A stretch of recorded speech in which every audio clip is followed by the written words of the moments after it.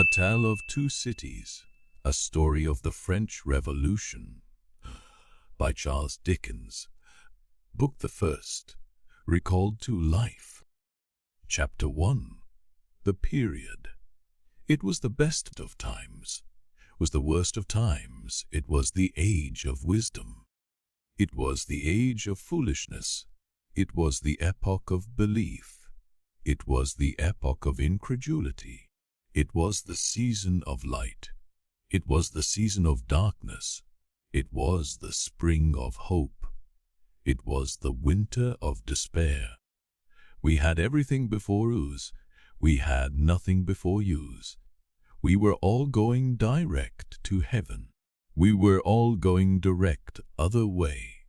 In short, the period was so far like the present period that some of its noisiest authorities insisted on its being received for good or for evil, in the superlative degree of comparison only.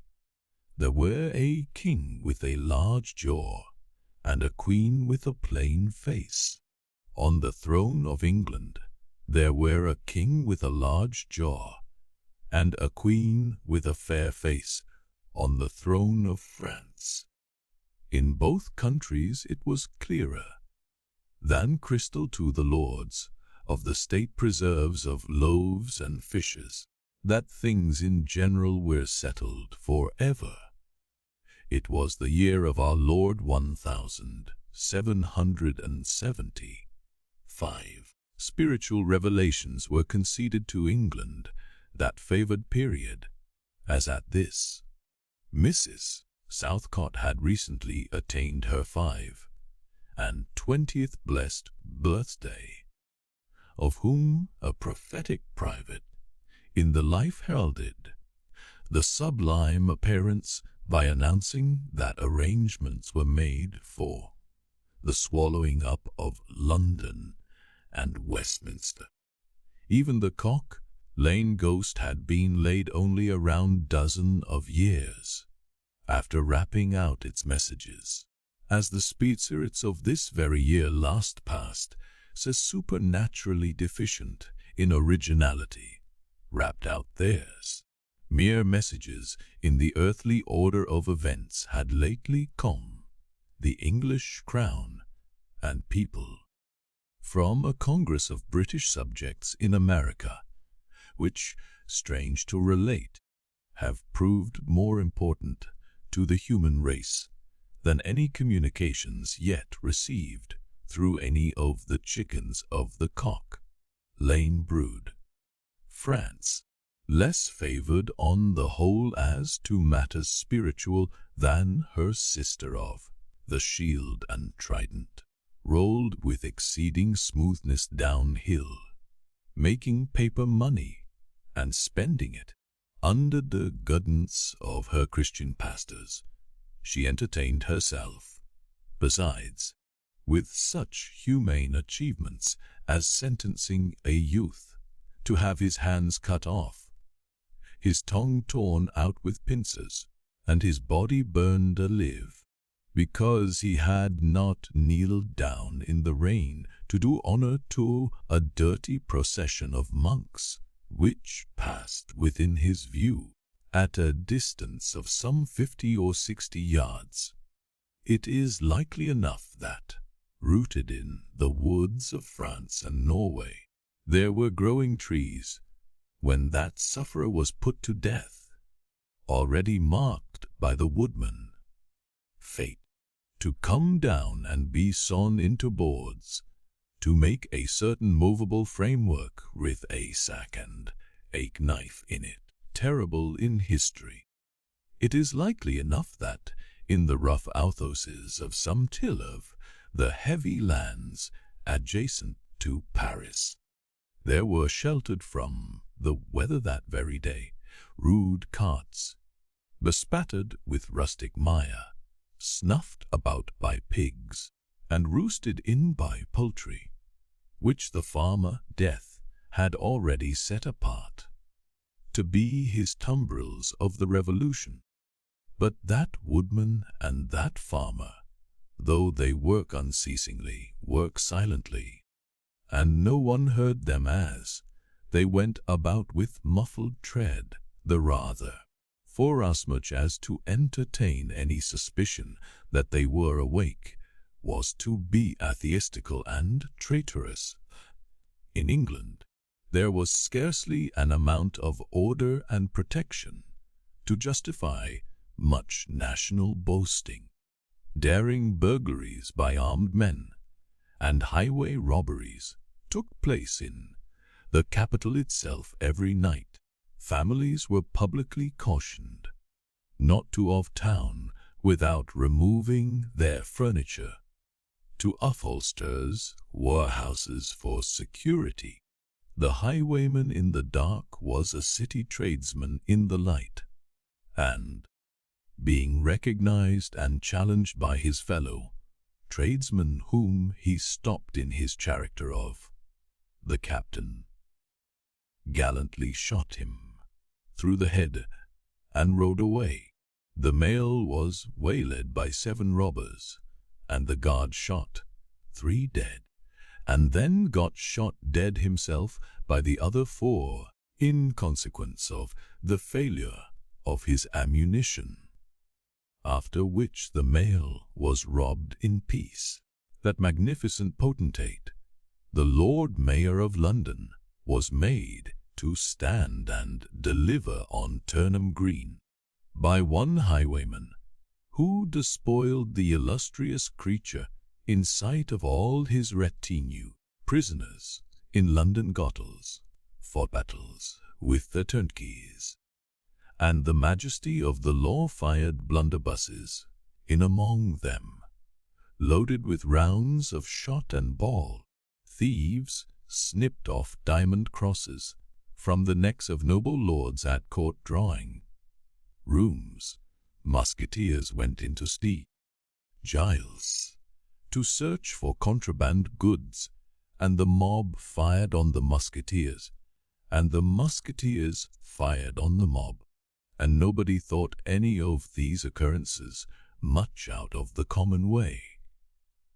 In the midst of them, the hangman, ever busy and ever worse than useless, was in constant requisition, now stringing up long rows of miscellaneous criminals, now hanging a housebreaker on Saturday who had been taken on Tuesday, now burning people in the hand at Newgate by the dozen, and now burning pamphlets at the door of Westminster Hall today, taking the life of an atrocious murderer, and tomorrow of a wretched pilferer who had robbed a farmer's boy of 6pence.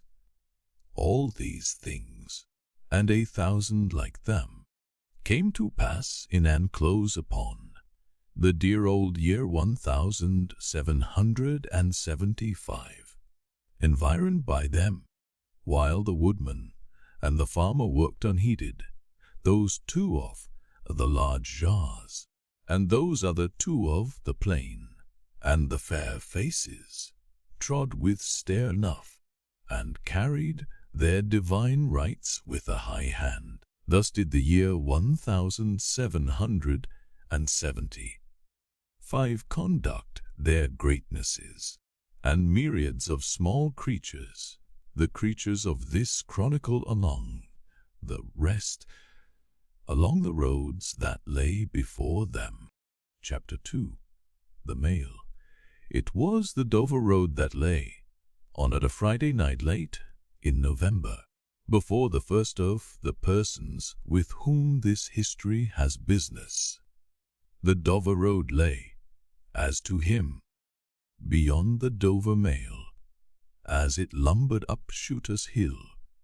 He walked uphill in the mire by the side of the mail, as the rest of the passengers did, not because they had the least relish for walking exercise under the circumstances, but because the hill, and the harness, and the mud, and the mail were all so heavy that the horses had 3 times already come to a stop besides once drawing the coach across the road, with the mutinous intent of taking it back to Blackheath.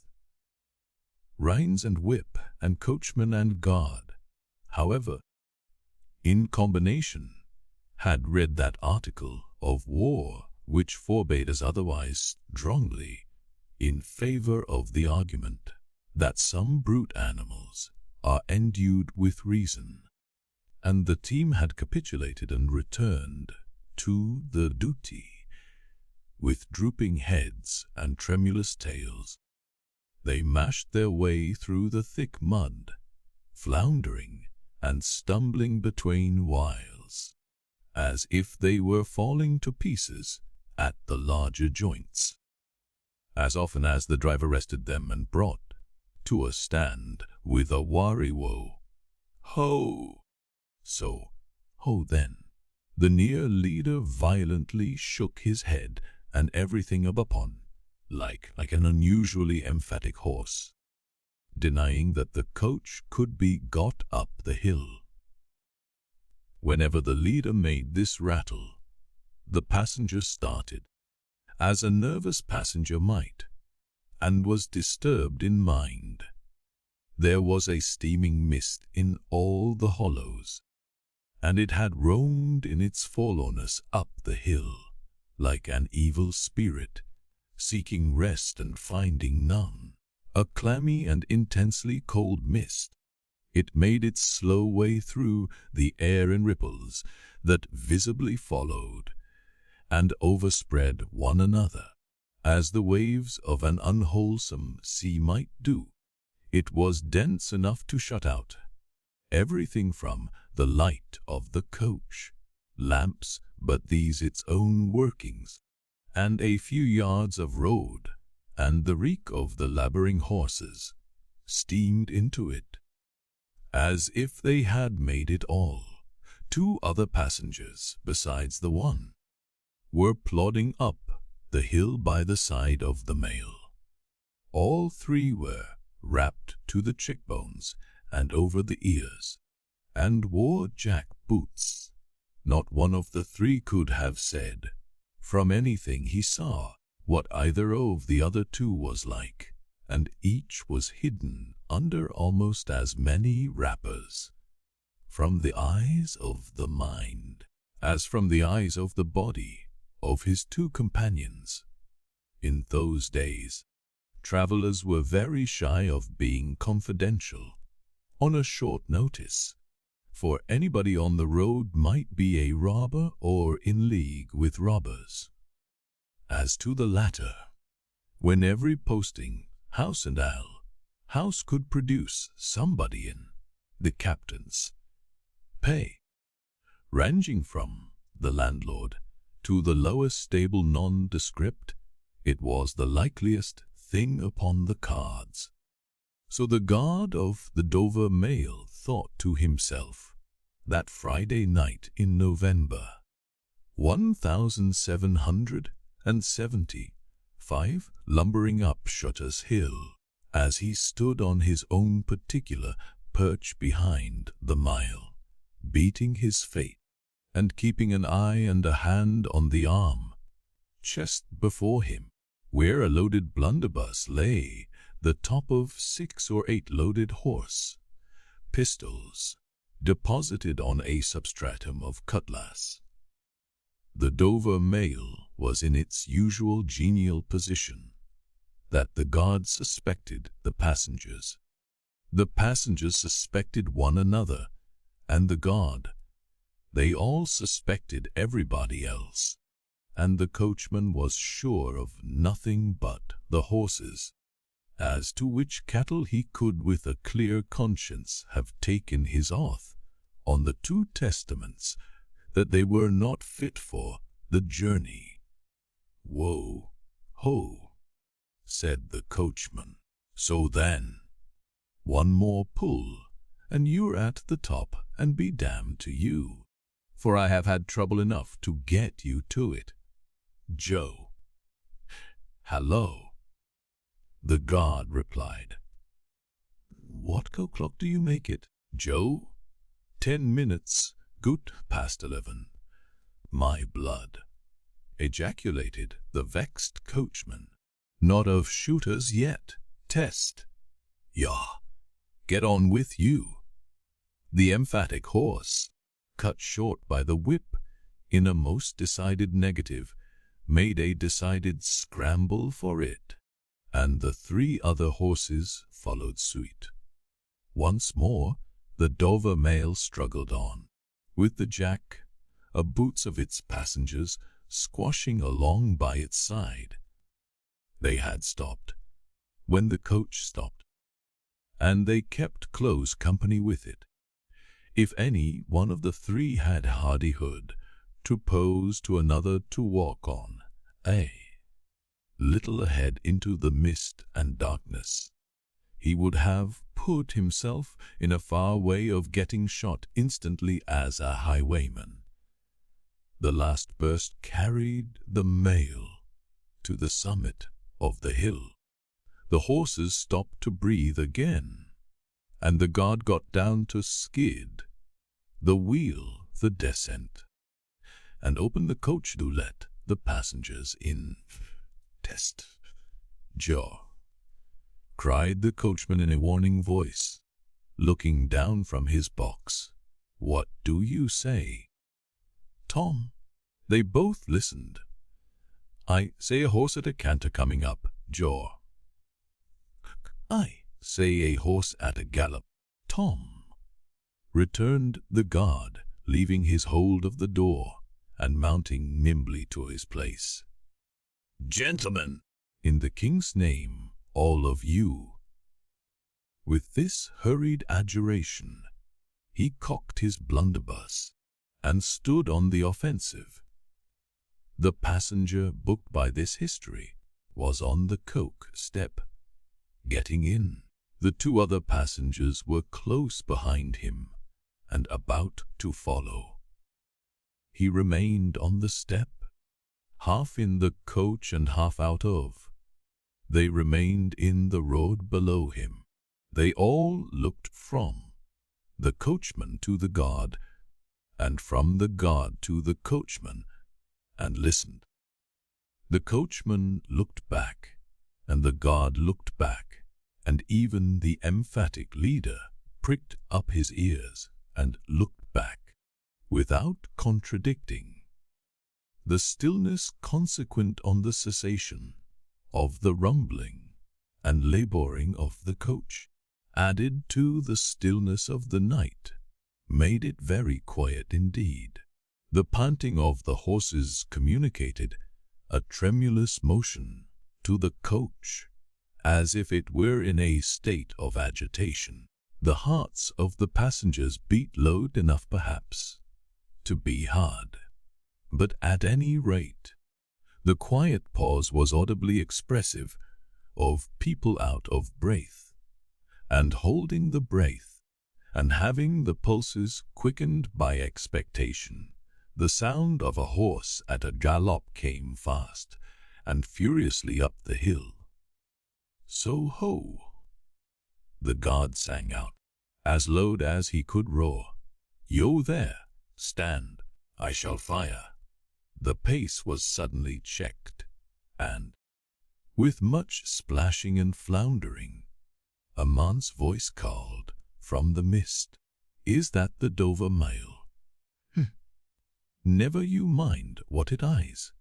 The guard retorted. What are you? I said that the Dover mail. Why do you want to now? I want a passenger, if it is. What passenger? Mr. Jarvis Lorry. Our booked passenger showed in a moment that it was his name. The guard, the coachman, and the 2 other passengers eyed him distrustfully. Keep where you are. The guard called to the voice in the mist, because if I should make a mistake, it could never be set right in your lifetime. Gentleman of the name of Lorry, answer straight. What is the matter? Asked the passenger. Then, with mildly quavering speech. "Who wants me? Is it Jerry?" "Yeah, I don't like Jerry's voice." "If it is Jerry," growled the guard to himself, "he's hoarser than suits me is Jerry. Yes. Miss Laurie, what is the matter?" A dispatch sent after you from over yonder. T. and Co." "I know this messenger, guard," said Mr. Lorry, getting down into the road, assisted from behind more swiftly than politely by the other 2 passengers, who immediately scrambled into the coach, shut the door, and pulled up the window. "He may come close. There's nothing wrong." "Hope there ain't it, but I can't make so nation sure of that," said the guard in gruff soliloquy. "Hallo you." "Well, and hallo you," said Jerry more hoarsely than before. "Come on and at our foot pace. D mind me, and if you've got holsters to that saddle, yawn. Don't let me see your hand go nigh, for I'm a devil at a quick mistake, and when I make one it takes the form of laid. So now let's look at you." The figures of a horse and rider came slowly through the eddying mist and came to the side of the mail, where the passenger stood. The rider stooped and, casting up his eyes at the guard, handed the passenger a small folded paper. The rider's horse was brown, and both horse and rider were covered with mud, from the hoofs of the horse to the hat of the man. "Guard," said the passenger, in a tone of quiet business confidence. The watchful guard, with his right hand at the stock of his raised blunderbuss, his left at the barrel, and his eye on the horseman, answered curtly, "Sir, there is nothing to apprehend. I belong to Tellson's Bank. You must know Tellson's Bank in London. I am going to Paris on business. A crown to drink. I may read this. So be as you quick, sir." He opened it in the light of the coach lamp on that side, and read, first to himself and then aloud, "Wait at Dover for Mamselle. It's not long, you see, guard." Jerry, say that my answer was recalled to life. Jerry started in his saddle. "That's a blazing strange answer, too," said he, at his hoarsest. "I'll take that message back, and they will know that I received this, as well as if I wrote, 'Make the best of your way. Good night.'" With those words the passenger opened the coach door and got in, not at all assisted by his fellow passengers, who had expeditiously secreted their watches and purses in their boots, and were now making a general pretence of being asleep, with no more definite purpose than to escape the hazard of originating any other kind of action. The coach lumbered on again, with heavier wreaths of mist closing round it as it began the descent. The guard soon replaced his blunderbuss in his arm, chest, and, having looked to the rest of its contents, and having looked to the supplementary pistols that he wore in his belt, looked to a smaller chest beneath his sheet, in which there were a few smith tools, a couple of torches, and a tinder box, for he was furnished with that completeness that if the coach lamps had been blown and stormed out, which did occasionally happen, He had only to shut himself up inside, keep the flint and steel sparks well off the straw, and get a light with tolerable safety and easy, if he were lucky, in 5 minutes. Tom, softly over the coach roof. "Hullo, Joe, did you hear the message?" "I did, Joe. What did you make of it?" "Tom, nothing at all, Joe. That's a coincidence, too," the guard mused, "for I made the same of it myself." Jerry, left alone in the mist and darkness, dismounted meanwhile, not only to ease his spent horse, but to wipe the mud from his face, and shake the wet out of his hat brim, which might be capable of holding about half a gallon. After standing with the bridle over his heavily splashed arm until the wheels of the mail were no longer within hearing, the night was quite still again. He turned to walk down the hill. After that there galloped from Temple Bar, "Old lady, I won't trust your 4 legs till I get you on the level," said this horse messenger, glancing at his mare, recalled to life. "That's a blazing strange message. Much of that wouldn't he do for you, Jerry? I say, Jerry, you'd be in a blazing bad way if recalling to life was to come into fashion, Jerry." Chapter 3, The Night Shadows. A wonderful fact to reflect upon, that every human creature is constituted to be that profound sacred and mystery to every other.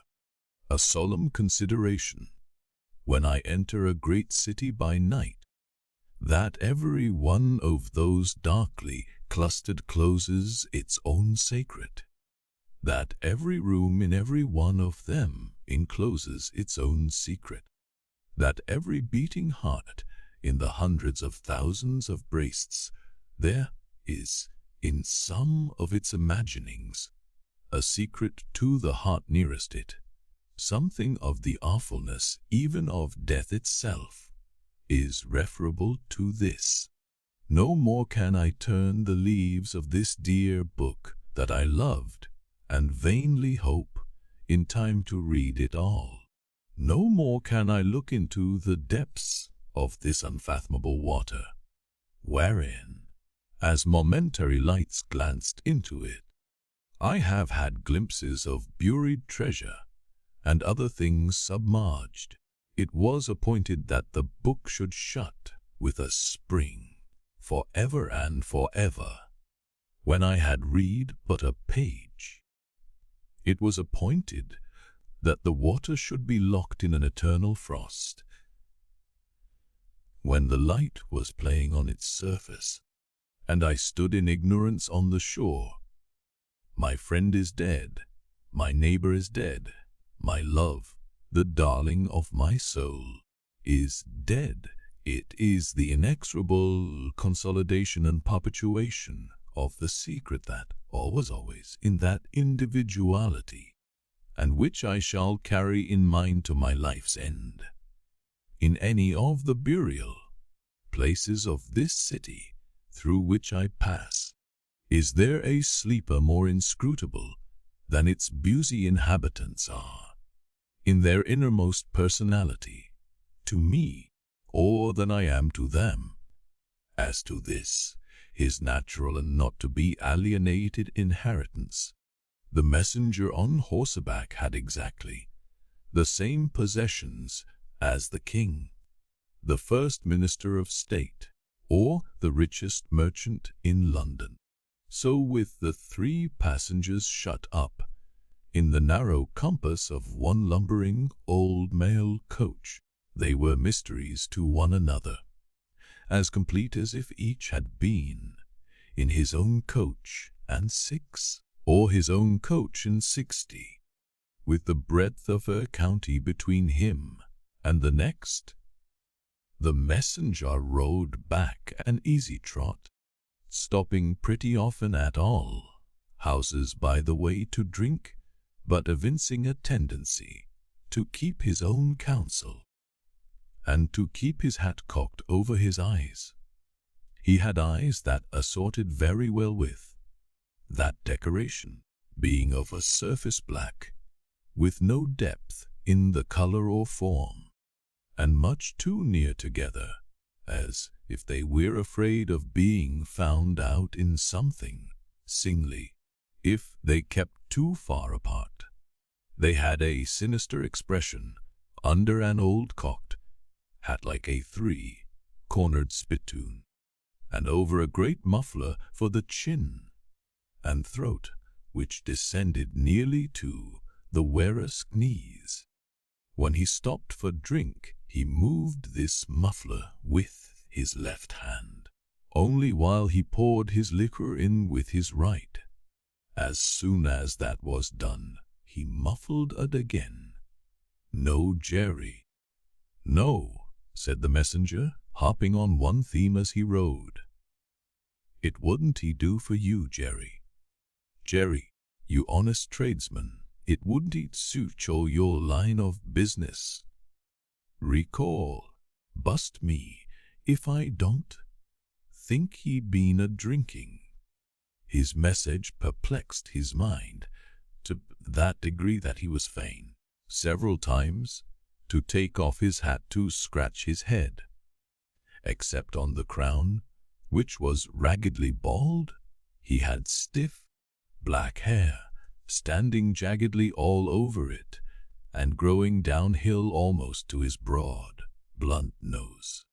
It was so like Smith's work, so much more like the top of a strongly spiked wall than a head of hair, that the best of players at leap frog might have declined him as the most dangerous man in the world to go over.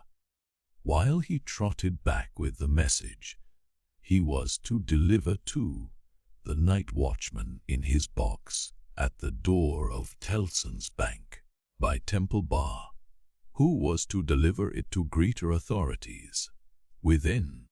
The shadows of the night took such shapes to him as arose out of the message, and took such shapes to the mare as arose out of her private topics of uneasiness.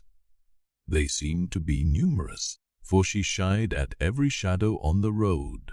What time the mail coach lumbered, jolted, rattled, and bumped upon its tedious way, with its three fellow inscrutables inside. To own, likewise, the shadows of the night revealed themselves in the forms their dozing eyes and wandering thoughts suggested. Tellson's Bank had a run upon it in the mail, as the bank passenger, with an arm drawn through the leathern strap, which did what lay in it to keep him from pounding against the next passenger and driving him into his corner. Whenever the coach got a special jolt, none nodded in his place with half-shut eyes, the little coach windows and the coach lamp dimly gleaming through them, and the bulky bundle of opposite passenger became the bank and did a great stroke of business. The rattle of the harness was the chink of money, and more drafts were honored in 5 minutes than even Tellson's, with all its foreign and home connection, ever paid in thrice the time. Then the strong rooms underground at Tellson's, with such of their valuable stores and secrets as were known to the passenger, and it was not a little that he knew about them, opened before him, and he went in among them with the great keys and the feebly burning candle, and found them safe and strong and sound and still, just as he had last seen them, But, though the bank was almost always with him, and though the coach, in a confused way, like the presence of pain under an opiate, was always with him, there was another current of impression that never ceased to run. All through the night he was on his way to dig someone out of a grave. Now, which of the multitude of faces that showed themselves before him was the true face of the buried person?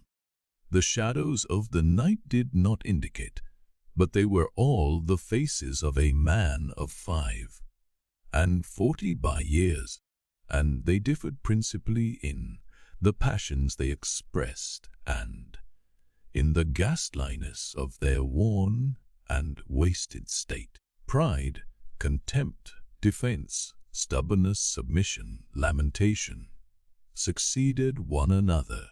So did varieties of sunken cheek, cadaverous color, emaciated hands and figures. But the face was in the main one face, and every head was prematurely white. 100 times the dozing passenger inquired of this spectre, "Buried how long?" The answer was always the same: almost 18 years. You had abandoned all hope of being dug out. Long ago, you know that you recalled to leave. They tell me so. I'm sure to live. Hope can't he say, you can't you tiff. You know that you are recalled. Will you come see her? The answers to this question were various and contradictory. Sometimes the broken reply was, "Wait. It would kill me if I saw her too soon." Sometimes it was given in a tender rain of tears, and then it was, "Take me to her." Sometimes it was staring and bewildered, and then it was, "I don't know her. I don't understand." After such imaginary discourse, the passenger in his fancy would dig, and dig, now with a spade, now with a great key, now with his hands, to dig this wretched creature out. Got out at last. With earth hanging about his face and hair, he would suddenly fan away to dust. The passenger would then start to himself and lower the window to get the reality of mist and rain on his cheek. Yet even when his eyes were opened on the mist and rain, on the moving patch of light from the lamps, and the hedge at the roadside retreating by jerks, the night shadows outside, the coach would fall into the train of the night shadows within. The real banking house by Temple Bar, the real business of the past day, the real strong rooms, the real express sent after him, and the real message returned would all be there. Out of the midst of them, the ghostly face would rise, and he would accost it. How long? Almost 18 years. I hope you care to live. I can't say. Dig till, and dig. And the two passengers would admonish him into movement from one of. Didn't say? I can't say. I can't say. Draw his arms securely through the leathern strap and speculate upon the two slumbering forms until his mind lost its hold of them, and they get away into the grave, buried hung, almost 18 years, dug dung hoed, long ago. The words were still in his hearing as just spoken, distinctly in his ear when the weary passenger spoken's life and sting tag and give. You had abandoned all hope of being duggo. Long ago got the yellow bender of they'd how long, and found that the shadows of the night were gone. He lowered the window and looked out at the rising sun. There was a ridge of ploughed land, with a plough upon it, where it had been left last night when the horses were unyoked beyond a quiet coppice, wood, in which many leaves of burning red and golden yellow still remained upon the trees. Though the earth was cold and wet, the sky was clear, and the sun rose bright, placid, and beautiful. 18 years, said the passenger, looking at the sun, gracious creator of day, to be buried alive for 18 years. Chapter 4. The preparation. When the mail got successfully to Dover, in the course of the forenoon, the head drawer at the Royal George Hotel opened the coach door as his custom was. He did it with some flourish of ceremony, for a mail journey from London in winter was an achievement to congratulate an adventurous traveller upon. By that time, there was only one adventurous traveller left, be congratulated, for the two others had been set down at their respective roadside destinations.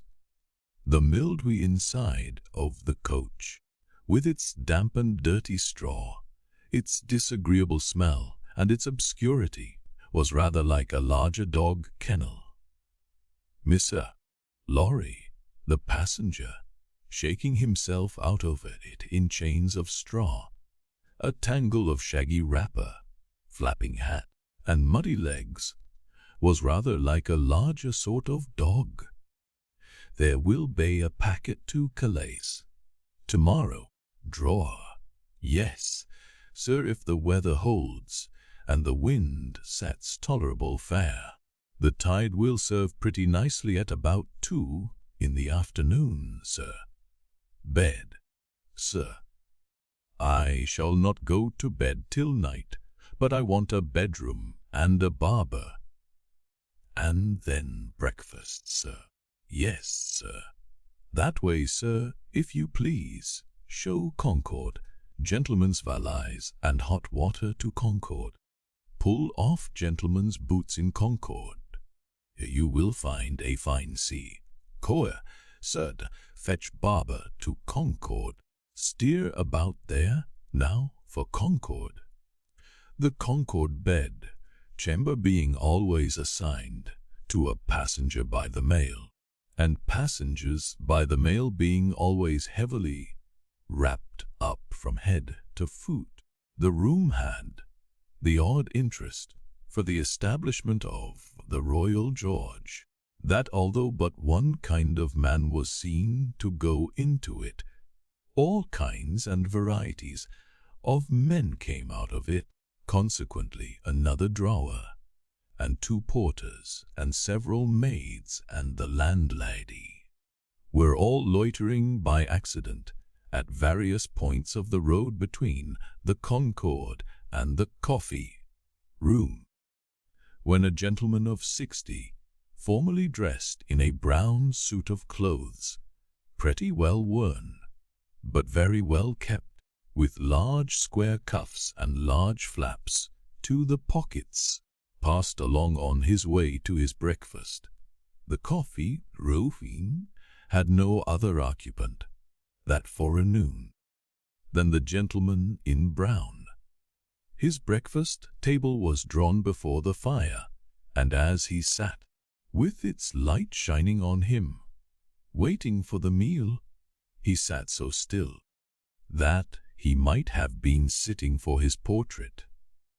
Very orderly and methodical he looked, with a hand on each knee, and a loud watch ticking a sonorous sermon under his flapped waist coat, as though it pitted its gravity and longevity against the levied evanescence of the brisk fire. He had a good leg, and was a little vain of it, for his brown stockings fitted sleek and close, and were of a fine texture. His shoes and buckles, too, though plain, were trim. He wore an odd little sleek crisp flaxen wig, setting very close to his head, which wig, it is to be presumed, was made of hair, but which looked far more as though it were spun from filaments of silk or glass. His linen, though not of a fineness, in accordance with his stockings, was as white as the tops of the waves that broke upon the neighboring beach, or the specks of sail that glinted in the sunlight far at sea. A face habitually suppressed and quieted was still lighted up under the quaint wig by a pair of moist bright eyes that it must have cost their owner, in years gone by, some pains to drills the composed and reserved expression of Tellson's Bank. He had a healthy colour in his cheeks, and his face, though lined, bore few traces of anxiety. But perhaps the confidential bachelor clerks in Tellson's Bank were principally occupied with the cares of other people, and perhaps second-hand cares, like second-hand clothes, come easily off and on, completing his resemblance to a man who was sitting for his portrait. Miss Laurie dropped off to sleep. The arrival of his breakfast roused him, and he said to the drawer, as he moved his chair to it, "I wish accommodation prepared for lady. You may come here at any time, day. She may ask for Mr. Jarvis Lorry, or she may only ask for a gentleman from Tellson's Bank. Please to let know where, sir." "Tellson's Bank in London, sir." Yes, sir. We have oftentimes the honour to entertain your gentlemen in their travelling backwards and forwards betwixt London and Paris, sir. A vast deal of travelling, sir, in Tellson and Company's house. Yes, we are quite a French house, as well as an English one. Yes, sir. Not much in the habit of such travelling yourself, I think, sir? Not of late years. It is 15 years since I came last from France. Indeed, sir. That was before my time here, sir. Before our people's time here, sir. The George was in other hands at that time, sir. I believe so, but I would hold a pretty wager, sir, that a house like Tellson and Company was flourishing a matter of 50, not to speak of 15 years ago. You might treble that and say 150, yet not be far from the truth. Indeed, sir.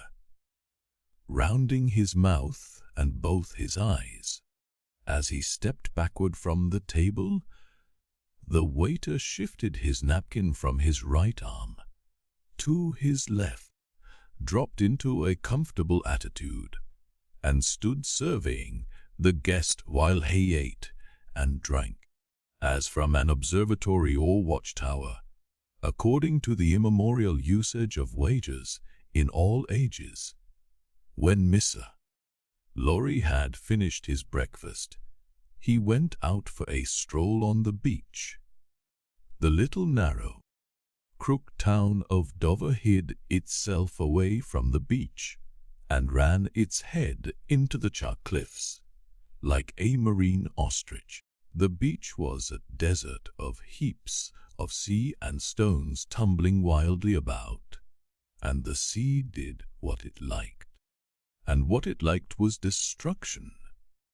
It thundered at the town, and thundered at the cliffs, and brought the coast down. The air among the houses was of so strong a piscatory flavor that one might have supposed sick fish went up to be dipped in it, as sick people went down to dipped in the sea. A little fishing was done in the port, and a quantity of strolling about by night, and looking seaward, particularly at those times when the tide made and was near flood. Small tradesmen, who did no business whatever, sometimes unaccountably realized large fortunes, and it was remarkable that nobody in the neighborhood could endure a lamplighter. As the day declined into the afternoon, and the air, which had been at intervals clear enough to allow the French coast to be seen, became again charged with mist and vapor, Mr. Lorry's thoughts seemed to cloud too. When it was dark, and he sat before the coffee-room fire, awaiting his dinner as he had awaited his breakfast, his mind was boozily digging in the live red coals. A bottle of good claret after dinner does a digger in the red coals no harm, otherwise than as it a tendency to throw him out of work.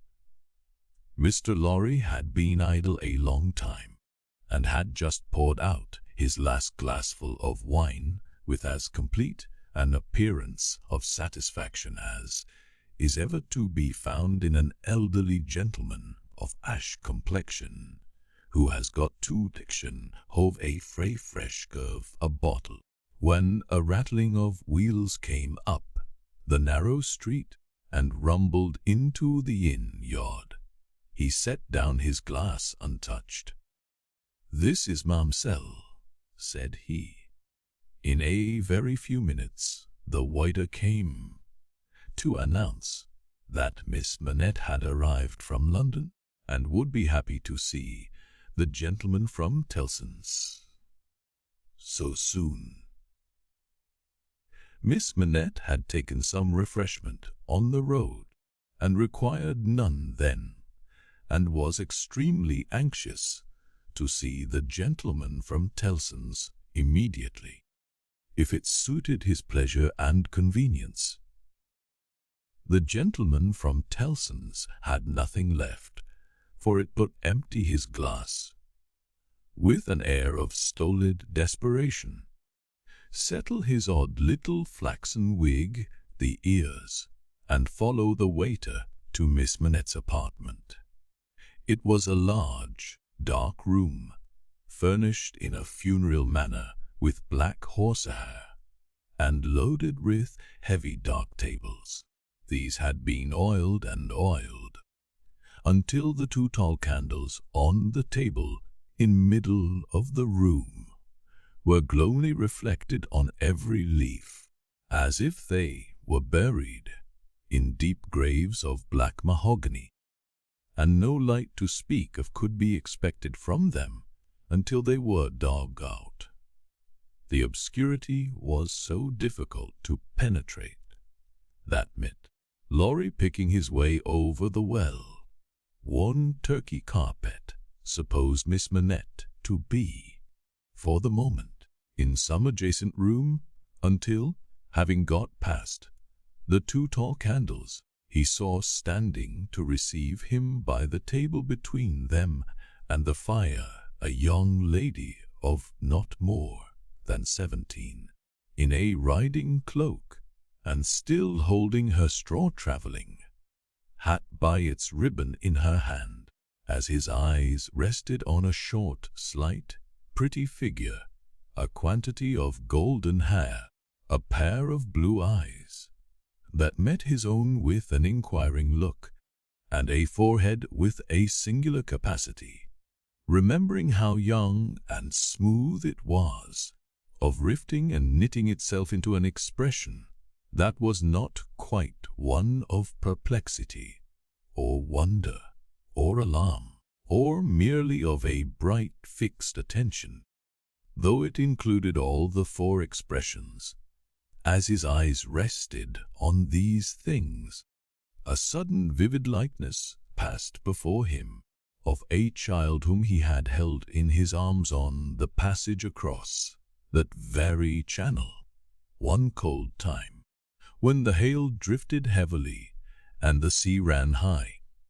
The likeness passed away like a breath along the surface of the gaunt pier, glass behind her, on the frame of which a hospital procession of Negro cupids, several headless and all cripples, were offering black baskets of Dead Sea fruit to black divinities of the feminine gender, and he made his formal bow to Miss Manette. "Pray take a seat, sir," in a very clear and pleasant young voice, a little foreign in its accent, but a very little indeed. "I kiss your hand, miss," said Mr. Lorry, with the manners of an earlier date, as he made his formal bow again and took his sheet. "I received a letter from the bank, sir, yesterday, informing me that some intelligence or discovery, the word is not material, miss, either word will do, respecting the small property of my poor father, whom I never saw, so long dead." Mr. Lorry moved in his chair and cast a troubled look towards the hospital procession of Negro cupids, as if they had any help for anybody in their absurd baskets. Rendered it necessary that I should go to Paris, there to communicate with a gentleman of the bank, so good as to be dispatched to Paris for the purpose, myself, as I was prepared to hear, sda. She curtsied to him. Young ladies made curtsies in those days, with a pretty desire to convey to him that she felt how much older and wiser he was than she. He made her another bow. I replied to the bank, sir, that as it was considered necessary by those who know and who are so kind as to advise me that I should go to France, and that as I am an orphan and have no friend who could go with me, I should esteem it highly if I might be permitted to place myself, during the journey, under that worthy gentleman's protection. The gentleman had left London, but I think a messenger was sent after him, the favour to beg of his waiting for me here. I was happy, said Miss Lorry, to be entrusted with the charge. I shall be more happy to execute it, Baba. Sir, I thank you indeed. I thank you very gratefully. It was told me by the bank that the gentleman would explain to me the details of the business, and that I must prepare myself to find them of a surprising nature. I have done my best to prepare myself, and I naturally have a strong and eager interest to know what they are. Naturally, said Mr. Lorry. Where's I? After a pause, he added, again settling the crisp flaxen wig at the ears. It is very difficult to begin. He did not begin, but, in his indecision, met her glance. The young forehead lifted itself into that singular expression. But it was pretty and characteristic, besides being singular, and she raised her hand, as if with an involuntary action she caught at, or stayed some passing shadow. Are you quite a stranger to me, sir? Am I not? Miss Lorry opened his hands and extended the thumb outwards with an argumentative smile between the eyebrows. eyebrows, and just over the little feminine nose, the line of which was as delicate and fine as it was possible to be. The expression deepened itself as she took her seat thoughtfully in the chair by which she had hitherto remained standing. He watched her as she mused, and the moment she raised her eyes again, went on. "In your adopted country, I presume I cannot do better than address you as a young English lady, Miss Manette." "If you please, sir." "Miss Manette, I am man of business. I have a business charge to acquit myself of. In your reception of it, don't heed me any more than if I was a speaking machine. Truly, I am not much else. I will, with your leave, relate to you, miss, the story of one of our customers." Story. He seemed wilfully to mistake the word she had repeated. One, he added, in a hurry. "Wes, customers. In the banking business, we usually call our connection our customers." He was a French gentleman, a scientific gentleman, a man of great acquirements, a doctor, not of Beauvais. "Why, yes, of Beauvais. Like Monsieur Manette, your father, the gentleman was of Beauvais. Like Monsieur Manette, your father, the gentleman was of repute in Paris. I had the honor of knowing him there. Our relations were business relations, but confidential. I was at that time in our French house, and had been, 20 years. At that time, I may ask, at what time, sir? I speak, miss, of 20 years ago. He married an English lady, and I was one of the trustees. His affairs, like the affairs of many other French gentlemen and French families, were entirely in Tellson's hands. In a similar way I am, or I have been, trustee of one kind or other for scores of our customers. These are mere business relations, miss. There is no friendship in them, no particular interest, nothing like sentiment. I have passed from one to another in the course of my business life, just as I pass from one of our customers to another in the course of my business day. In short, I have no feelings. I am a mere machine. To go on, but this is my father's story, sir, and I begin to think." The curiously roughened forehead was very intent upon him. "That when I was left an orphan through my mother's surviving my father only 2 years. It was you who brought me to England. I am almost sure it was you, Miss R." Laurie took the hesitating little hand that confidingly advanced to take his, and he put it with some ceremony to his lips.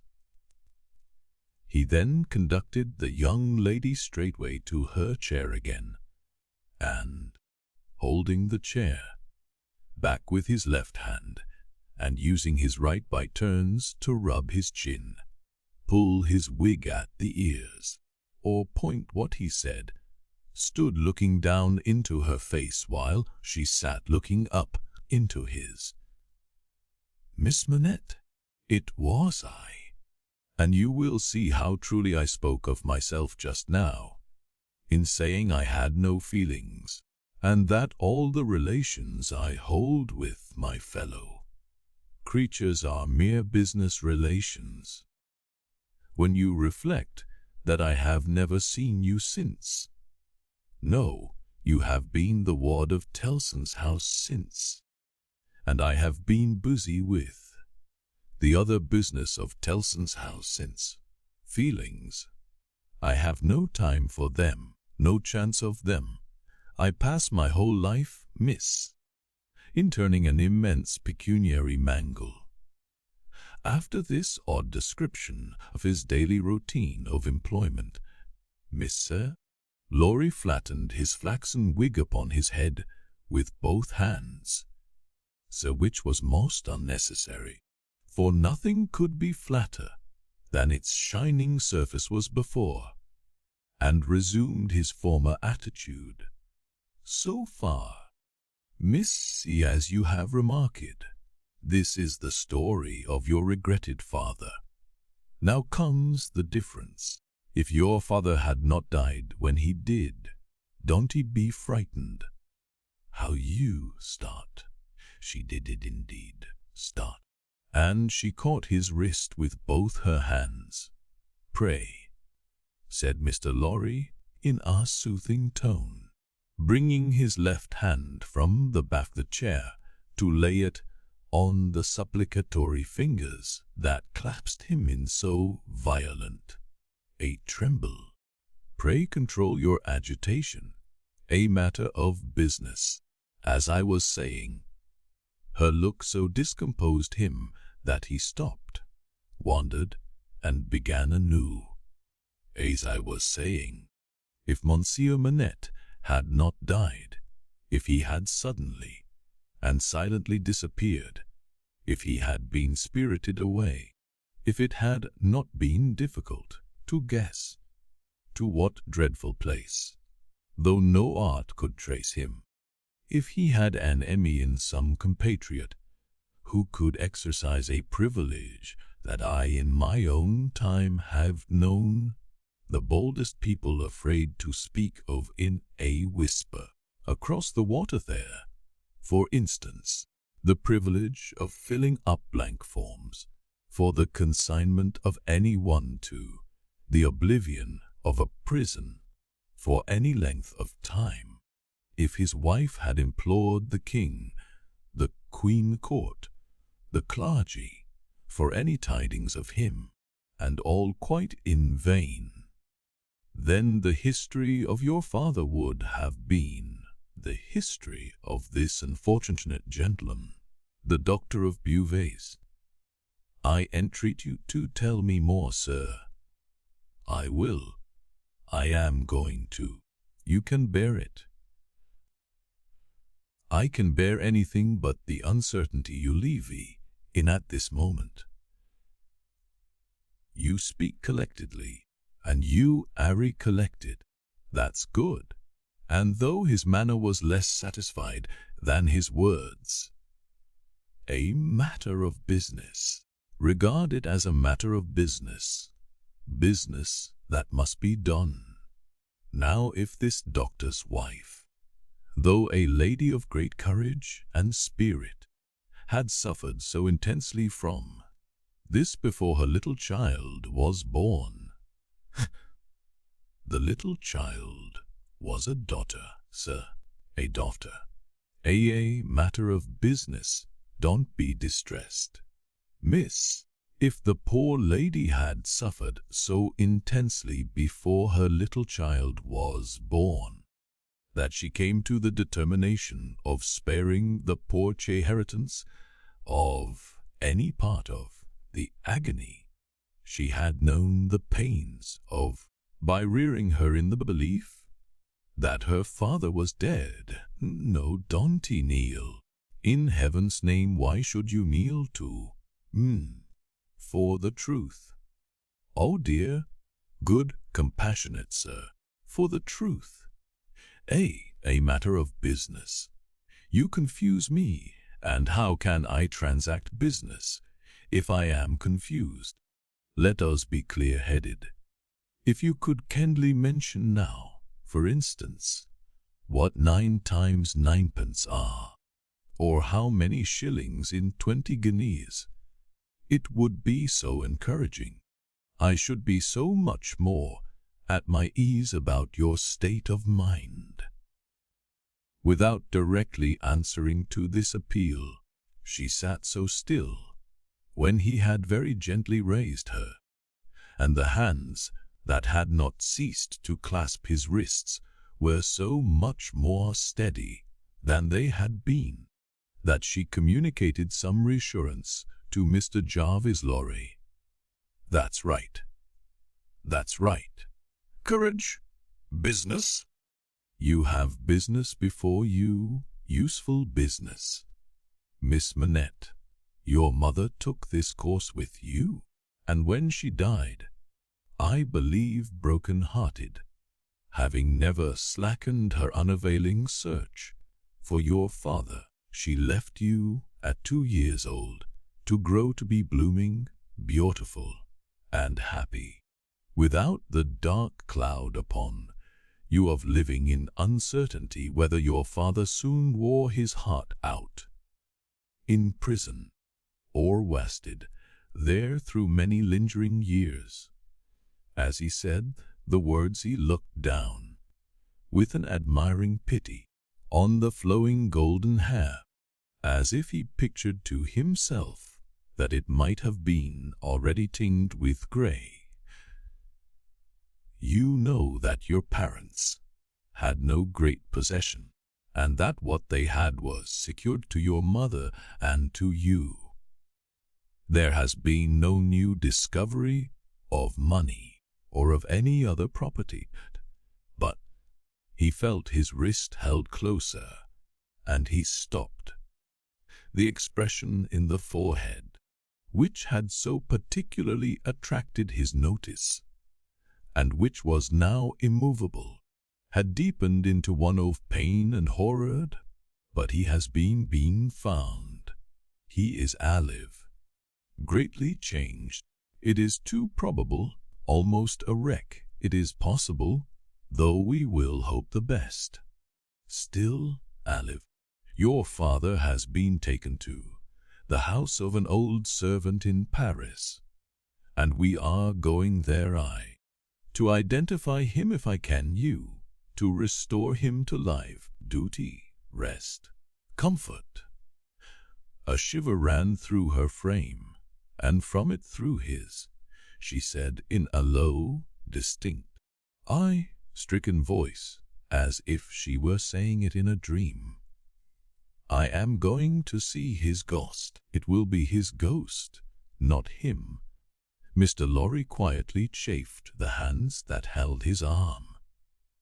There. See now. The best and the worst are known to you now. You are well on your way to the poor, wronged gentleman, and with a fair sea voyage and a fair land journey, you will be soon at his dear side." She repeated in the same tone, sunk to a whisper, "I have been free. I have been happy, yet his ghost has never haunted me."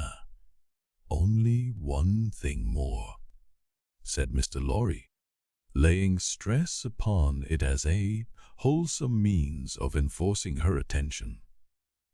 "He has been found under another name, his own, long forgotten or long concealed.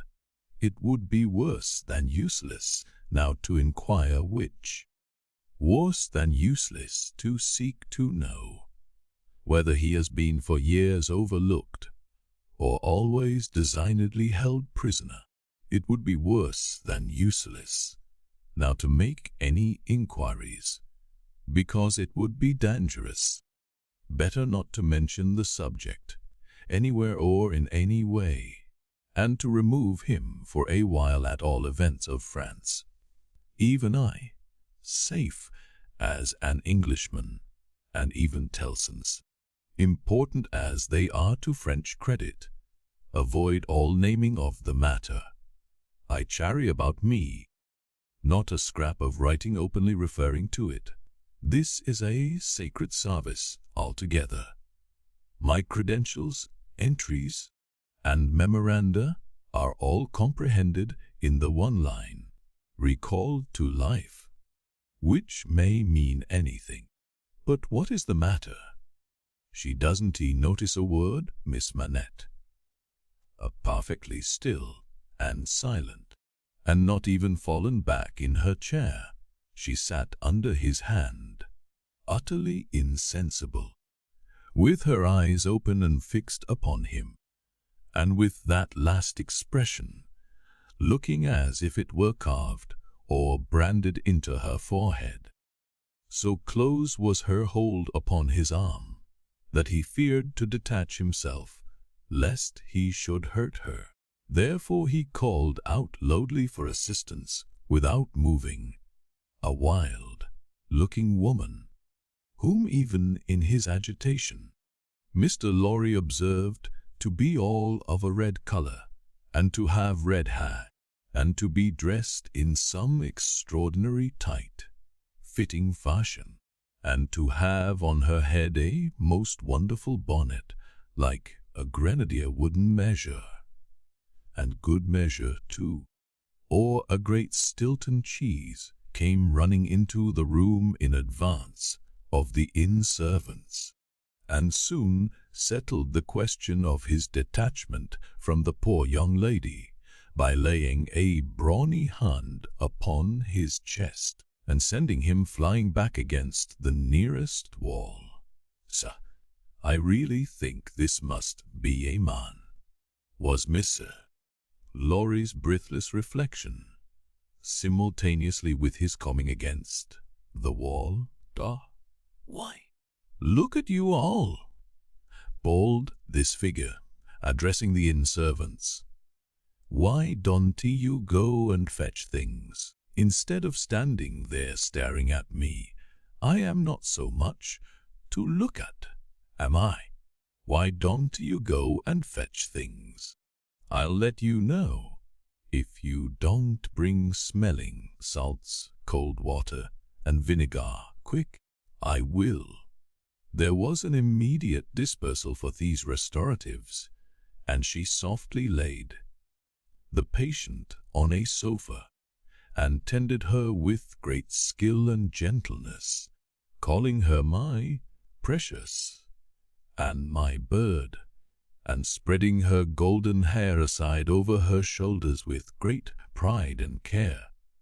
"And you in brown," she said, indignantly turning to Mr. Lorry. "Couldn't you tell her what you had to tell her, without frightening her to death? Look at her, with her pretty pale face and her cold hands. Do you call that being a banker?"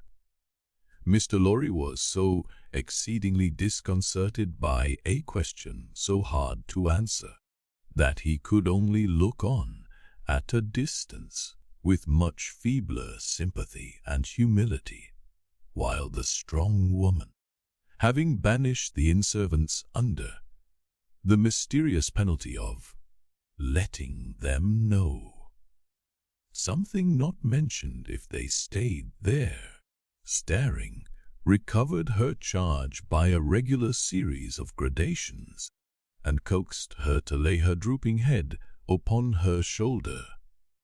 "I hope she will do well now," said Mr. Lorry. "No thanks to you in brown, if she does, my darling pretty." "I hope," said Mr. Lorry, after another pause of feeble sympathy and humility, "that you accompany Miss Manette to France." "A likely thing, too," replied the strong woman. "If it was ever intended I should go across salt water, do you suppose Providence would have cast my lot in an island?" This being another question hard to answer, Mr. Jarvis Lorry withdrew to consider it. Chapter 5. The wine shop. A large cask of wine had been dropped and broken in the street. The accident had happened in getting it out of a cart. The cask had tumbled out with a run. The hoops had burst, and it lay on the stones just outside the door of the wine shop, shattered like a walnut shell. All the people within reach had suspended their business or their idleness to run to the spot and drink the wine. The rough, irregular stones of the street pointing every way, and designed, one might have thought, expressly to lame all living creatures that approached them, had dammed it into little pools. These were surrounded, each by its own jostling group or crowd, according to its size. Some men kneeled down, made scoops of their 2 hands joined, and sipped or tried to help women, who bent over their shoulders to sip before the wine had all run out between their fingers. Others, men and women, dipped in the puddles with little mugs of mutilated earthenware, or even with handkerchiefs from women's heads, which were squeezed dry into infants' mouths. Others made small mud embankments to stem the wine as it ran. Others, directed by lookers on up at high windows, darted here and there to cut off little streams of wine that started away in new directions. Others devoted themselves to the sodden and dyed pieces of the cask, licking and even champing the moister wine, rotted fragments with eager relish. There was no drainage to carry off the wine, and not only did it all get taken up, but so much mud got taken up along with it, that there might have been a scavenger in the street. If anybody acquainted with it could have believed in such a miraculous presence. A shrill sound of laughter and of amused voices, voices of men, women, and children, resounded in the street while this wine game lasted. There was little roughness in the sport, and much playfulness. There was a special companionship in it, an observable inclination on the part of every one to join some other one, which led, especially among the luckier or lighter-hearted, to frolicsome embraces, drinking of healths, shaking of hands, and even joining of hands and dancing, a dozen together.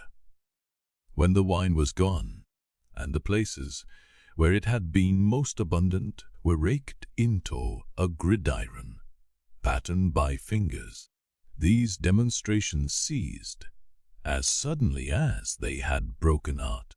The man who had left his saw sticking in the firewood he was cutting set it in motion again. The women who had left on a door stepped the little pot of hot ashes, at which she had been trying to soften the pain in her own starved fingers and toes, or in those of her child. Returned to it men with bare arms, matted locks, and cadaverous faces, who had emerged into the winter light from cellars, moved away, to descend again, and a gloom gathered on the scene that appeared more natural to it than sunshine. The wine was red wine, and had stained the ground of the narrow street in the suburb of Saint Antoine in Paris, where it was spilled. It had stained many hands, too, and many faces, and many naked feet, and many wooden shoes. The hands of the man who sawed the wood left red marks on the billets, and the forehead of the woman who nursed her baby was stained with the stain of the old rag she wound about her head again. Those who had been greedy with the staves of the cask had acquired a tigerish smear about the mouth, and one tall joker so besmirched, his head more out of a long squalid bag of a nightcap than in it, scrawled upon a wall with his finger dipped in muddy wine, Lees, blood.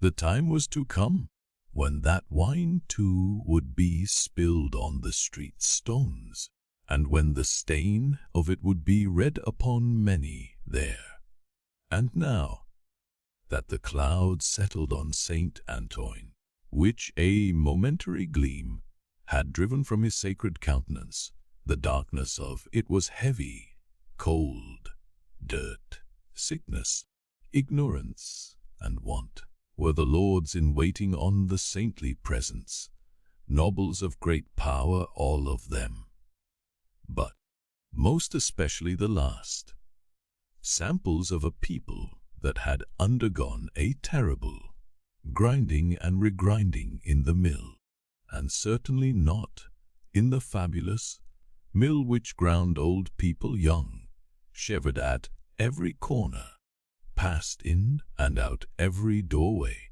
looked from every window, fluttered in every vestige of a garment that the wind shook.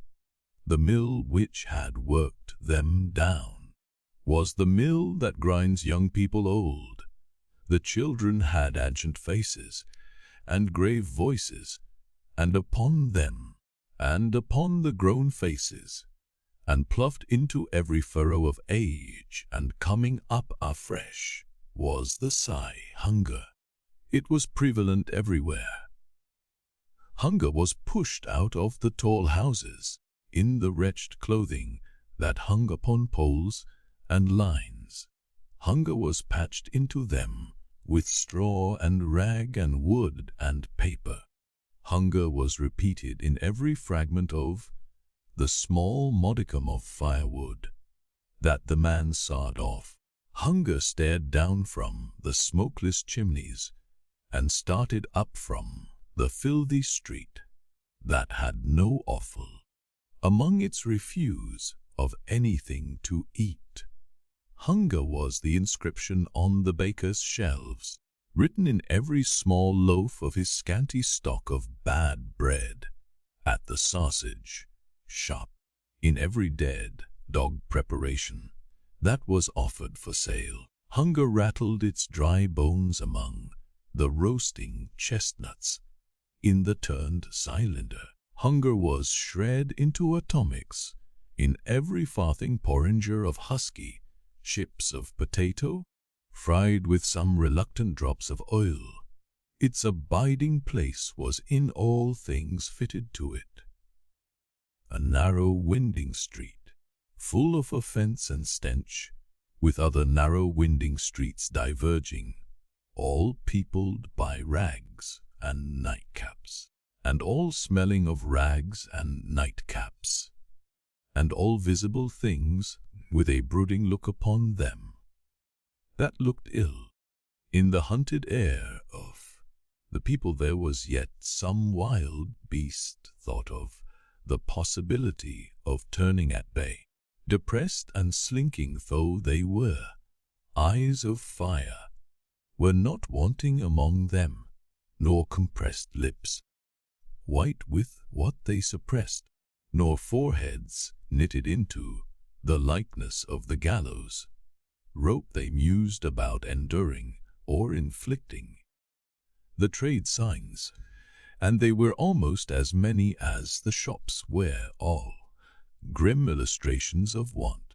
The butcher and the porkman painted up only the leanest scrags of meat, the baker the coarsest of meagre loaves. The people rudely pictured as drinking in the wine shops, crocked over their scanty measures of thin wine and beer, and were gloweringly confidential together.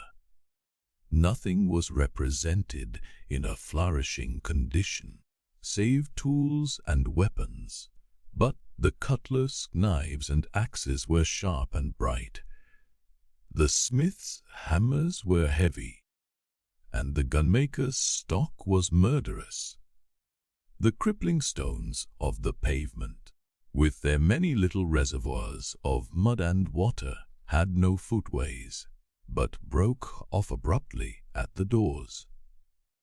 The kennel, to make amends, ran down the middle of the street, when it ran at all, which was only after heavy rains, and then it ran by many eccentric fits into the houses, across the streets, at wide intervals.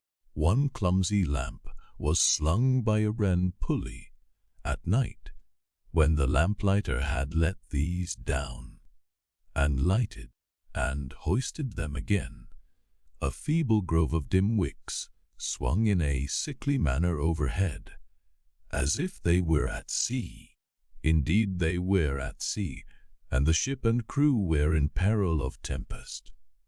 For the time was to come when the gaunt scarecrows of that region should watch the lamplighter in their idleness and hunger so long as to conceive the idea of improving on his method and hauling up men by those ropes and pulleys to flare upon the darkness of their condition. But the time was not come yet, and every wind that blew over France shook the rags of the scarecrows in vain, for the birds, fine of song and feather, took no warning. The wine shop was a corner shop, better than most others in its appearance and degree, and the master of the wine shop had stood outside it, in a yellow waistcoat and green breeches, looking on at the struggle for the lost wine. "It's not my affair," said he, with a final shrug of the shoulders. "The people from the market did it. Let them bring another." There his eyes happening to catch the tall joker writing up his joke, he called to him across the way, "Say then, my Gaspard, what do you do there?" The fellow pointed to his joke with immense significance. As is often the way with his tribe, it missed its mark and completely failed, as is often the way with his tribe too. "What now? Are you a subject for the mad hospital?" said the wine shopkeeper, crossing the road and obliterating the jest with a handful of mud picked up for the purpose and smeared over it. "Why do you write in the public streets? Is there, tell me thou, is there no other place to write such words in?" In his expostulation he dropped his cleaner hand, so perhaps accidentally, perhaps not upon the joker's heart. The joker wrapped it with his own, took a nimble spring upward, and came down in a fantastic dancing attitude, with one of his stained shoes jerked off his foot into his hand, and held out. A joker of an extremely, not to say wolfishly practical character, he looked, under those circumstances. Put it on, said the other. "Call wine, and finish there." With that advice he wiped his soiled hand upon the joker's dress, such as it was, quite deliberately, as having dirtied the hand on his account, and then recrossed the road and entered the wine shop. This wine shopkeeper was a bull-necked, martial-looking man of 30, and he should have been of a hot temperament, for, although it was a bitter day, he wore no coat, but carried one slung over his shoulder. His shirt sleeves were rolled up, too, and his brown arms were bare to the elbows. Neither did he wear anything more on his head than his own crisply curling short dark hair. He was a dark man altogether, with good eyes and a good bold breath between them. Good-humored looking on the whole, but implacable looking too. Evidently a man of a strong resolution and a set purpose, a man not desirable to be met, rushing down a narrow pass with a gulf on either side, for nothing would turn the man. Madame Defarge, his wife, sat in the shop behind the counter as he came in. Madame Defarge was a stout woman of about his own age, with a watchful eye that seldom seemed to look at anything, a large hand heavily ringed, a steady face, strong features, and great composure of manner. There was a character about Madame Defarge, from which one might have predicated that she did not often make mistakes against herself in any of the reckonings over which she presided. Madame Defarge, being sensitive to cold, was wrapped in fur, and had a quantity of bright shawl twined about her head, though not to the concealment of her large earrings. Her knitting was before her, but she had laid it down to pick her teeth with a toothpick. Thus engaged, with her right elbow supported by her left, Madame Defarge said nothing when her lord came in, but cut just one grain of cough. This, in combination with the lifting of her darkly defined eyebrows over her toothpick by the breadth of a line, suggested to her husband that he would do look round the shop among the customers for any new customer who had dropped in while he stepped over the way. The wine shopkeeper accordingly rolled his eyes about until they rested upon an elderly gentleman and a young lady who were seated in a corner. Other company were there, 2 playing cards, 2 playing dominoes, 3 standing by the counter lengthening out a short supply of wine. As he passed behind the counter, he took notice that the elderly gentleman said, in a look to the young lady, "This is our man. What the devil do in that galley there?" Said Monsieur Defarge to himself, "I don't know you." But he feigned not to notice the 2 strangers, and fell into discourse with the triumvirate of customers who were drinking at the counter. "How goes it, Jacks?" said one of these 3 to Monsieur Defarge. "Is all the spilt wine swallowed?" "Every drop, Jacks," answered Monsieur Defarge. When this interchange of Christian name was effected, Madame Defarge, picking her teeth with her toothpick, coughed another grain of cough, and raised her eyebrows by the breadth of another line. "It is not often," said the second of the 3, addressing Monsieur Defarge, "that many of these miserable beasts know the taste of wine, or of anything but black bread and death. Is it not so, Jacks?" "Is so, Jacks," Monsieur Defarge returned. At this second interchange of the Christian name, Madame Defarge, still using her toothpick with profound composure, coughed another grain of cough, and raised her eyebrows by the breadth of another line. The last of the 3 now said his say, as he put down his empty drinking vessel and smacked his lips.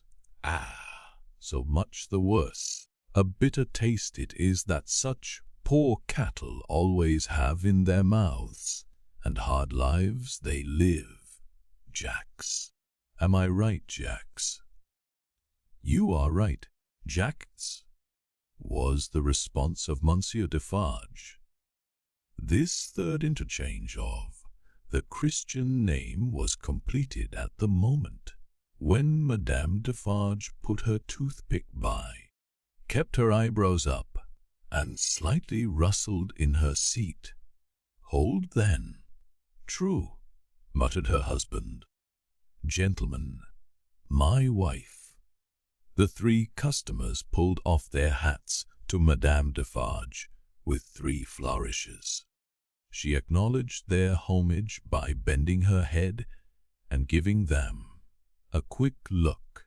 Then she glanced in a casual manner round the wine shop, took up her knitting with great apparent calmness and repose of spirit, and became absorbed in it.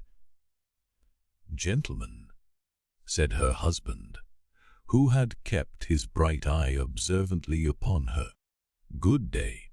The chamber, furnished bachelor fashion, that you wish to say, and we're inquiring for when I stepped out, is on the 5th floor. The doorway of the staircase gives on the little courtyard close to the left here," pointing with his hand near to the window of my establishment. "But, now that I remember, one of you has already been there, and can show the way. Gentlemen, adieu." They paid for their wine, and left the place. The eyes of Monsieur Defarge were studying his wife at knitting, when the elderly gentleman advanced from his corner, and begged the favour of a word. "Willingly, sir," said Monsieur Defarge, and quietly stepped with him to the door. The conference was very short, but very decided. Almost at the first word, Monsieur Defarge started and became deeply attentive. It had not lasted a minute when he nodded and went out. The gentleman then beckoned to the young lady, and they, too, went out. Madame Defarge knitted with nimble fingers and steady eyebrows, and saw nothing. Mr. Jarvis Lorry and Miss Manette, emerging from the wine shop thus, joined Monsieur Defarge in the doorway to which he had directed his own company just before. It opened from a stinking little black courtyard, and was the general public entrance to a great pile of houses, inhabited by a great number of people. In the gloomy tile paved entry to the gloomy tile paved staircase, Monsieur Defarge bent down on one knee to the child of his old master, and put her hand to his lips. It was a gentle action, but not at all gently done. A very remarkable transformation had come over him in a few seconds. He had no good humor in his face, nor any openness of aspect left, but had become a secret, angry, dangerous man. It is very high. It is a little difficult. Better to begin slowly. Thus Monsieur Defarge, in a stern voice, to Mr. Lorry, as they began ascending the stairs, "Is he alone?" The latter whispered, "Alone.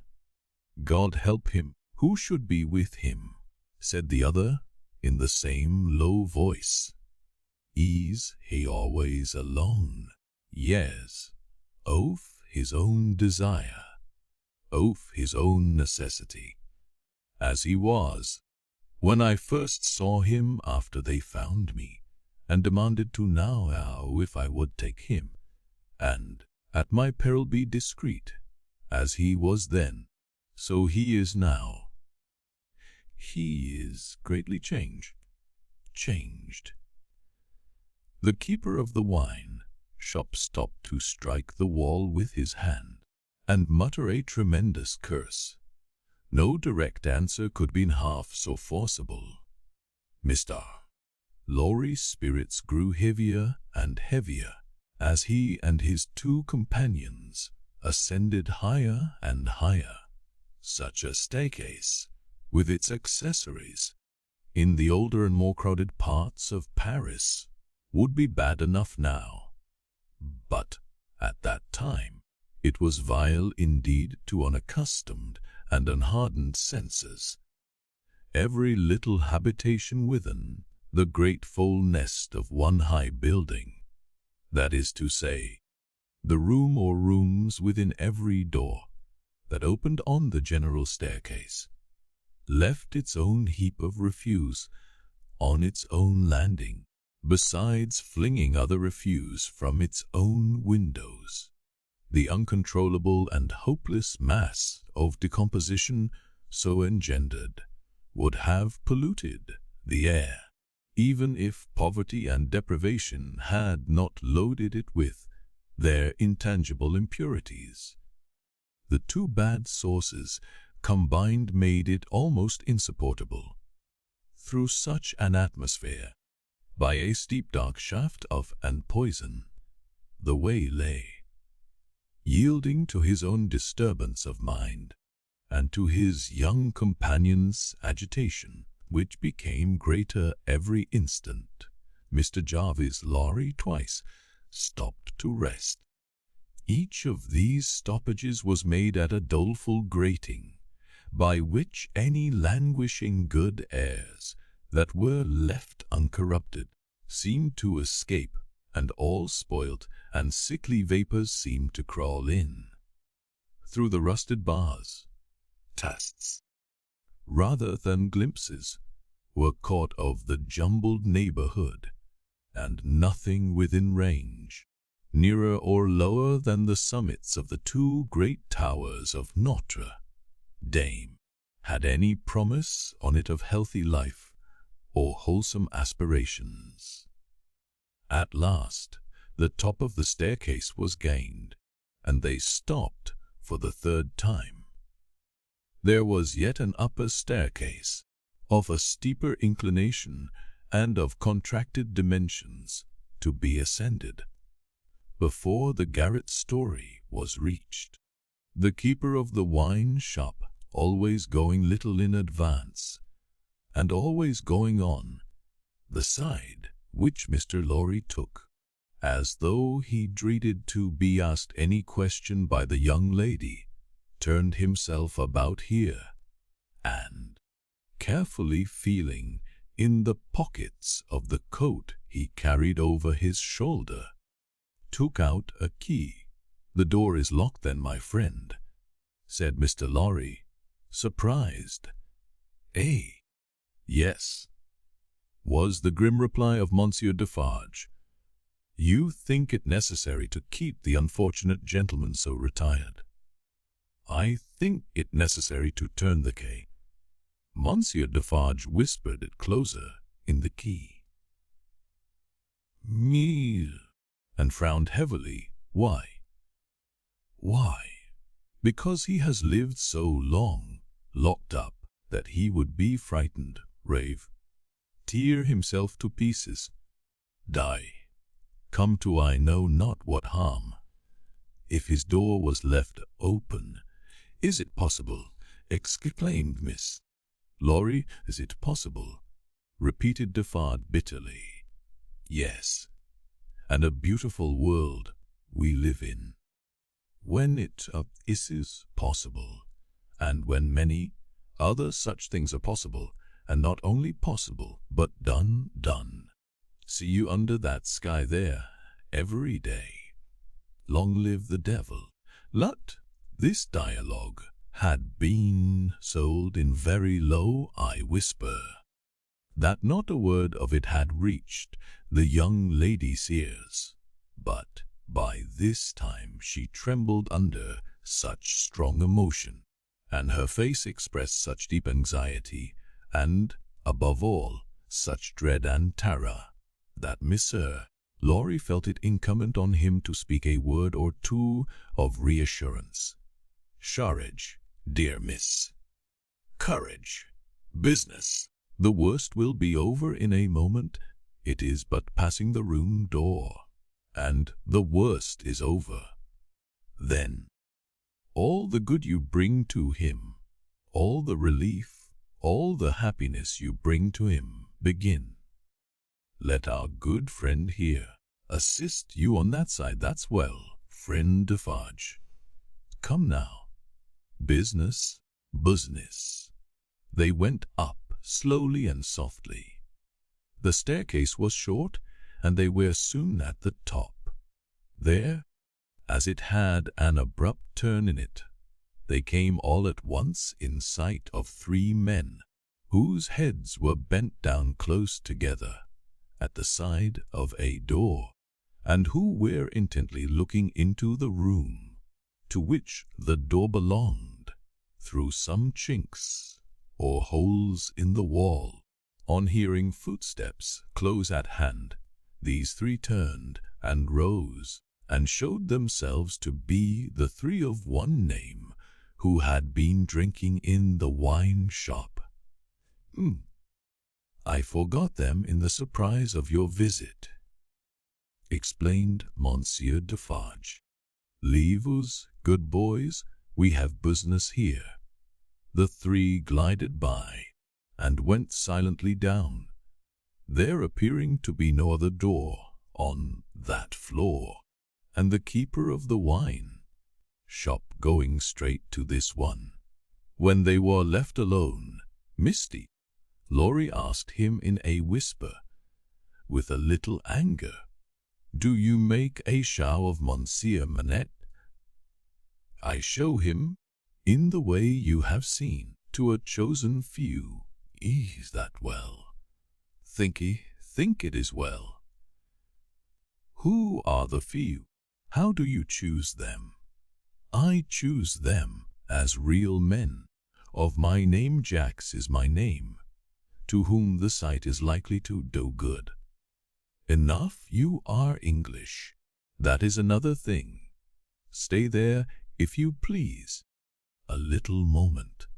With an admonitory gesture to keep them back, he stooped and looked in through the crevice in the wall. Soon raising his head again, he struck twice or thrice upon the door, evidently with no other object than to make a noise there. With the same intention, he drew the key across it 3 or 4 times before he put it clumsily into the lock, and turned it as heavily as he could. The door slowly opened inward under his hand, and he looked into the room and said something. A faint voice answered something. Little more than a single syllable could have been spoken on either side. He looked back over his shoulder and beckoned them to enter. Mr. Lorry got his arm securely round the daughter's waist and held her, for he felt that she was sinking. Business, he urged, with a moisture that was not of business shining on his cheek. "Come in." "I am afraid of it," she answered, shuddering. "What mean of him?" "Of my father." Rendered in a manner desperate by her state and by the beckoning of their conductor, he drew over his neck the arm that shook upon his shoulder, lifted her a little, and hurried her into the room. He sat her down just within the door, and held her, clinging to him. Defarge drew out the key, closed the door, locked it on the inside, took out the key again, and held it in his hand. All this he did methodically, and with as low and harsh an accompaniment of noise as he could make. Finally, he walked across the room with a measured tread to where the window was. He stopped there and faced round. The garret, built to be a depository for firewood and the like, was dim and dark, for the window of dormer shape was in truth a door in the roof, with a little crane over it for a hoisting up of stores from the street, unglazed, and closing up the middle in 2 pieces, like any other door of French construction, to exclude the cold. One half this door was fast closed, and the other was opened but a very little way. Such a scanty portion of light was admitted through these means, that it was difficult, on first coming in, to see anything, and long habit alone could have slowly formed in any one the ability to do any work requiring nicety in such obscurity. Yet work of that kind was being done in the garret, for with his back towards the door, and his face towards the window, where the keeper of the wine shop stood looking at him, a white-haired man sat on a low bench, stooping forward and very busy, making shows. Chapter 6. The Shoemaker. Good day, said Monsieur Defarge, looking down at the white head that bent low over the shoemaking. It was raised for a moment, and a very faint voice responded to the salutation, as if it were at a distance. Good day. You are still hard at work, I see. After a long silence, the head was lifted for another moment, and the voice replied, Wes, I am working. This time, a pair of haggard eyes had looked at the questioner, before the face had dropped again. The faintness of the voice was pitiable and dreadful. It was not the faintness of physical weakness, though confinement and hard fare, no doubt, had their part in it. Its deplorable peculiarity was that it was the faintness of solitude and disuse. It was like the last feeble echo of a sound made long and long ago. So entirely had it lost the life and resonance of the human voice, that it affected the senses like a once beautiful cola, faded away into a poor, weak stain.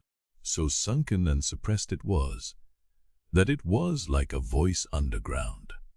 So expressive it was of a hopeless and lost creature, that a famished traveler, wearied out by lonely wandering in a wilderness, would have remembered home and friends in such a tone before lying down to die. Some minutes of silent work had passed, and the haggard eyes had looked up again, not with any interest or curiosity, but with a dull mechanical perception beforehand that the spot where the only visitor they were aware of had stood was not yet empty. I want, said Defarge, who had not removed his gaze from the shoemaker, to let in a little more light here. You can bear a little more. The shoemaker stopped his work, looked with a vacant air of listening at the floor on one side of him, then similarly at the floor on the other side of him, then upward at the beaker. What did you say? You can bear a little more light. I must bear it, if you let it in. So laying the palest shadow of a stress upon the second word. The opened half door was opened a little further, and secured at that angle for the time. A broad ray of light fell into the garret, and showed the workman with an unfinished shoe upon his lap, pausing in his labour. His few common tools and various scraps of leather were at his feet and on his bench.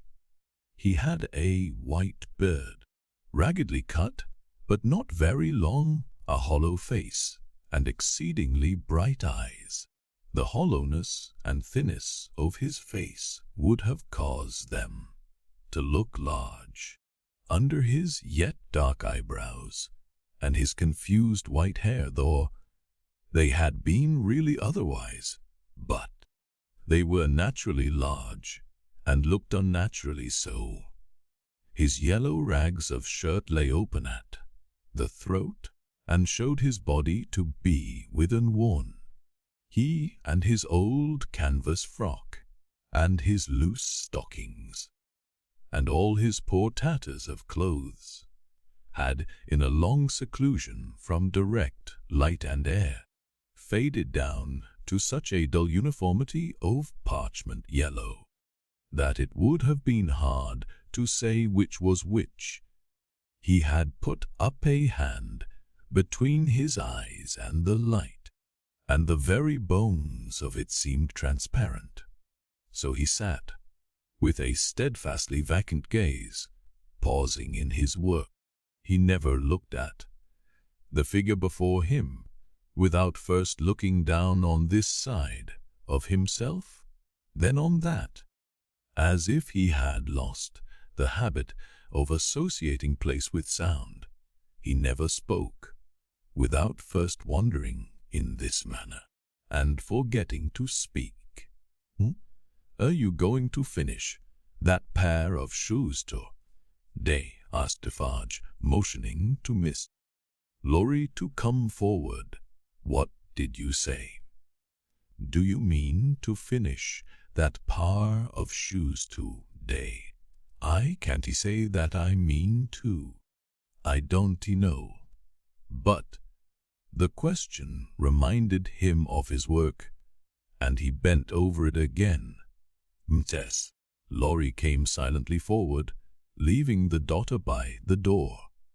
When he had stood for a minute or two by the side of Defarge, the shoemaker looked up. He showed no surprise at seeing another figure, but the unsteady fingers of one of his hands strayed to his lips as he looked at it. His lips and his nails were of the same pale lead color. And then the hand dropped to his work, and he once more bent over the shore. The look and the action had occupied but an instant. You have a visitor, you see, said Monsieur Defarge. What did you say? Here is a visitor, The shoemaker looked up as before, but without removing a hand from his work. Come, said Defarge. Here is Monsieur, who knows a well-made shoe when he sees one. Show him that shoe you are working at. Take it, Monsieur. Monsieur. Laurie took it in his hand. Tell Monsieur what kind of shoe it is, and the maker's name. There was a longer pause than usual, though the shoemaker replied, Forget what was you asked me. What did you say? I said, couldn't you describe the kind of shoe for Monsieur's information? Is a lady's shoe. It is a young lady's walking shoe. It is in the present mode. I never saw the mode. I have had a pattern in my hand. He glanced at the shoe with some little passing touch of pride. And the maker's name, said Defarge.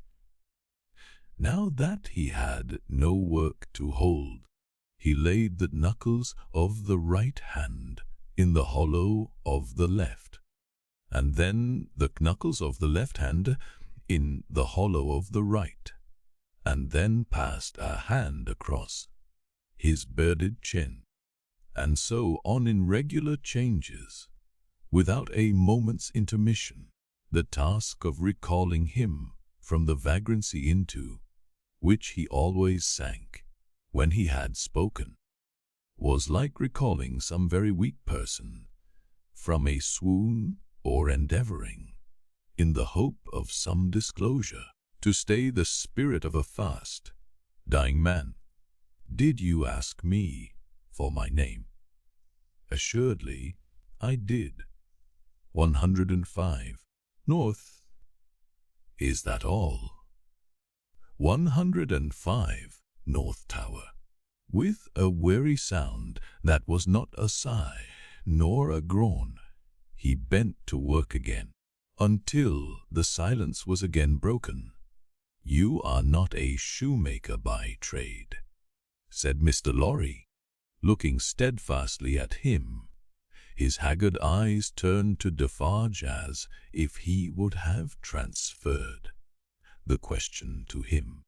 But as no help came from that quarter, they turned back on the questioner when they had sought the ground. "I am not a shoemaker by trade." "No, I was not a shoemaker by trade. I learnt it here. I taught myself. I asked leave too." He lapsed away, even for minutes, ringing those measured changes on his hands the whole time. His eyes came slowly back, at last, to the face from which they had wandered. When they rested on it, he started, and resumed, in the manner of a sleeper, that moment awake, reverting to a subject of last night. "I asked leave to teach myself, and I got it with much difficulty after a long while, and I have made shoes ever since." As he held out his hand for the show that had been taken from him, Mr. Lorry said, still looking steadfastly in his face, "Monsieur Manette, do you remember nothing of me?" The shoe dropped to the ground, and he sat looking fixedly at the questioner. "Monsieur Manette." "Vissa." Lorry laid his hand upon Defarge's arm. "Do you remember nothing of this man? Look at him. Look at me. Is there no old banker, no old business, no old servant, no old time, rising in your mind, Monsieur Manette?" As the captive of many years sat looking fixedly, by turns, at Mr. Lorry and at Defarge, some long obliterated marks of an actively intent intelligence, in the middle of the forehead, gradually forced themselves through the black mist that had fallen on him. They were overclouded again. They were fainter. They were gone. But they had been there.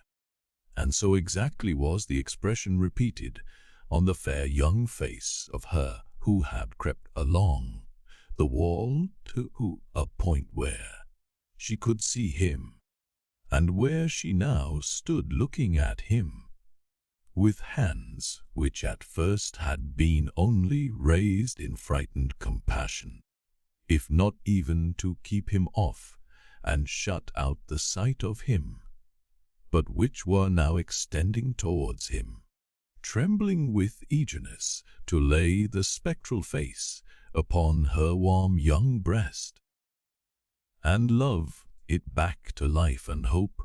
So exactly was the expression repeated, though in stronger characters, on her fair young face, that it looked as though it had passed like a moving light from him to her. Darkness had fallen on him in its place. He looked at the two less and less attentively, and his eyes in gloomy abstraction sought the ground and looked about him in the old way. Finally, with a deep long sigh, he took the shoe up and resumed his work. "Have you recognized him?" Monsieur asked Defarge in a whisper. "Wes, for a moment. At first I thought it quite hopeless, but I have unquestionably seen, for a single moment, the face that I once knew so well." "Hush! Let us draw further back." "Hush!" She had moved from the wall of the garret, very near to the bench on which he sat. There was something awful in his unconsciousness of the figure that could have put out its hand and touched him as he stooped over his labor. Not a word was spoken. Not a sound was made. She stood like a spirit beside him and he bent over his work. It happened, at length, that he had occasion to change the instrument in his hand, for his shoemaker's knife. It lay on that side of him which was not the side on which she stood. He had taken it up, and was stooping to work again, when his eyes caught the skirt of her dress. He raised them, and saw her face. The two spectators started forward, but she stayed them with a motion of her hand. She had no fear of his striking at her with the knife, though they had. He stared at her with a fearful look, and after a while his lips began to form some words, though no sound proceeded from them. By degrees, in the pauses of his quick and labored breathing, he was heard to say, "What is this?" With the tears streaming down her face, she put her two hands to her lips and kissed them to him, then clasped them on her breast, as if she laid his ruined head there. "You are not the Gauller's daughter," she sighed. "No. Who are you?" Not yet trusting the tones of her voice, she sat down on the bench beside him. He recoiled, but she laid her hand upon his arm. A strange thrill struck him when she did so, and visibly passed over his frame. He laid the knife down softly, as he sat staring at her. Her golden hair, which she wore in long curls, had been hurriedly pushed aside and fell down over her neck. Advancing his hand by little and little, he took it up and looked at it. In the midst of the action he went astray, and, with another deep sigh, fell to work at his shoemaking, but not for long. Releasing his arm, she laid her hand upon his shoulder. After looking doubtfully at it 2 or 3 times, as if to be sure that it was really there, he laid down his work, put his hand to his neck, and took off a blackened string, with a scrap of folded rag attached to it. He opened this carefully on his knee, and it contained a very little quantity of, had not more than 1 or 2 long golden hairs, which he had, in some old day, wound off upon his finger. He took her hair into his hand again, and looked closely at it. "It is the same." "How can it be? When was it? How was it?" As the concentrated expression returned to his forehead, he seemed to become conscious that it was in hers too. He turned her full to the light and looked at her. She had laid head upon my shoulder that night when I was summoned out. She had a fear of my going, though I had none, and when I was brought to the North Tower, they found these upon my sleeve. You will leave me them. They can never help me to escape in the body, though they may in the spirit. Those were the words I said. I remember them very well. He formed this speech with his lips many times before he could utter it, but when he did find spoken words for it, they came to him coherently. How was this? Who was it? You? Once more, the two spectators started, as he turned upon her with a frightful suddenness. But she sat perfectly still in his grasp, and only said, in a low voice, "I entreat you, good gentlemen, do not come near us. Do not speak. Do not." "Hark!" he exclaimed. Whose voice was that? His hands released her as he uttered this cry, and went up to his white hair, which they tore in a frenzy. It died out, as everything but his shoemaking did die out of him, and he refolded his little packet, and tried to secure it in his breast. But he still looked at her, and gloomily shook his head. "No, no, you are too young, too blooming. It can't be. See what the prisoner is. These are not the hands she knew. This is not the face she knew. This is not a voice she ever heard. No, no, she was, and he for the slow years of the North Tower, ages ago. What is your name, my gentle angel?" Hailing his softened tone and manner, his daughter fell upon her knees before him, with her appealing hands upon his breast. "Oh, sir, at another time you shall know my name, and who my mother was, and who my father, and how I never knew their hard history. But I cannot tell you at this time, and I cannot tell you here. All that I may tell you, here and now, is that I pray to you to touch me, and to bless me, kiss me. Oh, my dear, my dear." His cold white head mingled with her radiant hair, which warmed and lighted it as though it wore the light of freedom shining on him. "If you hear in my voice, I don't know that it is so, but I hope it is.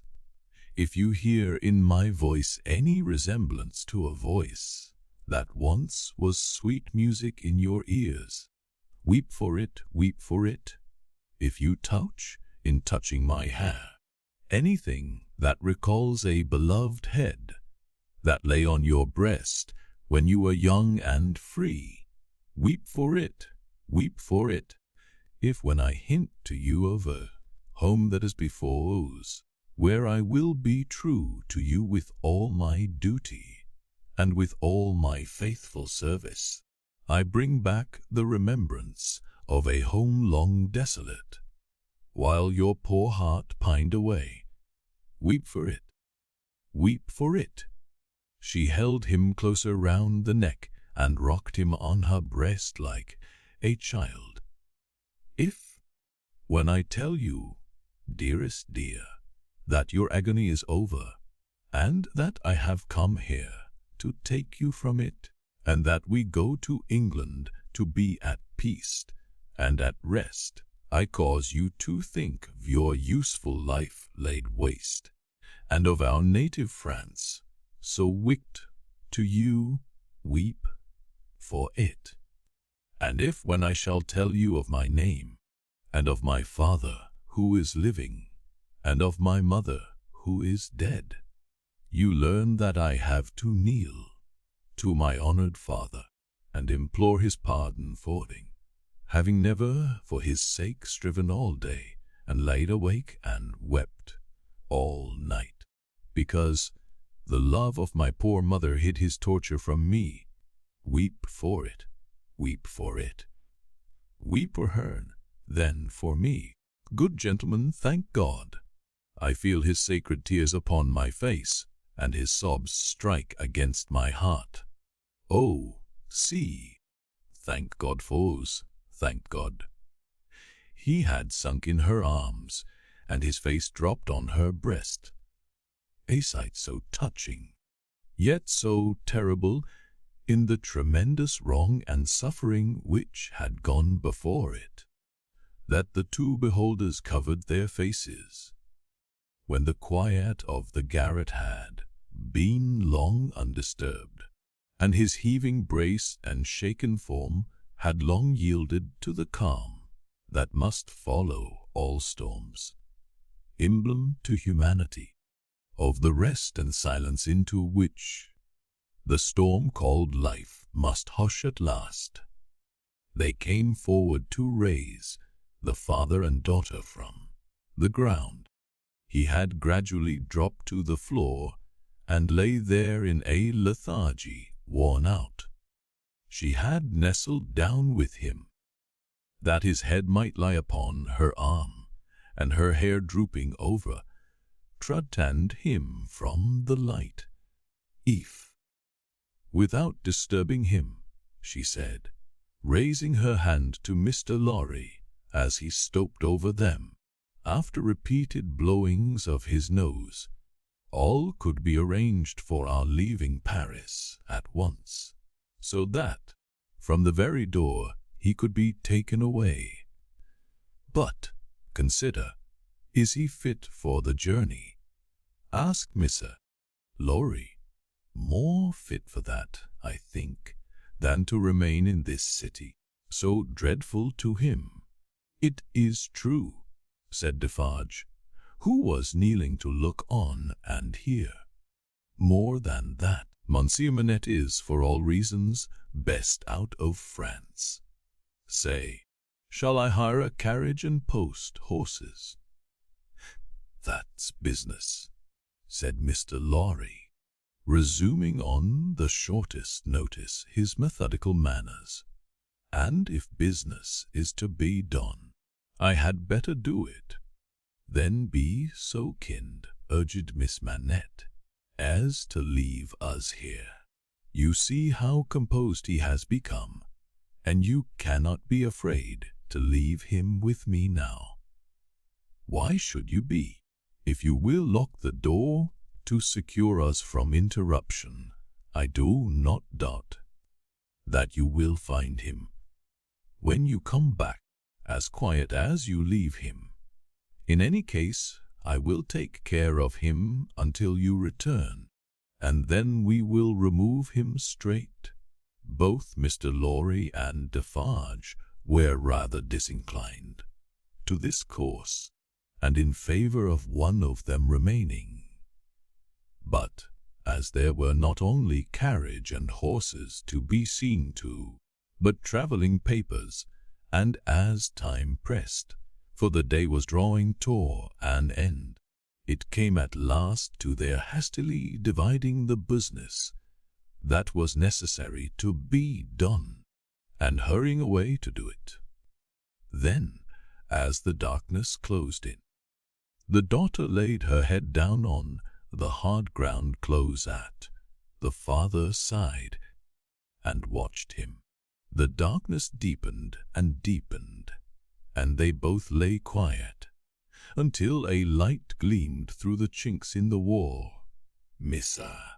Lorry and Monsieur Defarge had made all ready for the journey, and had brought with them, besides travelling cloaks and wrappers, bread and meat, wine and hot coffee. Monsieur Defarge put this provender, and the lamp he carried, on the shoemaker's bench. There was nothing else in the garret but a pallet bed, and he and Mr. Lorry rose the captive, and assisted him to his feet. No human intelligence could have read the mysteries of his mind in the scared blank wonder of his face. Whether he knew what had happened, whether he recollected what they had said to him, whether he knew that he was free, were questions which no sagacity could have solved. They tried speaking to him, but he was so confused and so very slow to answer that they took fright at his bewilderment, and agreed for the time to tamper with him no more. He had a wild, lost manner of occasionally clasping his head in his hands, that had not been seen in him before.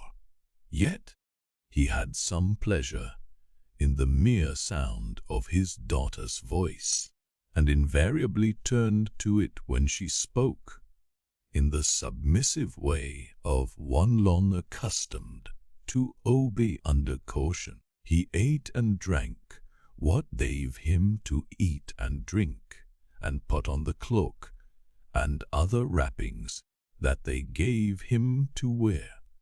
He readily responded to his daughter's, drawing her arm through his, and took and kept her hand in both his own.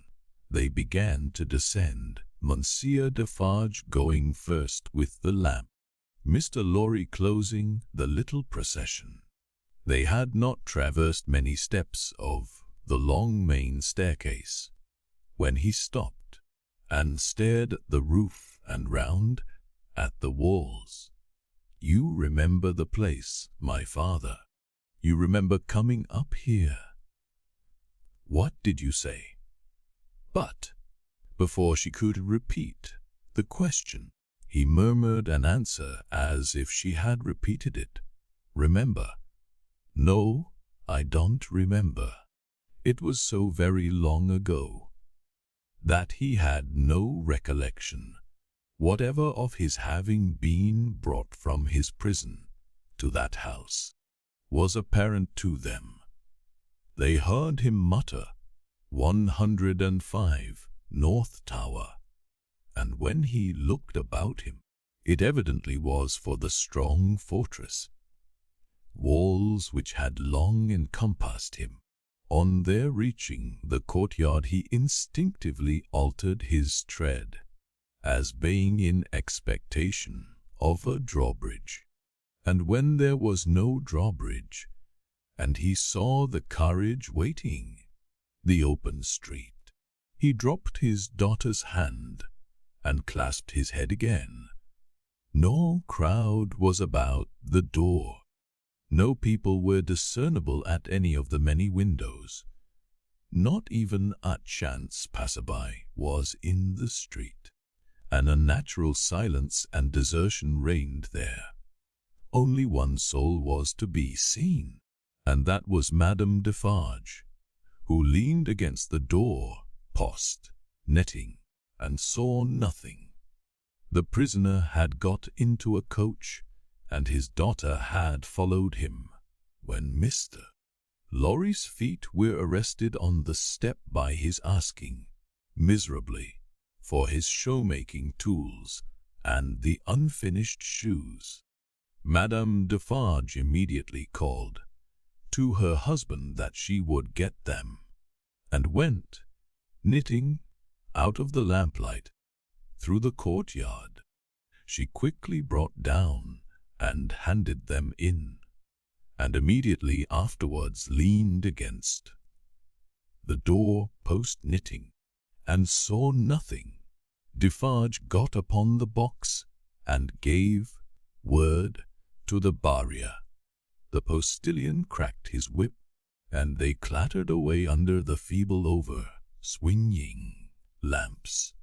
Under the over-swinging lamps, swinging ever brighter in the better streets, and ever dimmer in the worse, and by lighted shops, gay crowds, illuminated coffee houses, and theatre doors, to one of the city gates, soldiers with lanterns at the guard house there.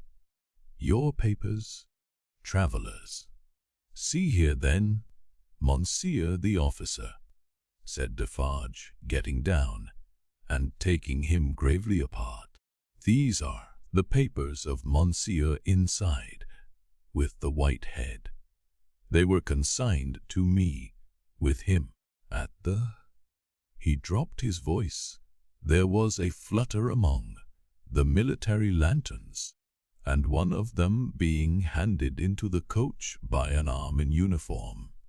The eyes connected with the arm looked, not an every-day or an every-night look, at Monsieur with the white head. It is well. From the uniform. Qui dieu? From Defarge. And so, under a short grove of feebler and feebler over swinging lamps, out under the great grove of stars, beneath that arch of unmoved and eternal lights, some so remote from this little earth that the learned tells it is doubtful whether their rays have even yet discovered it, as a point in space where anything is suffered or done. The shadows of the night were broad and black. all through the cold and restless interval, until dawn, they once more whispered in the ears of Mr. Jarvis Lorry, sitting opposite the buried man who had been dug out, and wondering what subtle powers were forever lost to him and what were capable of restoration. The old inquiry, "I hope you care to be recalled, old, to life," and the old answer, "I can't spook." The first said, "Book." The second, "The golden thread." The end of an thread. Chapter 1. 5 years later. Tellson's Bank by Temple Bar was an old-fashioned place, even in the year 1780. It was very small, very dark, very gloomy, very incommodious. It was an old-fashioned place, moreover, in the moral attribute that the partners in the house were proud of its smallness, proud of its darkness, proud of its ugliness, proud of its incommodiousness. They were even boastful of its eminence in those particulars, and were fired by an express conviction that, if it were less objectionable, it would be less respectable. This was no passive belief, but an active weapon which they flashed at more convenient places of business. Tellson's, they said, wanted no elbow room. Tellson's wanted no light. Tellson's wanted no embellishment. Noakes and Coase might, or Snooks Brothers might, but Tellson's, thank heaven, any one of these partners would have disinherited his son on the question of rebuilding Tellson's. In this respect the house was much on a par with country, which did very often disinherit its sons for suggesting improvements in laws and customs that had long been highly objectionable, but were only the more respectable. Thus it had come to pass that Tellson's was the triumphant perfection of inconvenience. After bursting open a door of idiotic obstinacy with a weak rattle in its throat, you fell into Tellson's down 2 steps and came to your senses in a miserable little shop with 2 little counters, where the oldest of men made your shake as if the wind rustled it, while they examined the signature by the dingiest of windows, which were always under a shower bath of mud from Fleet Street, and which were made the dingier by those iron bars proper, and the heavy shadow of Temple Bar. If your business necessitated your seeing the house, you were put into a species of condemned hold at the back, where you meditated on a misspent life, until the house came with its hands in its pockets, and you could hardly blink it in the dismal twilight. Your money came out of, or went into, wormy old wooden drawers, particles of which flew up your nose and down your throat when they were opened and shut. Your bank notes had a musty odour, as if they were fast decomposing into rags again. Your plate was stowed away among the neighbouring cesspools, and evil communications corrupted its good polish in a day or 2. Your deeds getting extemporized strong, rooms made of kitchens and sculleries, and fretted all the fat out of the parchments into the banking house air. Your lighter boxes of family papers went up stairs into a Barmecide room that always had a great dining table in it and never had a dinner, and where, even in the year 1780, the first letters written to you by your old love, or by your little children, were but newly released from the horror of being ogled through the windows by the heads exposed on Temple Bar with an insensate brutality and ferocity worthy of Abyssinia or Ashanti. But indeed, at that time, putting to death was a recipe much in vogue with all trades and professions, and not least of all with Tellson's. Death is nature's remedy for all things, and why not legislation's? Accordingly, the fogger was put to death, the utterer of a bad note was put to death, the unlawful opener of a letter was put to death, the purloiner of 40 shillings and 6pence was put to death, the holder of a horse at Tellson's door, who made off with it, was put to death, the coiner of a bad shilling was put to death, the sounders of 3/4 of the notes in the whole gamut of crime were put to death. Not that it did the least good in the way of prevention. It might almost have been worth remarking that the fact was exactly the reverse, but it cleared off, as to this world, the trouble of each particular chase, and left nothing else connected with it to be looked after. Thus, Tellson's, in its day, like greater places of business, its contemporaries had taken so many lives, that, if the heads laid low before had been ringed on Temple Bar, instead of being privately disposed of, they would probably have excluded what little light the ground floor had, in a rather significant manner, cramped in all kinds of dim cupboards and hutches at Tellson's. The oldest of men carried on the business gravely. When they took a young man into Tellson's London house, they hid him somewhere till he was old. They kept him in a dark place, like a cheese, until he had the full Tellson flavor and blue mood upon him. Then only was he permitted to be seen, spectacularly poring over large books and casting his breeches and gaiters into the general weight of the establishment. Outside Tellson's, never by any means in it, unless called in, was an odd jobman, an occasional porter and messenger, who served as the live sign of the house.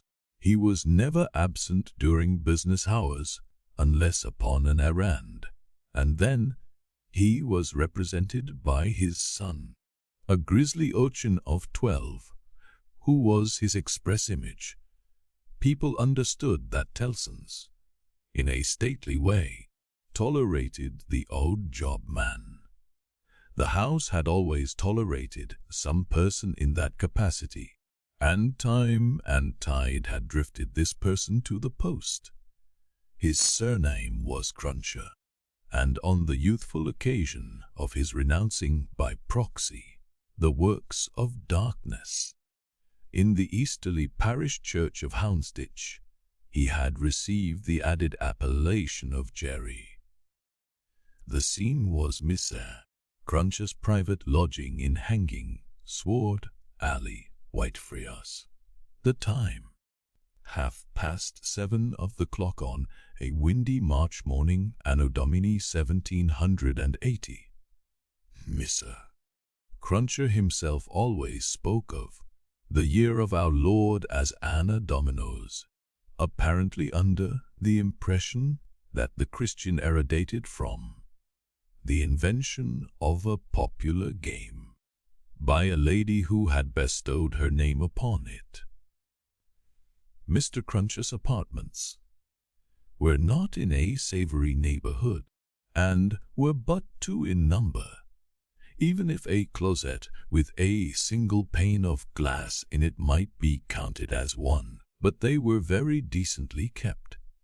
Early as it was, on the windy March morning, the room in which he lay abed was already scrubbed throughout, and between the cups and saucers arranged for breakfast, and the lumbering deal table, a very clean white cloth was spread. Mr. Cruncher reposed under a patchwork counterpane, like a harlequin at home. At first he slept heavily, but by degrees began to roll and surge in bed until he rose above the surface, with his spiky hair looking as if it must tear the sheets to ribbons.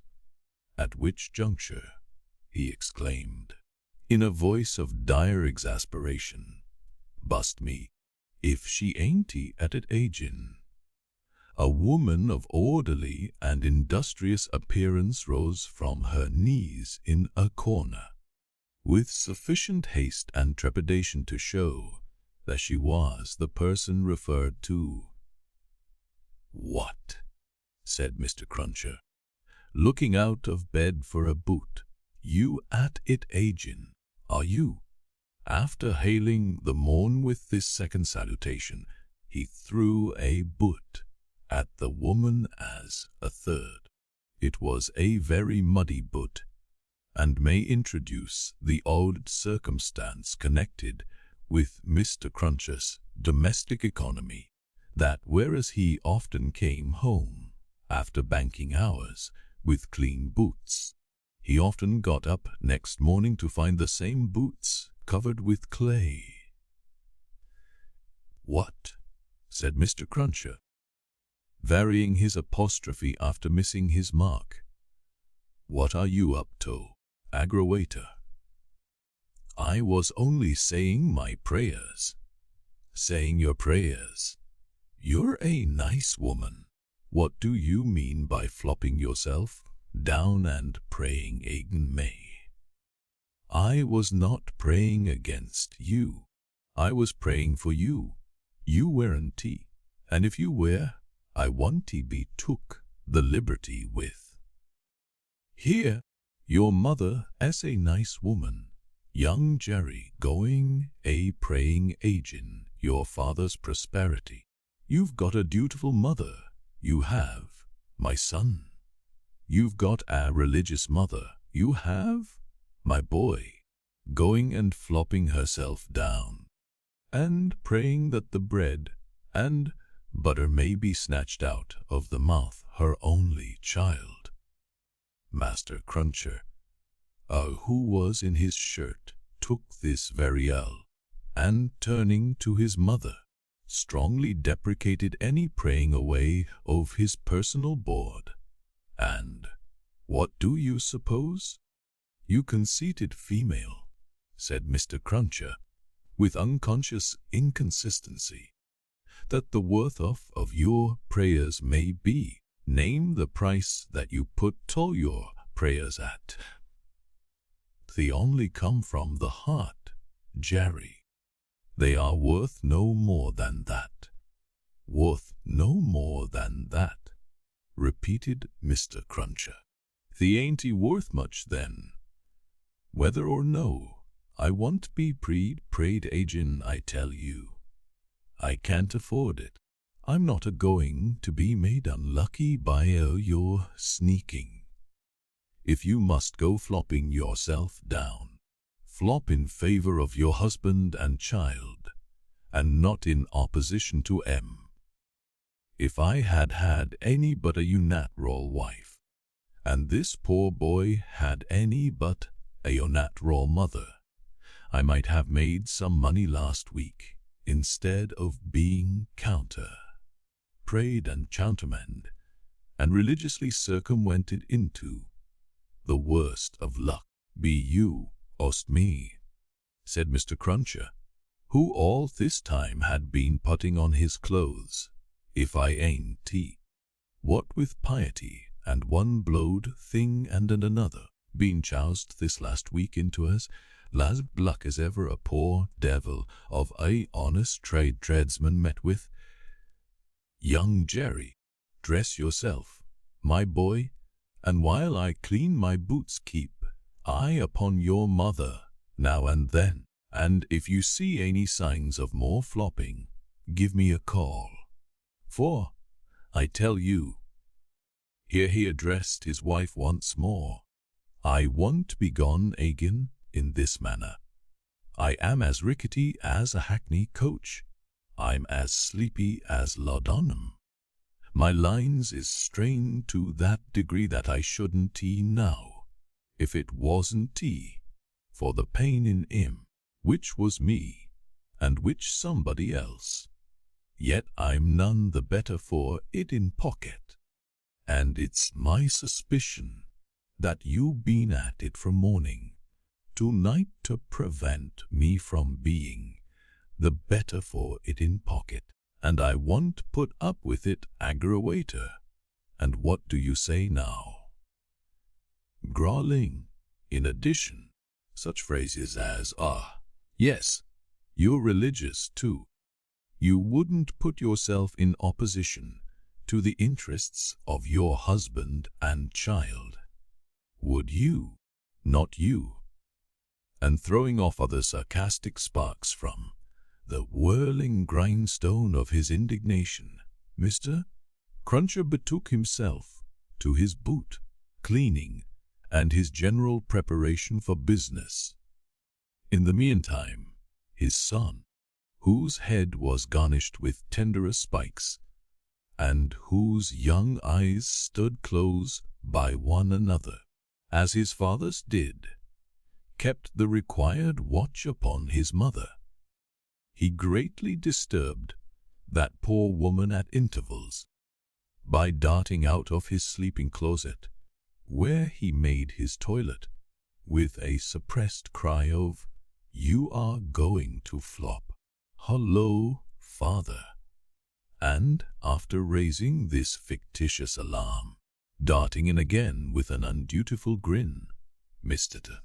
Cruncher's temper was not at all improved when he came to his breakfast. He resented Mrs. Cruncher saying grace with particular animosity. "Now, aggravator, what are you up to? At it again?" His wife explained that she had merely asked a blessing. "Don't he do it?" said Mrs. Cruncher's, looking about, as if he rather expected to see the loaf disappear under the efficacy of his wife's petitions. "Ain't he going to be blessed out of house and home? I won't have my wittles blessed off my table." Keep till exceedingly red-eyed and grim, as if he had been up all night at a party which had taken anything but a convivial turn.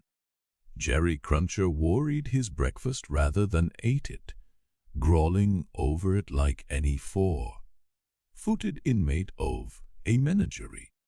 Towards 9 o'clock he smoothed his ruffled aspect, and, presenting as respectable and business like an exterior as he could overlay his natural self with, issued forth to the occupation of the day.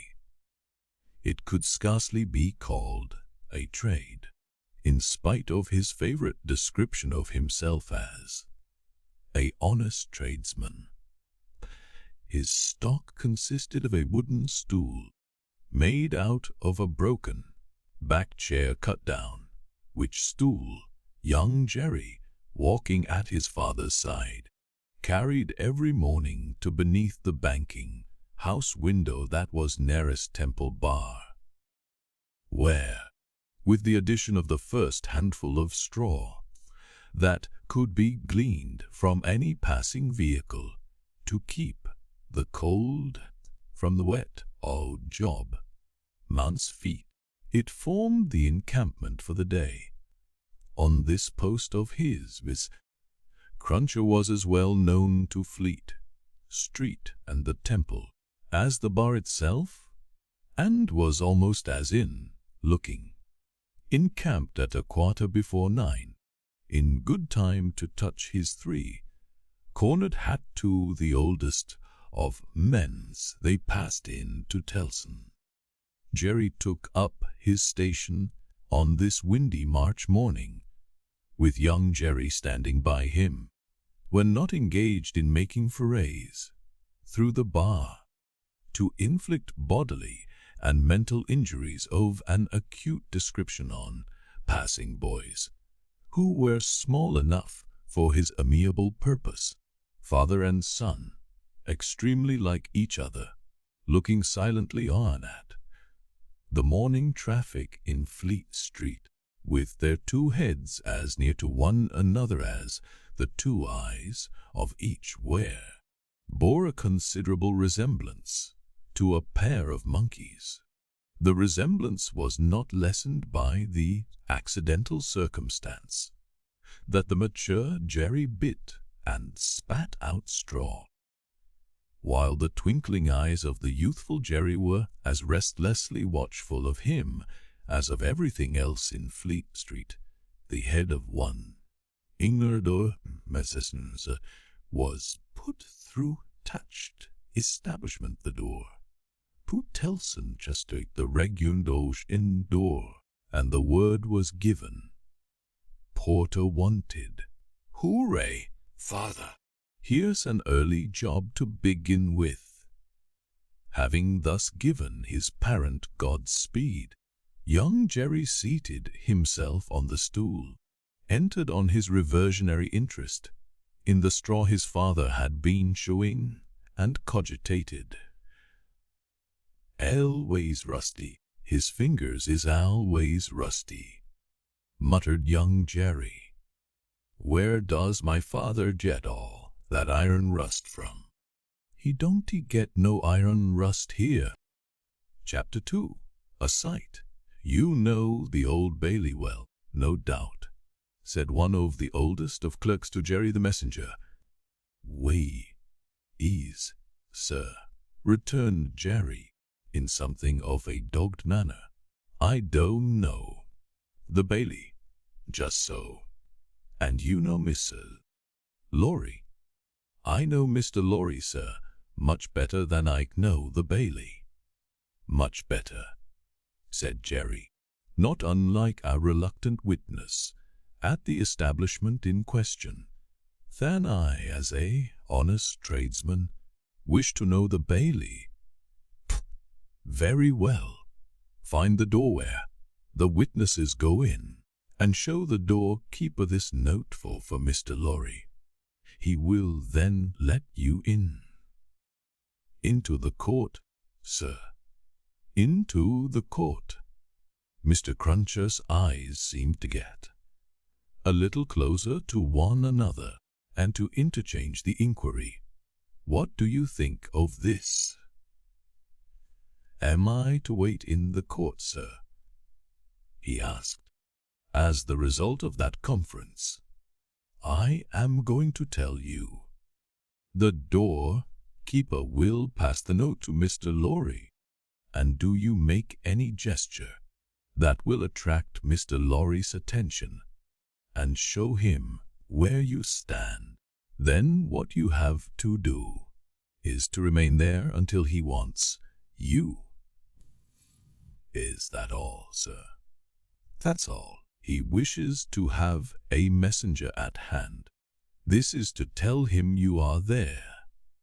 As the ancient clerk deliberately folded and superscribed the note, Cruncher, after surveying him in silence until he came to the blotting paper stage, remarked, I suppose they'll be trying forgeries this morning. Treason? That's quartering, said Jerry. Barbarous. It is the law, remarked the ancient clerk, turning his surprised spectacles upon him. Is the law. It's hard in the law to spile a man, I think. It's hard enough to kill him. But it's very hard to spile him, sir. Not at all, retained the ancient clerk. Speak well of the law. Take care of your chest and voice, my good friend, and leave the law to take care of itself. I give you that advice. Is the damp, sir, what settles on my chest and voice? Said Jerry. I leave you to judge amp dying. Way of earning living mine is. Well, said the old clerk. We all have our various ways of gaining a livelihood. Some of us have damp ways, and some of us have dry ways. Here is the letter. Go along. Jerry took the letter, and, remarking to himself with less internal deference than he made an outward show of, "You are a lean old one," too, made his bow, informed his son, in passing, of his destination, and went his way. They hanged at Tyburn in those days, so the street outside Newgate had not obtained one infamous notoriety that has since attached to it. But the gaol was a vile place in which most kinds of debauchery and villainy were practiced, and where dire diseases were bred that came into court with the prisoners, and sometimes rushed straight from the dock at my Lord Chief Justice himself, and pulled him off the bench.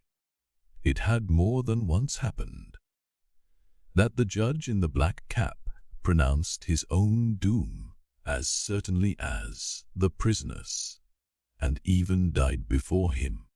For the rest, the Old Bailey was famous, a kind of deadly inn-yard, from which pale travellers set out continually, in carts and coaches, on a violent passage into the other world, traversing some 2 miles and a half of public street and road, and shaming few good citizens, if any. So powerful is use, and so desirable to be good use in the beginning.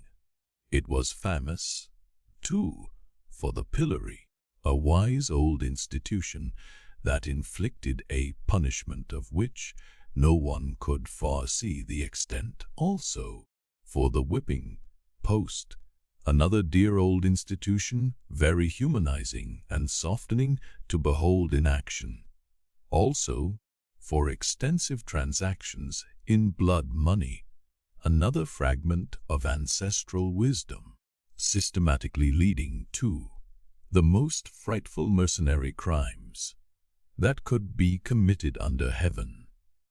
Altogether, the Old Bailey, at that date, was a choice illustration of the precept that whatever is right, an aphorism that would be as final as it is lazy.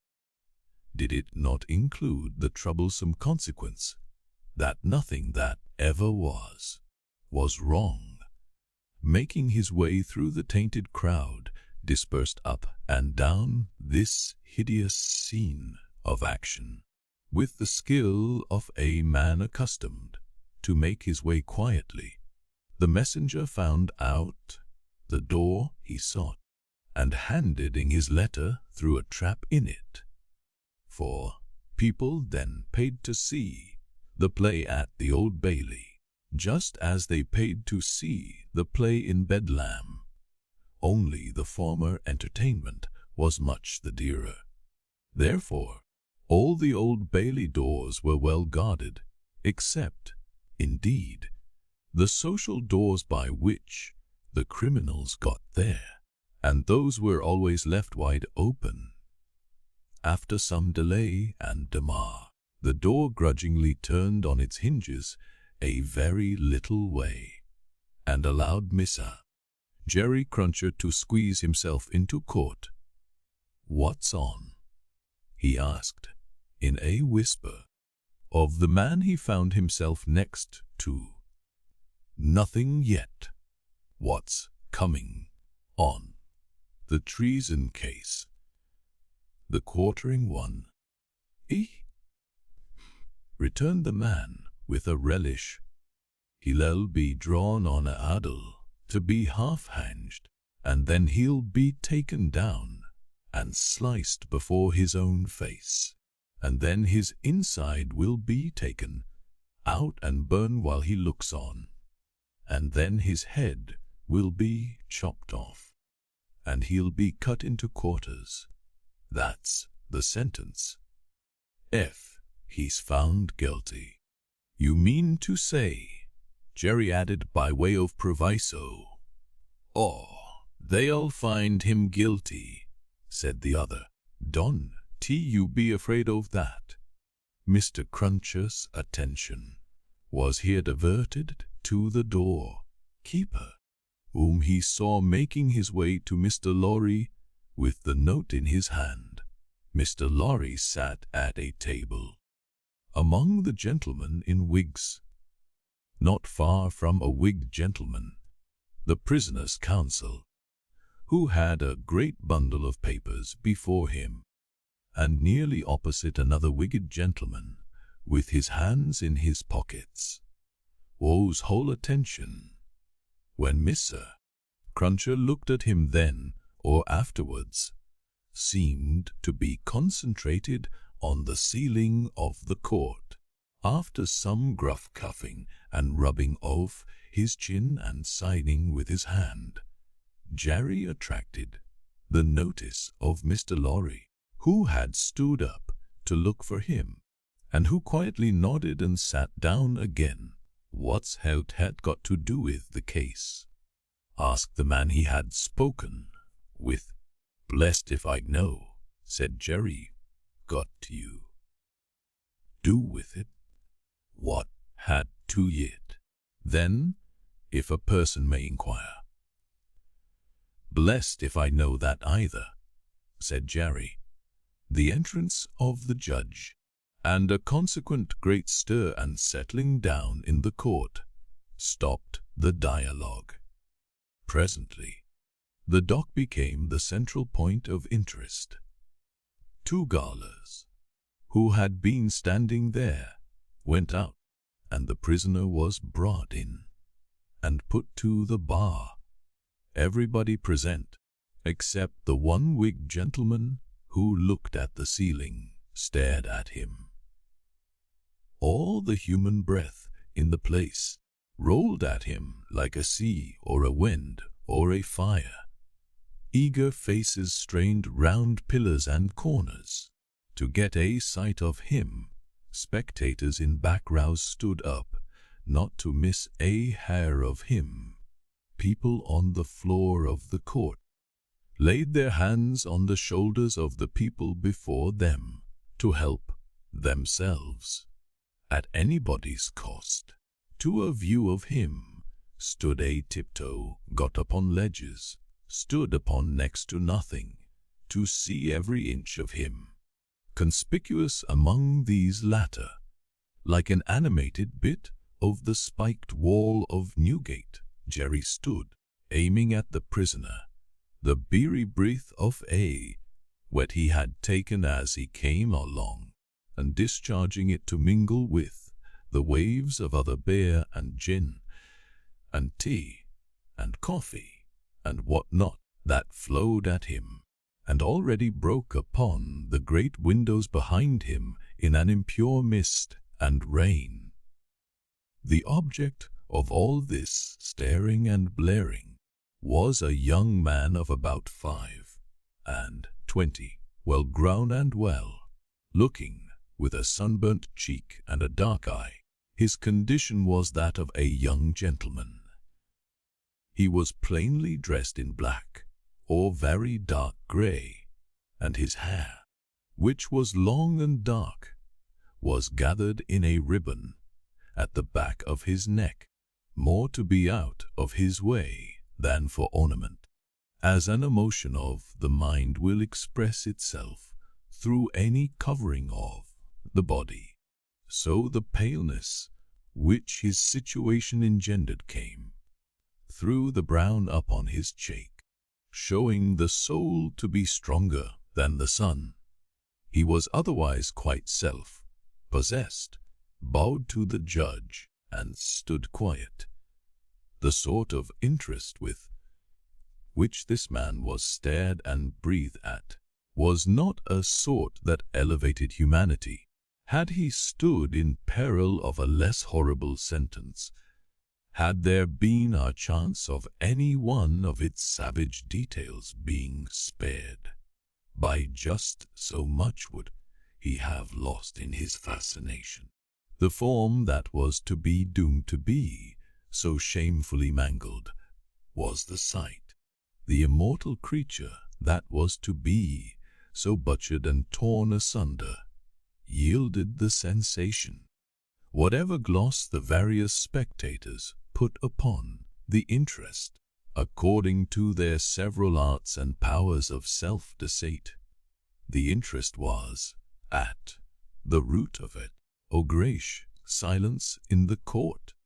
Charles Darnay had yesterday pleaded not guilty to an indictment denouncing him, with infinite jingle and jangler, for that he was a false traitor to our serene, illustrious, excellent, and so forth Prince, our Lord the King, by reason of his having, on divers occasions, and by divers means and ways, assisted Louis the French King in his wars against our said serene, illustrious, excellent, and so forth, that was to say, by coming and going between the dominions of our said serene, illustrious, excellent, and so forth, and those of the said French Louis, and wickedly, falsely, traitorously, and otherwise evil adverbiously, revealing to the said friends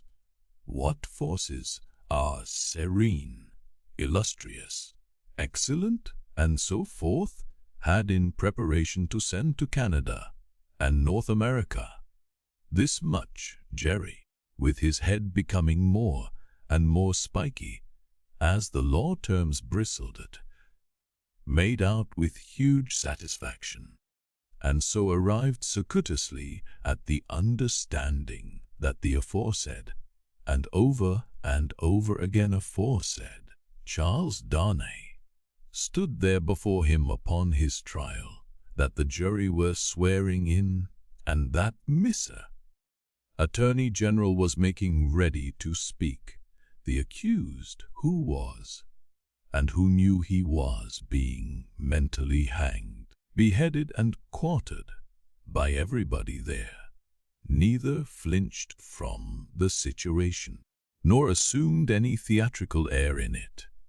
He was quiet and attentive, watched the opening proceedings with a grave interest, and stood with his hands resting on the slab of wood before him, so composedly that they had not displaced a leaf of the herbs which it was strewn. The court was all bestrewn with herbs, and sprinkled with vinegar, as a precaution against gall air and gall fever.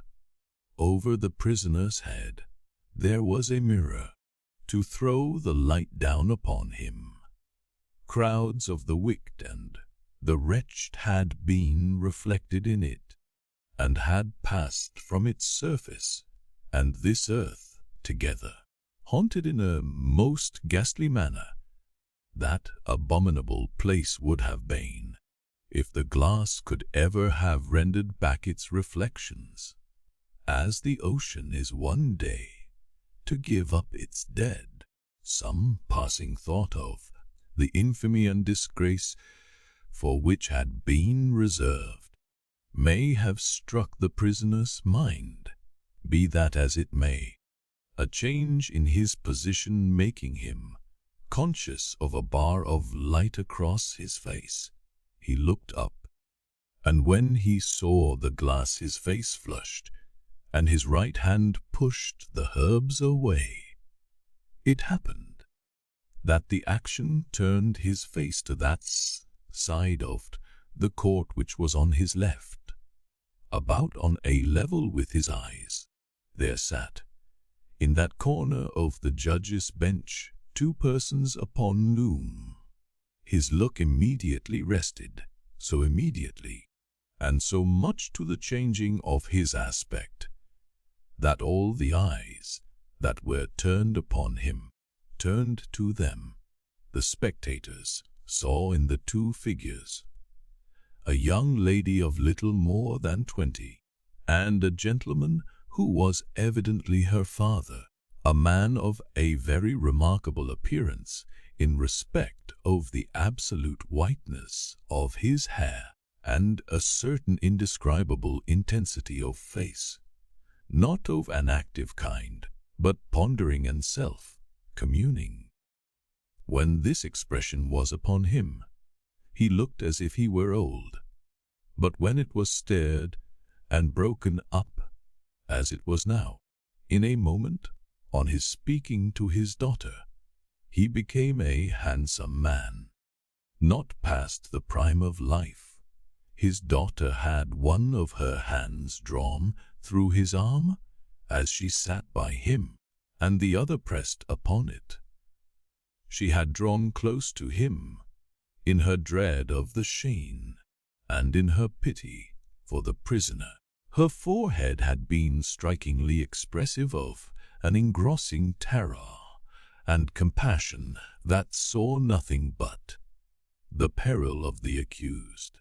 This had been so very noticeable, so very powerfully and naturally shown, that starers who had had no pity for him were touched by her, and the whisper went about, "Who are they?"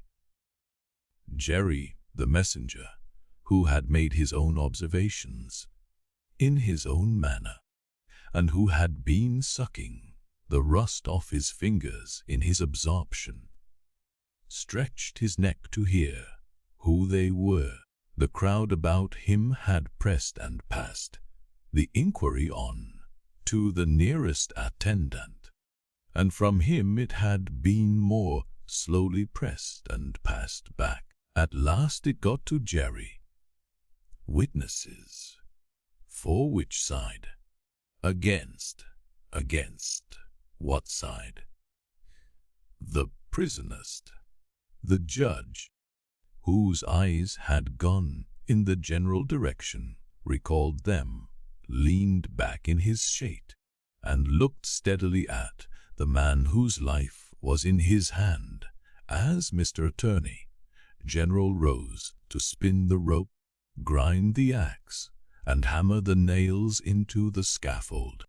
Chapter 3. A disappointment.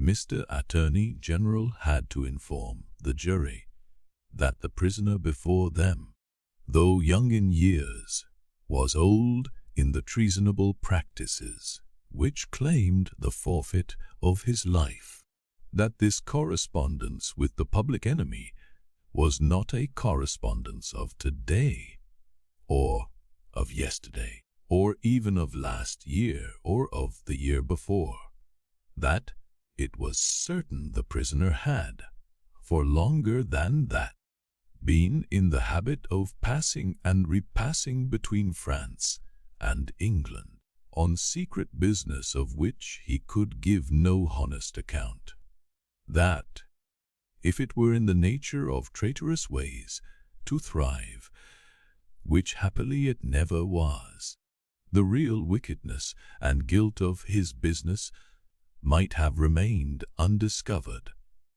that Providence, however, had put it into the heart of a person who was beyond fear and beyond reproach to ferret out the nature of the prisoner's schemes, and, struck with horror, to disclose them to His Majesty's Chief Secretary of State and most honorable Privy Council, that this patriot would be produced before them, that his position and attitude were, on the whole, sublime, that he had been the prisoner's friend, but at once in an auspicious and an evil hour detecting his infamy, had resolved to immolate the traitor he could no longer cherish in his bosom on the sacred altar of his country, that, if statues were decreed in Britain,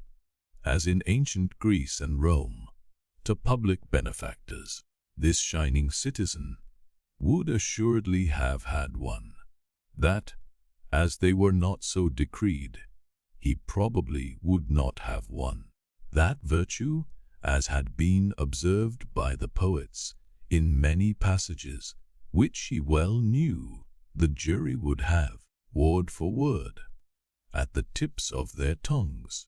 Whereat the jury's countenances displayed a guilty consciousness that they knew nothing about. The passages was in a manner contagious, more especially the bright virtue known as patriotism, or love of country. That, the lofty example of this immaculate and unimpeachable witness for the crown, to refer to whom, however unworthily, was an honor, had communicated itself to the prisoner's servant, and had engendered in him a holy determination to examine his master's table, drawers, and pockets, and secrete his papers, that he, Mrs. Attorney General, was prepared to hear some disparagement attempted of this admirable servant, but that, in a general way, he preferred him to his Mr. Attorney General's brothers and sisters, and honored him more than his Mr. Attorney General's father and mother, that he called with confidence on to come and do likewise. That the evidence of these two witnesses, coupled with the documents of their discovering that would be produced, would show the prisoner to have been furnished with lists His Majesty's forces, and of their disposition and preparation, both by sea and land, and would leave no doubt that he had habitually conveyed such information to a hostile power, that these lists could not be proved to be in the prisoner's handwriting, but that it was all the same, that, indeed, it was rather the better for the prosecution, as showing the prisoner to be artful in his precautions, that the proof would go back 5 years, and would show the prisoner already engaged in these pernicious missions, within a few weeks before the date of the very first action fought between the British troops and the Americans.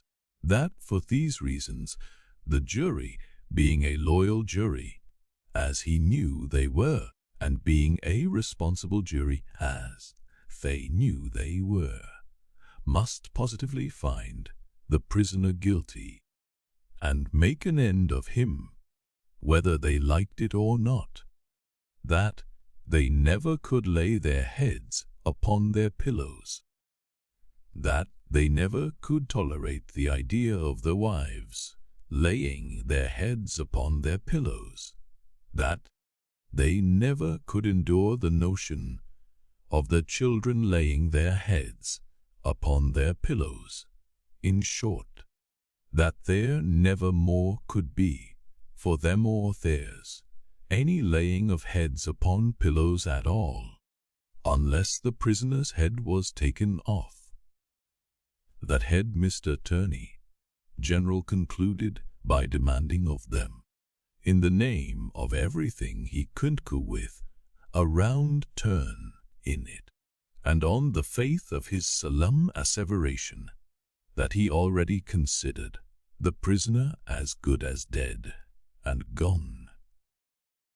When the Attorney General ceased, a buzz arose in the court as if a cloud of great blue flies were swarming about the prisoner in anticipation of what he was soon to become. When toned down again, the unimpeachable patriot appeared the witness box. Mr. Solicitor General then, following his leader's lead, examined the patriot John Bassett, gentleman by name. The story of his pure soul was exactly what Miss Attorney General had described it to be. Perhaps if it had a fault, a little too exactly. Having released his noble bosom of its burden, he would have modestly withdrawn himself, but that the wigged gentleman with the papers before him, sitting not far from Mr. Lorry, begged to ask him a few questions. The wigged gentleman sitting opposite, still looking at the ceiling of the court. Had he ever been a spy himself? No, he scorned the base insinuation. What did he live upon? His property.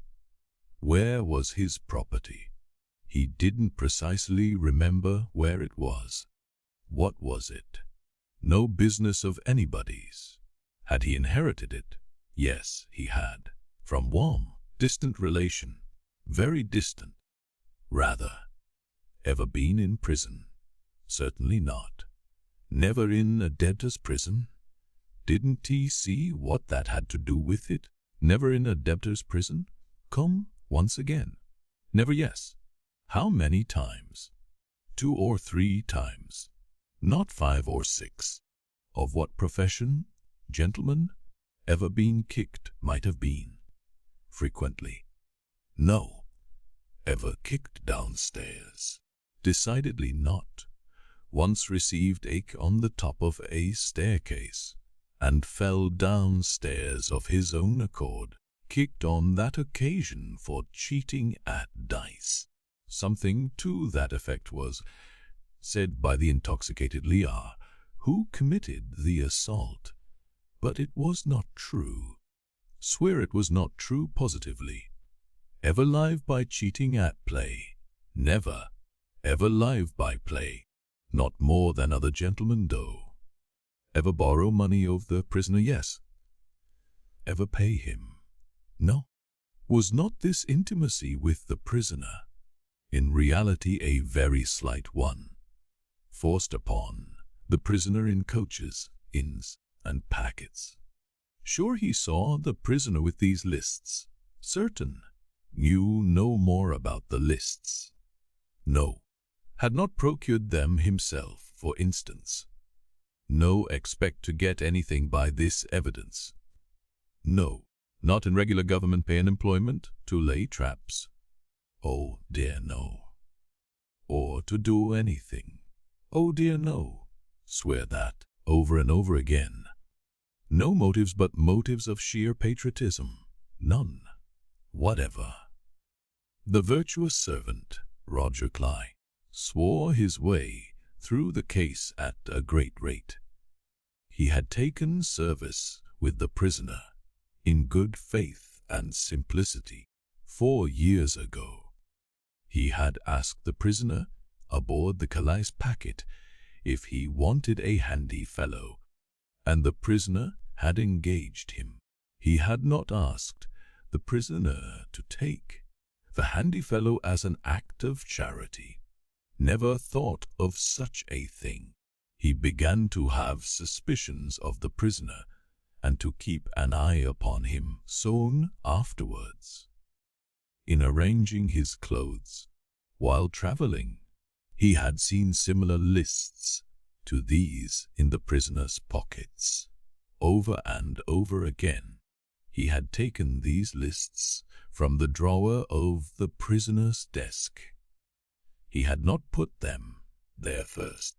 He had seen the prisoner show these identical lists to French gentlemen at Calais, and similar lists to French gentlemen both at Calais and Boulogne. He loved his country, and couldn't he bear it, and had given information. He had never been suspected of stealing a silver teapot. He had been maligned respecting a mustard pot, but it turned out to be only a plated one. He had known the last witness 7 or 8 years. That was merely a coincidence. He didn't call it a particularly curious coincidence.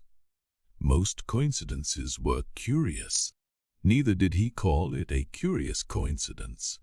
The true patriotism was his only motive too. He was a true Briton, and hoped there were many like him. The blue flies buzzed again, and Mr. Turney, General, called, "Mr. Jarvis Lorry, Mr. Jarvis Lorry, are you a clerk in Tellson's bank?" On a certain Friday night in November 1775, did business occasion you to travel between London and Dover by the mile? It did. Were there other passengers in the mile? Do they cove the night? They did. They alight on the road in off. Woo. Were there any other passengers? Did Lorry look upon the prisoner? Was he one of those 2 passengers? I cannot undertake to say that he was. Does he resemble either of these 2 passengers? Both were so wrapped up, and the night was so dark, and we were all so reserved, that I cannot undertake to say even that. Mr. Lorry, look again upon the prisoner. Supposing him wrapped up as those 2 passengers were, is there anything in his bulk and stature to render it unlikely that he was one of them? No. You will not swear, Mr. Lorry, that he was not one of them? No. So at least you say may have been one of them. Yes, except that I remember them both to have been, like myself, timorous of highwaymen, and the prisoner has not a timorous air. Did you ever see a counterfeit of timidity, Miss Lorry? I certainly have seen that. Mr. Lorry, look once more upon the prisoner. Have you seen him, to your certain knowledge, before? Have I? One.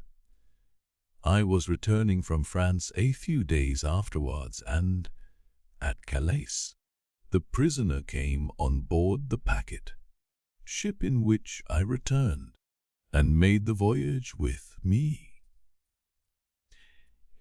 How did he come on board? At a little after midnight. In the dead of the night. Was he the only passenger who came on board at that untimely hour? He happened to be the only one. Never mind about happening, Missa. He was the only passenger who came on board in the dead of the night. He was. What? You travelling alone, Mr. Lorry, or with any companion? With 2 companions, a gentleman and lady. They are here. Had you any conversation with the prisoner? Hardly any. The weather was stormy, and the passage long and rough, and I lay on a sofa, almost from shore to shore.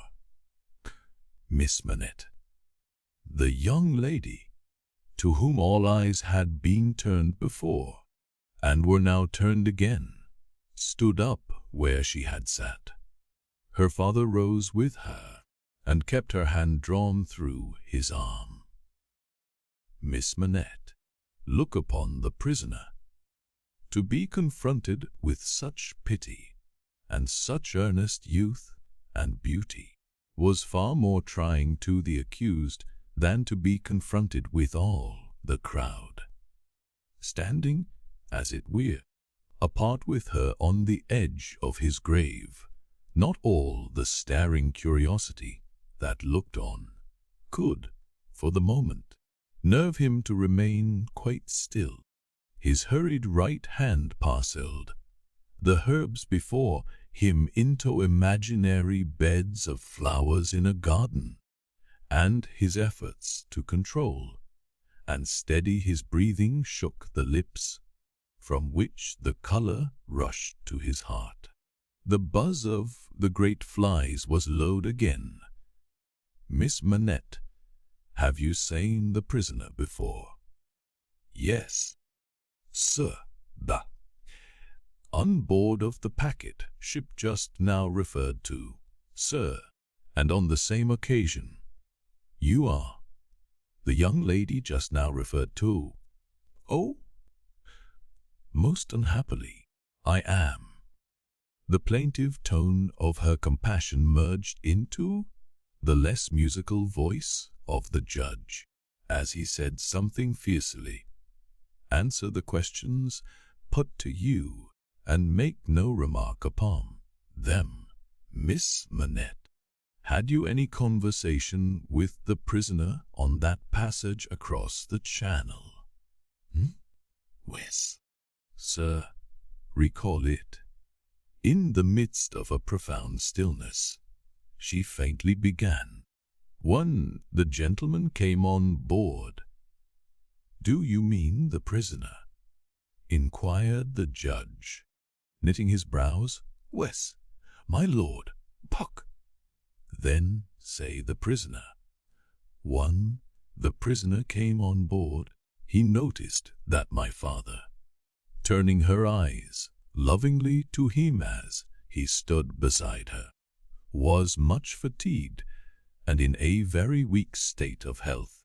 My father was so reduced that I was afraid to take him out of the air, and I had made bed for him on deck the cabin steps, and I sat on the deck at his side to take care of him.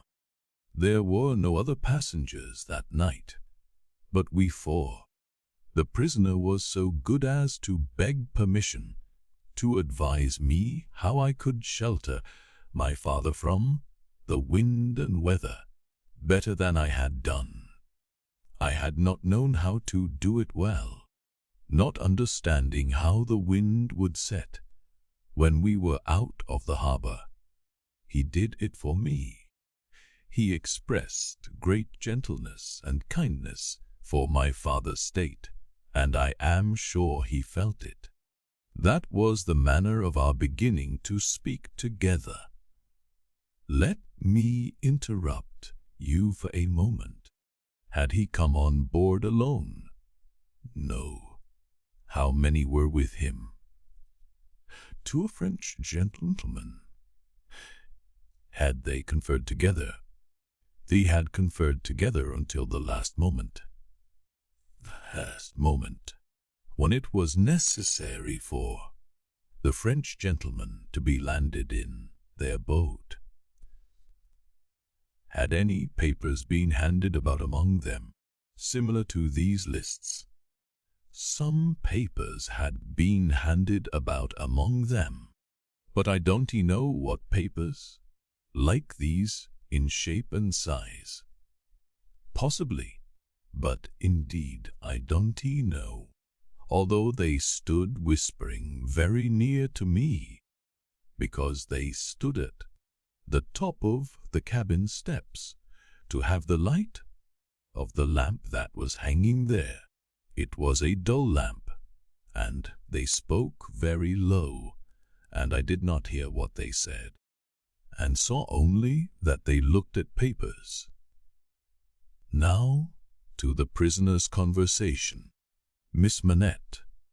The prisoner was as open in his confidence with me, which arose out of my helpless situation, as he was kind and good and useful to my father.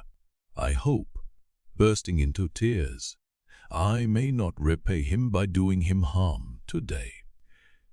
Buzzing from the blue flies.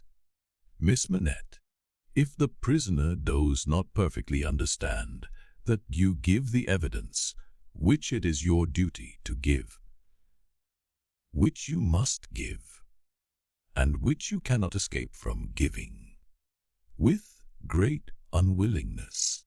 He is the only person present in that condition. Please to go on. He told me that he was traveling on business of a delicate and difficult nature, which might get people into trouble, and that he was therefore traveling under an assumed name. He said that this business had, within a few days, taken him to France, and might, at intervals, take him backwards and forwards between France and England for a long time to come. Did he say anything about America? Miss Manette, be particular. He tried to explain to me how that quarrel had arisen, and he said that, so far as he could judge, it was a wrong and foolish one on England's part. He added, in a jesting way, that perhaps George Washington might gain almost as great name in history as George III. But there was no harm in his way of saying this. It was said laughingly, and to beguile the time. Any strongly marked expression of face on the part of a chief actor in a scene of great interest, to whom many eyes are directed, will be unconsciously imitated by the spectators. Her forehead was painfully anxious and intent. She gave this evidence, and in the pauses when she stopped Forge to write it down, watched its effect upon the counsel for and against. Among the lookers on there was the same expression in all quarters of court, insomuch that a great majority of the foreheads there might have been mirrors reflecting the witness. When the judge looked up from his notes to glare at that tremendous heresy about George Washington, Mr. Attorney General now signified to my lord that he deemed it necessary, as a matter of precaution and form, to call the young lady's father, Dr. Manette, who was called accordingly. Dr. Manette, look upon the prisoner. Have you ever seen him before? Once, when he called at my lodgings in London, some 3 years, or 3 years and a half ago. Can you identify him as your fellow passenger on board the packet, or speak to his conversation with your daughter? Sir, I can do neither. Is there any particular and special reason for your being unable to do either? He answered, in a low voice, there is.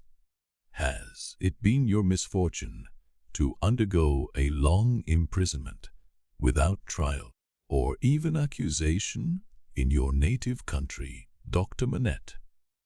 He answered, in a tone that went to every heart, a long imprisonment.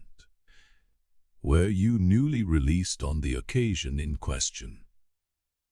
They tell me so. Have you no remembrance of the occasion? None. My mind is a blank from some time. I cannot even say what time. When I employed myself in my captivity in making shoes, to the time when I found myself living in London with my dear daughter here. She had become familiar to me when a gracious God restored my faculties, but I am quite unable even to say how she had become familiar. I have no remembrance of the process. Mr. Attorney General sat down, and the father and daughter sat down together. A singular circumstance then arose in the case. the object in hand being to show that the prisoner went down with some fellow plotter untracked. In the Dover Mail on that Friday night in November 5 years ago, and got out of the mail in the night as a blind, at a place where he did not remain, but from which he travelled back some dozen miles or more, to a garrison and dockyard, and there collected information. A witness was called to identify him as having been at the precise time required in the coffee room of an hotel in that garrison and dockyard town, waiting for another person.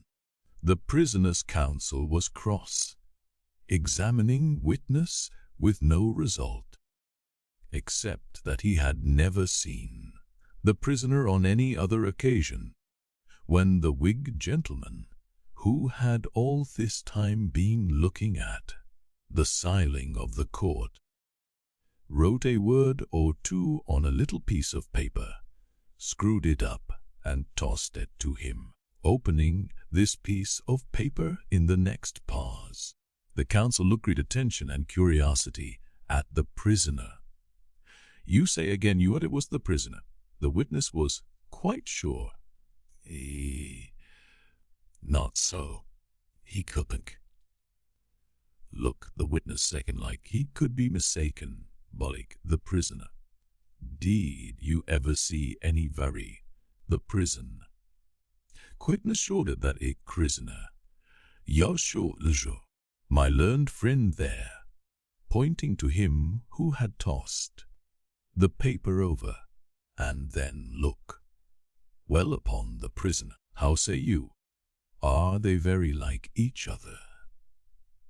Allowing for my learned friend's appearance being careless and slovenly, if not debauched, they were sufficiently like each other to surprise not only the witness, but everybody present, when they were thus brought into comparison. My lord being prayed to bid my learned friend lay aside his wig, and giving no very gracious consent, the likeness became much more remarkable. My lord inquired of Mr. Stryver, the prisoner's counsel, whether they were next to try Mr. Carton, name of my learned friend, for treason. But Mr. Stryver replied to my lord, no, but he would ask the witness to tell him whether what happened once might happen twice, whether he would have been so confident if he had seen this illustration of his rashness sooner, whether he would be so confident, having seen it and more, the upshot of which was to smash this witness like a crockery vessel, and shiver his part of the case to useless lumber. Mr. Cruncher had by this time taken a lunch of rust off his fingers in his following of the evidence. He had now to attend while Mr. Stryver fitted the prisoner's case on the jury like a compact suit of clothes, showing them how the patriot, Barsad, was a hired spy and traitor, an unblushing trafficker in blood, and one of the greatest scoundrels upon earth since accursed Judas, which he certainly did look rather like. How the virtuous servant Cly was his friend and partner, and was worthy to be. How the watchful eyes of those forgers and false swearers had rested on the prisoner as a victim, because some family affairs in France, he being of French extraction, did require his making those passages across the Channel. Though what those affairs were, a consideration for others who were near and dear to him, forbade him, even for his life, to disclose. How the evidence that had been warped and wrested from the young lady woe's anguish in giving it they had witnessed, came to nothing, involving the mere little innocent gallantries and politenesses likely to pass between any young gentleman and young lady so thrown together, with that reference to Waffrant to Jove, the exception Washington, which was altogether too extravagant and impossible to be regarded in any other light than as a monstrous joke. How it would be a weakness in the government to break down in this attempt to practice for popularity on the lowest national antipathies and fears. And therefore Mr. Attorney General had made the most of it. How, nevertheless, it rested upon nothing save that vile and infamous character of evidence too often disfiguring such cases, and of which the state trials of this country were full. But there my lord interposed, with as grave a face as if it had not been true, saying that he could not sit upon that bench and suffer those illusions. Mr. Stryver then called his few witnesses, and Mr. Cruncher had next to attend, while Mr. Attorney General turned the whole suit of clothes Mr. Stryver had fitted on the jury, inside out, showing how Barsad and Cly were even 100 times better than he had thought them, and the prisoner 100 times worse. Lastly came my lord himself, turning the suit of clothes, now inside out, now outside in, but on the whole decidedly trimming and shaping them into grave clothes for the prisoner. And now the jury turned to consider, and the great flies swarmed again. Mr. Carton, who had so long sat looking at the ceiling of the court, changed neither his place nor his attitude, even in this excitement, while his learned friend, Mr. Stryver, massing his papers before him, whispered with those who sat near, and from time to glanced anxiously at the jury, while all the spectators moved more or less and grouped themselves anew, while even my lord himself arose from his sheet and slowly paced up and down his platform, not unattended by a suspicion in the minds of the audience that his state was feverish. This one man sat leaning back, with his torn gown half off him, his untidy wig put on just as it had happened to light on his head after its removal, his hands in his pockets, and his eyes on the ceiling as they had been all day. Something especially reckless in his demeanor not only gave him a disreputable look, but so diminished the strong resemblance he undoubtedly bore to the prisoner, so which his momentary earnestness, when they were compared together, had strengthened, that many of the lookers on, taking note of him now, said to one another they would hardly have thought that 'twere so alike. Mr. Cruncher made the observation to his next neighbour, and added, "I'd hold half a guinea near that Don'ty get no law work to do. Don'ty look like the sort of one to get any, do he?" Yet this Mr. Carton took in more of the details of the scene than he appeared to take in, for now, when Miss Manette's head dropped upon her father's breast, he was the first to see it, and to say audibly, "Officer, look to that young lady. Help the gentleman to take her out. Don't you see she will fall?" There was much commiseration for her as she was removed, and much sympathy with her father. It had evidently been a great distress to him to have the days of his imprisonment recalled. He had shown strong internal agitation when he was questioned, and that pondering or brooding look which made him old had been upon him like a heavy cloud ever since. As he passed out, the jury, who had turned back and paused a moment, spoke through their foreman. They were not agreed and wished to retire. My lord, perhaps with George Washington on his mind, showed some surprise that they were not agreed, but signified his pleasure that they should retire under watch and ward, and retired himself. The trial had lasted all day, and the lamps in the court were now being lighted. It began to be rumored that the jury would be out a long while. The spectators dropped off to get refreshment, and the prisoner withdrew to the back of the dock and sat down. Mr. Lorry, who had gone out when the young lady and her father went out, now reappeared and beckoned to Jerry, who, in the slackened interest, could easily get near him.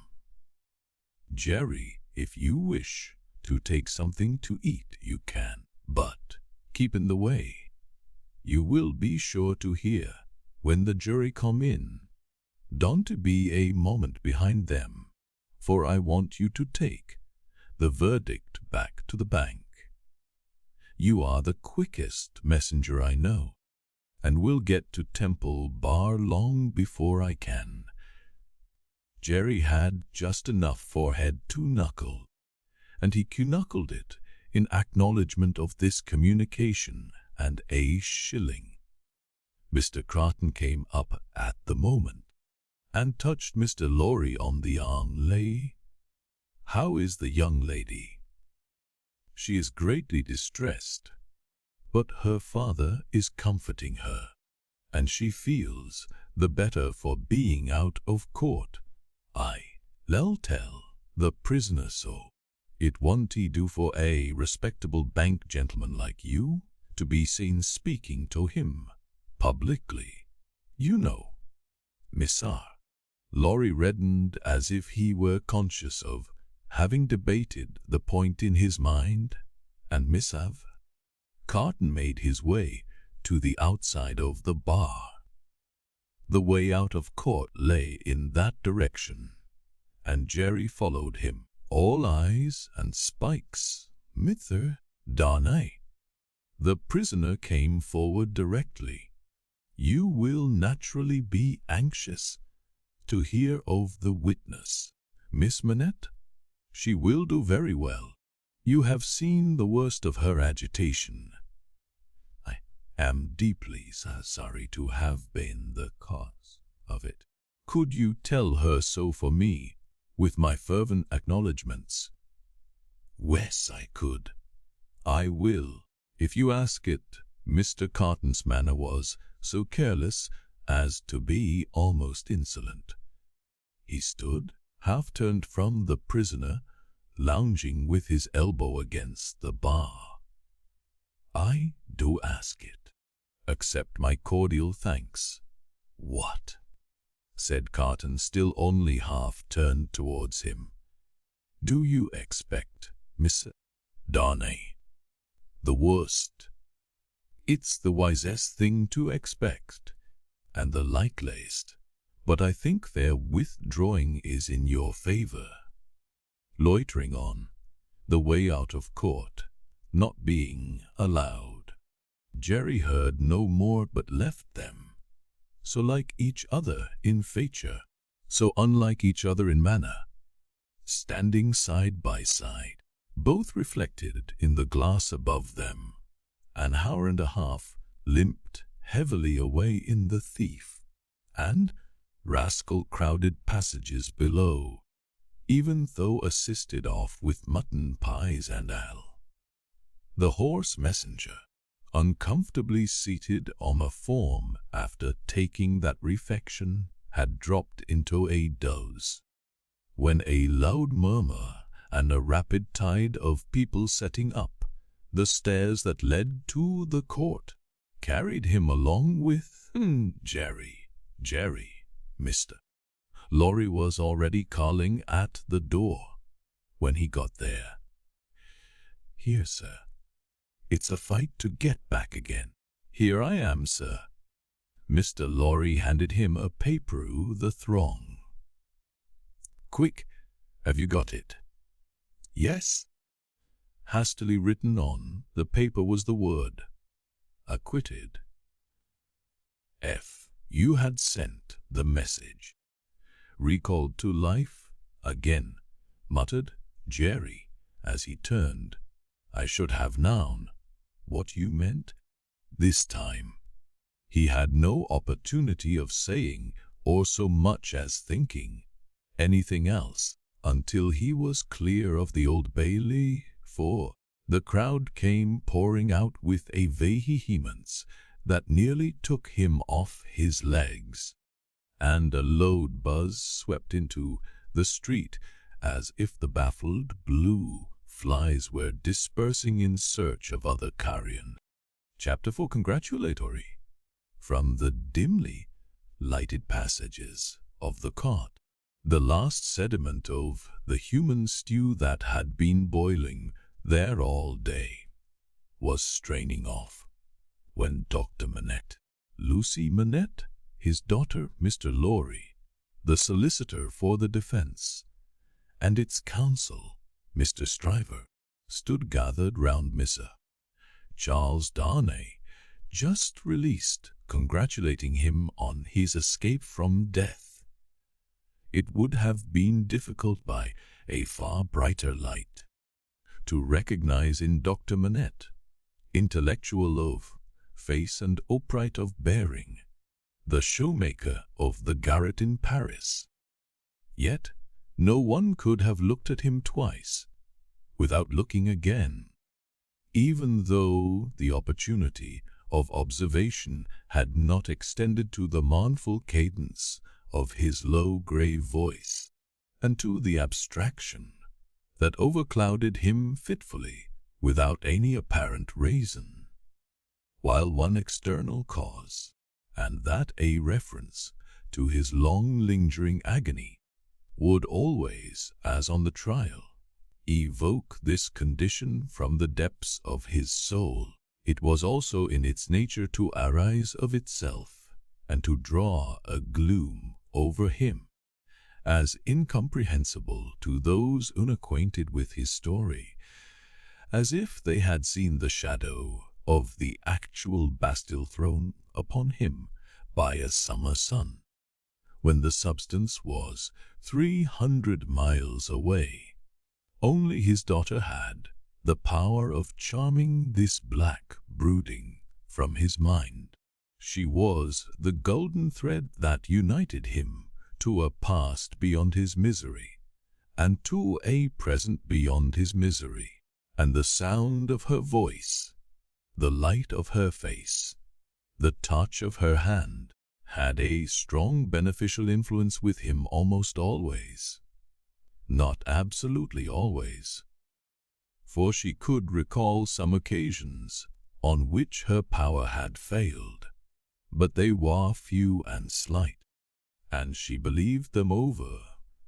Mr. Darnay had kissed her hand fervently and gratefully, and had turned to Mr. Stryver, whom he warmly thanked. Mr. Stryver, a man of little more than 30, but looking 20 years older than he was, stout, loud, red, bluff, and free from any drawback of delicacy, had a pushing way of shouldering himself, morally and physically, into companies and conversations that argued well for his shouldering his way up in life. He still had his wig and gown on, and he said, squaring himself at his late client to that degree that he squeezed the innocent Mr. Lorry clean, out of the group. "I am glad to have brought you off with honor, Mr. Darnay. It was an infamous prosecution, grossly infamous, but not the less likely to succeed on that account. You have laid me under an obligation to you for life." "In two senses," said his late client, taking his hand. "I have done my best for you, Mr. Darnay, and my best is as good as another man's, I believe, it clearly being incumbent on someone to say, 'Much better.'" Mr. Lorry said it, perhaps not quite disinterestedly, but with the interested object of squeezing himself back again. "You think so," said Mr. Stryver. "Well, you have been present all day, and you ought to know. You are a man of business, too, and as such," quoth Mr. Lorry, whom the counsel learned in the law had now shouldered back into the group, just as he had previously shouldered him out of it. "As such I will appeal to Dr. Manette to break up this conference and order us all to our homes. Miss Lucie looks ill. Mr. Darnay has had a terrible day. We are worn out." "Speak for yourself, Mr. Lorry," said Stryver. "I have a night's work to do yet." "Speak for yourself."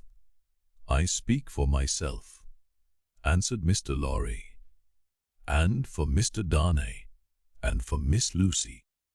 "And, Miss Lucie, do you not think I may speak for yous all?" He asked her the question pointedly, and with a glance at her father. His face had become frozen, as it were, in a very curious look at Darnay, an intent look, deepening into a frown of dislike and distrust, not even unmixed with fear. With this strange expression on him, his thoughts had wandered away. "My father," said Lucie, softly laying her hand on his. He slowly shook the shadow off and turned to her. "Shall we go home, my father?" With a long breath, he answered, "Wes." The friends of the acquitted prisoner had dispersed, under the impression, which he himself had originated, that he would not be released that night.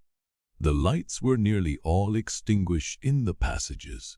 The iron gates were being closed with a jar and a rattle, and the dismal place was deserted until morrow morning's intervals of gallery, whipping, post, and branding iron should repeople it.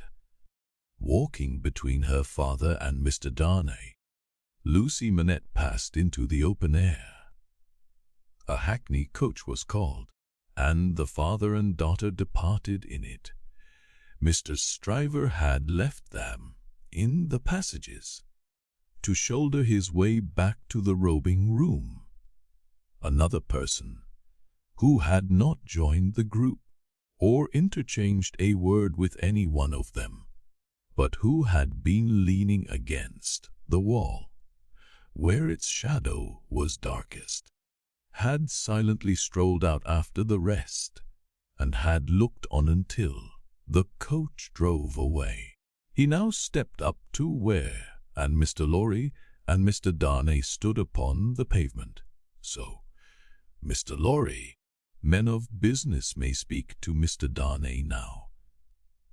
Nobody had made acknowledgment of Mr. Carton's part in the day's proceedings. Nobody had known of it. He was unrobbed, and was none the better for in appearance. If you knew what a conflict goes on in the business mind, when the business mind is divided between good-natured impulse and business appearances, you would be amused. Miss Darnay. Mr. Lorry reddened and said warmly, "You have mentioned that before, sir. We men of business who serve a house are not our own masters. We have to think of the house more than ourselves." "I know, so I know," rejoined Mr. Carton carelessly. "Don't be nettled, Mr. Lorry. You are as good as another. I have no doubt better, I dare say." "And indeed, sir," pursued Mr. Lorry, not minding him, "I really don't know what you have to do with the matter. If you'll excuse me, as very much your elder, for saying so, I really don't know that it is your business." "Business? Blesnes you! Oh, I have no business," said Mr. Carton. "It is a pity you have not, sir." "I think so, too. If you had," pursued Mr. Lorry, "perhaps you would attend to it. Lord love you, no." "I shouldn't," said Mr. Carton. "Well, sir," cried Mr. Lorry, thoroughly heated by his indifference, "business is a very good thing, and a very respectable thing. And, sir, if business imposes its restraints and its silences and impediments, Mrs. Darnay, as a young gentleman of generosity, knows how to make allowance for that circumstance. Mr. Darnay, good night." "God bless you, sir. I hope you have been this day preserved for a prosperous and happy life." Chair there. Perhaps a little angry with himself, as well as with the barrister, Mr. Lorry bustled into the chair and was carried off to Tellson's. Carton, who smelt of port wine, and did not appear to be quite sober, laughed then, and turned to Darnay. "This a strange chance that throws you and me together. This must be a strange night to you, standing alone here with your counterpart on these street stones." "I hardly seem yet," returned Charles Darnay, "to belong to this world again. I don't wonder at it. It's not so long since you were pretty far advanced on your way to l'other. You speak faintly. I begin to think I am faint. Then, why the devil don't you dine?" "I dined, myself, while those numbskulls were deliberating which world you should belong to, this or some other. Let me show you the nearest tavern to dine well at." Drawing his arm through his own, he took him down Ludgate Hill, Fleet Street, and so up a covered way into a tavern. Here they were shown into a little room, where Charles Darnay was soon recruiting his strength with a good plain dinner and good wine, while Carton sat opposite to him at the same table, with his separate bottle of port before him, and his fully half insolent manner upon him. "Do you feel yet that you belong to this terrestrial scheme?" Again, Darnay. "I am frightfully confused regarding time and place, but I am so far mended as to feel that it must be an immense satisfaction." He said it bitterly, and filled up his glass again, which was a large one. "As to me, the greatest desire I have is to forget that I belong to it. It has no good in it for me, except wine like this, nor I for it. So we are not much alike in that particular. Indeed, I begin to think we are not much alike in any particular, you and I, confused by the emotion of the day, and feeling his being there with this double of course deportment, to be like a dream. Charles Darnay was at a loss how to answer. Finally, answered not at all. "Now your dinner is done," Carton presently said. "Why don't you call a health, Mr. Darnay? Why don't you give your toast?" "What health? What toast? Why, it's on the tip of your tongue. It ought to be, it must be, I'll swear it's there." "Miss Manette?" "Then, Miss Manette, then," looking his companion full in the face, while he drank the toast. Carton flung his glass over his shoulder against the wall, where it shivered to pieces, then rang the bell, and ordered in another, "That's a fair young lady, to hand to a coach in the dark, Mr. Darnay," he said, filling his new goblet. A slight frown and a laconic "Wes" were the answer. "That's a fair young lady to pitied by and wept for by. How does it feel? Is it worth being tried for one's life, to be the object of such sympathy and compassion, Miss Darnay?" Again Darnay answered not a word.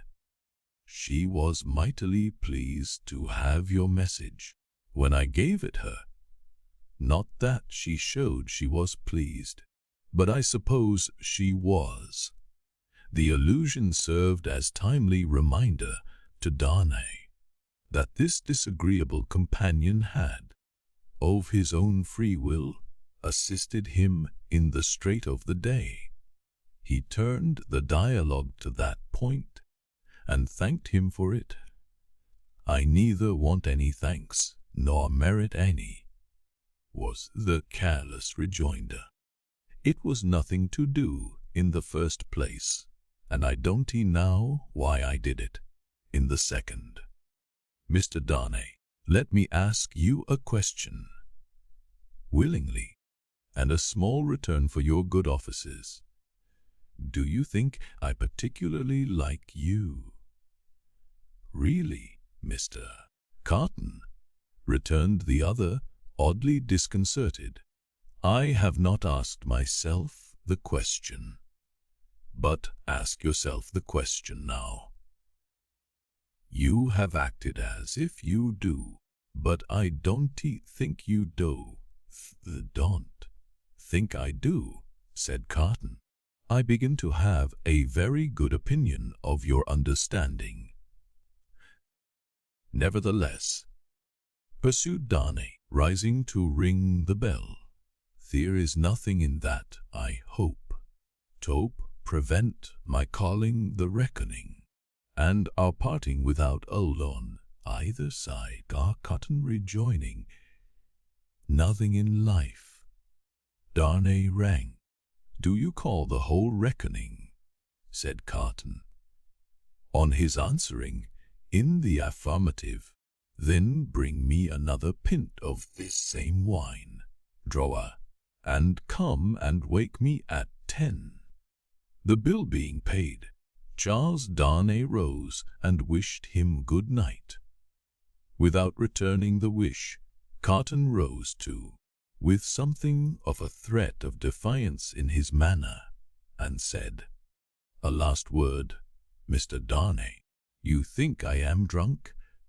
I think you have been drinking, Mr. Carton.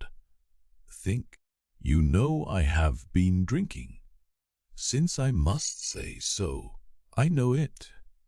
Then you shall likewise know why. I am a disappointed drudge, sir. I care for no man on earth, and no man on earth cares for me. Much to be regretted. You might have used your talents better. May be so, Mr. Darnay, may be not.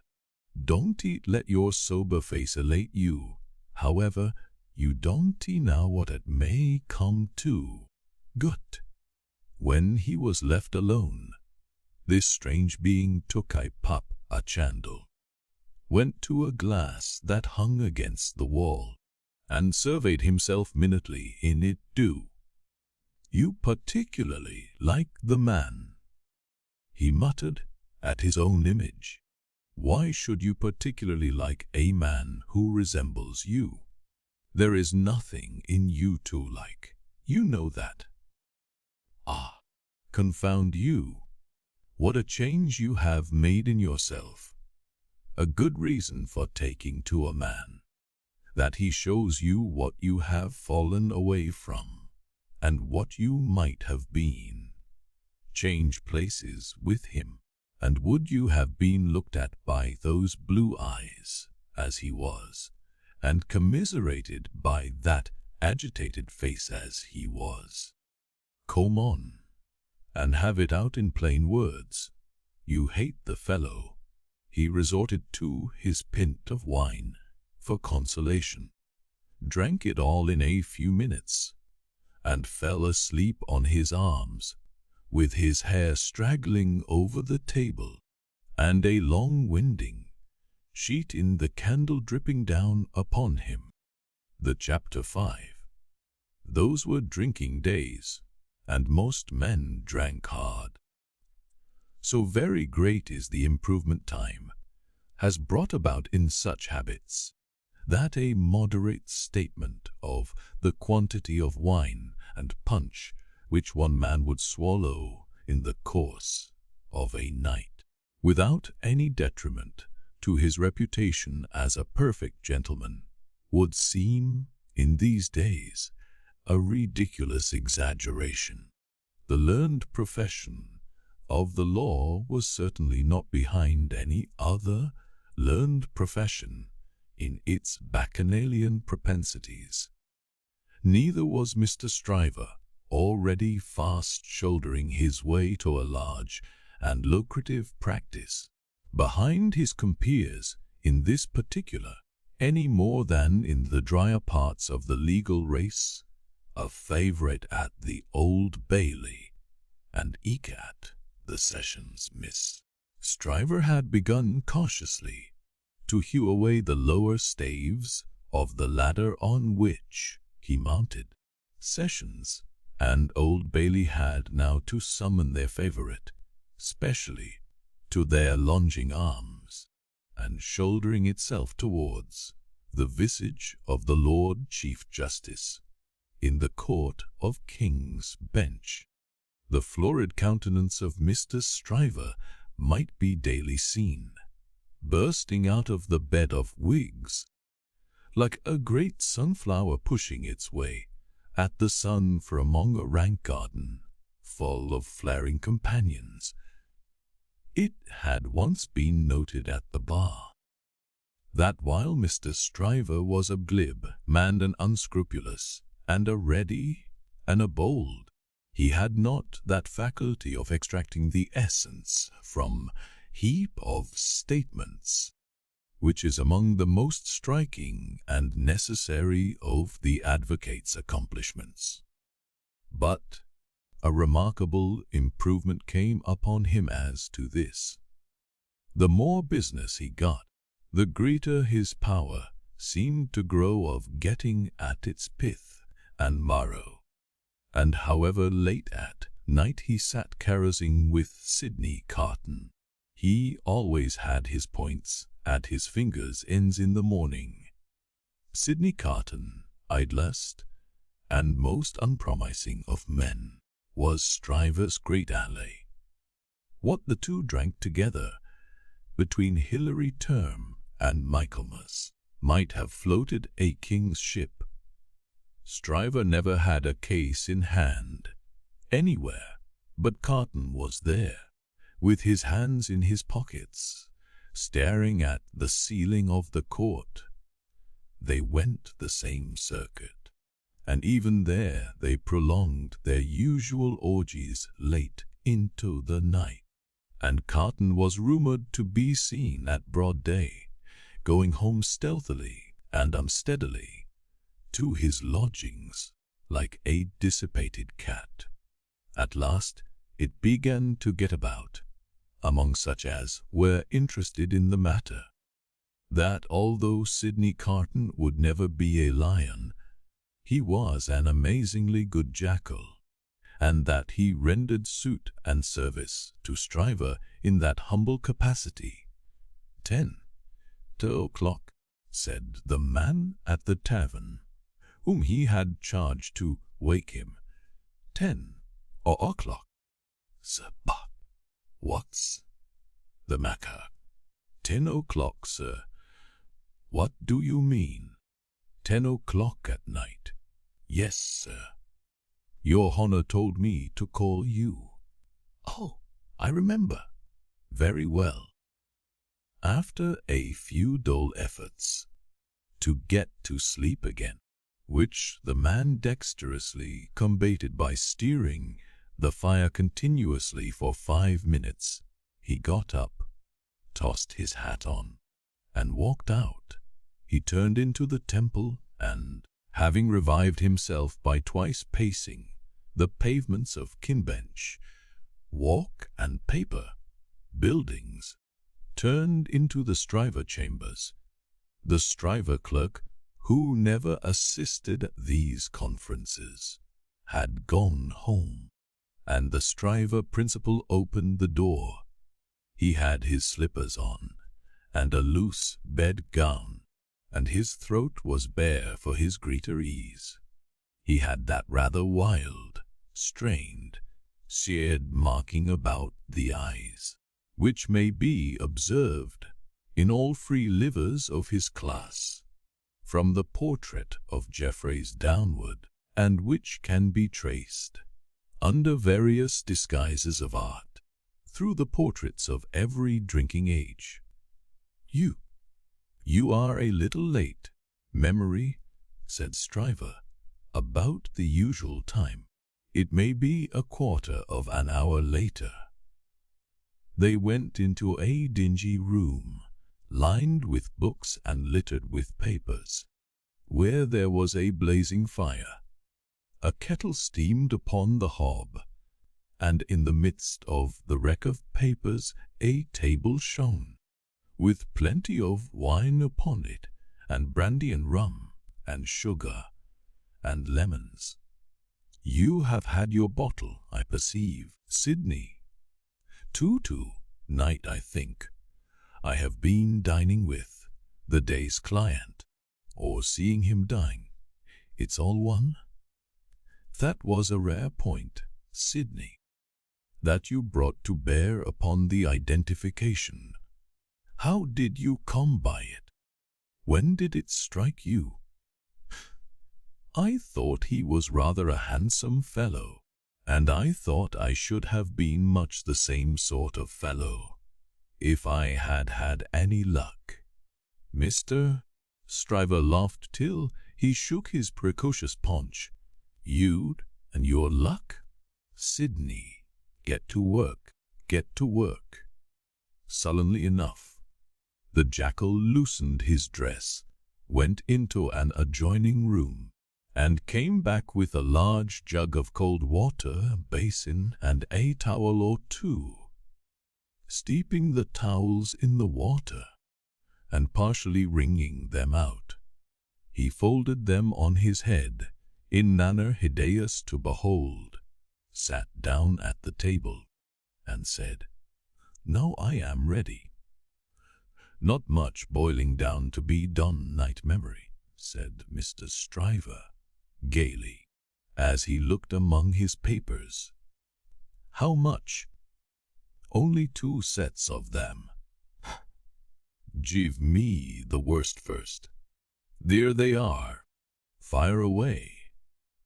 The lion then composed himself on his back on a sofa on one side of the drinking table, while the Jackal sat at his own paper, bestrewn table proper, on the other side of it, with the bottles and glasses ready to his hand.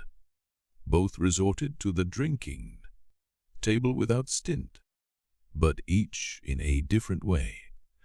The lion for the most part reclining, with his hands in his waistband, looking at the fire, or occasionally flirting with some lighter document. The Jackal, with knitted brows and intent face, so deep in his task that his eyes did not even follow the hand he stretched out for his glass, which often groped about for a minute or more before it found the glass for his lips. 2 or 3 times the matter in hand became so knotty that the Jackal found it imperative on him to get up and steep his towels anew.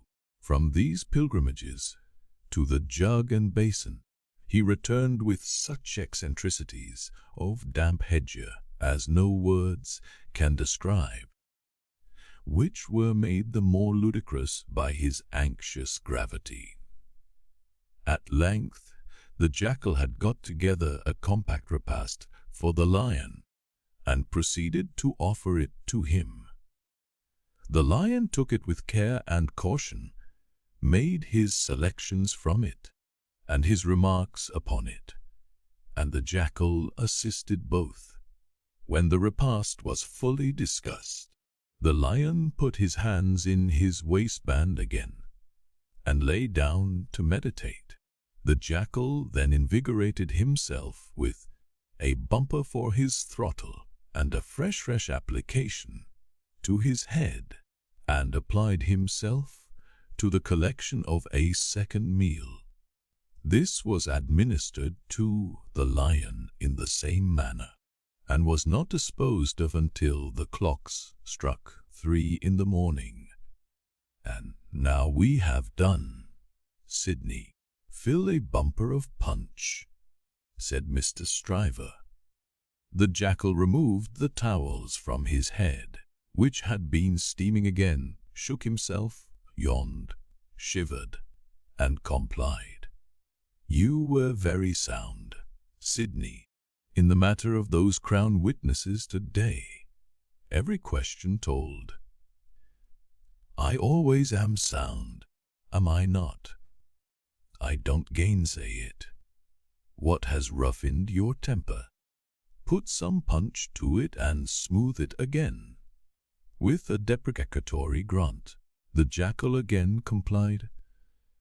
The old Sidney Carton of old Shrewsbury School, said Stryver, nodding his head over him as he reviewed in the present and the past. The old seesaw Sidney, up 1 minute and down the next, now in spirits and now in despondency. Ah! returned the other, sighing. Wes, the same Sidney, with the same luck. Even then I did exercises for other boys, and seldom did my own. And why not? God knows. It was my way, I suppose. He sat, with his hands in his pockets, and his legs stretched out before him, looking at the fire. Carton, said his friend, squaring himself at him with a bullying air, as if the fired grate had been the furnace in which sustained endeavour was forged, and the one delicate thing to be done for the old Sidney Carton of old Shrewsbury School was to shoulder him into it. Your way is, and always weighs, a lame way. You summon no energy and purpose. Look at me.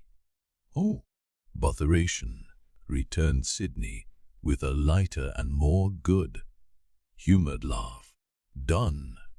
You be moral. How have I done what I have done? Said Stryver. How do I do what I do? Partly through paying me to help you, I suppose.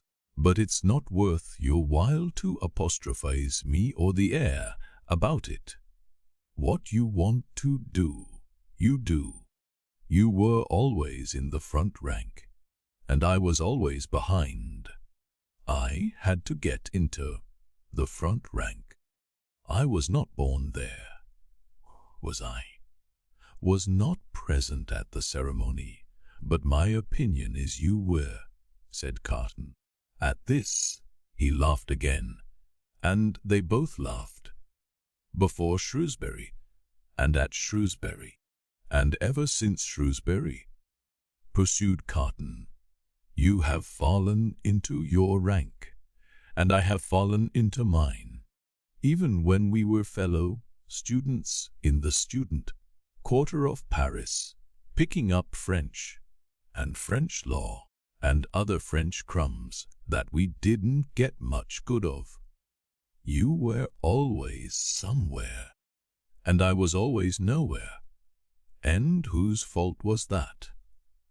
Upon my soul, I am not sure that it was not yours.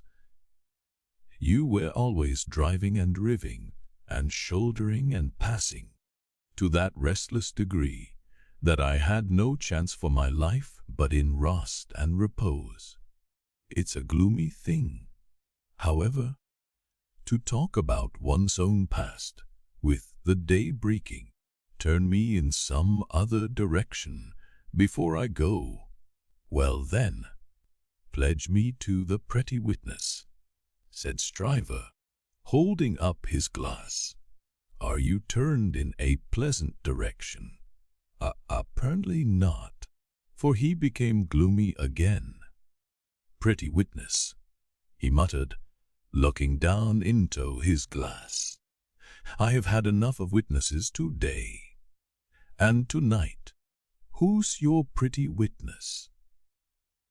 The picturesque doctor's daughter. She pretty? She not? No. Why, man alive, she was the admiration of the whole court.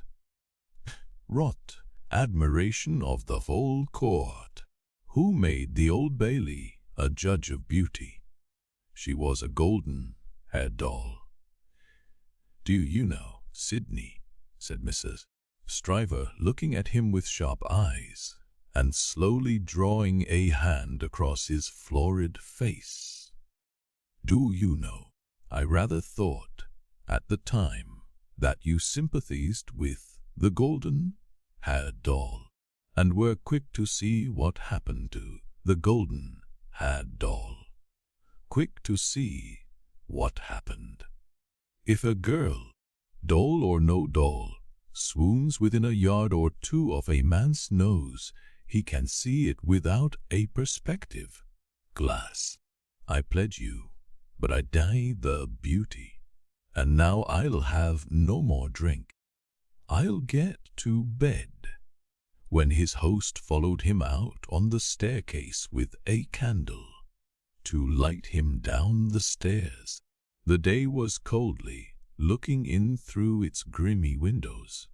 When he got out of the house, the air was cold and sad, the dull sky overcast, the river dark and dim, the whole scene like a lifeless desert, and wreaths of dust were spinning round and round before the morning blast, as if the desert sand had risen far away, and the first spray of it in its advance had begun to overwhelm the city. Whist forces within him, and a desert all around, this man stood still on his way across a silent terrace, and saw for a moment, lying in the wilderness before him, a mirage of honorable ambition, self-denial, and perseverance. In the far city of this vision, there were airy galleries from which the loves and graces looked upon him, gardens in which the fruits of life hung ripening, waters of hope that sparkled in his sight. A moment, and it was gone. Climbing to a high chamber in a well of houses, he threw himself down in his clothes on a neglected bed, and its pillow was wet with wasted tears. Sadly, sadly. The sun rose. It rose upon no sadder sight than the man of good abilities and good emotions, incapable of their directed exercise, incapable of his own help and his own happiness, sensible of the blight on him, and resigning himself to let it eat him away. Chapter 6. Hundreds of people. The quiet lodgings of Dr. Manette were in a quiet street corner not far from Soho Square.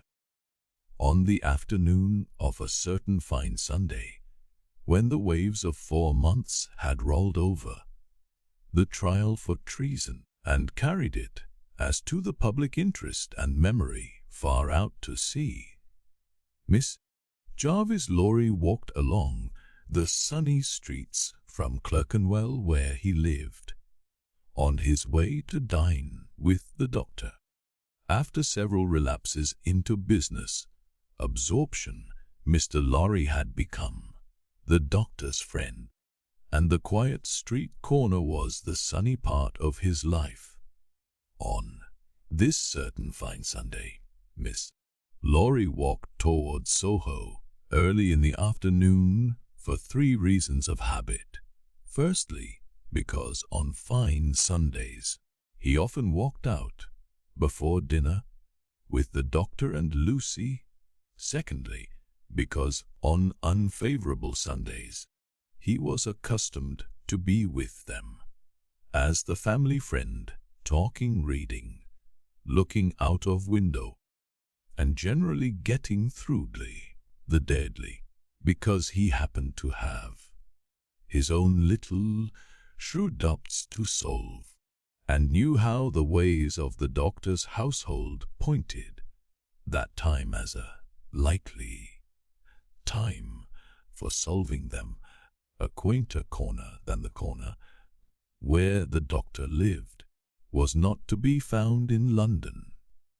There was no way through it, and the front windows of the doctor's lodgings commanded a pleasant little vista of street that had a congenial air of retirement on it. There were few buildings then north the Oxford Road, and forest trees flourished, and wild flowers grew, and the hawthorn blossomed in the now vanished fields. As a consequence, country airs circulated in Soho with vigorous freedom, instead of languishing into the parish like stray paupers without a settlement, and there was many a good south wall, not far off, on which the peaches ripened in their season. The summer light struck into the corner brilliantly in the earlier part of the day, but when the streets grew hot, the corner was in shadow, though not in shadow so remote but that you could see beyond it into a glare of brightness. It was a cool spot, staid but cheerful, a wonderful place for echoes, and a very harbour from the raging streets. There ought to have been a tranquil bark in such an anchorage, and there was. The doctor occupied 2 floors of a large stiff house, where several callings purported to be pursued by day, but whereof little was audible any day, and which was shunned by all of them at night.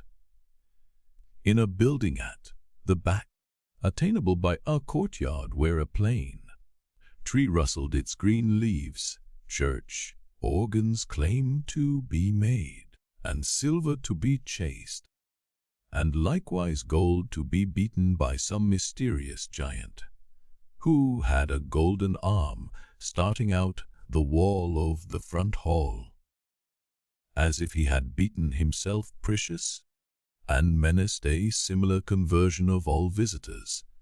Very little of these trades, or of a lonely lodger rumoured to live up stairs, or of a dim coach trimming maker asserted to have a counting house below, was ever heard or seen. Occasionally, a stray workman putting his coat on traversed the hall, or a stranger appeared about there, or a distant clink was heard across the courtyard, or a thump from the golden giant. These, however, were only the exceptions required to prove the rule that the sparrows in the plane tree behind the house and the echoes in the corner before it had their own way from Sunday morning unto Saturday night. Dr. Manette received such patience here as his old reputation and its revival in the floating whispers of his story brought him. His scientific knowledge and his vigilance and skill in conducting ingenious experiments brought him otherwise into moderate request, and he earned as much as he wanted. These things were within Mr. Jarvis Lorry's knowledge, thoughts, and notice.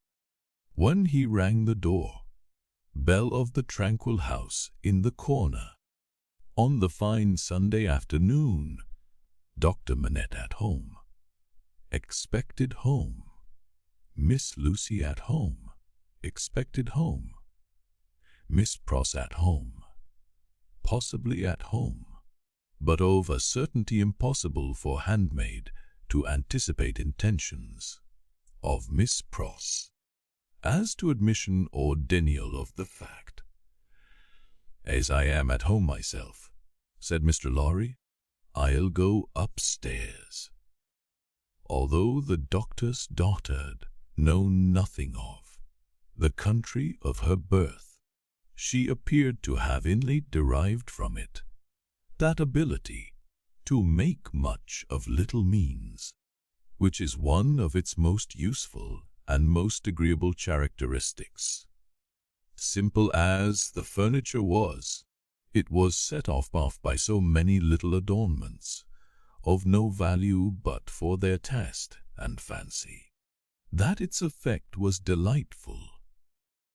The disposition of everything in the rooms, from the largest object to the least, the arrangement of colors, the elegant variety and contrast obtained by thrift in trifles, by delicate hands, clear eyes, and good sense, were at once so pleasant in themselves, and so expressive of their originator, that, as Mr. Lorry stood looking about him, the very chairs and tables seemed to ask him, with something of that peculiar expression which he knew so well by this time, whether he approved. There were 3 rooms on a floor, and the doors by which they communicated being put open, that the air might pass freely through them all. Mr. Lorry, smilingly observant that fanciful resemblance which he detected all around him, walked from one to another. The first was the best room, and in it were Lucie's birds and flowers, and books, and desk, and work, table, and box of water, colors. The second was the doctor's consulting room, used also as the dining room. The third, changingly speckled by the rustle of the plane tree in the yard, was the doctor's bedroom, and there, in a corner, stood the disused shoemaker's bench and tray of tools, much as it had stood on the 5th floor of the dismal house by the wine shop in the suburb of Saint-Antoine in Paris. I wonder, said Mr. Lorry, pausing in his looking about, that he keeps that reminder of his sufferings about him. And why wonder at that? Was the abrupt inquiry that made him start. It proceeded from Miss Pross, the wild red woman, strong of hand, whose acquaintance he had first made at the Royal George Hotel at Dover, and had since improved. I should have thought, Mr. Lorry began. Poor, you'd have thought, said Miss Pross, and Miss Lorry left off. How do you do? Inquired that lady then, sharply, and yet as if to express that she bore him no malice. "I am pretty well, I thank you," answered Mr. Lorry. "How are you?" "Nothing to boast of," said Miss Pross. "Indeed?" "Indeed," said Miss Pross. "I am very much put about my ladybird. Indeed, indeed. For gracious sake say something else besides indeed, or you'll fidget me to death," said Miss Pross, whose character, dissociated from stature, was shortness. "Really, then," said Mr. Lorry, "as an amendment, really is bad enough," returned Miss Pross, "but better. Yes, I am very much put out. May I ask the cause?" "I don't want dozens of people who are not at all worthy of Ladybird to come here looking after her," said Miss Pross. "Do dozens come for that purpose?" "Hundreds," said Miss Pross. "Lady,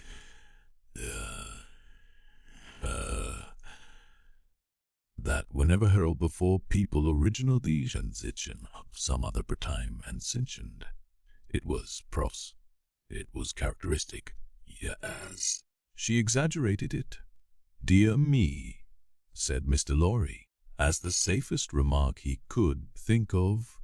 I have lived with the darling, or the darling has lived with me, and paid me for it, which she certainly should never have done. You may take your affidavit, if I could have afforded to keep either myself or her for nothing, since she was 10 years old, and it's really very hard, said Miss Pross. Not seeing with precision what was very hard, Mr. Lorry shook his head, using that important part of himself as a sort of fairy cloak that would fit anything. All sorts of people who are not in the least degree worthy of the pet are always turning up, said Miss Pross. One you began it. They began it. Didn't you? Who brought her father to life? Oh, if that was beginning it, said Mr. Lorry, it wasn't it, I suppose. I say, when you began it, it was hard enough. Not that I have any fault to find with Dr. Manette, except that he is not worthy of such a daughter, which is no imputation on him, for it was not to be expected that anybody should be, under any circumstances. But it really is doubly and trebly hard too, crowds and multitudes of people turning up after him. I could have forgiven him to take Ladybird's affections away from me.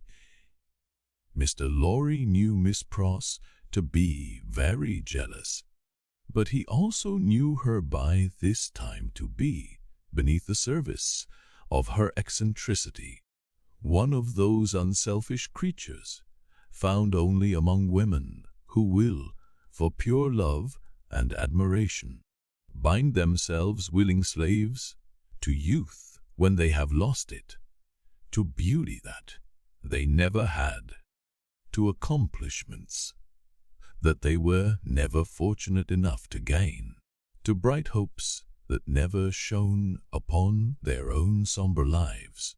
He knew enough of the world to know that there is nothing in it better than the faithful service of the heart, so rendered and so free from any mercenary taint. He had such an exalted respect for it, that in the retributive arrangements made by his own mind, we all make such arrangements, more or less. He stationed Miss Pross much nearer to the lower angels than many ladies immeasurably better, got both by nature and art, who had balances at Tellson's. There never was, nor will be, but one man worthy of Ladybird, said Miss Pross, and that was my brother Sullivan, if he hadn't made a mistake in life. Here again, Miss Eyre. Laurie's inquiries into Miss Pross's personal history had established the fact that her brother Solomon was a heartless scoundrel who had stripped her of everything she possessed as a stake to speculate with, and had abandoned her in her poverty for evermore. With no touch of compunction, Miss Pross's fidelity of belief in Solomon, deducting a mere trifle for this slight mistake, was quite a serious matter with Mr. Lorry, and had its weight in his good opinion of her. As we happen to be alone for the moment, and are both people of business, he said, when they had got back to the drawing room and had sat down there in friendly relations, let me ask you, does the doctor, in talking with Lucie, never refer to the shoemaking time? Never, ba. Yet keeps that bench and those tools beside him? Ah, returned Miss Pross, shaking her head. But I don't say he don't refer to it within himself. Do you believe that he thinks of it much? I do, said Miss Pross. Do you imagine, Miss? Laurie had begun, when Miss Pross took him up short with, never imagine anything. Have no imagination at all. I stand corrected, do you suppose? You go so far as to suppose, sometimes. Now and then, said Miss Pross. Do you suppose, Mr. Lorry went on, with a laughing twinkle in his bright eye, as it looked kindly at her, that Dr. Manette has any theory of his own, preserved through all those years, relative to the cause of his being so oppressed, perhaps even to the name of his oppressor? I don't suppose anything about it, but what Ladybird tells me, and that she has. No, don't be angry at my asking questions. Know that he thinks he all these questions, because I am a mere dull man of business, and you are a woman of business. Dull? Miss Pross inquired, with placidity, rather wishing his modest adjective away. Mr. Lorry replied, No, no, no. Surely not. To return to business.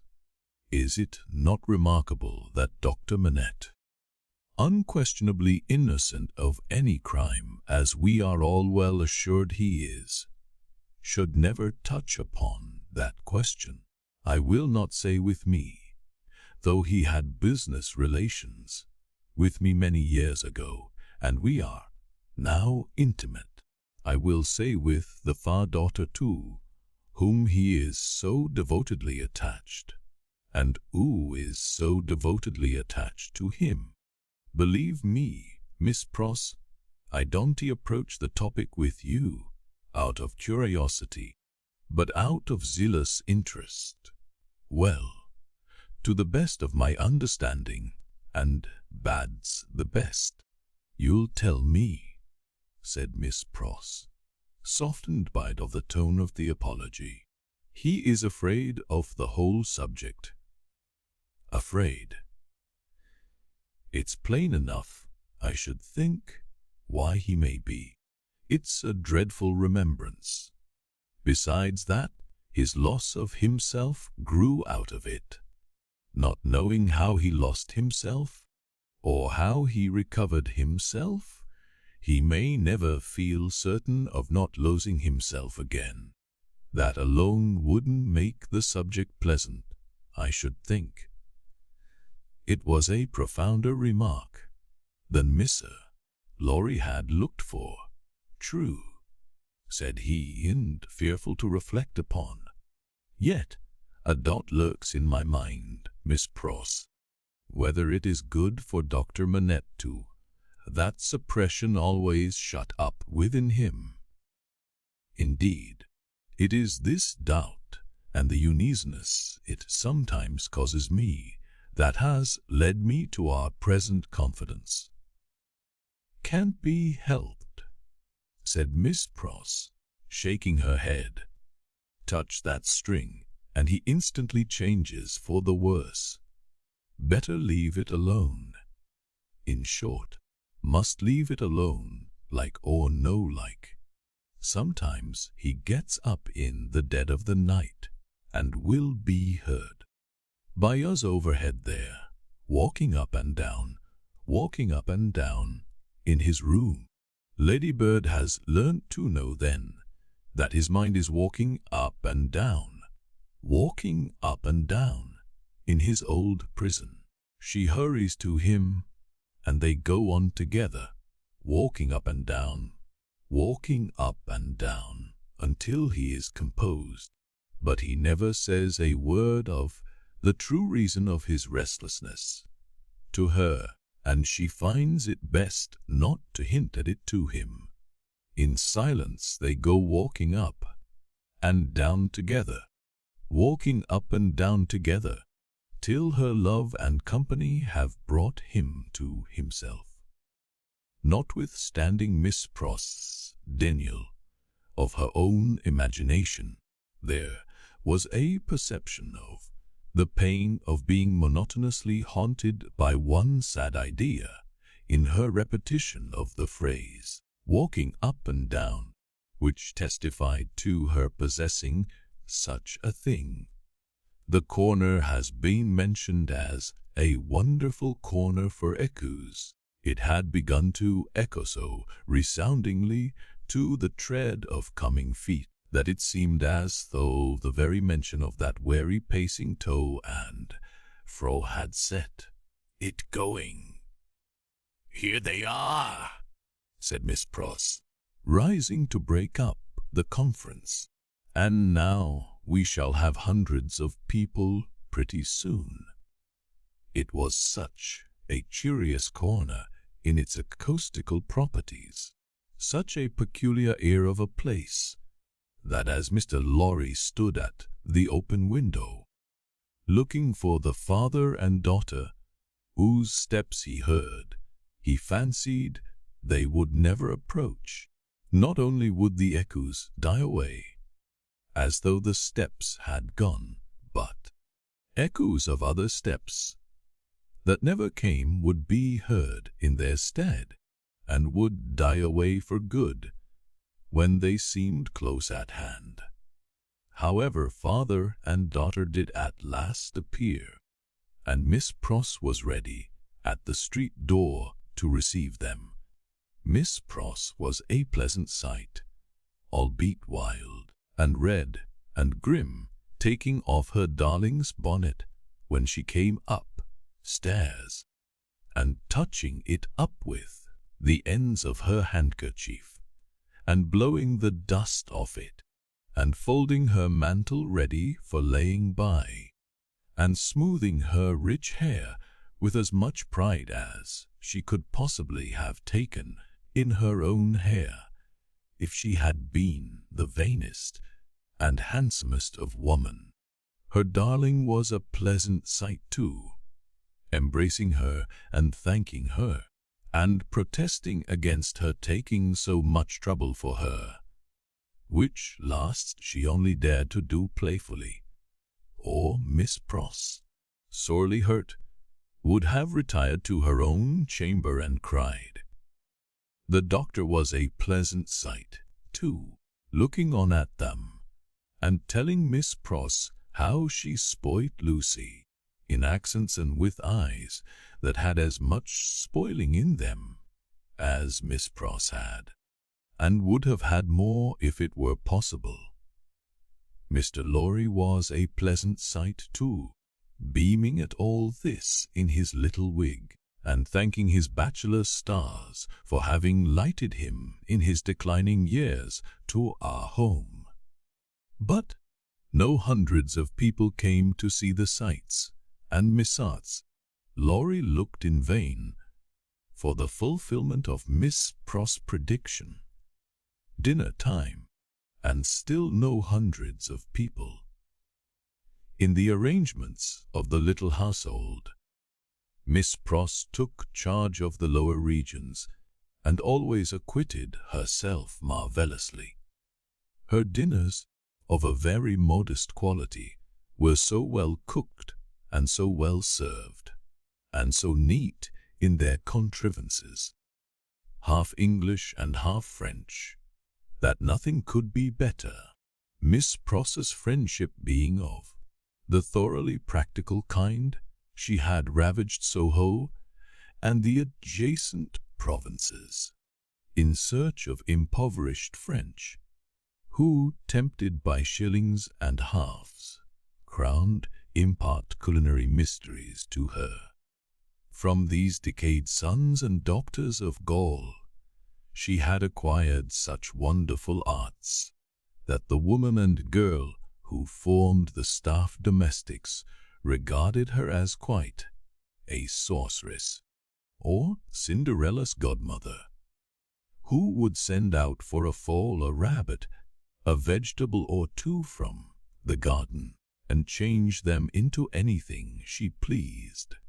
On Sundays, Miss Pross dined at the doctor's table, but on other days persisted in taking her meals at unknown periods, either in the lower regions, or in her own room on the second floor, a blue chamber, to which no one but her ladybird ever gained admittance.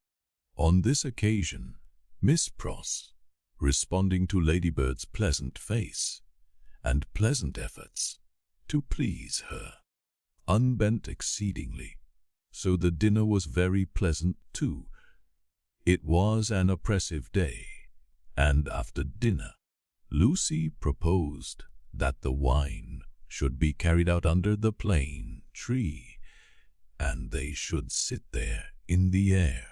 As everything turned upon her and revolved about her, they went out under the plane tree, and she carried the wine down for the special benefit of Mr. Lorry.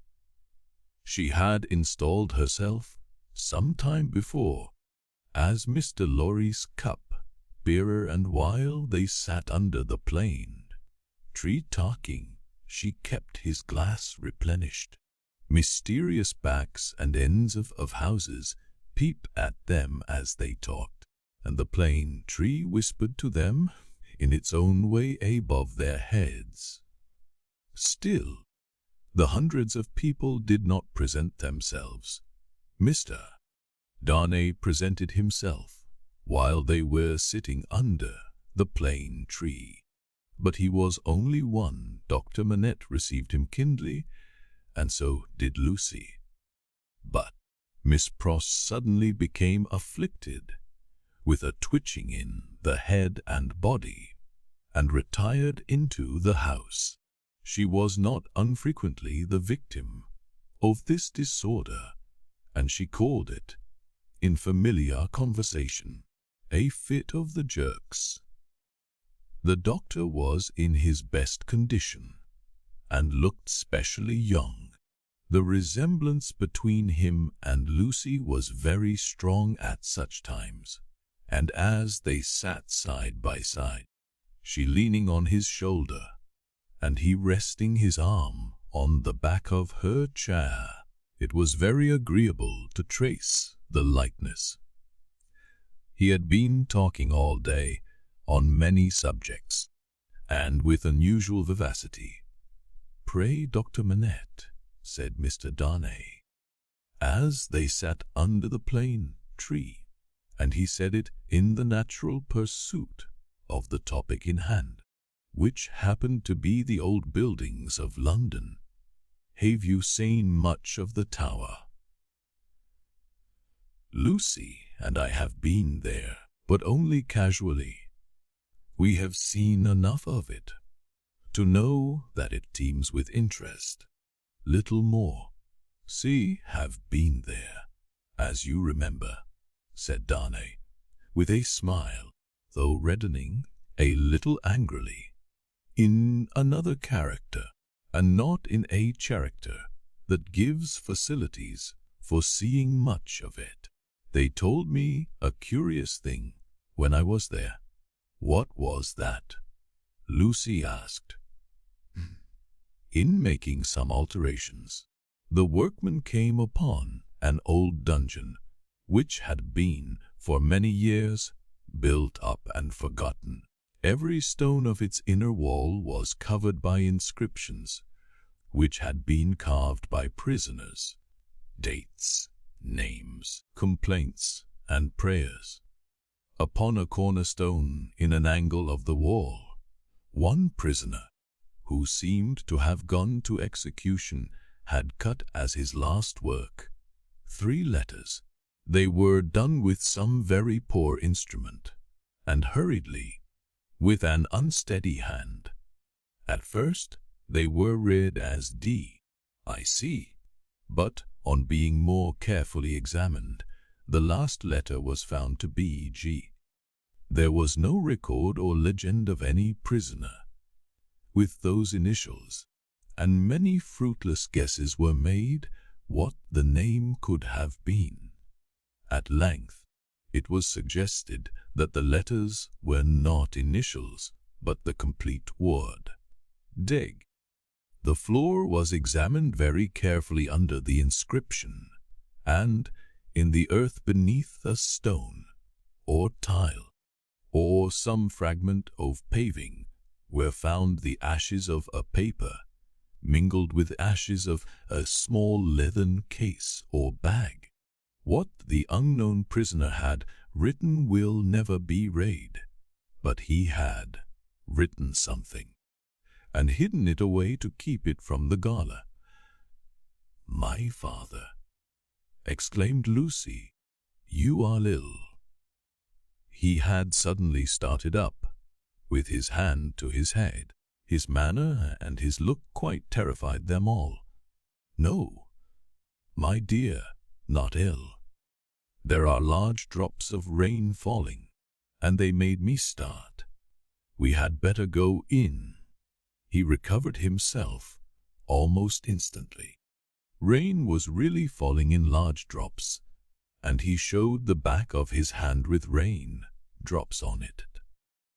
But he said not a single word in reference to the discovery that had been told of, and as they went into the house, the business eye of Mr. Lorry either detected, or fancied it detected, on his face, as it turned towards Charles Darnay, the same singular look that had been upon it when it turned towards him in the passages of the courthouse.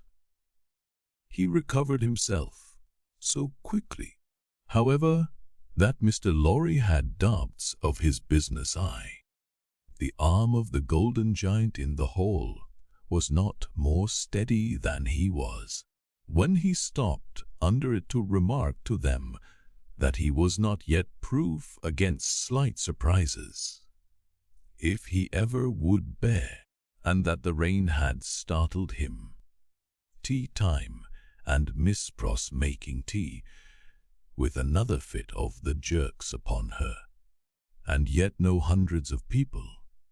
Mr. Carton had lounged in, but he made only 2. The night was so very sultry that although they sat with doors and windows open, they were overpowered by hate.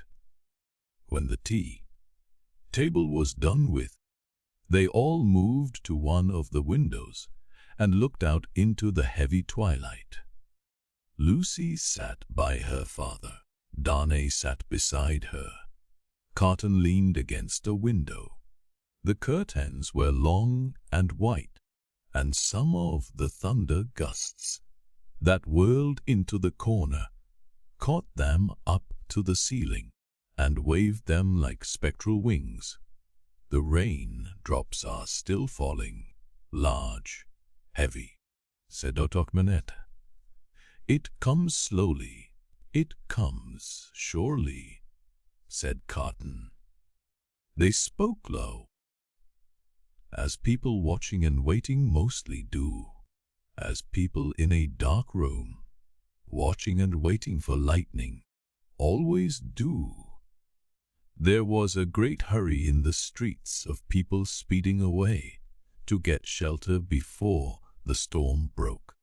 The wonderful corner for echoes resounded with the echoes of footsteps coming and going. Yet not a footstep was there, a multitude of people, and yet a solitude, said Darnay, when they had listened for a while. Is it not impressive, Mr. Darnay? Asked Lucie. Sometimes I have sat here of an evening until I have fancied, but even the shade of a foolish fancy makes me shudder too. Night, when all is so black and solemn. Let us shudder too. We may know what it is. It will seem nothing to you. Such whims are only impressive as we originate them. I think they are not to be communicated. I have sometimes sat alone here of an evening, listening, until I have made the echoes out to be echoes of all the footsteps that are coming by into our lives. There is a great crowd coming one day into our lives. If that be so, Sidney Carton struck in his moody way. The footsteps were incessant, and the hurry of them became more and more rapid. The corner echoed and re-echoed with the tread of feet, some, as it seemed, under the windows, some, as it seemed, in the room, some coming, some going, some breaking off, some stopping altogether, all in the distant streets, and not one within sight. Are all these footsteps destined to come to all of us, Miss Manette, or are we to divide them among yous? I don't know, Mr. Darnay. I told you it was a foolish fancy, but you asked for it.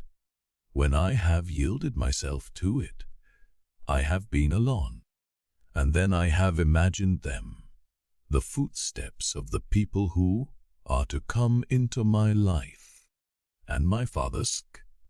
I take them into mine, said Carton. Say, ask no questions and make no stipulations. There is a great crowd bearing down upon us, Miss Manette, and I see them by the lightning. He added the last words, after there had been a vivid flash, which had shown him lounging in the window. And I hear them, he added again, after a peal of thunder. Here they come fast, fierce, and furious. It was the rush and roar of rain that he typified, and it stopped him, for no voice could be heard in it. A memorable storm of thunder and lightning broke with that sweep of water, and there was not a moment's interval in crash and fire and rain, until after the moon rose at midnight, the great bell of St. Paul's was striking one in the cleared air, when Mr. Lorry, escorted by Jerry, high-booted and bearing a lantern, set forth on his return passage to Clerkenwell.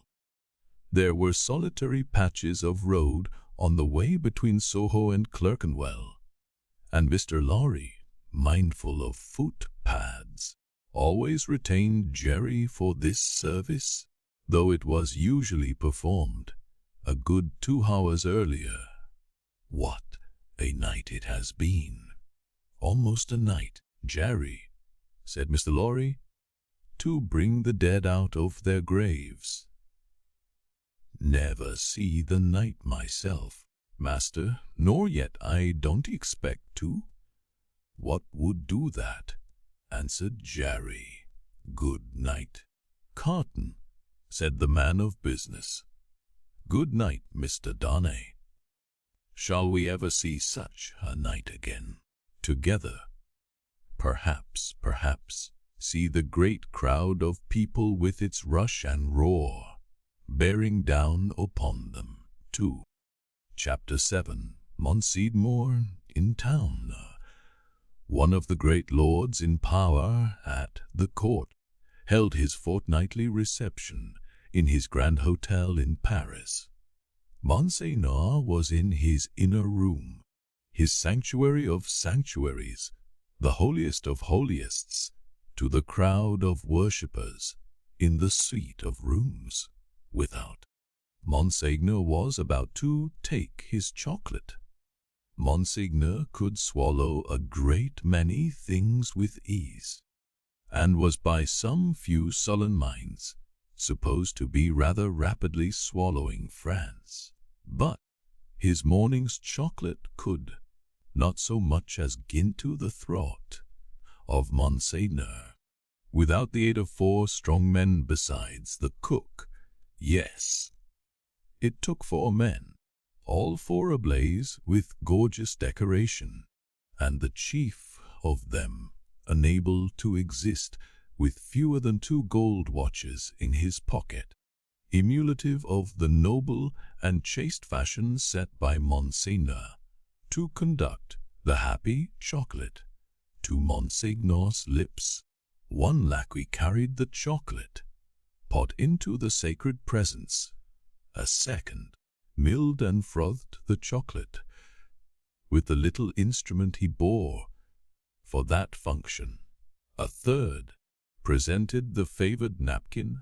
A fourth, he of the 2 gold watches, poured the chocolate out. It was impossible for Monseigneur to dispense with one of these attendants on the chocolate and hold his high place under the admiring heavens. Deep would have been the blot upon his escutcheon if his chocolate had been ignobly waited on by only 3 men. He must have died of 2. Monseigneur had been out at a little supper last night, where the comedy and the grand opera were charmingly represented. Monseigneur was out at a little supper most nights, with fascinating company. So polite and so impressible was Monseigneur, that the comedy and the grand opera had far more influence with him in the tiresome articles of state affairs and state secrets than the needs of all France. A happy circumstance for France, as the like always is for all countries similarly favored, always was for England. So by way of example, in the regretted days of the merry Stuart who sold it, Monseigneur had one truly noble idea of general public business, which was to let everything go on in its own way. Of particular public business, Monseigneur had the other truly noble idea that it must all go his way, tend to his own power and pocket. Of his pleasures, general and particular, Monseigneur had the other truly noble idea that the world was made for them. The text of his order, sheltered from the original by only a pronoun, which is not much, ran, "The earth and the fullness thereof are mine, saith Monseigneur." Yet Monseigneur had slowly found that vulgar embarrassments crept into his affairs, both private and public, and he had, as to both classes of affairs, allied himself perforce with a farmer general. As to finances public, because Monseigneur could not make anything at all of them, and must consequently let them out to somebody who could. As to finances private, because farmer generals were rich, and Monseigneur, after generations of great luxury and expense, was growing poor. Hence Monseigneur had taken his sister from a convent, while there was yet time to ward off the impending veil, the cheapest garment she could wear, and had bestowed her as a prize upon a very rich farmer general, poor in family, which farmer general, carrying an appropriate cane, with a golden apple on the top of it, was now among the company in the outer rooms, much prostrated before by mankind, always excepting superior mankind of the blood of Monseigneur, who, his own wife included, looked down upon him with the loftiest contempt. A sumptuous man was the farmer general. 30 horses stood in his stables. 24 male domestics sat in his halls. 6 body women waited on his wife, as one who pretended to do nothing but plunder and forage where he could. The farmer general, howsoever his matrimonial relations conduced to social morality, was at least the greatest reality among the personages who attended at the hotel of Monseigneur that day. For the rooms, though a beautiful scene to look at and adorned with every device of decoration that the taste and skill of the time could achieve, were, in truth, not a sound business, considered with any reference to the scarecrows in the rags and nightcaps elsewhere, and not so far off either, but that the watching towers of Notre Dame, almost equidistant from the 2 extremes, could see them both. They would have been an exceedingly uncomfortable business, if that could have been anybody's business.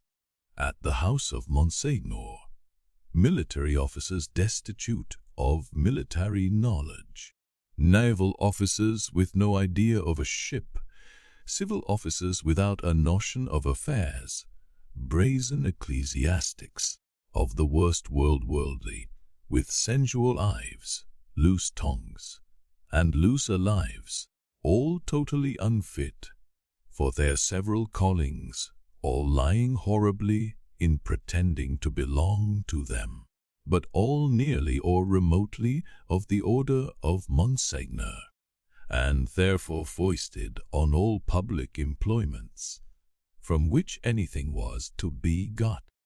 These were to be told off by the score and the score. People not immediately connected with Monseigneur or the state, yet equally unconnected with anything that was real, or with lives passed in travelling by any straight road to any true earthly end, were no less abundant. Doctors who made great fortunes out of dainty remedies for imaginary disorders that never existed, smiled upon their courtly patients in the ante-chambers of Monseigneur. Projectors who had discovered every kind of remedy for the little evils with which the state was touched, except the remedy of setting to work in earnest to root out a single sin, poured their distracting babble into any ears they could lay hold of at the reception of Monseigneur. Unbelieving philosophers, who were remodeling the world with words, and making towers of bell to scale the skies with, talked with unbelieving chemists who had an eye on the transmutation of metals. At this wonderful gathering accumulated by Monseigneur, exquisite gentlemen of the finest breeding, which was at that remarkable time, and has been since, to be known by its fruits of indifference to every natural subject of human interest, were in the most exemplary state of exhaustion at the hotel of Monseigneur. Such homes had these various nobilities left behind them in the fine world of Paris, that the spies among the assembled devotees of Monseigneur, forming a goodly half of the polite company, would have found it hard to discover among angels of that sphere one solitary, wife, who, in her manners and appearance, owned to being a mother. Indeed, except for the mere act of bringing a troublesome creature into this world, which does not go far towards the realization of the name of mother, there was no such thing known to the fashion. Peasant women kept the unfashionable babies close and brought them up, and charming grandmammas of 60 dressed and supped as at 20. The leprosy of unreality disfigured every human creature in attendance upon Monseigneur. In the outermost room were half a dozen exceptional people who had for a few years, some vague misgiving in them that things in general were going rather wrong, as a promising way of setting them right. Half of the half-dozen had become members of fantastic sect of convulsionists, and were even then considering within themselves whether they should form, rage, roar, and turn cataleptic on the spot, thereby setting up a highly intelligible finger post to the future for Monseigneur's guidance. Besides these dervishes were other 3 who had rushed into another sect, which mended matters with a jargon about the center of truth, holding that man had got out of the centruth, which did not need much demonstration, but had not got out of the stration, the circumference, and that he was to be kept from flying out of the circumference, and was even to be shoved back into the center by fasting and seeing of spirits. Among these, accordingly, much discoursing with spirits went on, and it did a world of good which never became manifest. But the comfort was that all the company at the Grand Hotel of Monseigneur were perfectly dressed. If the day of judgment had only been ascertained to be a dress day, everybody there would have been eternally correct. Such frizzling and powdering and sticking up of hair, such delicate complexions artificially preserved and mended, such gallant swords to look at, and such delicate honor too, the sense of smell would surely keep anything going for ever and ever. The exquisite gentlemen of the finest breeding wore little pendant trinkets that chinked as they languidly moved. These golden fetters rang like precious little bells, and what with that ringing, and with the rustle of silk and brocade and fine linen, there was a flutter in the air that fanned Saint Antoine and his devouring hunger far away. Dress was the one unfailing talisman and charm used for keeping all things in their places. Everybody was dressed for a fancy ball that was never to leave off. From the palace of the Tuileries, through Monseigneur and the whole court, through the chambers, the tribunals of justice, and all society except the scarecrows, the fancy ball descended to the common executioner, who, in pursuance of the charm, was required to officiate, frizzled, powdered, in a gold laced coat, pumps, and white silk stockings, at the gallows and the wheel. The axe was a rarity, Monsieur Paris, as it was the episcopal mode among his brother professors of the provinces, Monsieur Orleans, and the rest, to call him, presided in this dainty dress, and who among the company at Monseigneur's reception, in that 1780th year of our Lord, could possibly doubt that a system rooted in a frizzled hangman, powdered, gold, laced, pumped, and white silk-stockinged, would see the very stars out. Monseigneur, having eased his 4 men of their burdens and taken his chocolate, caused the doors of the holiest of holiests to be thrown open and issued forth. Then, what submission, what cringing and fawning, what civility, what abject humiliation!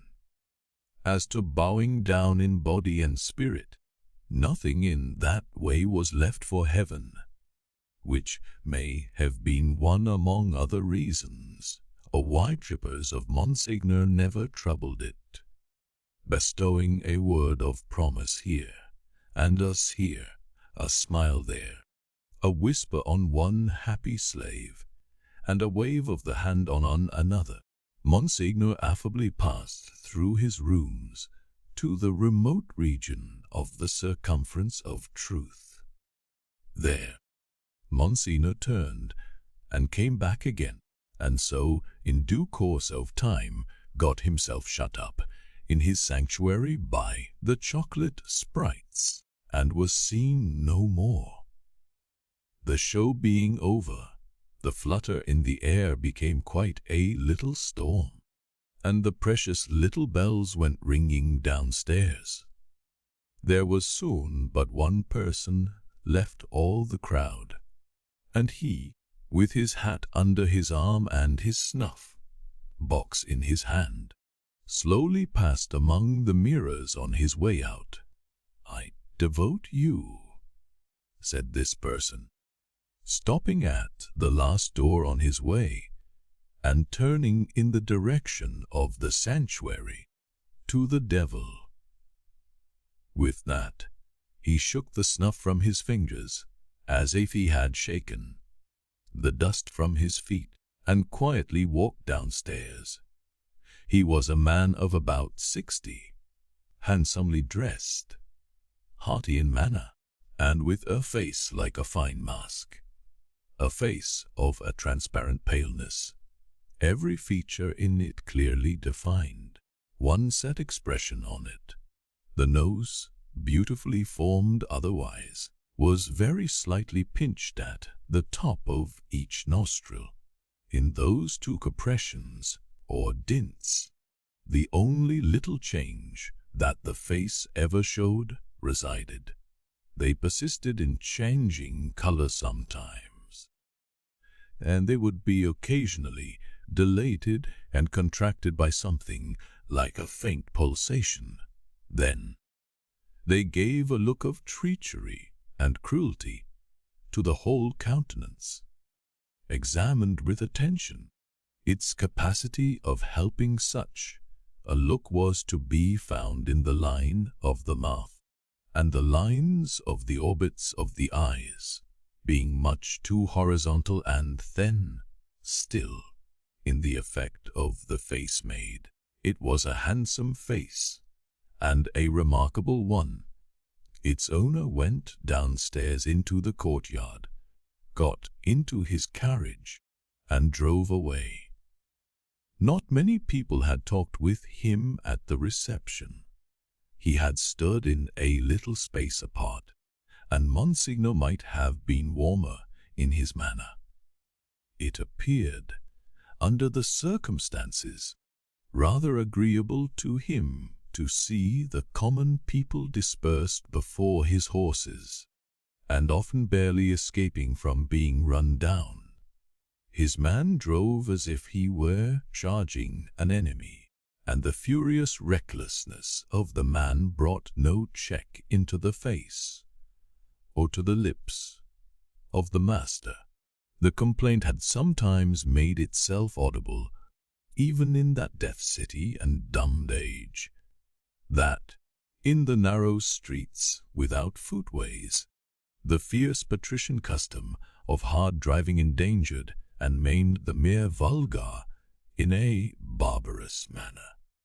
But few cared enough for that to think of a second time, and, in this matter, as in all others, the common wretches were left to get out of their difficulties as they could with a wild rattle and clatter, and an inhuman abandonment of consideration to be not easy be understood in these days. The carriage dashed through streets and swept round corners, with women screaming before it, and men clutching each other and clutching children out of its way. At last, swooping at a street corner by a fountain, one of its wheels came to a sickening little jolt, and there was a loud cry from a number of voices, and the horses reared and plunged. But for the latter inconvenience, the carriage probably would not have stopped. Carriages were often known to drive on and leave their wounded behind, and why not? But the frightened valet had got down in a hurry, and there were 20 hands at the horses' bridles. "What has gone wrong?" said Monseigneur, calmly looking out. A tall man in a nightcap had caught up a bundle from among the feet of the horses, and had laid it on the basement of the fountain, and was down in the mandwat, howling over it like a wild animal. "Pardon, Monsieur the Marquis," said a ragged and submissive man. "It is a child. Why does he make that abominable noise? Is it his child?" "Excuse me, Monsieur the Marquis, it is a pity, yes." The fountain was a little removed, for the street opened, where it was, into a space some 10 or 12 yards square, as the tall man suddenly got up from the ground and came running at the carriage. The Marquis clapped his hand for an instant on his sword hilt. "Killed!" shrieked the man in wild desperation, extending both arms at their length above his head and staring at him. "Dead!" The people closed round and looked at Monsieur the Marquis. There was nothing revealed by the many eyes that looked at him but watchfulness and eagerness. There was no visible menacing or anger. Neither did the people say anything. After the first cry, they had been silent, and they remained so. The voice of the submissive man who had spoken was flat and tame in its extreme submission. Monsieur the Marquis ran his eyes over them all, as if they had been mere rats come out of their holes. He took out his purse. "It is extraordinary to me," said he, "that you people cannot take care of yourselves and your children.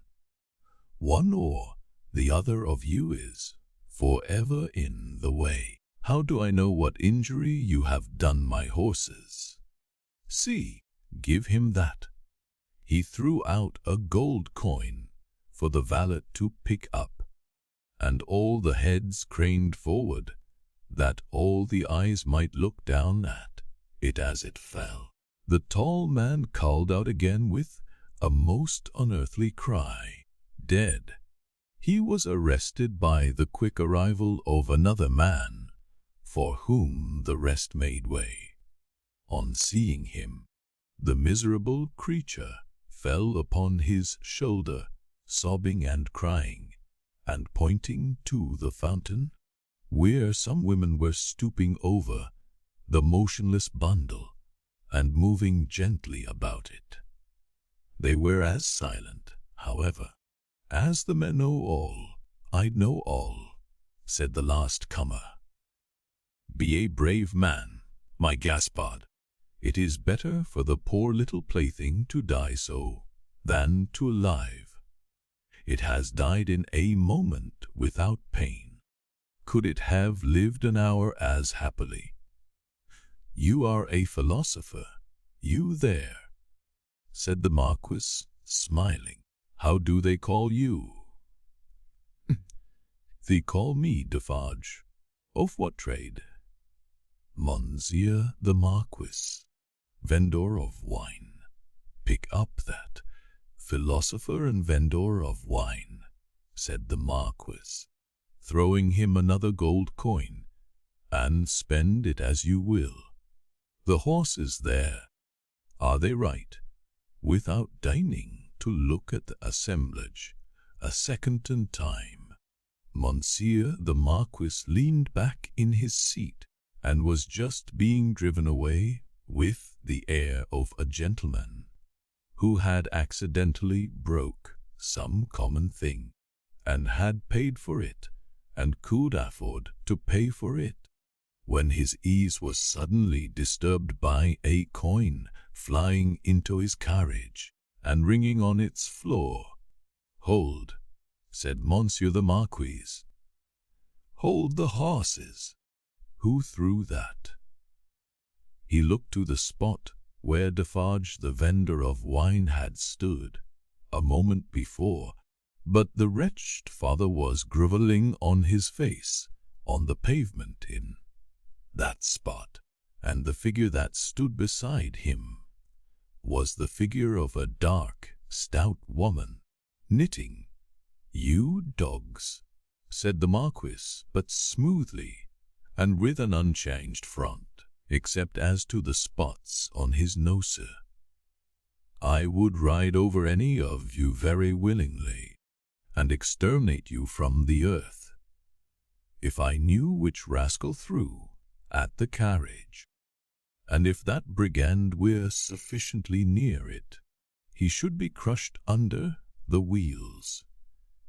So cowed was their condition, and so long and hard their experience of what such a man could do to them, within the law and beyond it, that not a voice or a hand or even an eye was raised.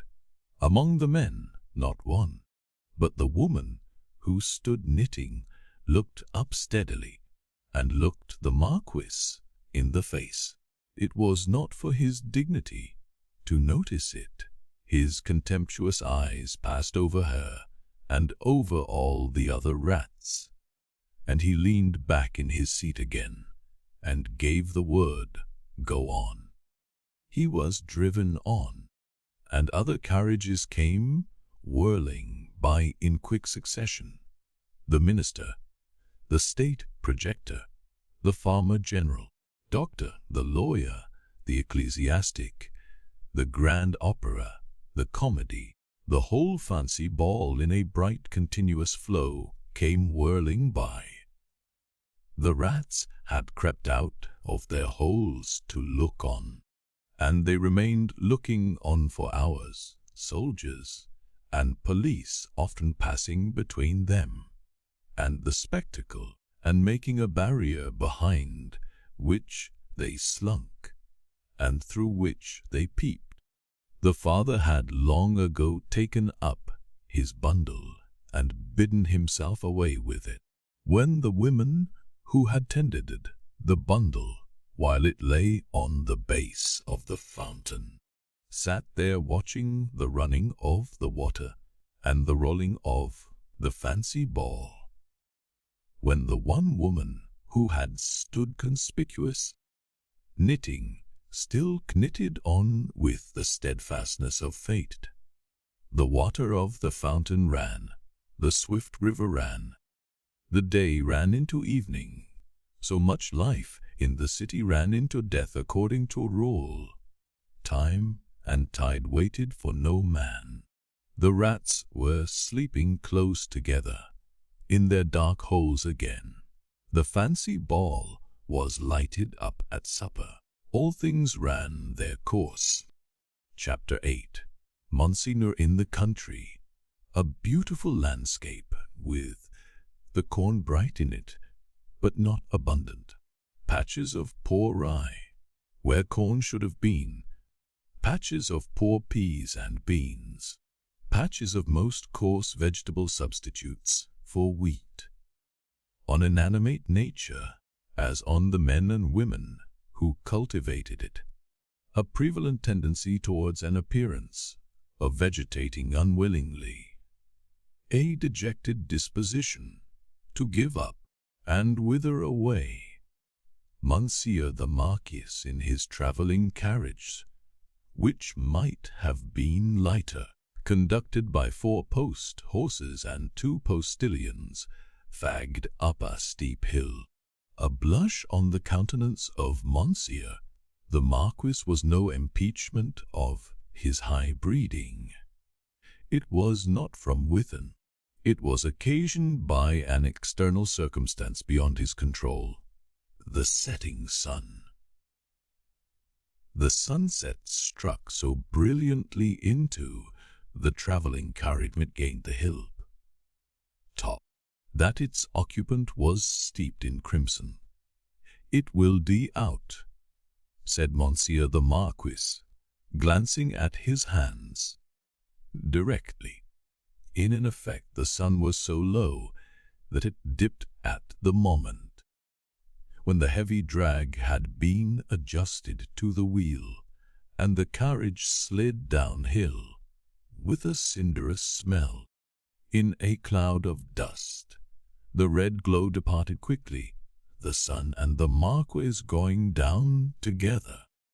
There was no glow left when the drag was taken off, but there remained a broken country, bold and open, a little village at the bottom of the hill, a broad sweep and rise beyond it, a church tower, a windmill, a forest for the chase, and a crag with a fortress on it used as a prison.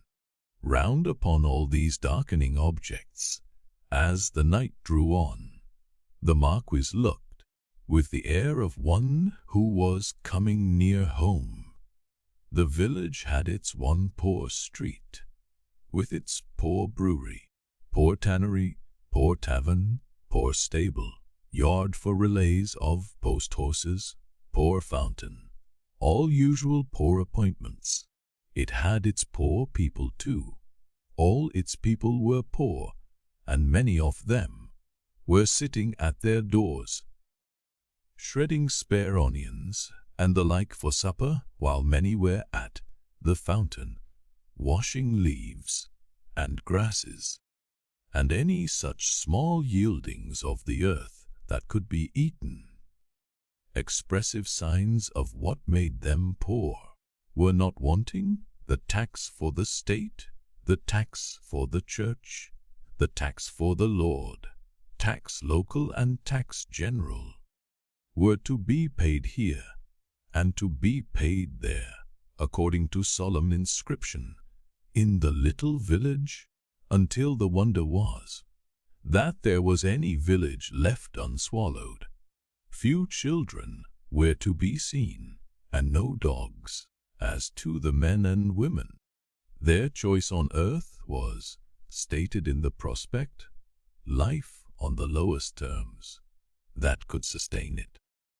Down in the little village under the mill, or captivity and death in the dominant prison on the crag, heralded by a courier in advance, and by the cracking of his postilions' whips, which twined snake-like about their heads in the evening air, as if he came attended by the Furies. Monseigneur the Marquis drew up in his travelling carriage at the posting-house gate. It was hard by the fountain, and the peasants suspended their operations to look at him. He looked at them, and saw in them, without knowing it, the slow sure filing down of misery, worn face and figure, that was to make the meagreness of Frenchman and English superstition, which should survive the truth through the best part of 100 years. The Marquis cast eyes over to droop the submissive faces that before him. Monsieur, as the like of himself had drooped before Monseigneur of the court. Only the difference was that these faces drooped merely to suffer and not to propitiate, when a grizzled mender of the roads joined the group. "Bring me hither that fellow, the courier, the malord, the cook," said the fellow was Broker, cap in hand, and the other fellows closed round to look and listen. In the manner of the people at the Paris fountain, I passed you on the road. Monseigneur, it is true, I had the honor of being passed on the road, coming up the hill, and at the top of the hill. Monseigneur, it is true. What did you look at so fixedly? Monseigneur, I looked at the man. He stooped a little, and with his tattered blue cap pointed unto the carriage. All his fellows stooped to look under the carriage. What man, Peg? And why look there? Pardon, Monseigneur. He swung by the chain of the shoe, the drag. Who? Demanded the traveller. Monseigneur, the man. May the devil carry away these idiots. How do you call the man? You know all the men of this part the country. Who was he? Your Clemency. Monseigneur, he was not of this part of the country. Of all the days of my life, I never saw him. Swinging by the chain, to be suffocated. With your gracious permission, that was the wonder of it, Monseigneur. His head hanging over, like this. He turned himself sideways to the carriage and leaned back, with his face thrown up to the sky, and his head hanging down, then recovered himself, fumbled with his cap, and made a bow. What was he like? Monseigneur, he was whiter than the miller, all covered with dust, white as a spectre, tall as a spectre. The picture produced an immense sensation in the little crowd, but all eyes, without comparing notes with other eyes, looked at Monsieur the Marquis, perhaps to observe whether he had any spectre on his conscience. Truly, you did well, said the Marquis, felicitously sensible that such vermin were not to ruffle him. To see a thief accompanying my carriage, and not open that great mouth of yours. Bah! Put him aside. Monsieur Gabelle.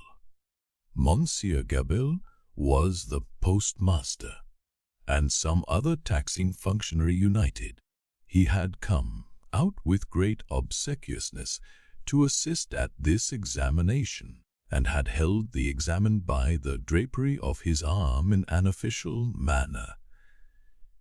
Bah! Go aside, said Monsieur Gabelle. Lay hands on this stranger if he seeks to lodge in your village to-night, and be sure that his business is honest, Gabelle. Monseigneur, I am flattered to devote myself to your orders. Did he run away, fellow? Where is that accursed? The accursed was already under the carriage with some huff. dozen titular friends, pointing out the chain with his blue cap. Some half-dozen other particular friends promptly hauled him out and presented him breathless to Monseigneur. The Marquis. Did the man run our way, Dol, when we stopped for the drag? Monseigneur, he precipitated himself over the hillside, head first, as a person plunges into the river. See to it, Gabelle. Go on. The half-dozen who were peering at the chain were still among the wheels, like sheep. The wheels turned so suddenly that they were lucky to save their skins and bonds. They had very little else to save, or they might not have been so fortunate. The burst with which the carriage started out of the village and up the rise beyond was soon checked by the steepness of the hill. Gradually it subsided to a foot pace, swinging and lumbering upward among the many sweet scents of a summer night. The postilions, with 1,000 gossamer gnats circling about them in lieu of the furies, quietly mended the points to the lashes of their whips. The valet walked by the horses. The courier was audible, trotting on ahead into the distance. At the steepest point of the hill, there was a little burial ground with a cross and a new large figure of our Saviour on it. It was a poor figure in wood, done by some inexperienced rustic carver, but he had studied the figure from the life.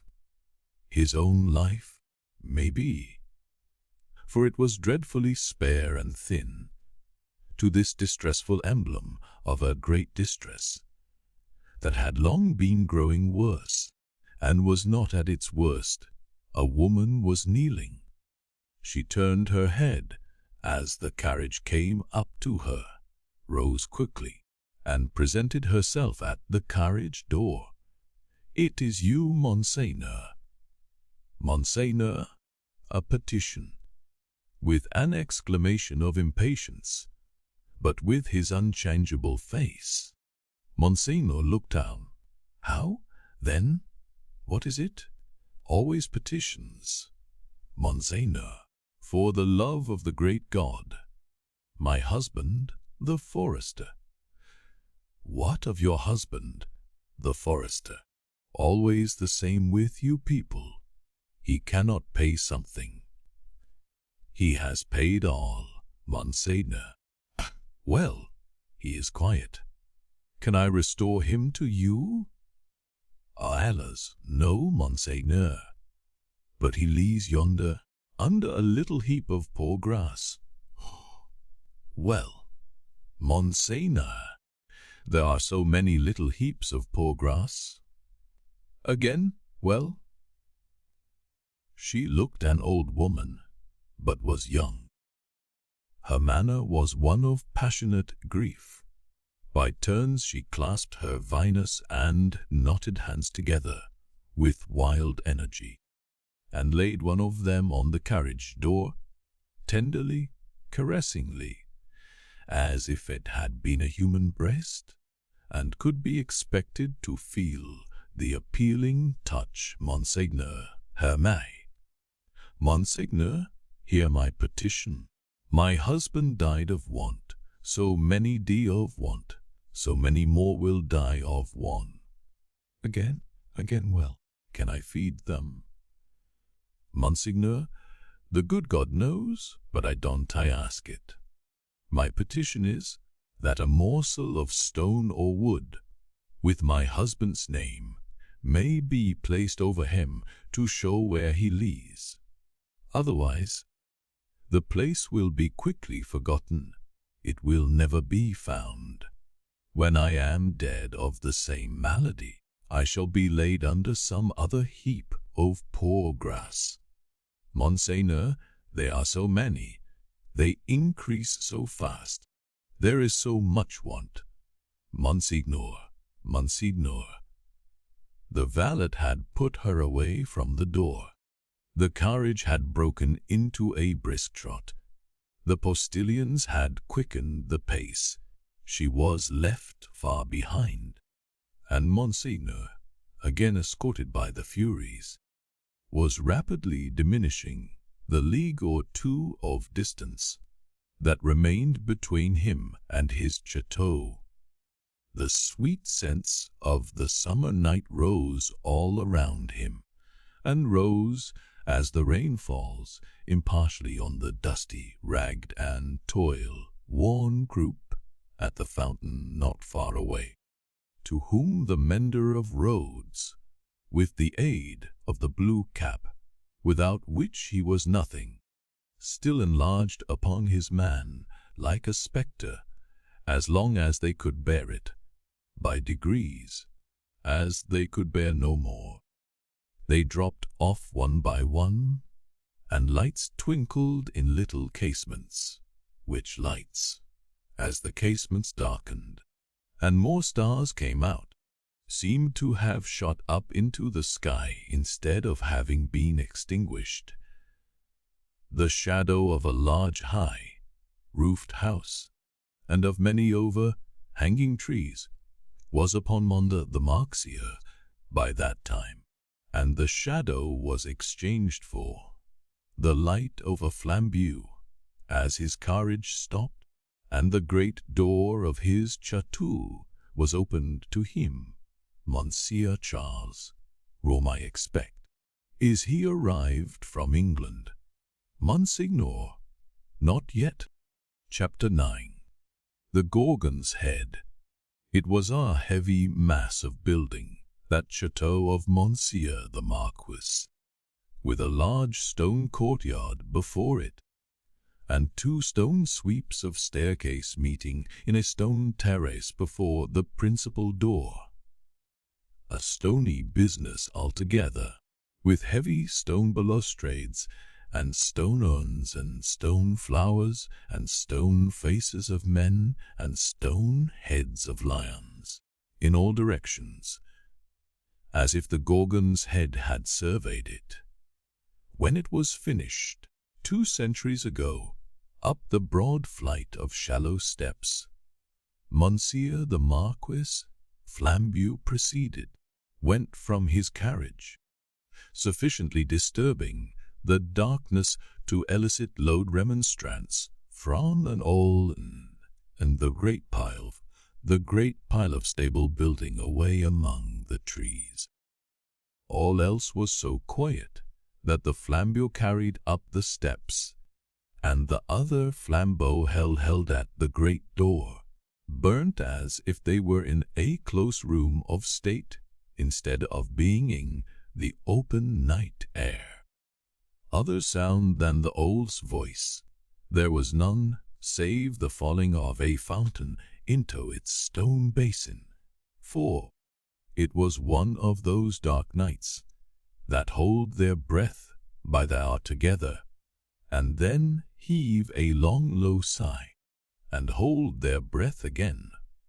The great door clanged behind him, and Monsieur the Marquis crossed a hall grim with certain old boar, spears, swords, and knives of the chase, grimmer with certain heavy riding rods and riding whips, of which many a peasant, gone to his benefactor death, had felt the weight when his lord was angry. Avoiding the larger rooms, which were dark and made fast for the night, Monsieur the Marquis, with his flambeau bearer going on before, went up the staircase to a door in a corridor. This thrown open, admitted him to his own private apartment of 3 rooms, his bed, chamber, and 2 others. High vaulted rooms, with cool uncarpeted floors, great dog form, the burning of wood in winter time, and all luxuries befitting the state of a marquis in a luxurious age and country. the fashion of the last Louis, but one of the line that was never to break. The 14th Louis was conspicuous in their rich furniture, but it was diversified by many objects that were illustrations of old pages in the history of France. A supper table was laid for two in the third of the rooms, a round room in one of the Tau's 4 extinguisher-top towers, a small lofty room with its window wide open and the wooden jalousie blinds closed, so that the dark night only showed in slight horizontal lines of black, alternating with their broad lines of stone color. "My nephew," said the Marquis, glancing at the supper preparation. "Thee said he was not arrived." "Nor was he, but he had been expected with Monseigneur. Ha! It is not probable he will arrive to night. Nevertheless, leave the table as it is. I shall be ready in a quarter of an hour." In a quarter of an hour Monseigneur was ready and sat down alone to his sumptuous and choice supper. His chair was opposite to the window, and he had taken his soup and was raising his glass of Bordeaux to his lips when he put it down. "What is that?" he calmly asked, looking with attention at the horizontal lines of black and stone color. "Monseigneur, that." Both sides. "Open the blinds." It was done. "Well, Monseigneur, it is nothing. The trees and the night are all that are here." The servant who spoke had thrown the blinds wide, had looked out into the vacant darkness, and stood with that blank behind him, looking round for instructions. "Good," said the imperturbable master. "Close them again." That was done, too, and the Marquis went on with his supper. He was half-way through it when he again stopped with his glass in his hand, hearing the sound of wheels. It came on briskly, and came up to the front of the chateau. "Ask who is arrived." It was the nephew of Monseigneur. He had been some few leagues behind Monseigneur early in the afternoon. He had diminished the distance rapidly, but not so rapidly as to come up with Monseigneur on the road. He had heard of Monseigneur at the posting houses as being before him. He was to be told, said Monseigneur, that supper awaited him then and there, and that he was prayed to come to it. In a little while he came. He had been known in England as Charles Darnay. Monseigneur received him in a courtly manner, but they did not shake hands. "You left Paris yesterday, sir," he said to Monseigneur, as he took his seat at table. "Yesterday. And you?" "I come direct." "From London?" "Yes." "Yes. You have been a long time coming," said the Marquis, with a smile. "On the contrary, I come direct." "Pardon me. I mean not a long time on the journey, a long time intending the journey. I have been detained by—" The nephew stopped a moment in his answer. "Various business. Wit, thou dost. So long as a servant was present, with the polished uncle, wit, no other words passed between them. When coffee had been served, and they were alone together, the nephew, looking at the uncle and meeting the eyes of the face that was like a fine mask opened a conversation. "I have come back, sir, as you anticipate, pursuing the object that took me away. It carried me into great and unexpected peril, but it is a sacred object, and if it had carried me to death, I hope it would have sustained me." "Not to death," said the uncle. "It is not necessary to say to death." "I doubt, sir," returned the nephew, "whether, if it had carried me to the utmost brink of death, you would have cared to stop me there." The deepened marks in the nose and the lengthening of the fine straight lines in the cruel face looked ominous as, to that, the uncle made a graceful gesture of protest, which was so clearly a slight form of good breeding that it was not reassuring.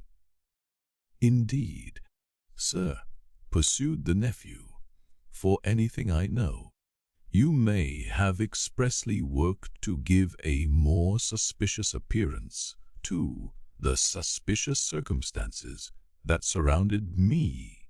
"No, no," said the uncle pleasantly. "But, however that may be," resumed the nephew, glancing at him with deep distrust, "I know that your diplomacy would stop me by any means, and would know no scruple as to means." "My friend, I told you so," said the uncle, with a fine pulsation in the two marks. "Do me the favor to recall that I told you so long ago." "I recall it." "Oh, thank you," said the Marquis, very sweetly indeed. His tone lingered in the air, almost like the tone of a musical instrument. "In effect, sir," pursued the nephew, "I believe it to be at once your bad fortune and my good fortune that has kept me out of a prison in France. Here, I do not quite understand," returned the uncle, sipping his coffee. "Dare I ask you to explain?" "I believe that if you are not in disgrace with the court, and had not been overshadowed by that cloud for years past, a letter de cachet would have sent me to some fortress indefinitely." "It is possible," said the uncle, with great calmness. "For the honor of the family, I could even resolve to incommode you to that extent. Pray excuse me. I perceive that, happily for me, the reception of the day before yesterday was, as usual, a cold one," observed the nephew. "I would not say happily, my friend," returned the uncle, with refined politeness. "I would not be sure of that. A good opportunity for consideration, surrounded by the advantages of solitude, might influence your destiny to far greater advantage than you influence it for yourself. But it is useless to discuss the question. I am, as you say, at a disadvantage. These little instruments of correction, these gentle aids to the power and honor of families, these slight favors that might so incommode you, are only to be obtained now by interest and importunity. They are sought by so many, and they are granted comparatively to so few. It used not to be so, but France in all such things is changed for the worse. Or not remote ancestors held the right of life and ever the surrounding vulgar. From this room, many such dogs have been taken out to be hanged. In the next room, my bedroom, one fellow, to our knowledge, was poniarded on the spot for professing some insolent delicacy respecting his daughter. His daughter. We have lost many privileges. A new philosophy has become the mode, and the assertion of our station in these days. Might, I do not go so far as to say would, but might cause us real inconvenience. All very bad, very bad. The Marquis took a gentle little pinch of snuff and shook his head, as elegantly despondent as he could becomingly be of a country still containing himself.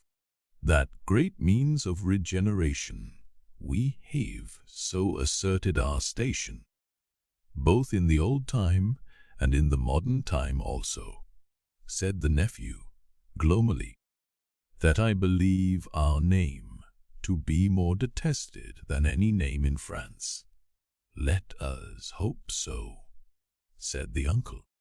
Detestation of the high is the involuntary homage of the low.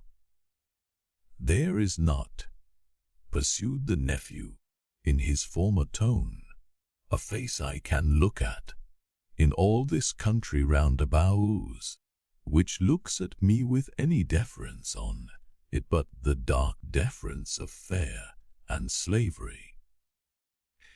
A compliment, said the Marquis, to the grandeur of the family, merited by the manner in which the family has sustained its grandeur. Ha! And he took another gentle little pinch of snuff, and lightly crossed his legs. But when his nephew, leaning an elbow on the table, covered his eyes thoughtfully and dejectedly with his hand, the fine mask looked at him sideways, with a stronger concentration of keenness, closeness, and dislike, than was comportable with its wearer's assumption of indifference. Repression is the only lasting philosophy. The dark deference of fear and slavery, my friend, observed the Marquis, will keep the dogs obedient to the whip as long as this roof, looking up to it, shuts out the sky. That might not be so long as the Marquis suppose, if a picture of the chateau as it was to be a very few years hence, and of 50 like it as they too were to be a very few years hence, could have been shown to him that night, he might have been at a loss to claim his own from the ghastly, fard plunder, wrecked reins. As for the roof he vaunted, he might have found that shutting out the sky in a new way, to wit, forever, from the eyes of the bodies into which its lead was fired, out of the barrels of 100,000 muskets. Meanwhile, said the Marquis, I will preserve the honor and repose of the family, if you will not. But you must be fatigued. Shall we terminate our conference for the night? A moment more. An hour, if you please, said the nephew, who have done wrong, and are reaping the fruits of wrong. We have done wrong, repeated the Marquis, with an inquiring smile, and delicately pointing first to his nephew, then to himself.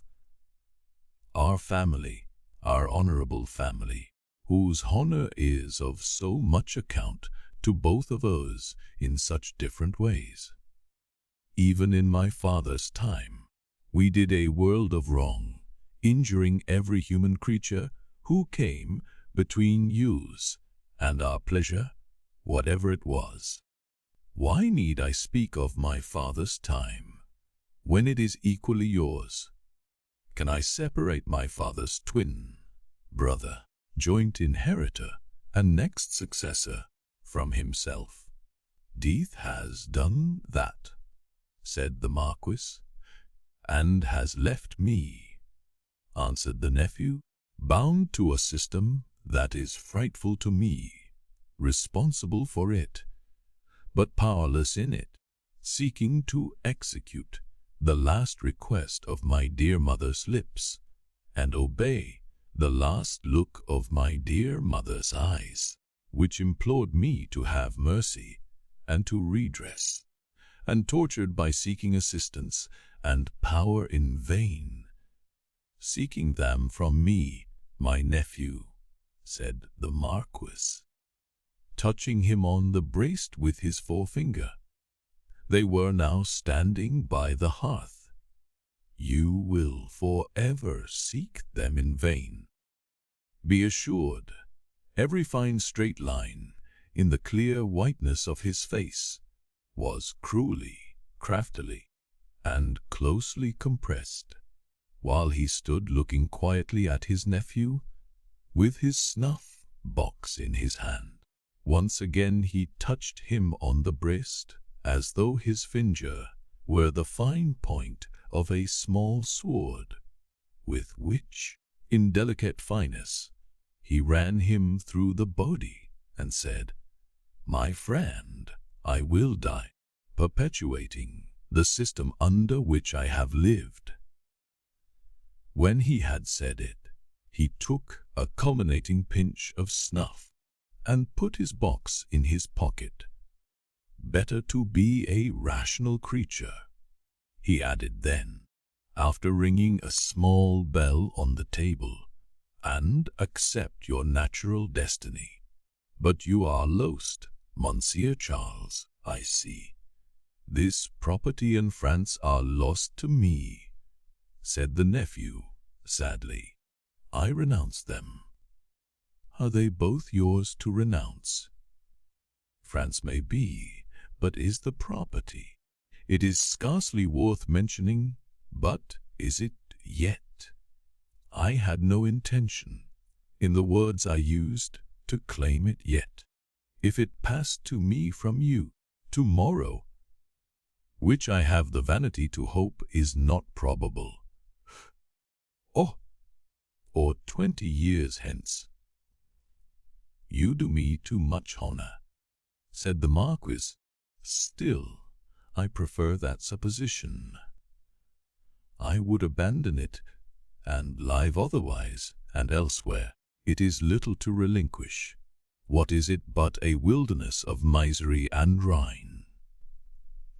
"Ah," said the Marquis, glancing round the luxurious room, "to the eye it is fair enough here, but seen in its integrity, under the sky, and by the daylight, it is a crumbling tower of waste, mismanagement, extortion, debt, mortgage, oppression, hunger, nakedness, and suffering." "Ha!" said the Marquis again, in a well-satisfied manner. "If it ever becomes mine, it shall be put into some hands better qualified to free it slowly, if such a thing is possible, from the weight that drags it down, so that the miserable people who cannot leave it, and who have been long wrung to the last point of endurance, may, in another generation, suffer less. But it is not for me.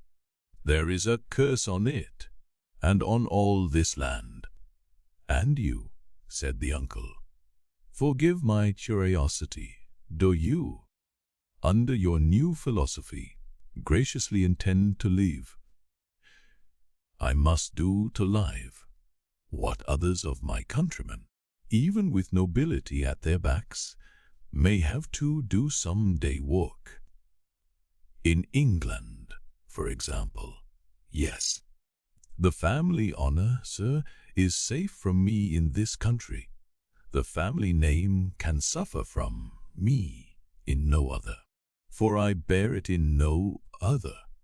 The ringing of the bell had caused the adjoining bed chamber to be lighted.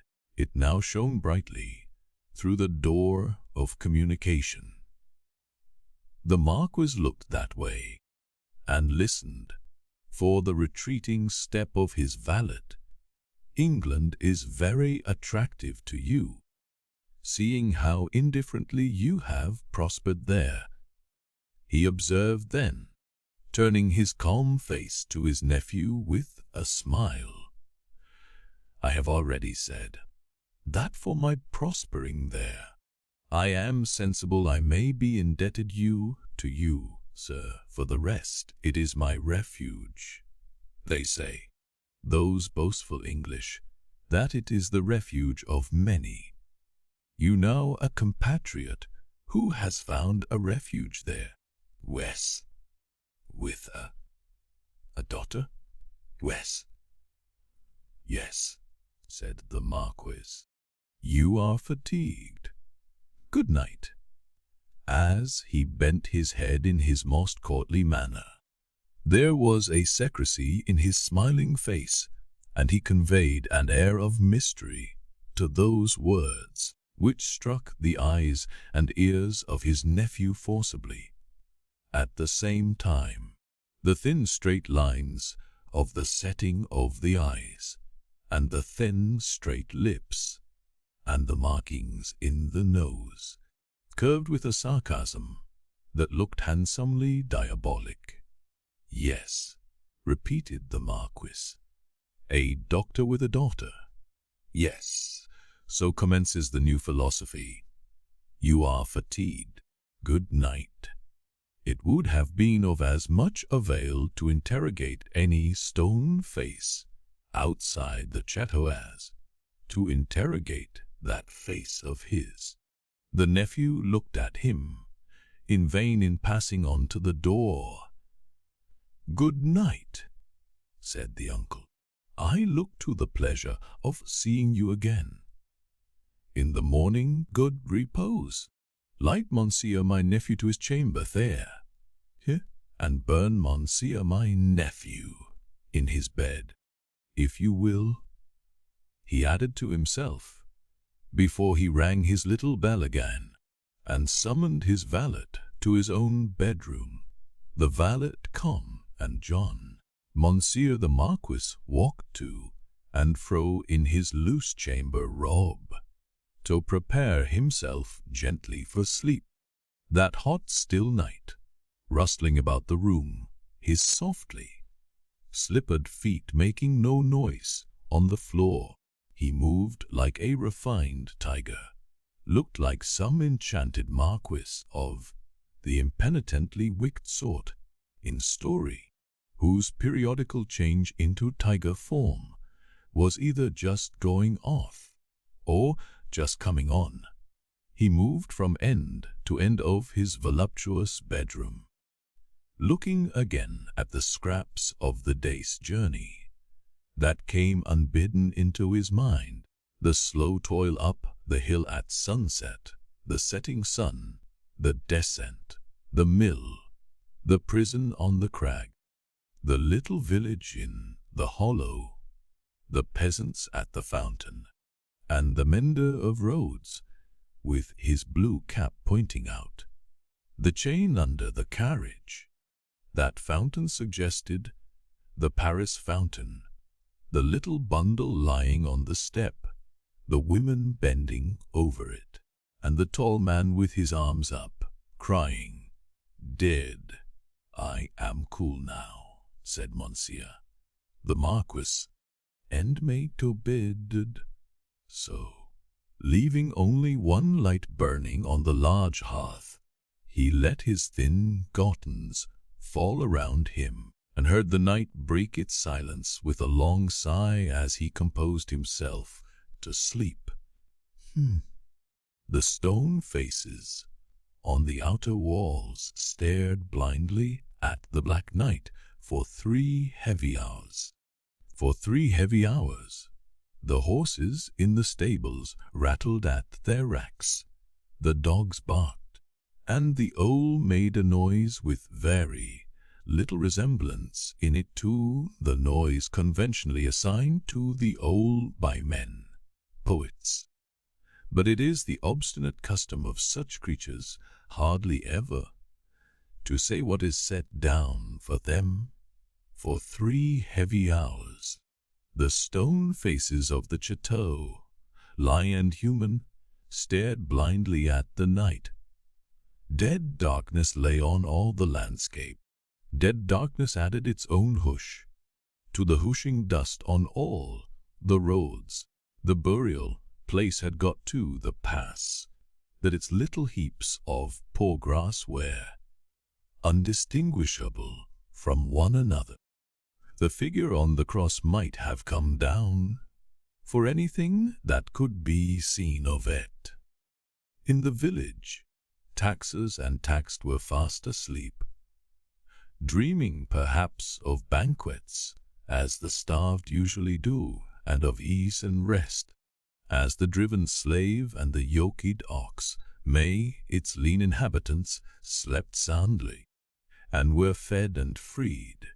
The fountain in the village flowed unseen and unheard, and the fountain at the chatropped unseen and unheard, both melting away like the minutes that were falling from the spring of time through 3 dark hours. Then the grey water of both began to be ghostly in the light, and the eyes of the stone faces of the chateau were opened, lighter and lighter, until at last the sun touched the tops of the still trees and poured its radiance over the hill. In the glow, the water of the chateau fountain seemed to turn to blood, and the stone faces crimson. The carol of the birds was low and high, and on the weather-beaten sill of the great window of the bed chamber of Monseigneur, the Marquis, one little bird sang its sweetest song with all its might. At this, the nearest stone face seemed to stare amazed, and with open mouth and dropped under jaw looked stricken. Now the sun was full up, and movement began in the village. Casement windows opened, crazy doors were unbarred, and people came forth shivering, chilled as yet by the new sweet air. Then began the rarely lightened toil of the day among the village population. Some to the fountain, some to the fields, men and women here to dig and delve, men and women there to see to the poor livestock and lead the bonny cows out to such pasture as could be found by the roadside, in the church and at the cross. A kneeling figure or two, attendant on the latter prayers, the led cow, trying for a breakfast among the weeds at its foot. The chateau awoke later, as became its quality, but awoke gradually and surely. First, the lonely boar spears and knives of the chase had been reddened as of old. Then had gleamed trenchant in the morning sunshine. Now doors and windows were thrown open. Horses in their stables looked round over their shoulder at the light and freshness pouring in at doorways. Leaves sparkled and rustled at iron. Grated windows dogs pulled hard at their chains, and reared impatient to be loosed. All these trivial incidents belonged to the routine of life, and the return of morning. Surely not so the ringing of the great bell of the chateau, nor the running up and down the stairs, nor the hurried figures on the terrace, nor the booting and tramping here and there and everywhere, nor the quick saddling of horses and riding away. What winds conveyed this hurry to the grizzled mender of roads, already at work on the hill top beyond the village, with his day's dinner and not much to carry, lying in a bundle that it was worth no crows while to peck at, on a heap of stones? Had the birds carrying some grains of it to a distance, dropped one over him as they sow chance seeds. Whether or no the mender of roads ran, on the sultry morning, as if for his life, down the hill, knee-high in dust, and never stopped till he got to the fountain. All the people of the village were at the fountain, standing about in their depressed manner, and whispering loud, but showing no other emotions than grim curiosity and surprise. The lead chows, hastily brought in and tethered to anything that would hold them, were looking stupidly on, or lying down chewing the cud of nothing particularly, repaying their trouble, which they had picked up in their interrupted saunter.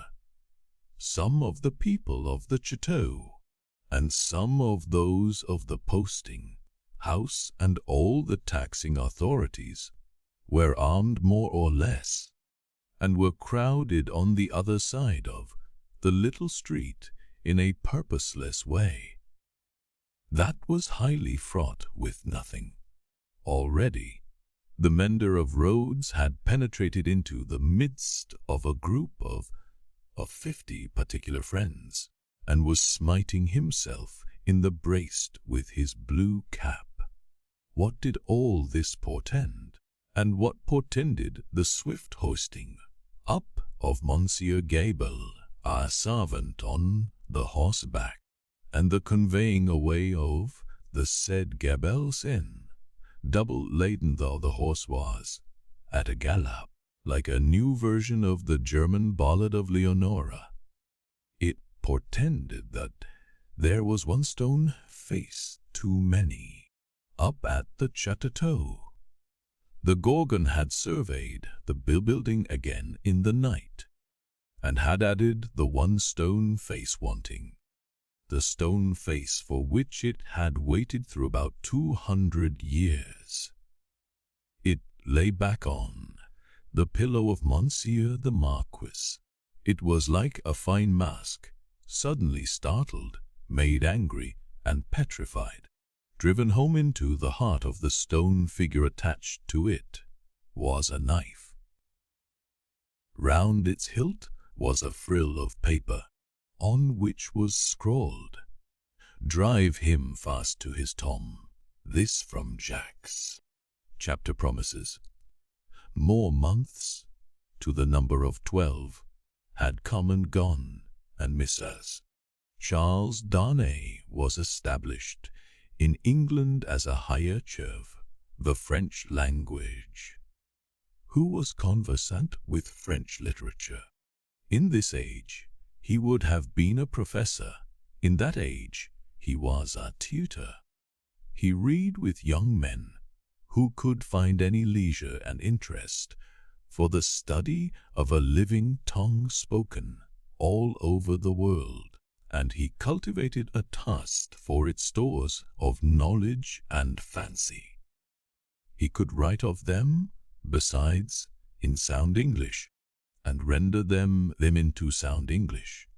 Such masters were not that time easily found. Princes that had been, and kings that were to be, were not yet of the teacher class, and no ruined nobility had dropped out of Tellson's ledgers to turn cooks and carpenters. As a tutor, whose attainments made the student's way unusually pleasant and profitable, and as an elegant translator who brought something to his work besides mere dictionary knowledge, young Miss Darnay soon became known and encouraged. He was well acquainted, moreover, with the circumstances of his country, and those were of ever-growing interest.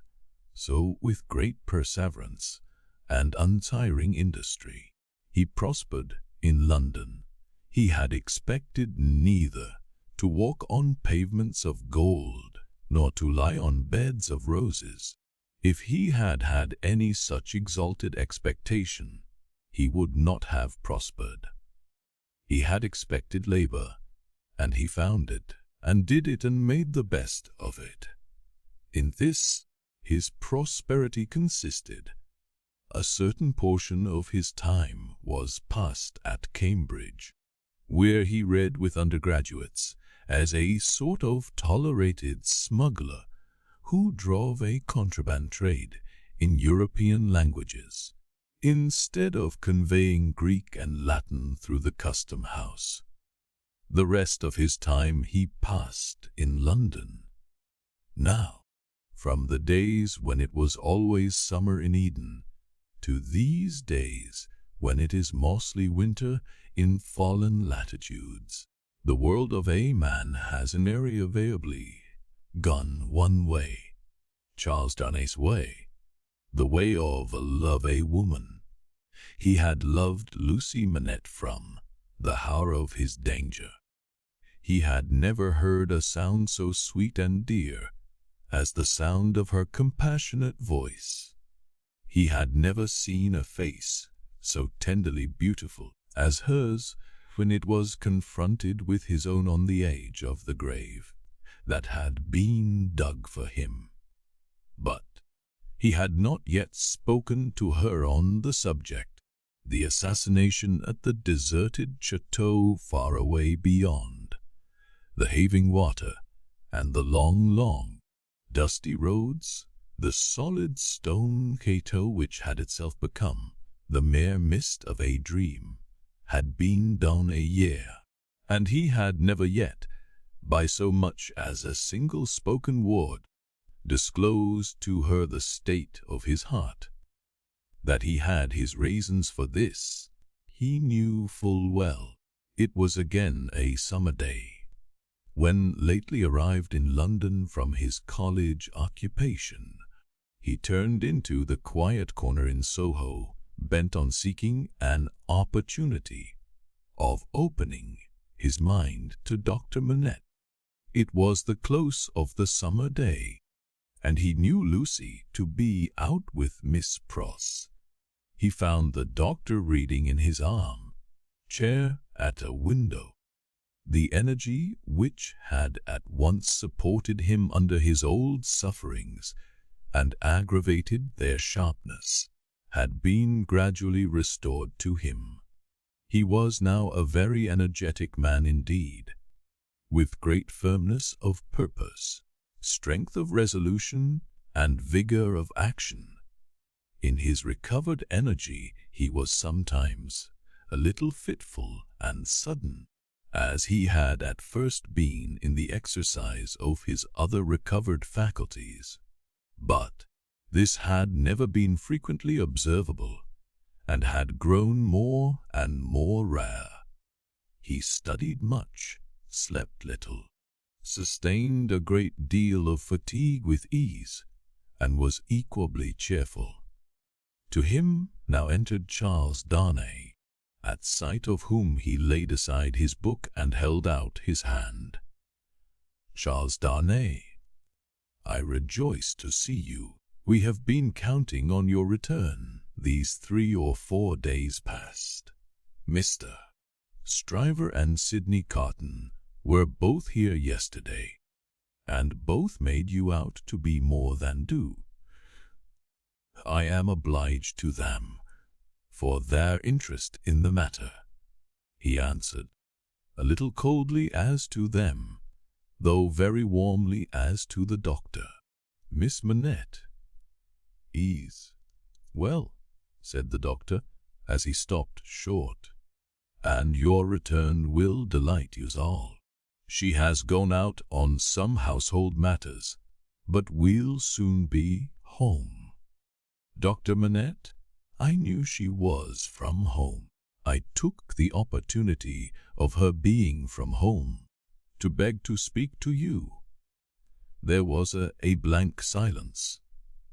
"Wes," said the doctor, with evident constraint, "bring your chair here and speak on." He complied as to the chair, but appeared to find the speaking on less easy. "I have had the happiness," Dr. Manette, of being so intimate here. So he at length began, for some year and a half, that I hope the topic on which I am about to touch may not. He was stayed by the doctor's putting out his hand to stop him. When he had kept it so a little while, he said, drawing it back, "Is Lucie the topic? It is hard for me to speak of her at any time. It is very hard for me to hear her spoken of in that tone of yours, Charles Darnay. It is a tone of fervent admiration, true homage, and deep love. Dr. Manette," he said deferentially. There was another blank silence before her father rejoined, "I believe it.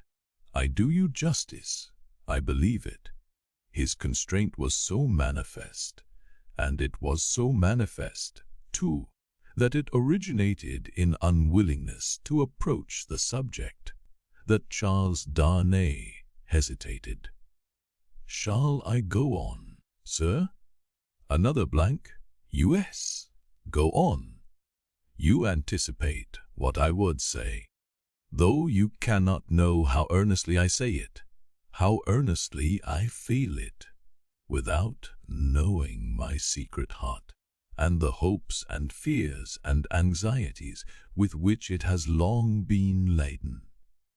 Dear Dr. Manette, I love your daughter fondly, dearly, disinterestedly, devotedly. If ever there were love in the world, I love her. You have loved yourself.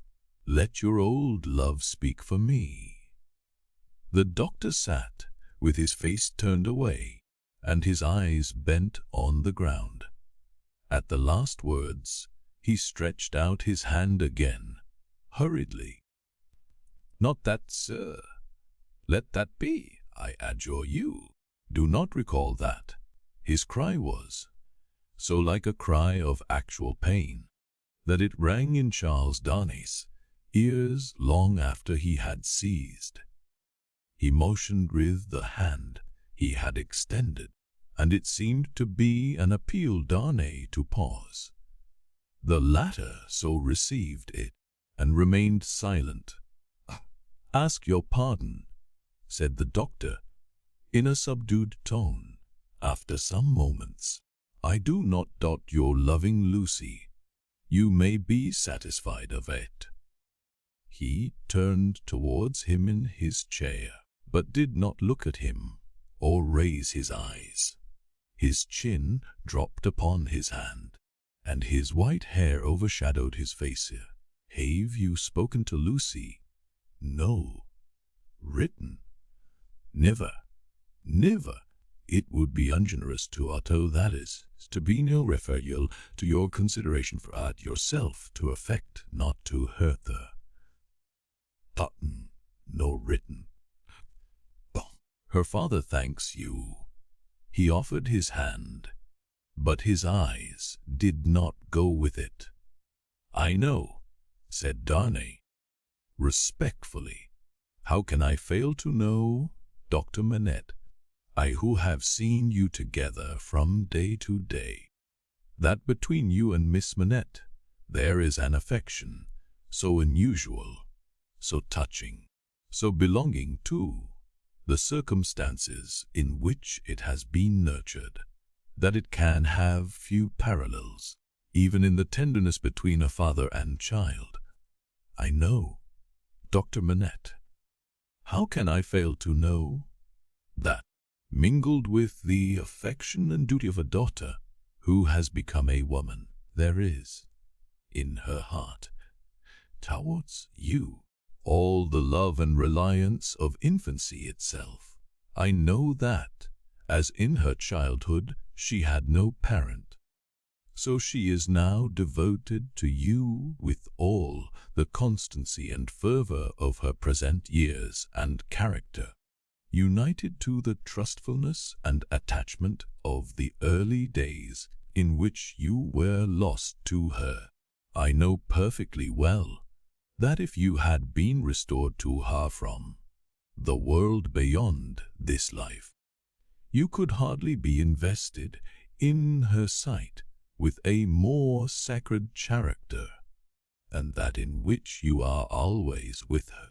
I know that when she is clinging to you, the hands of baby girl and woman, all in one, are round your neck.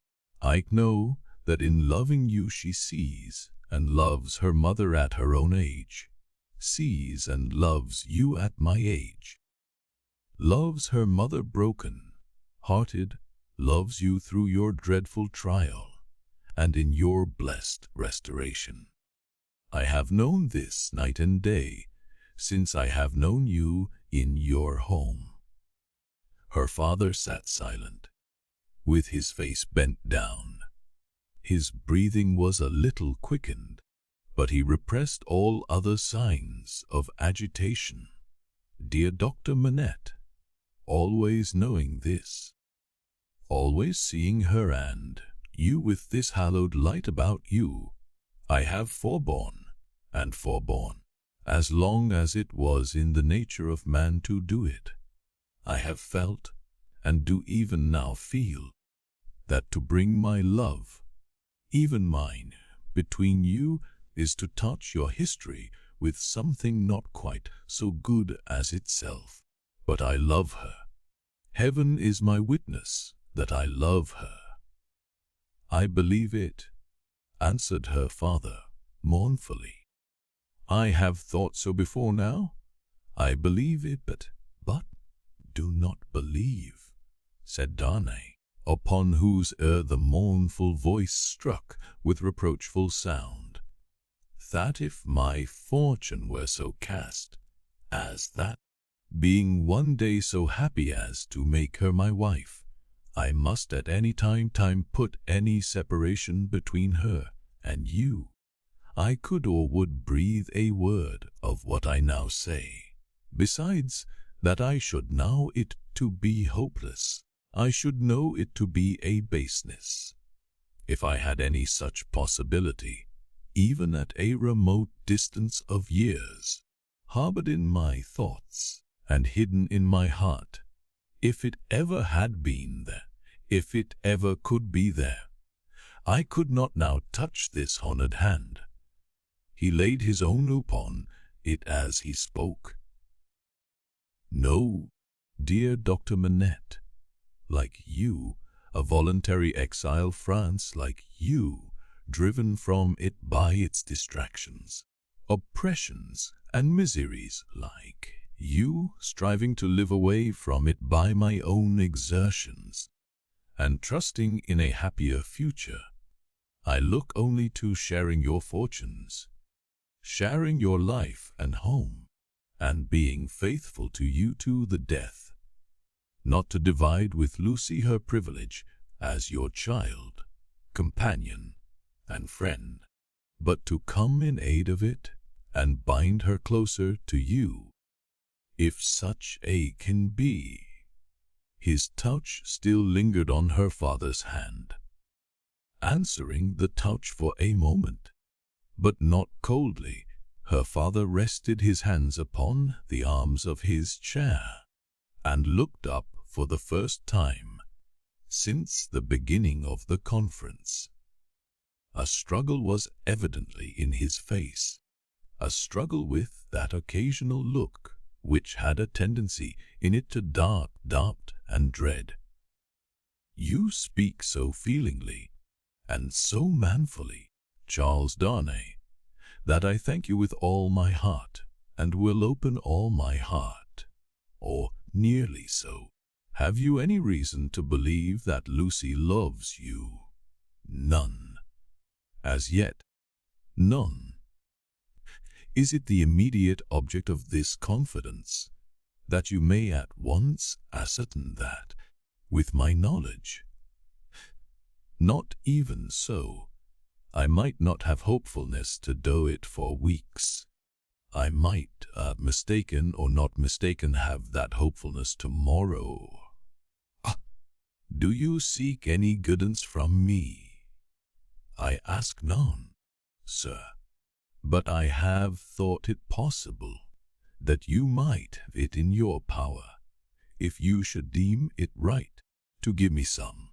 Do you seek any promise from me? Do seek that. What is it? While understand that without you I could have no hope. I well understand that, even if Miss Manette held me at this moment in her innocent heart, do not think I have the presumption to so much. I could retain no place in it against her love for her father.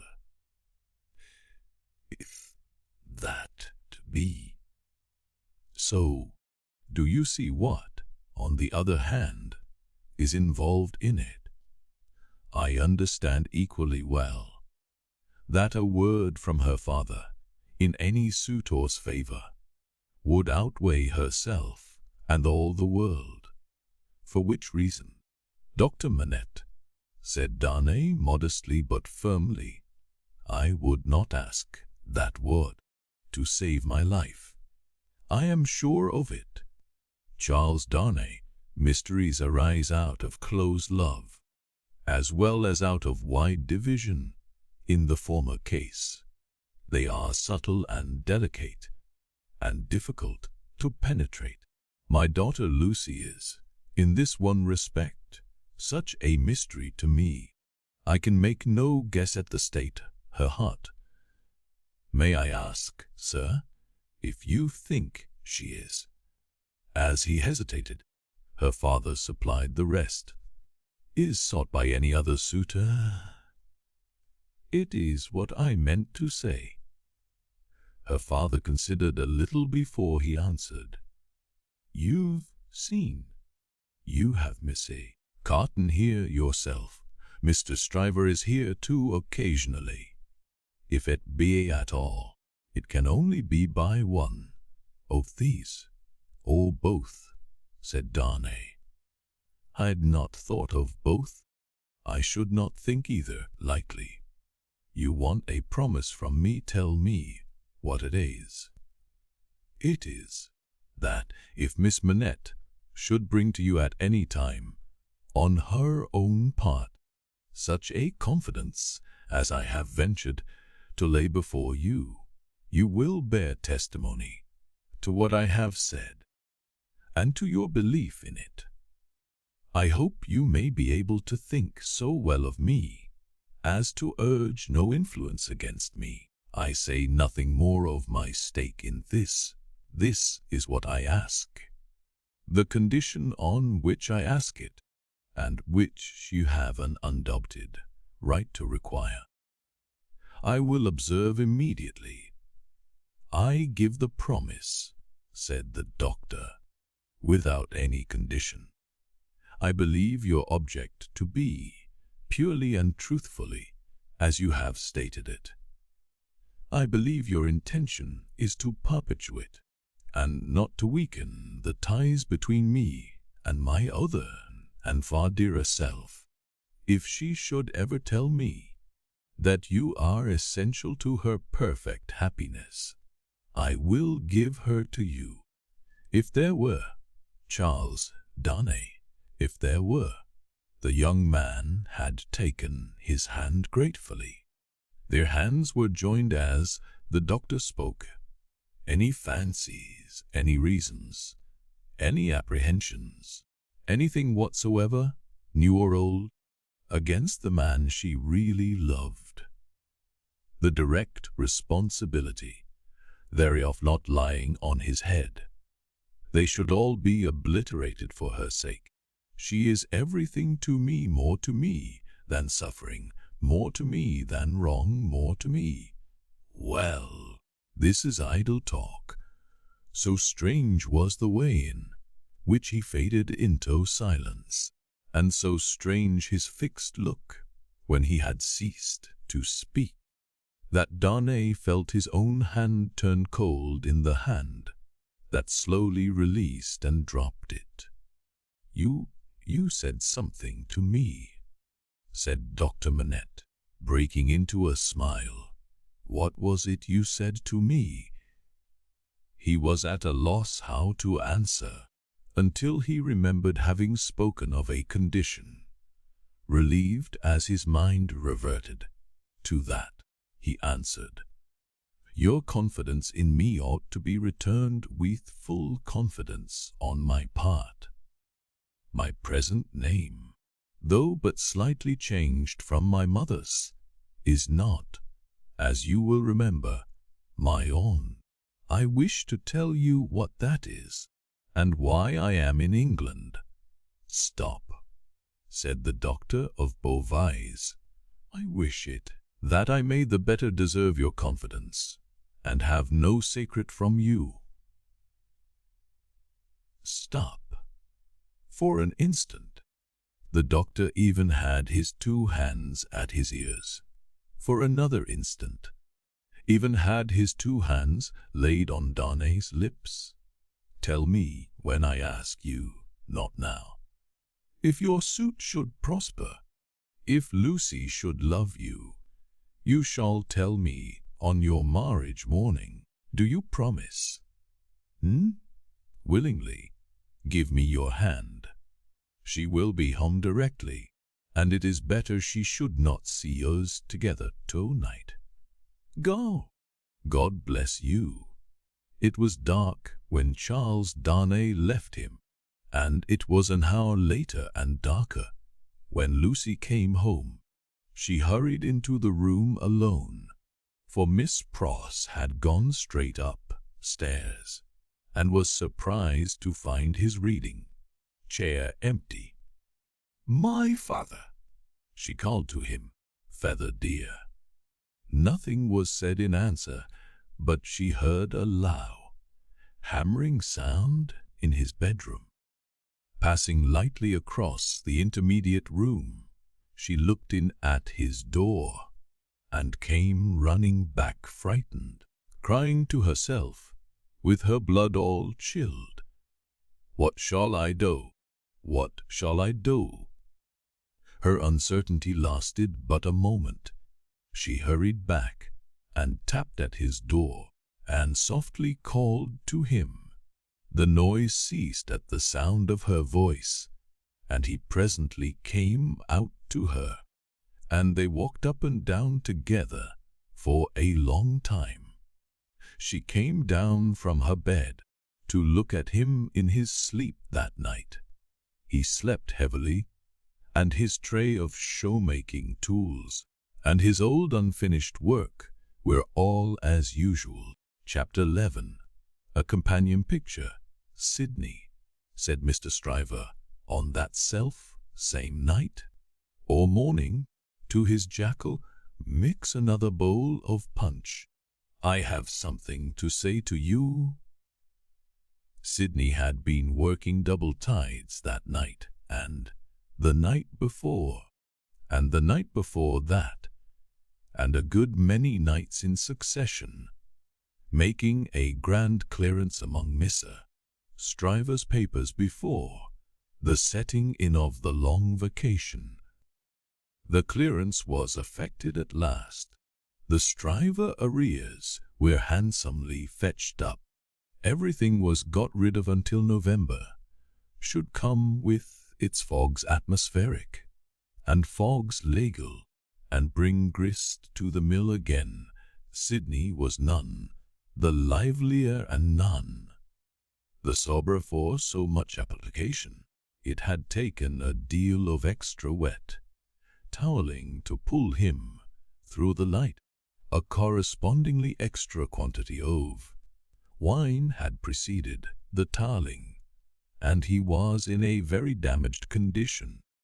As he now pulled his turban off and threw into the basin in which he had steeped it at intervals for the last 6 hours, "You other bowl of punch," said remixing that the portly, with his hands in his waistband, glancing round from the sofa where he lay on his back. "I am. Now, look here. I am going to tell you something that will rather surprise you." and that perhaps will make you think me not quite as shrewd as you usually do think me. I intend, ma do you, was, and not for money. What do you say now? I don't feel disposed to say much. Guess. Do I know her? Guess. I am not going to guess. At 5 o'clock in the morning, with my brains frying and sputtering in my head. If you want me to guess, you must ask me to dinner. Well then, I'll tell you, said Stryver, coming slowly into a sitting posture. Sidney, I rather despair of making myself intelligible to you, because you are such an insensible dog. And you, returned Sidney, busy concocting the punch, ere such a sensitive and poetical spirit. Come, rejoined Stryver, laughing boastfully, though I don't prefer any claim to being the soul of romance. Yea, for I hope I now better, still I am a tenderer sort of fellow you. Ha! You are a luckier, if you mean that. I don't mean that. I mean I am man of more ye, say gallantry. Well, you are about it, suggested Carton. Well, I'll say gallantry. My meaning is that I am a man, said Stryver, inflating himself at his friend as he made the punch. Who cares more to be agreeable? Who takes more pains to be agreeable? Who knows better how to be agreeable in a woman's society than you do? Go on, said Sidney Carton. No, but before I go on, said Stryver, shaking his head in his bullying way, I'll have this out with you. You've been at Dr. Manette's house as much as I have, or more than I have. Why, I have been ashamed of your moroseness there. Your manners have been of that silent and sullen and hangdog kind, that, upon my life and soul, I have been ashamed of you, Sidney. It should be very beneficial to a man in your practice at the bar to be ashamed of anything, returned Sidney. You ought to be much obliged to me. You shall not get off in that way, rejoined Stryver, shouldering the rejoinder at him. No, Sidney, it's my duty to tell you, and I tell you to your face to do you good, that you are a devilish ill-conditioned fellow in that sort of society. You are a disagreeable fellow. Sidney drank a bumper of the punch he had made, and laughed. Look at me, said Stryver, squaring himself. I have less need to make myself agreeable than you have, being more independent in circumstances. Why do I do it? I never saw you do it yet, muttered Carton. I do it because it's politic. I do it on principle. And look at me. I get on. You don't get on with your account of your matrimonial intentions, answered Carton, with a careless air. I wish you would keep to that. As to me, will you never understand that I am incorrigible? He asked the question with some appearance of scorn. You have no business to be incorrigible, was his friend's answer. Answer, delivered in no very soothing tone. I have no business to be at all, that I know of, said Sidney Carton. Who is the lady? Now, don't let my announcement of the name make you uncomfortable. Sidney, said Mr. Stryver, preparing him with ostentatious friendliness for the disclosure he was about to make. "Because I know you don't mean half you say, and if you meant it all, it would be of no importance. I make this little preface because you once mentioned the young lady to me in slighting terms." "I did." "Certainly. And in these chambers." Sidney Carton looked at his punch and looked at his complacent friend, drank his punch and looked at his complacent friend. "You made mention of the young lady as a golden-haired doll. The young lady is Miss Manette. If you had been a fellow of any sensitiveness or delicacy of feeling in that kind of way, Sidney, I might have been a little resentful of your employing such a designation, but you are not. You want that sense altogether. Therefore I am no more annoyed when I think of the expression than I should be annoyed by a man's opinion of a picture of mine, who had no eye for pictures, or of a piece of music of mine, who had no ear for music." Sidney Carton drank the punch at a great rate, drank it by bumpers, looking at his friend. "Now you know all about it," said Mr. Stryver. "I don't care about Fortune. She is a charming creature, and I have made up my mind to please myself. On the whole, I think I can afford to please myself. She will have in me a man already pretty well off, and a rapidly rising man, and a man of some distinction. It is a piece of good fortune for her, but she is worthy of good fortune. Are you astonished?"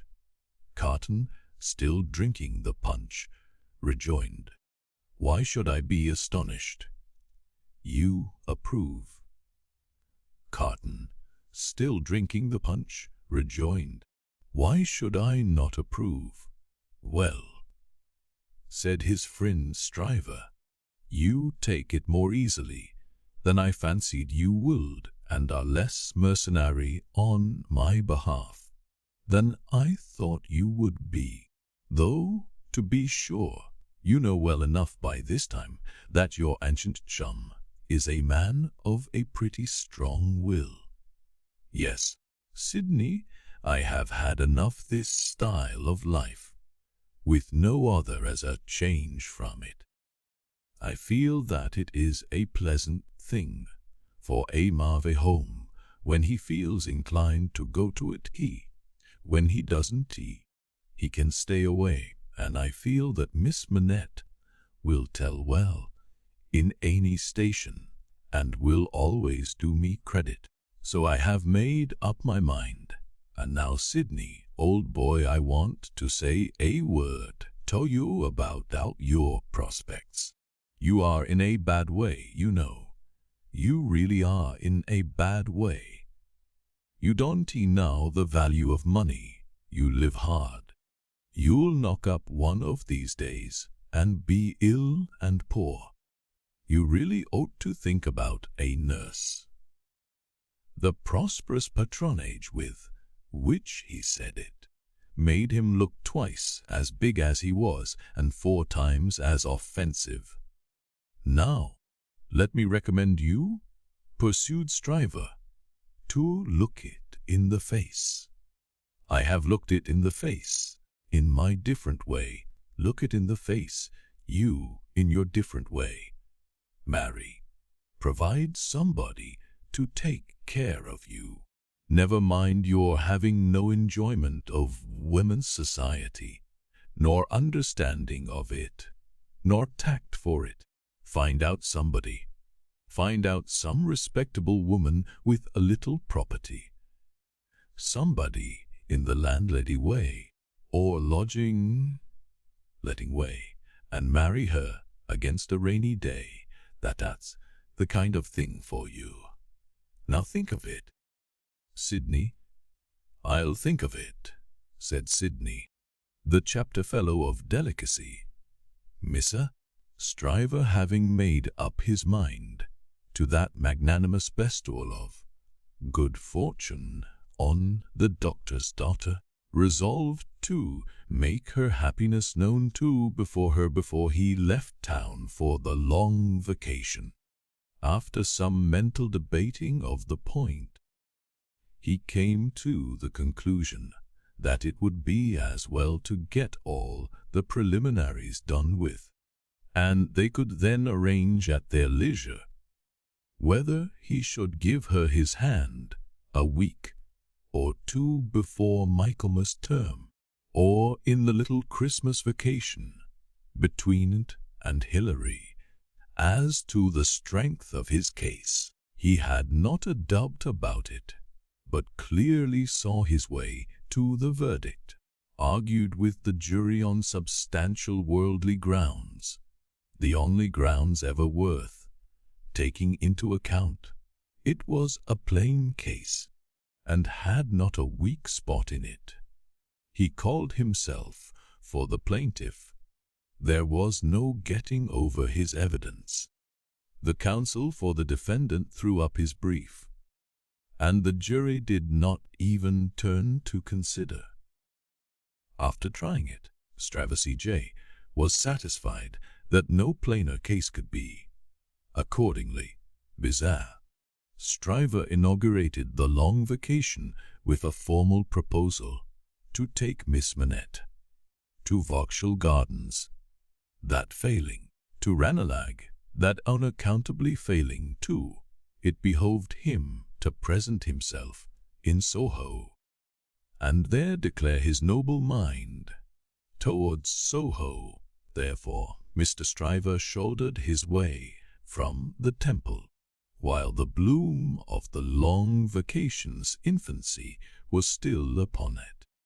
Anybody who had seen him projecting himself into Soho while he was yet on St. Dunstan's side of Temple Bar, bursting in his full, blown way along the pavement to the jostlement of all weaker people, might have seen how safe and strong he was, his way taking him past Tellson's, and he both banking at Tellson's and knowing Mr. Lorry as the intimate friend of the Manettes. It entered Mr. Stryver's mind to enter the bank and reveal to Mr. Lorry the brightness of the Soho horizon. So he pushed open the door with the weak rattle in its throat, stumbled down the 2 steps, got past the 2 ancient cashiers, and shouldered himself into the musty back closet, where Mr. Lorry sat at great books ruled for figures, with perpendicular iron bars to his window, as if that were ruled for figures too, and everything under the clouds were a sum. "Hello," said Mr. Stryver. "How do you do? I hope you are well." It was Stryver's grand peculiarity that he always seemed too big for any place or space. He was so much too big for Tellson's that old clerks in distant corners looked up with looks of remonstrance, as though he squeezed them against the wall. The house itself, magnificently reading the paper quite in the far-off perspective, lowered displeased, as if the Stryver head had been butted into its responsible waistcoat. The discreet Mr. Lorry said, in a sampled tone of the voice he would recommend under the circumstances, "How do you do, Mr. Stryver?" "How do you do, sir?" and shook hands. There was a peculiarity in his manner of shaking hands, always to be seen in any clerk at Tellson who shook hands with a customer. When the house pervaded the air, he shook in a abnegating way, as one who shook for Telson and toe. "Can I do anything for you, miss?" asked Mr. Lorry in his business character. "Why, no, thank you. This is a private visit to you, Sir Mr. Lorry. I have come for a private word." "Oh, indeed," said Lorry, bending down his ear, while his eyes strayed to the house afar off. "I am going," said Mr. Stryver, leaning his arms confidentially on the desk. Whereupon, although it was a large double one, there appeared to be not half desk enough for him. "I am going to make an offer of myself in marriage to your agreeable little friend, Miss Manette." "Mr. Lorry, dear me," cried Mr. Lorry, rubbing his chin and looking at his visitor dubiously. "Oh, dear me, sir," repeated Stryver, drawing back. "Oh, dear you, sir. What may your meaning be, Mr. Lorry?" "My meaning," answered the man of business, "is, of course, friendly and appreciative, and that it does you the greatest credit, and, in short, my meaning is everything you could desire, but, really, you know, Mr. Stryver." Mr. Lorry paused, and shook his head at him in the oddest manner, as if he were compelled against his will to add, internally, "You know, there really is so much too much of you." "Well," said Stryver, slapping the desk with his contentious hand, opening his eyes wider, and taking a long breath, "if I understand you, Mr. Lorry, I'll be hanged." Mr. Lorry adjusted his little wig at both ears, as a means towards that end, and bit the feather of a pen. "Dean it all, sir," said Stryver, staring at him. "Am I not eligible?" "Oh dear, yes, yes. Oh yes, you're eligible," said Mr. Lorry. "If you say eligible, you are eligible." "Am I not prosperous?" asked Stryver. "Oh, if you come to prosperous, you are prosperous," said Mr. Advancing. "If you come to advancing, you now," said Mr. Lorry, delighted to be able to make another admission. "Nobody can doubt that." "Then, what on earth is your meaning, Mr. Lorry?" demanded Stryver, perceptibly crestfallen. "Well, were you going there now?" asked Mr. Lorry. "Straight," said Stryver, with a plump of his fist on the desk. "Then I think I wouldn't tea if I was—" "What?" said Stryver. "Now, I'll put you in a corner," forensically shaking a forefinger at him. "You are a man of business and bound to have a reason. State your reason. Why wouldn't you go?" "Because," said Mr. Lorry, "I wouldn't go on such an object without having some cause to believe that I should succeed." "D.N. cried Stryver. "But this beats everything." Mr. Lorry glanced at the distant house, and glanced at the angry Stryver. "Here's a man of business, a man of years, a man of experience, in a bank," said Stryver. "And having summed up 3 leading reasons for complete success, he says, there's no reason at all. Says it with his head on." Mr. Stryver remarked upon the peculiarity as if it would have been infinitely less remarkable if he had said it with his head off. "When I speak of success, I speak of success with the young lady, And when I speak of causes and reasons to make success probable, I speak of causes and reasons that will tell as such with the young lady. The young lady, my good sir, said Miss Laurie, mildly tapping the striver arm. The young lady. The young lady goes before all.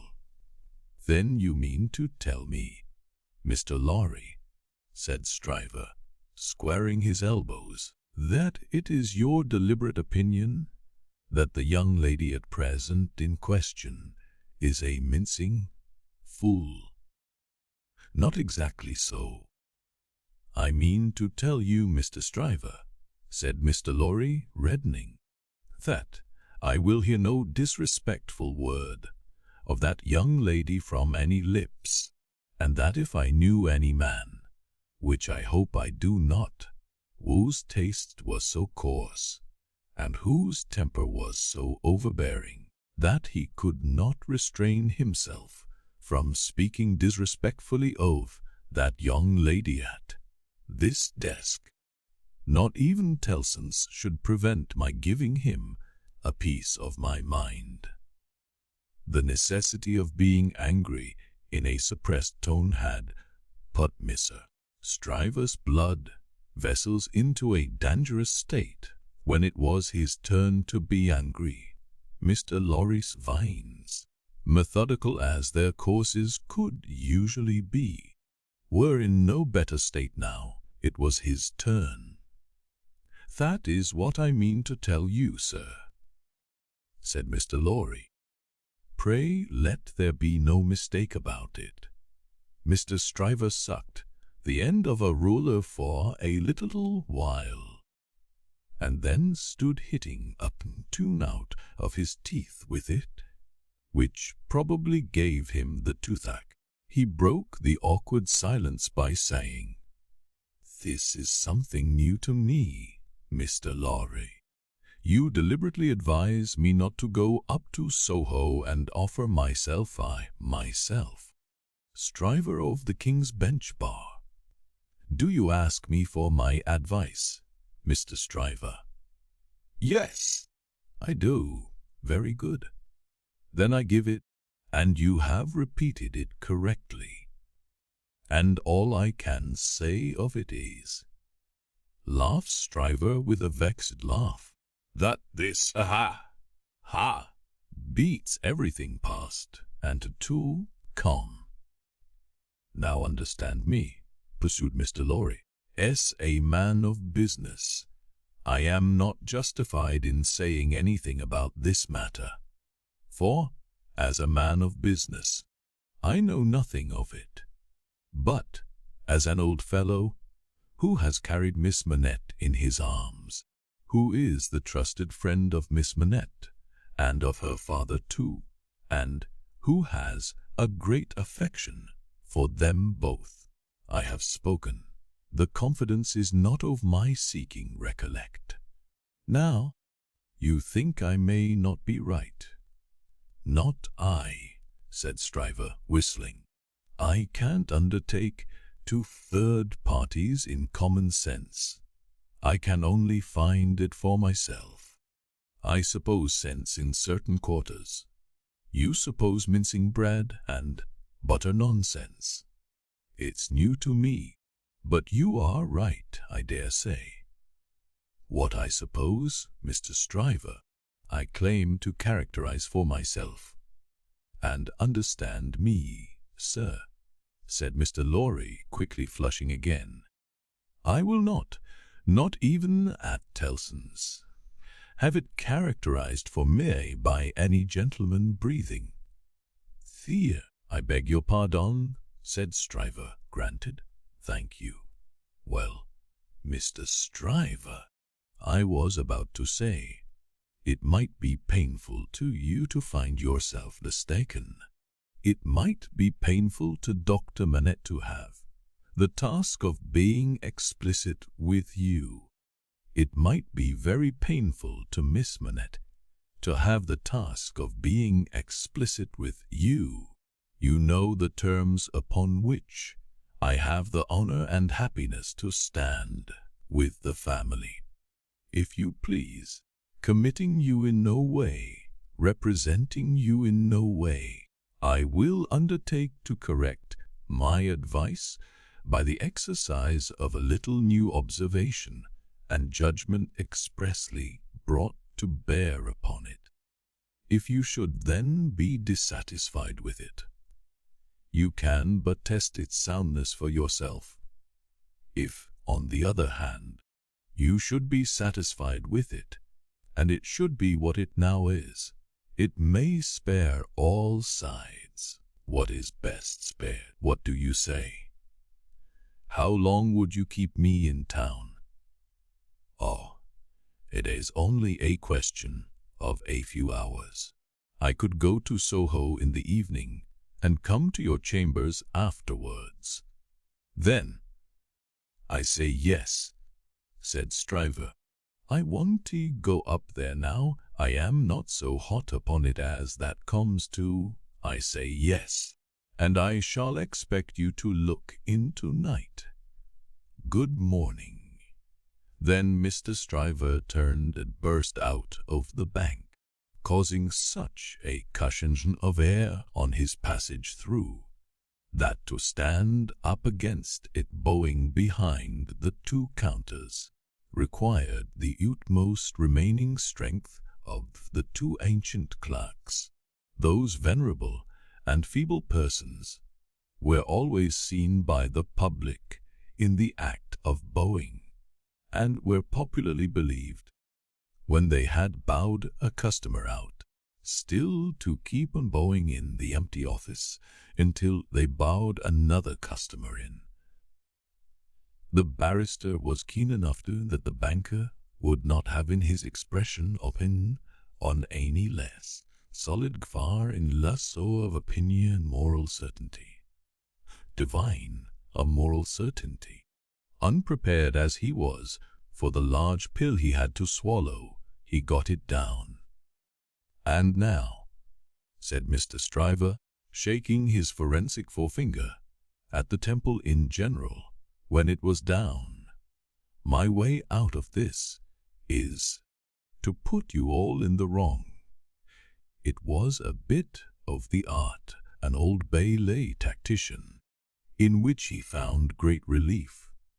You shall not put me in the wrong, young lady, said Mr. Stryver. I'll do that for you. Accordingly, when Mr. Lorry called, that night as late as 10 o'clock, Mr. Stryver, among a quantity of books and papers littered out for the purpose, seemed to have nothing less on his mind than the subject of the morning. He even showed surprise when he saw Mr. Lorry, and was altogether in an absent and preoccupied state. Well, said that good-natured emissary, after a full half-hour of bootless attempts to bring him round to the question. I have been to Soho, repeated Mr. Stryver coldly. Oh, to be sure. What am I thinking of?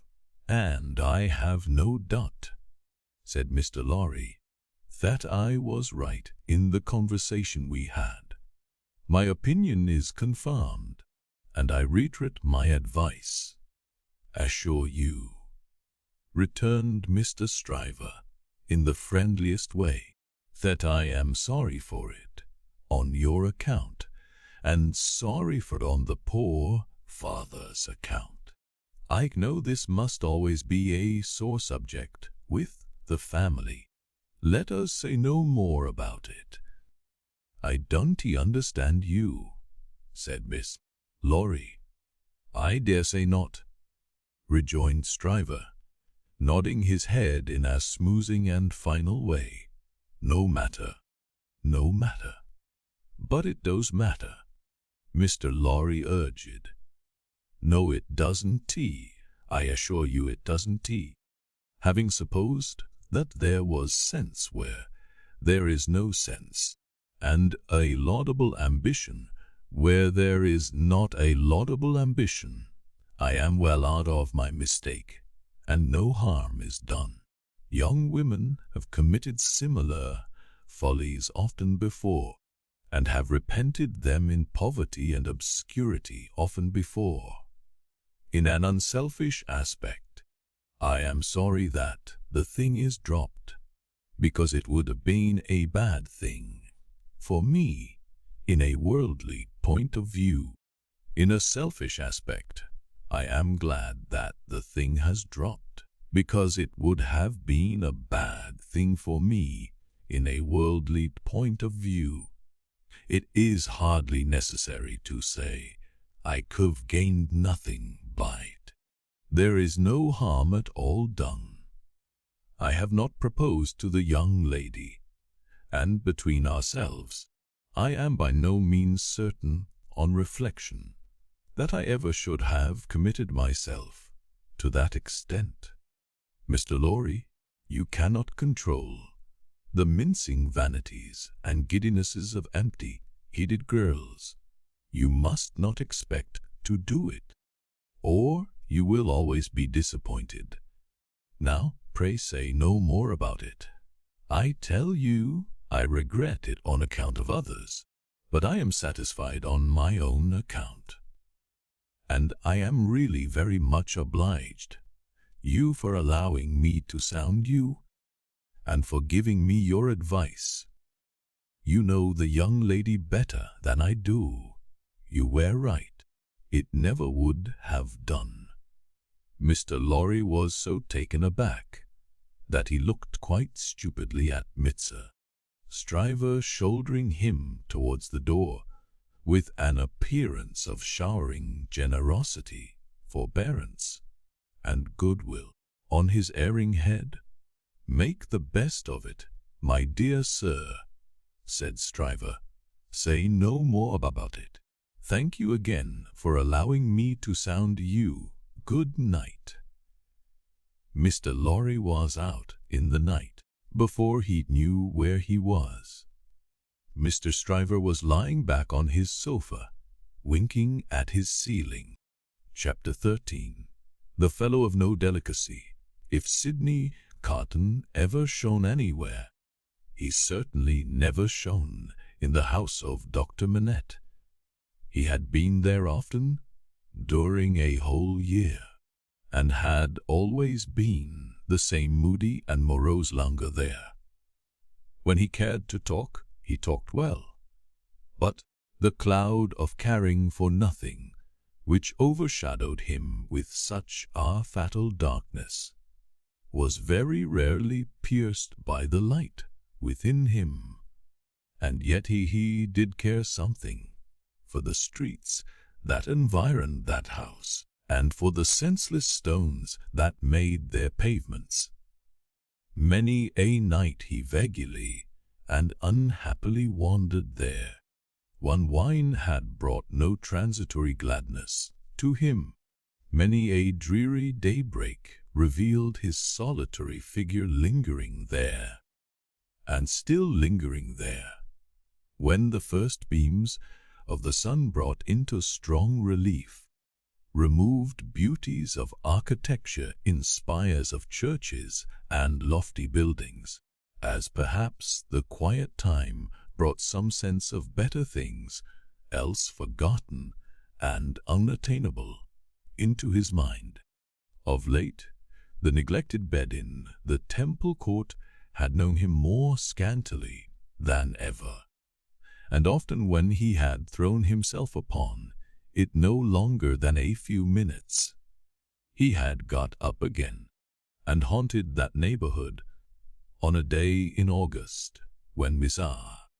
Stryver, after notifying to his Jackal that he had thought better of that marrying matter, had carried his Delicacy into Devonshire, and when the sight and scent of flowers in the city streets had some waifs of goodness in them for the worst, of health for the sickliest, and of youth for the oldest, Sidney's feet still trod those stones.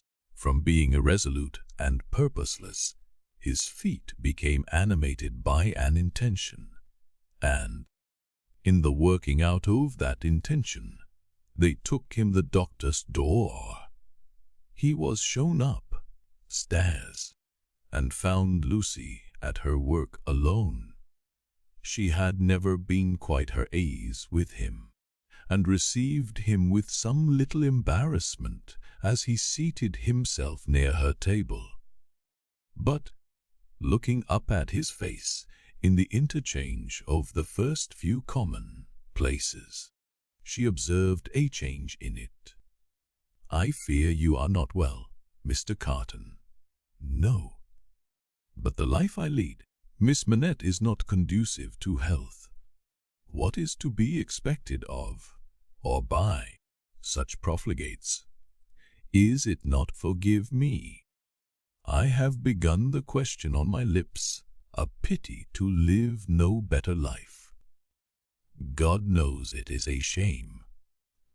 Then why not change it?" Looking gently at him again, she was surprised and saddened to see that there were tears in his eyes. There were tears in his voice too, as he answered, "It is too late for that. I shall never be better than I am. I shall sink lower, and be worse." He leaned an elbow on her table, and covered his eyes with his hand. The table trembled in the silence that followed. She had never seen him softened, and was much distressed. He knew her to be so, without looking at her, and said, "Pray forgive me, Miss Manette. I break down before the knowledge of what I want to say to you. Will you hear me? If it will do you any good, Mr. Carton, if it would make you happier, it would make me very glad. God bless you for your sweet compassion."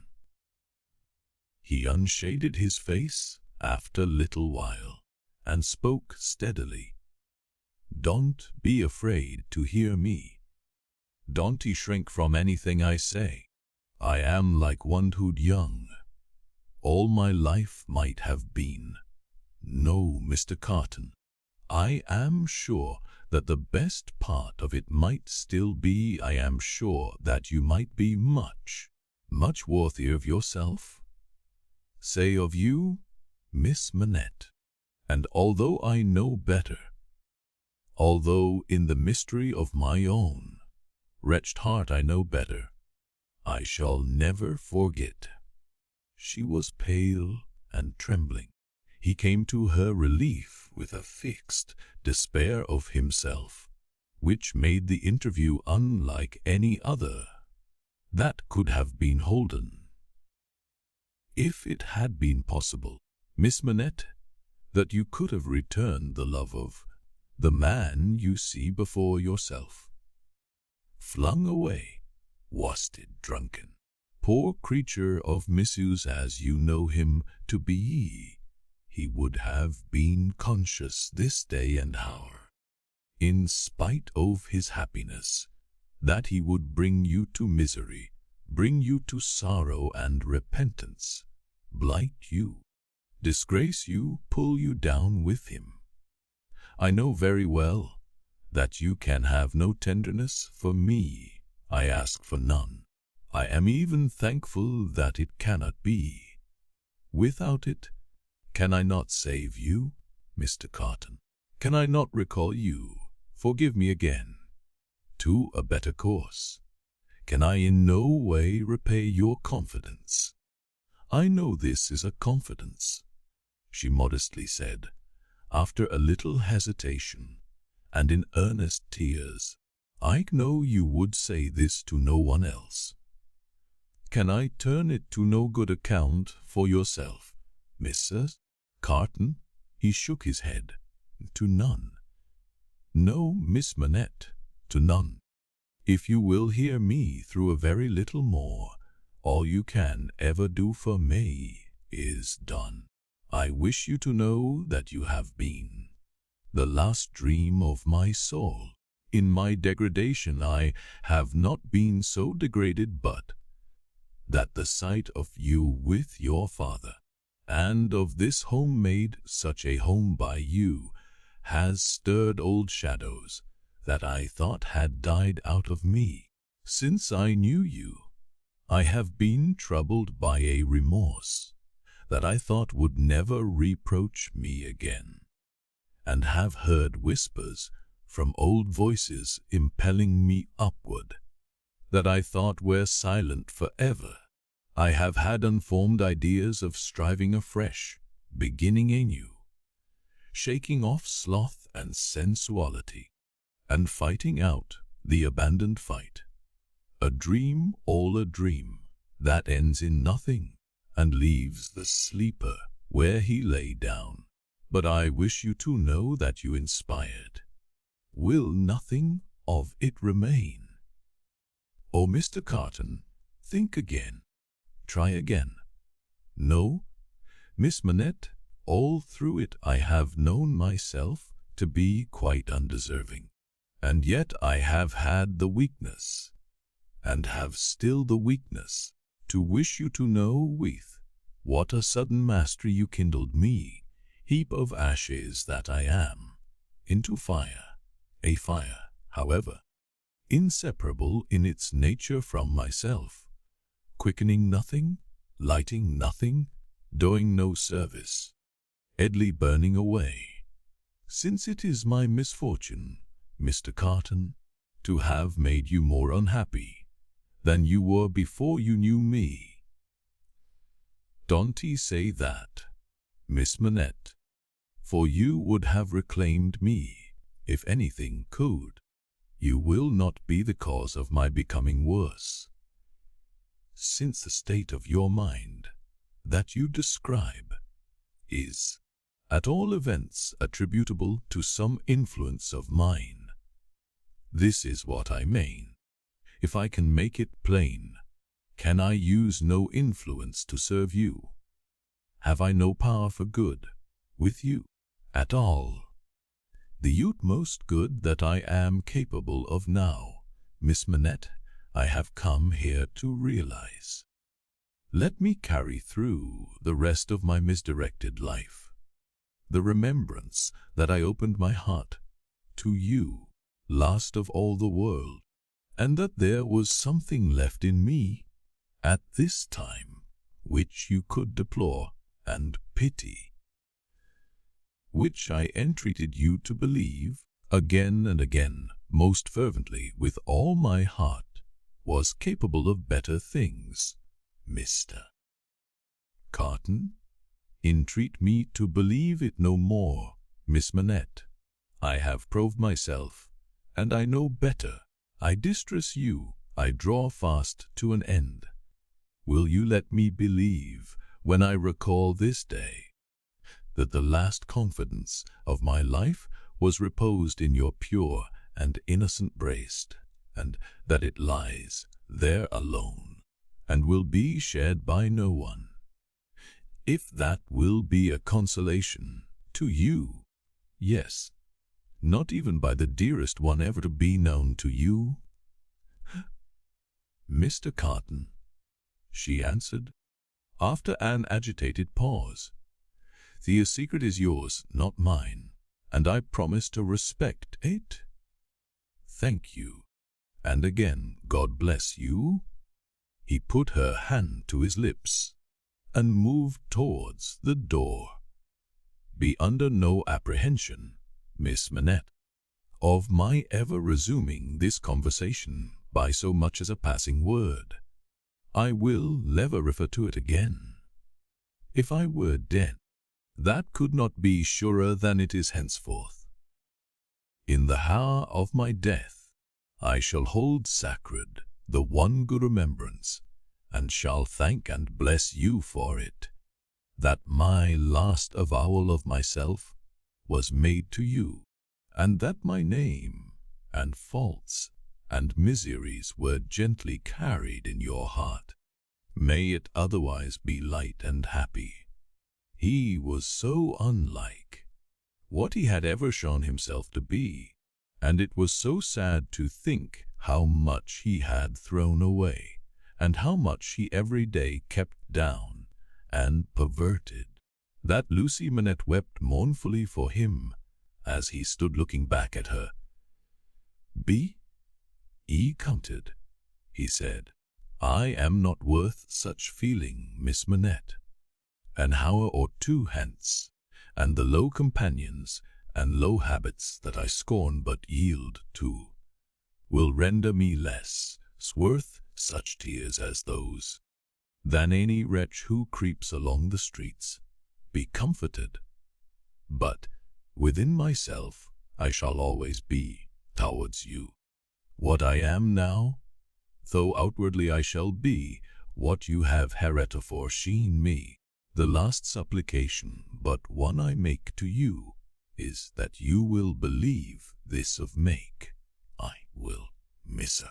Carton, my last supplication of all is this, and with it I will relieve you of a visitor with whom I well know you have nothing in unison, and between whom and you there is an impassable space. It is useless to say it, I know, but it rises out of my soul. For you, and for any dear to you, I would do anything. If my career were of that better kind, that there's any opportunity or capacity of sacrifice in it, I would embrace any sacrifice for you, and for foes dear to you. Try to hold me in your mind, at some quiet times, as ardent and sincere in this one thing. The time will come, the time will not be long in coming, when new ties will be formed about you, ties that will bind you yet more tenderly and strongly to the home you so adorn, the dearest ties that will ever grace and gladden you. O Miss Manette, when the little picture of a happy father face looks up in yours, when you see your own bright beauty springing up anew at your feet, think now and then that there is a man who would give his life to keep a life you love beside you. He said the last, God bless you, and left her. Chapter 14. The Honest Tradesman.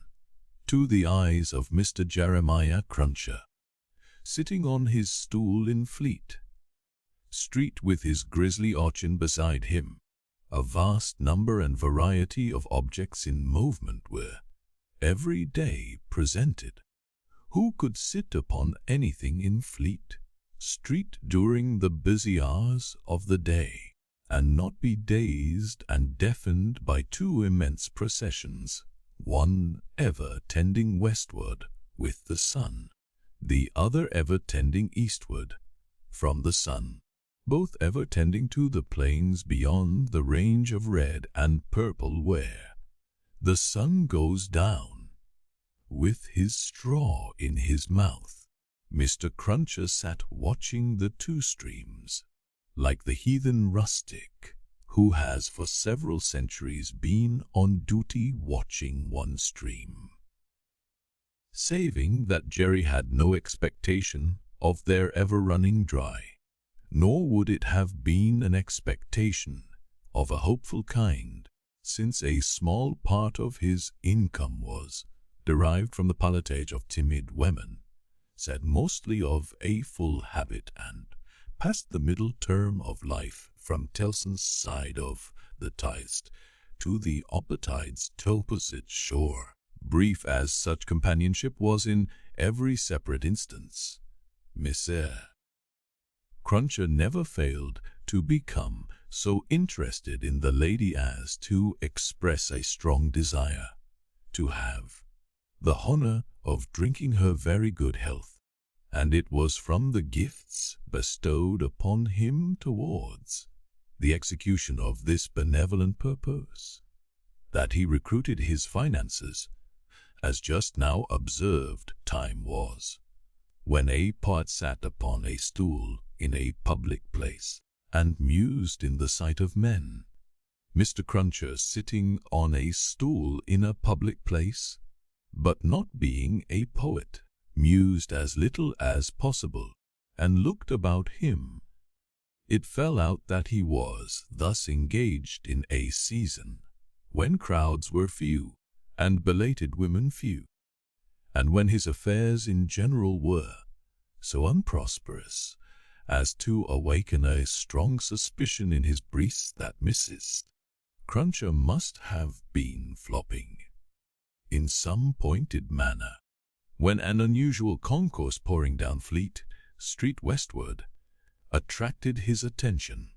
Looking that way, Miss Cruncher made out that some kind of funeral was coming along, and that there was popular objection to this funeral, which engendered uproar. "Young Jerry," said Mr. Cruncher, turning to his offspring, "it's a burying." "Hoorah, father!" cried young Jerry. The young gentleman uttered this exultant sound with mysterious significance. The elder gentleman took the cry so ill that he watched his opportunity and smote the young gentleman on the ear. "What do ye mean? What are you horroring at? What do you want to convey to your own father, you young rip? This boy is a-jetting too many for my," said Mr. Cruncher, surveying him. "Him and his horrors. Don't let me hear no more of you, or you shall feel some more of me. Here, I want he doing no harm," young Jerry protested, rubbing his cheek. "Drop it then," said Mr. Cruncher. "I want have none of your no harms. Get atop of that there seat, and look at the crowd." His son obeyed, and the crowd approached. They were bawling and hissing round a dingy hearse and dingy mourning coach, in which mourning coach there was only one mourner, dressed in the dingy trappings that were considered essential to the dignity of the position.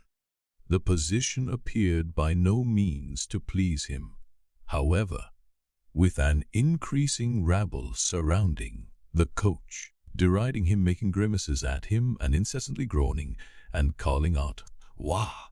Spies! Test! Yaha!" Spies, with many compliments too numerous and forcible to repeat. Funerals had at all times a remarkable attraction for Mr. Cruncher. He always pricked up his senses and became excited when a funeral passed Tellson's. Naturally, therefore, a funeral with this uncommon attendance excited him greatly, and he asked of the first man who ran against him, "What is it, brother?" "What's it, now?" said man. Spies. "Yeah, test." "Spies?" he asked another man. "Who is it?" "I don't now," returned the man, clapping his hands to his mouth nevertheless, and vociferating in a surprising heat, and with the greatest ardor, "Yaha! Test! Spee!" Ice. At length, a person better informed on the merits of the case tumbled against him, and from this person he learned that the funeral was the funeral of one Roger Cly. "Was he a spy?" asked Bay. "Old Bailey spy," returned his informant. "Yaha! Test! Yah! Old Bailey spee eyes. Why, to be sure," exclaimed Jerry, recalling the trial at which he had assisted. "I've seen him. Dead is he." "Dead as mutton," returned the other. "And can't he be too dead?" "Have him out there!" Spies! Pull 'em out. They're spies. The idea was so acceptable in the prevalent absence of any idea that the crowd caught it up with eagerness, and loudly repeating the suggestion to have 'em out and to pull 'em out, mobbed the two vehicles so closely that they came to a stop on the crowd's opening the coach doors. The one mourner scuffled out by himself and was in their hands for a moment, but he was so alert and made such good use of his time that in another moment he was scurrying away up a by street, after shedding his cloak hat, long hatband, white pocket handkerchief, and other symbolical tears. These the people tore to pieces and scattered far and wide with great enjoyment, while the tradesmen hurriedly shut up their shops, for a crowd in those times stopped at nothing, and was a monster much dreaded. They had already got the length of opening the hearse to take the coffin out, when some brighter genius proposed instead its being escorted to its destination, amidst general rejoicing. Practical suggestions being much needed, this suggestion too was received with acclamation, and the coach was immediately filled with 8 inside and a dozen out, while as many people got on the roof of the hearse as could by any exercise of ingenuity stick upon it.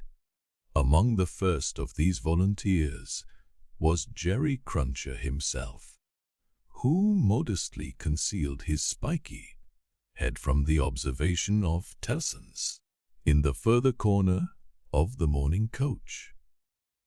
The officiating undertakers made some protest at these changes in the ceremonies, but the river being alarmingly near, and several voices remarking on the efficacy of cold immersion in bringing refractory members of the profession to reason, the protest was faint and brief. The remodeled procession started, with a chimney sweep driving the hearse, advised by the regular driver, who was perched beside him under close inspection for the purpose, and with a pieman, also attended by his cabinet minister, driving the mourning coach. A bear leader, a popular street character of the time, was impressed as an additional ornament before the cavalcade had gone far down the Strand, and his bear, who was black and very mangy, gave quite an undertaking air to that part of the procession in which he walked.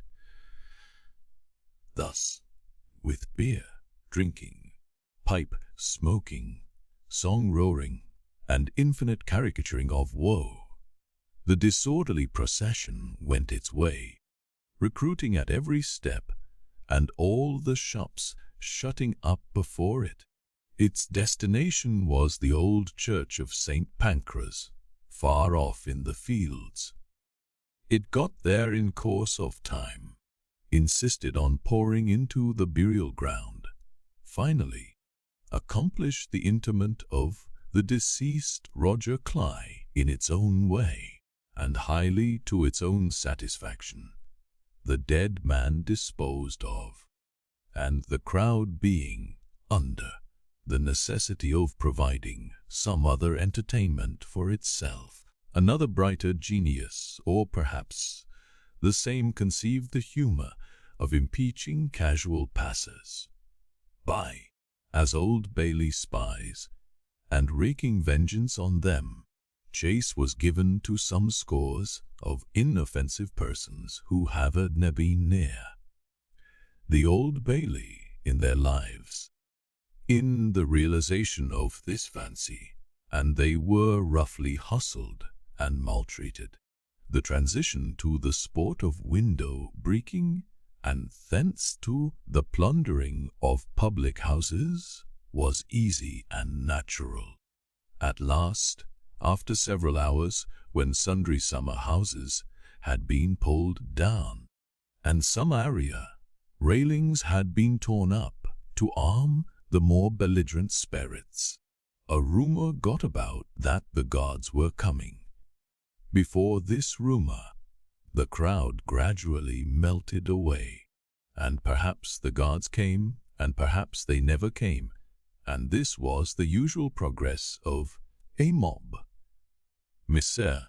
Cruncher did not assist at the closing sports, but had remained behind in the churchyard to confer and condole with the undertakers. The place had a soothing influence on him.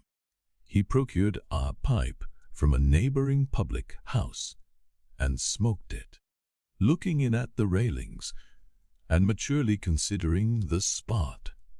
"Jerry," said Mr. Cruncher, apostrophizing himself in his usual way, "you see that there Cly that day, and you see with your own eyes that he was a young and a straight made un."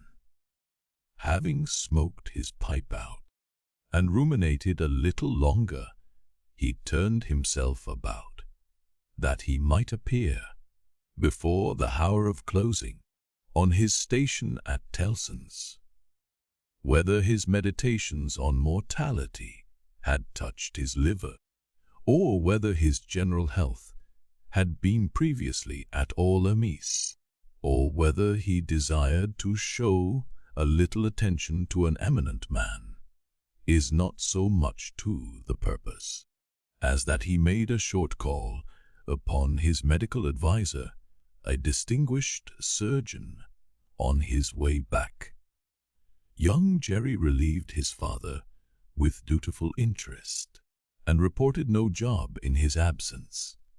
The bank closed, the ancient clerks came out, the usual watch was set, and Miss Cruncher and his son went home to tea. "Now, I tell you where it is," said Mr. Cruncher to his wife. "If, as a honest tradesman, my winters goes wrong to night, I shall make sure that you've been praying again me, and I shall work you for it just the same as if I seen you do it." The dejected Mrs. Cruncher shook her head. "Why, you're at it afore my face," said Mr. Cruncher, with signs of angry apprehension. "I am saying nothing." "Well, then don't meditate nothing. You might as well flop as meditate. You may as well go again me one way as another. Drop it altogether." "Wes, Jerry, yes, Jerry," repeated Mr. Cruncher, sitting down to tea. "Ah, 8 eyes, yes, Jerry. That's about it. You may say yes, Jerry." Mr. Cruncher had no particular meaning in these sulky corroborations, but made use of them, as people not unfrequently do, to express general ironical dissatisfaction. "You and your yes, Jerry," said Mr. Cruncher, taking a bite out of his bread and butter, and seeming to help it down with a large invisible oyster out of his saucer. "I think so. Up you are going out to-night?" asked his decent wife, when he took another bite. "Wes, I am." "May I go with you?" father asked his son briskly. "No, you mayn't. I'm a-going, as your mother knows, a-fishing. That's where I'm going to. Going a-fishing. You're fishing. Rod gets rather rusty, don't it, father?" "Never you mind. Shall you bring any fish home, father?" "If I don't, you'll have short commons to-morrow," returned that gentleman, shaking his head. "That's questions enough for you. I ain't a-going out till you've been long, Abe." He devoted himself during the remainder of the evening to keeping a most vigilant watch on Mrs. Cruncher, and sullenly holding her in conversation, that she might be prevented from meditating any petitions to his disadvantage. With this view, he urged his son to hold her in conversation also, and led the unfortunate woman a hard life by dwelling on any causes of complaint he could bring against her, rather than he would leave her for a moment to her own reflections.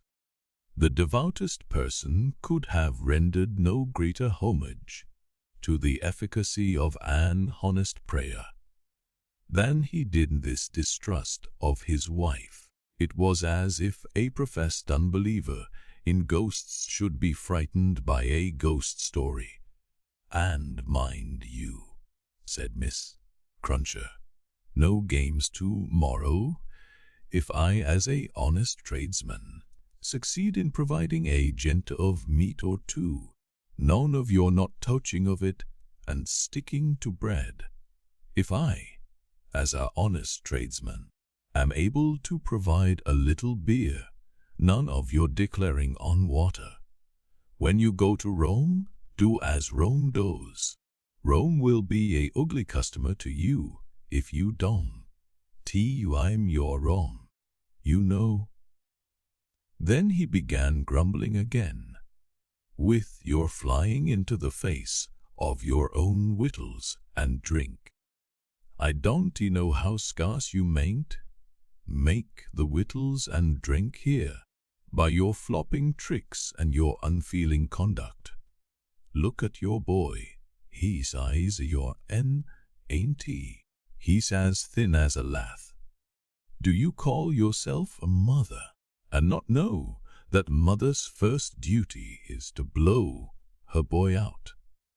This touched young Jerry on a tender place, who adjured his mother to perform her first duty, and whatever else she did or neglected, above all things, to lay a special stress on the discharge of that maternal function, so affectingly and delicately indicated by his other parent. Thus the evening wore away with the family, until young Jerry was ordered to bed, and his mother, laid under similar injunctions, obeyed them. Mr. Cruncher beguiled the earlier watches of the night with solitary pipes, and did not start upon his excursion until nearly 1 o'clock. Towards that small and ghostly hour, he rose up from his chair, took a key out of his pocket, opened a locked cupboard, and brought forth a sack, a crowbar of convenient size, a rope and chain, and other fishing tackle of that nature.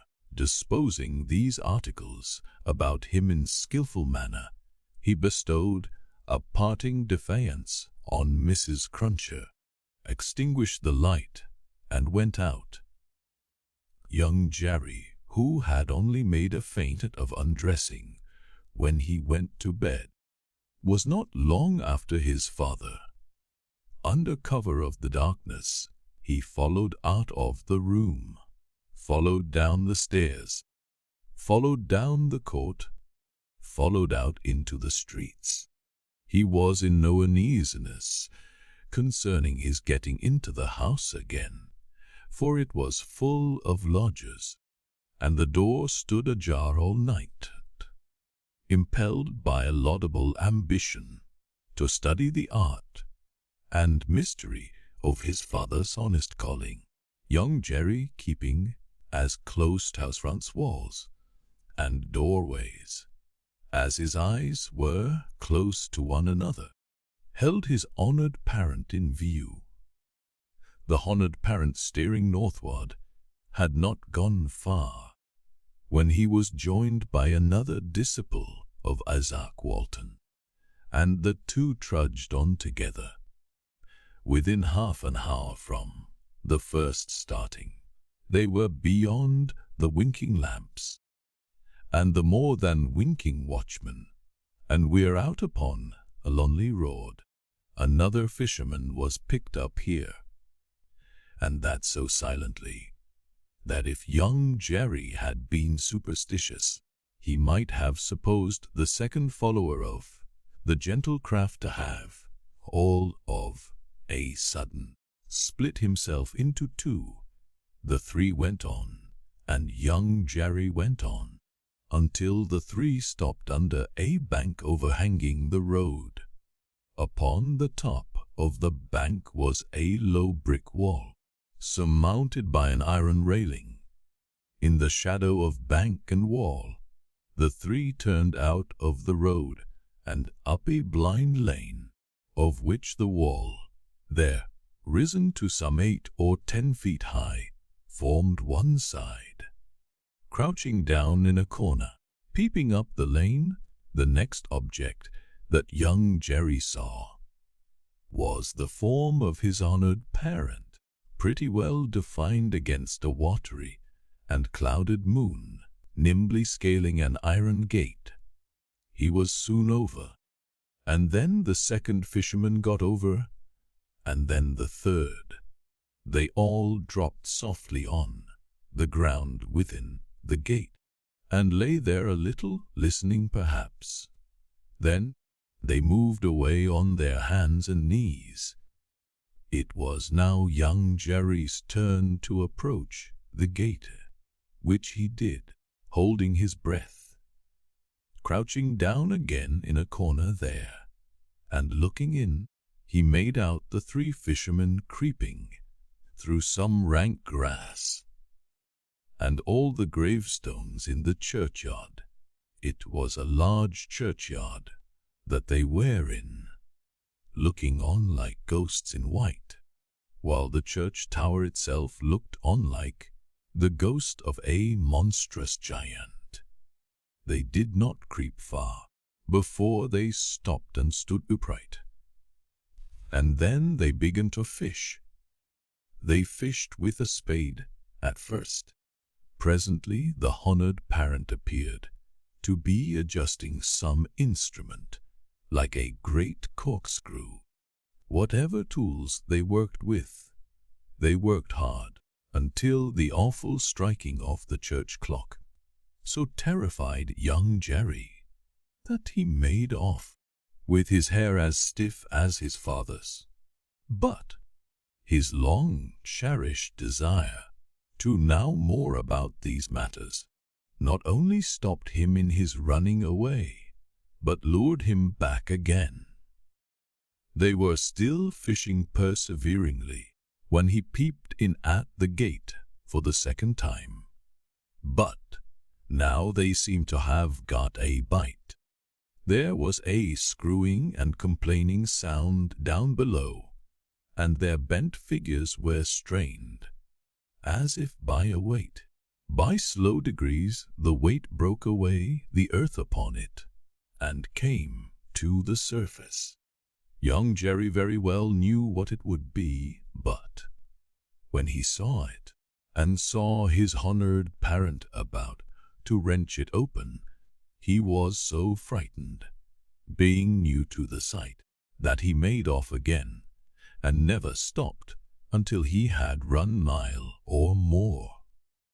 He would not have stopped then for anything less necessary than breath, it being a spectral sort of race that he ran, and one highly desirable to get to the end of. He had a strong idea that the coffin he had seen was running after him, and pictured as hopping on behind him, bolt upright upon its narrow end, always on the point of overtaking him and hopping on at his side, perhaps taking his arm. It was a pursuer to shun. It was an inconsistent and ubiquitous fiend too, for while it was making. The whole night behind him dreadful, he darted out into the roadway to avoid dark alleys, fearful of its coming hopping out of them like a dropsical boy's kite, without tail and wings. It hid in doorways too, rubbing its horrible shoulders against doors, and drawing them up to its ears, as if it were laughing. It got into shadows on the road, and lay cunningly on its back to trip him up. All this time it was incessantly hopping on behind, and gaining on him, so that when the boy got to his own door, he had reason for being half dead. And even then it would not leave him, but followed him upstairs with a bump on every stair, scrambled into bed with him, and bumped down, dead and heavy, on his breast when he fell asleep. From his oppressed slumber, young Jerry in his closet was awakened after daybreak and before sunrise by the presence of his father in the family room. Something had gone wrong with him, at least, so young Jerry inferred, from the circumstance of his holding Mrs. Cruncher by the ears, and knocking the back of her head against the head board of the bed. "I told you I would," said Mr. Cruncher, "and I did."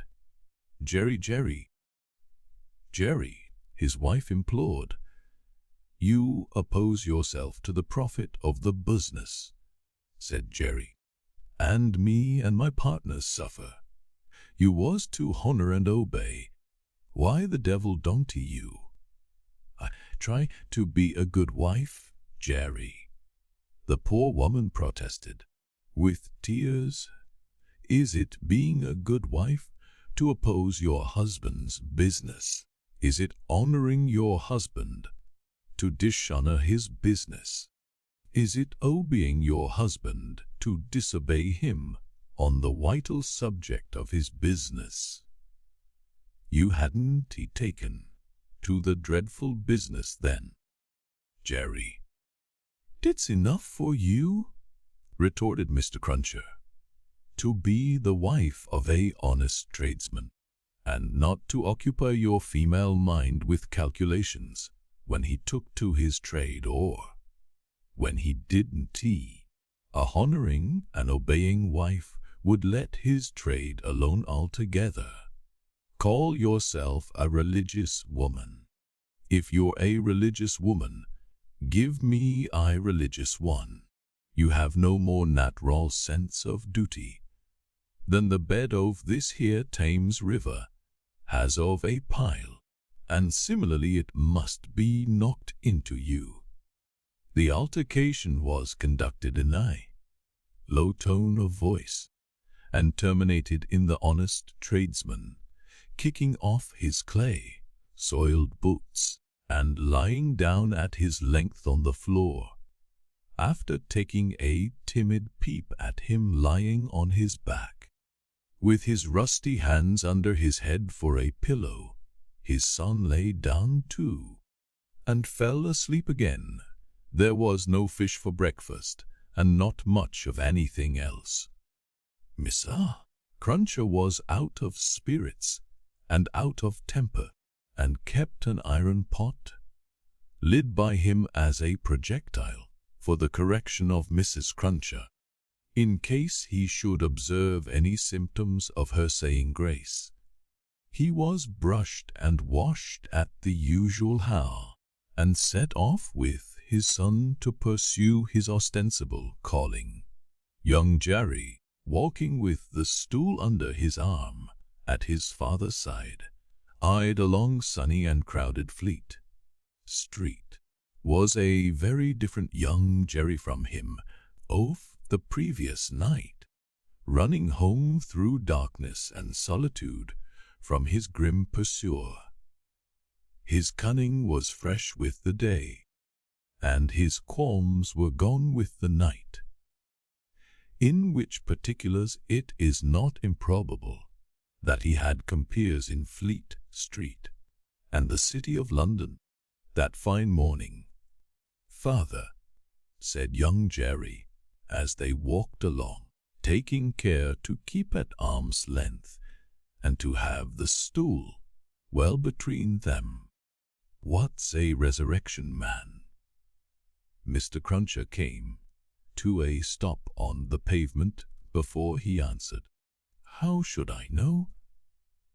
"I thought you knowed everything, father," said the artless boy. "Him?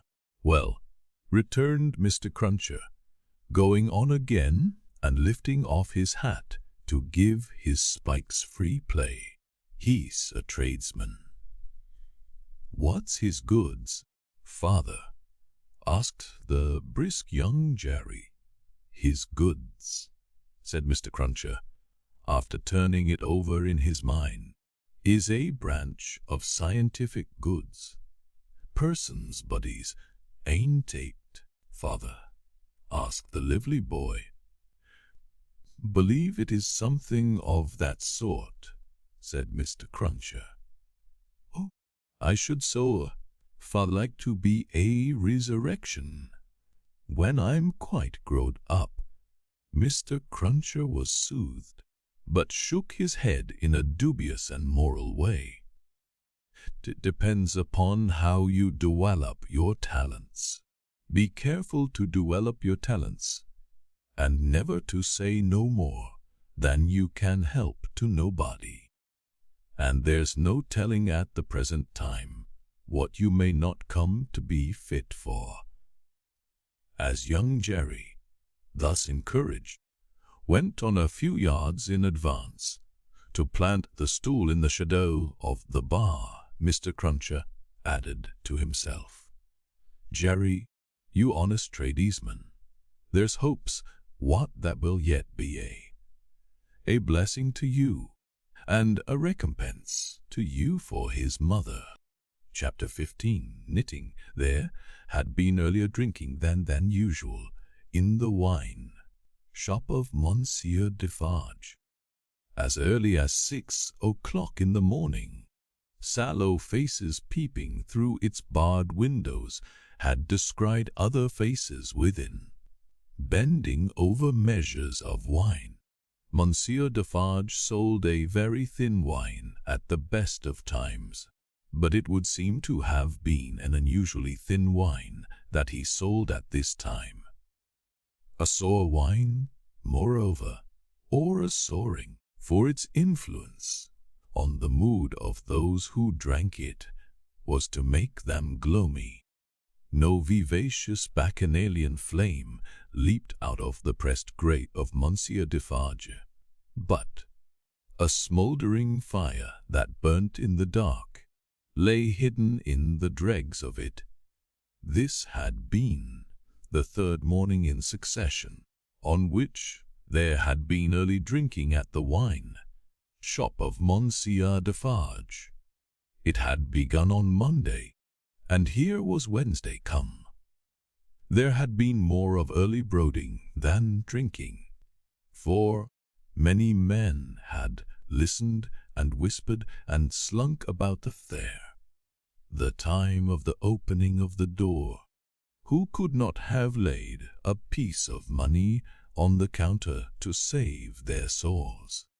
These were to the full as interested in the place, however, as if they could have commanded whole barrels of wine, and they glided from seat to seat and from corner to corner, swallowing talk in lieu of drink with greedy looks, notwithstanding an unusual flow of company.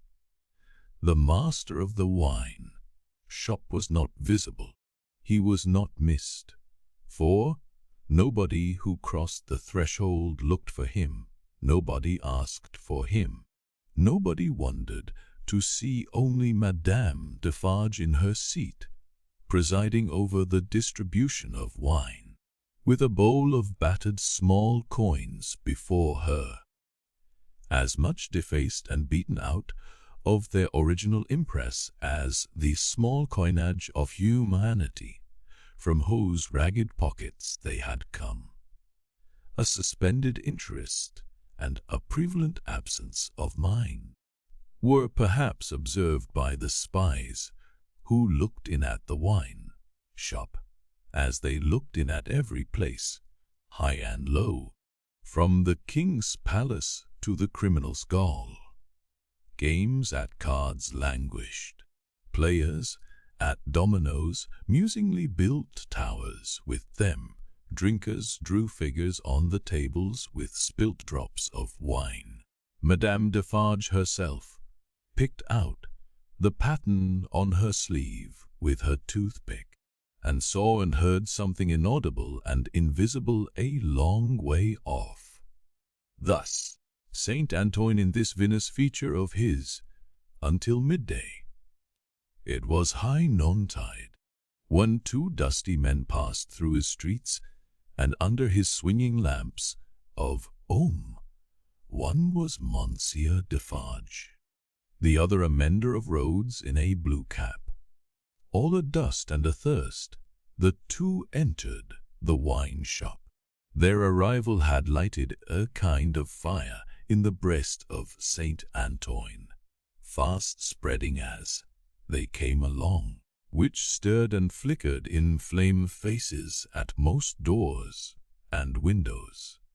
Yet no one had followed them, and no man spoke when they entered the wine shop, though the eyes of every man there were turned upon them. "Good day, gentlemen," said Monsieur Defarge. It may have been a signal for loosening the general tongue. It elicited an answering chorus of "Good day." "It is bad weather, gentlemen," said Defarge, shaking his head, upon which every man looked at his neighbour, and then all cast down their eyes and sat silent, except one man, who got up and went out.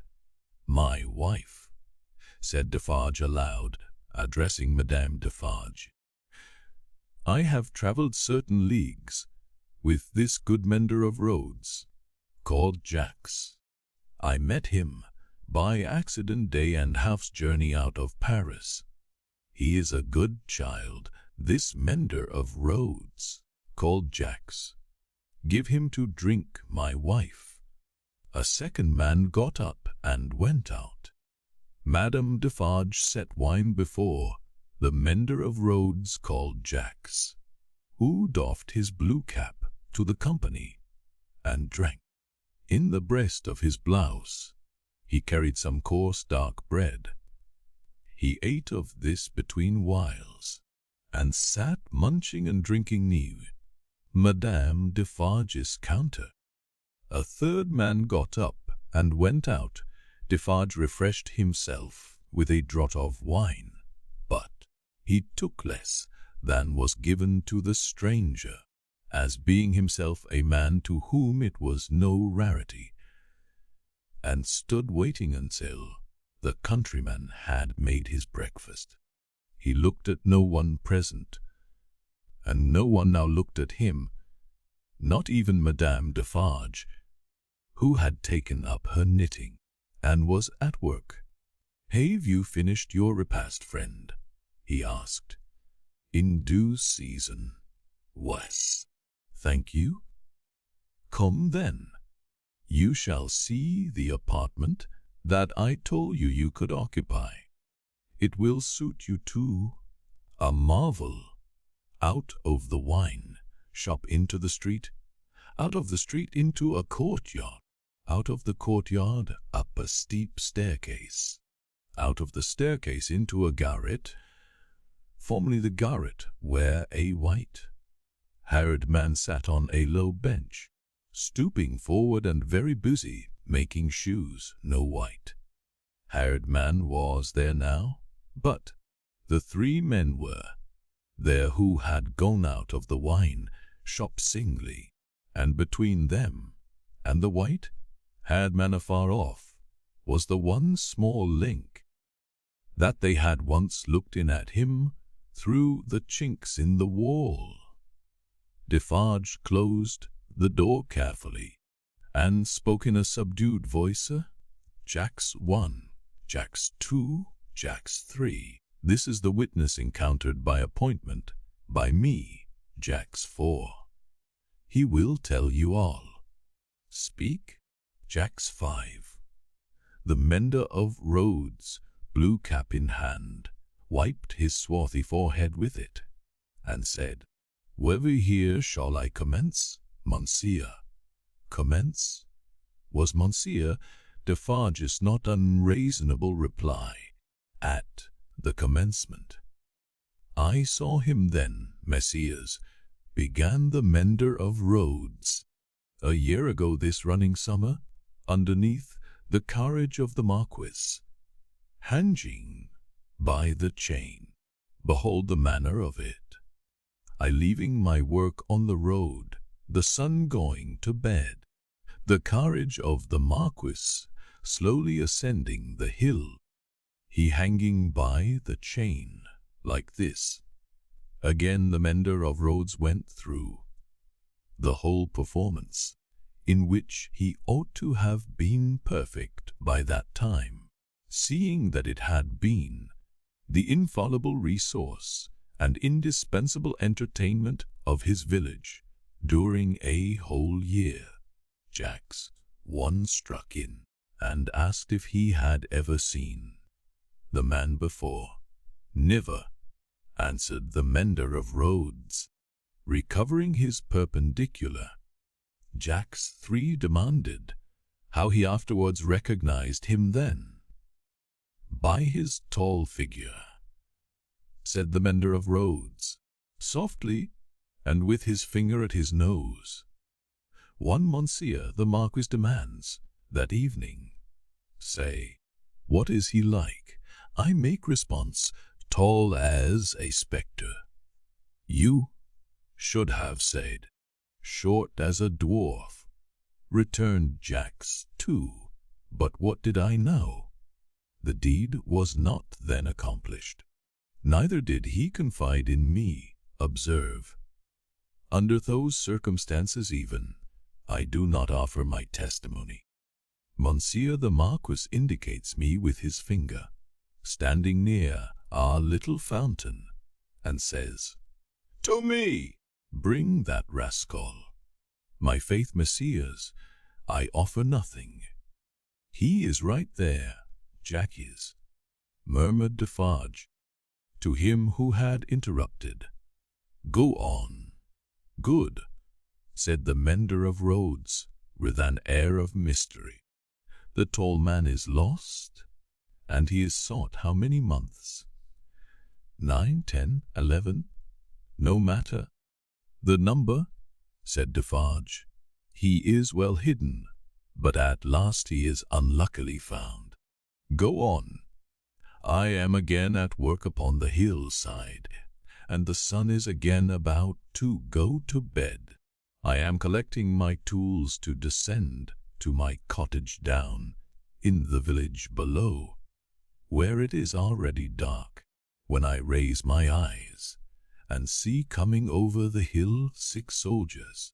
In the midst of them is a tall man with his arms bound, tied to his sides like this.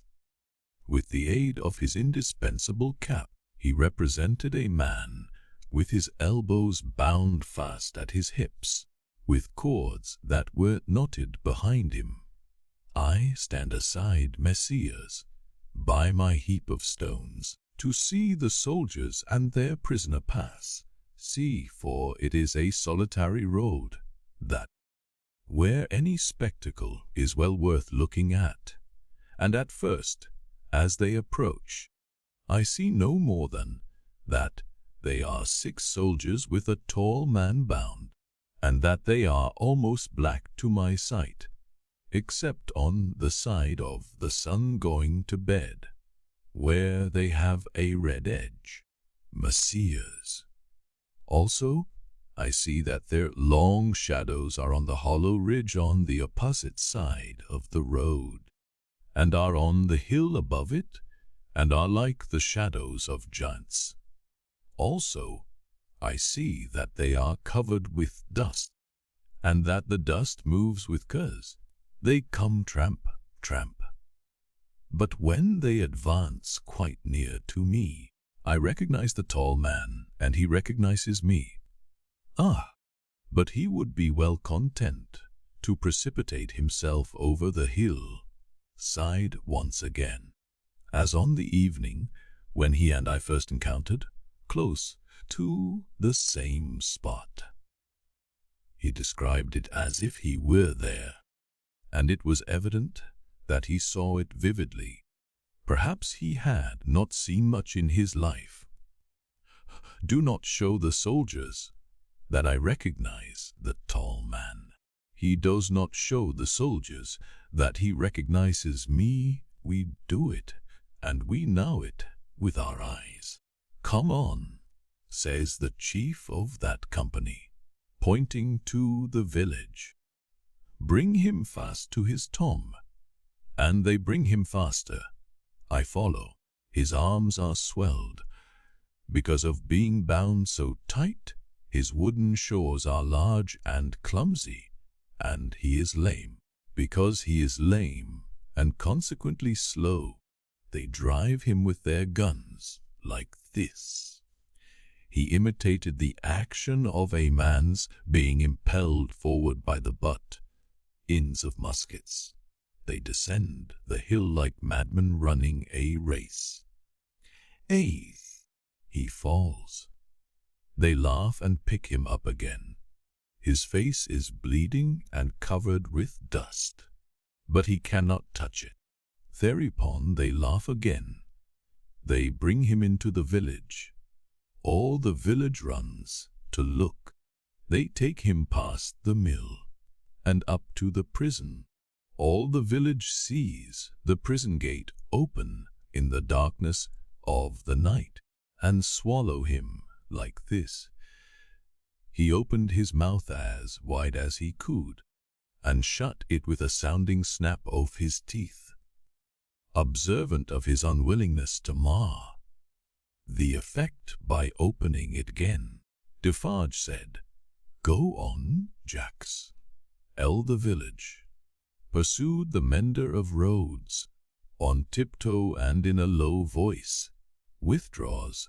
All the village whispers by the fountain. All the village sleeps.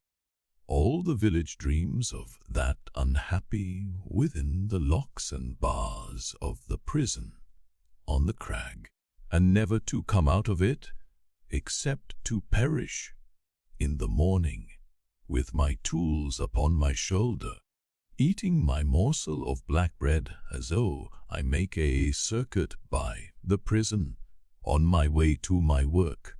There I see him, high up, behind the bars of a lofty iron cage, bloody and dusty as last night, looking through. He has no hand free to wave to me. I dare not call to him. He regards me like a dead man. Defarge and the three glanced darkly at one another. The looks of all of them were dark, repressed, and revengeful, as they listened to the countryman's story. The manner of all of them, while it was secret, was authoritative too. They had the air of a rough tribunal. Jacks 1 and 2 sitting on the old pallet bed, each with his chin resting on his hand, and his eyes intent on the road. Mender Jack is 3, equally intent, on one knee behind them, with his agitated hand always gliding over the network of fine nerve about his mouth and nose. Defarge standing between them and the narrator, whom he had stationed in the light of the window, by turns looking from him to them, and from them to him. "Go on, Jacks," said Defarge. "He remains up there in his iron cage some days. The village looks at him by stealth, for it is afraid but it always looks up from a distance at the prison on the crag, and in the evening, when the work of the day is achieved, and it assembles to gossip at the fountain, all faces are turned towards the prison. Formerly, they were turned towards the posting house. Now, they are turned towards the prison. They whisper at the fountain that although condemned to death, he will not be executed. They say that petitions have been presented in Paris, showing that he was enraged and made mad by the death of his child. They say that a petition has been presented to the king himself. What do I know? It is possible. Perhaps yes, perhaps no. Listen then, Jacks. Number 1 of name sternly interposed. Now that a petition was presented to the king and queen, all here, yourself excepted, saw the king take it in his carriage in the street, sitting beside the queen. It is Defarge whom you see here who, at the hazard of his life, darted out before the horses, with the petition in his hand. And once again listen, Jackal, said the kneeling number 3, his fingers ever wandering over and over those fine nerves, with a strikingly greedy air, as if he hungered for something that was neither food nor drink. The guard, horse and foot, surrounded the petitioner and struck him blows. You hear, I hear. Messieurs, go on then, said Defarge. Again, on the other hand, they whisper at the fountain, resumed the countryman, that he is brought down into our country to be executed on the spot, and that he will very certainly be executed. They even whisper that because he has slain Monseigneur, and because Monseigneur was the father of his tenants, suffs what you will, he will be executed as a parricide. One old man says at the fountain that his right hand, armed with the knife, will be burnt off before his face, that into wounds which will be made in his arms, his breast and his legs, there will be poured boiling oil, melted lead, hot resin wax, and sulphur, finally, that he will be torn limb from limb by 4 strong horses. That old man says all this was actually done to a prisoner who made an attempt on the life of the late King Louis XV. But how do I know if he lives? I am not a scholar. Listen once again then, Jacks, said the man with the restless hand and the craving air.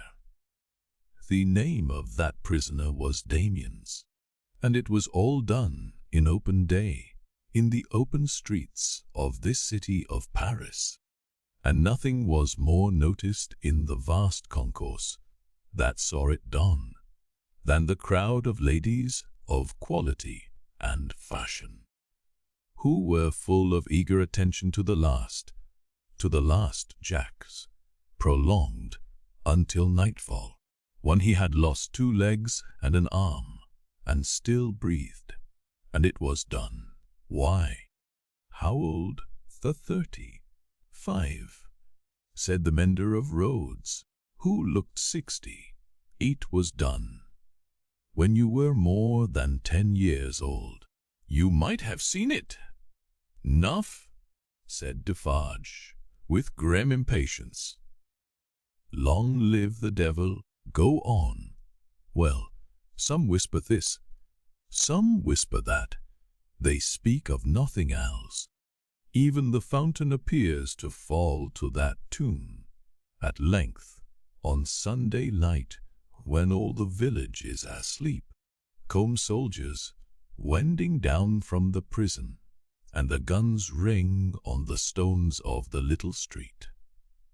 Workmen dig, workmen hammer, soldiers laugh and sing. In the morning, by the fountain, there is raised a gallows 40 feet high, poisoning the water. The mender of roads looked through rather than at the low ceiling, and pointed as if he saw the gallows somewhere in the sky. All work is stopped, all assemble there. Nobody leads the cows out. The cows are there with the rest. At midday, the roll of drums. Soldiers have marched into the prison in the night, and he is in the midst of many soldiers. He is bound as before, and in his mouth there is a gag, tied so with a tight string, making him look almost as if he laughed. He suggested it by creasing his face with his 2 thumbs, from the corners of his mouth to his ears. On the top of the gallows is fixed the knife, blade upwards, with its point in the air. He is hanged there 40 feet high, and is left hanging, poisoning the water.